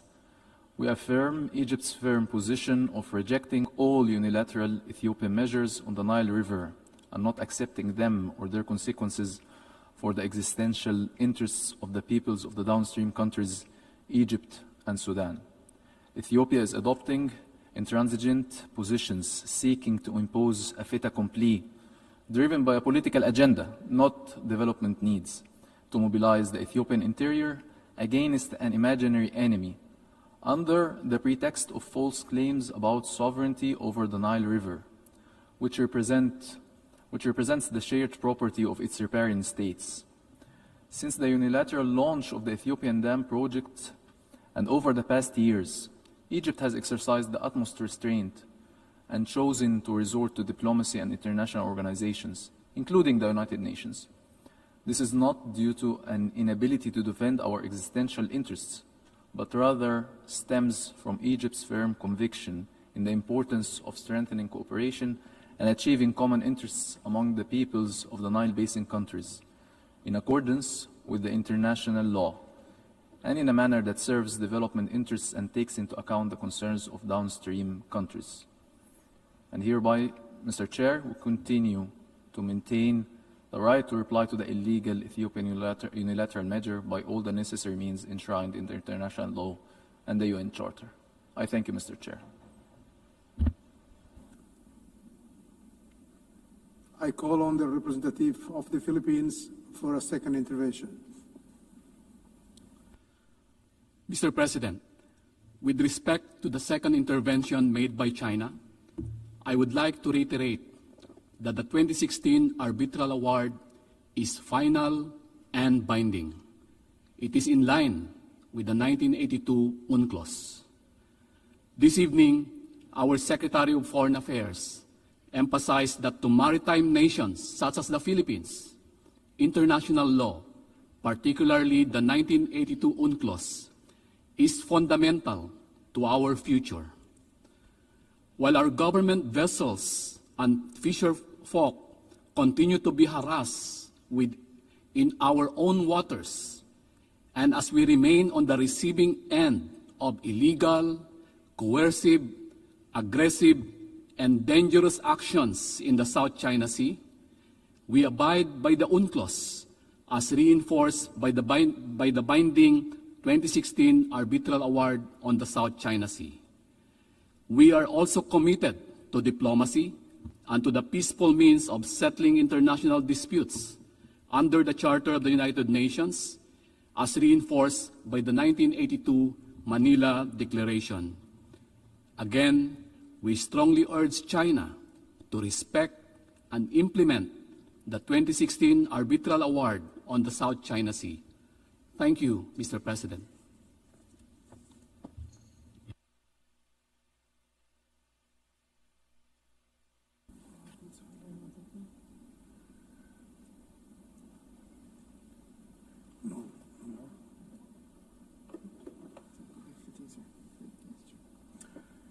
The meeting is adjourned.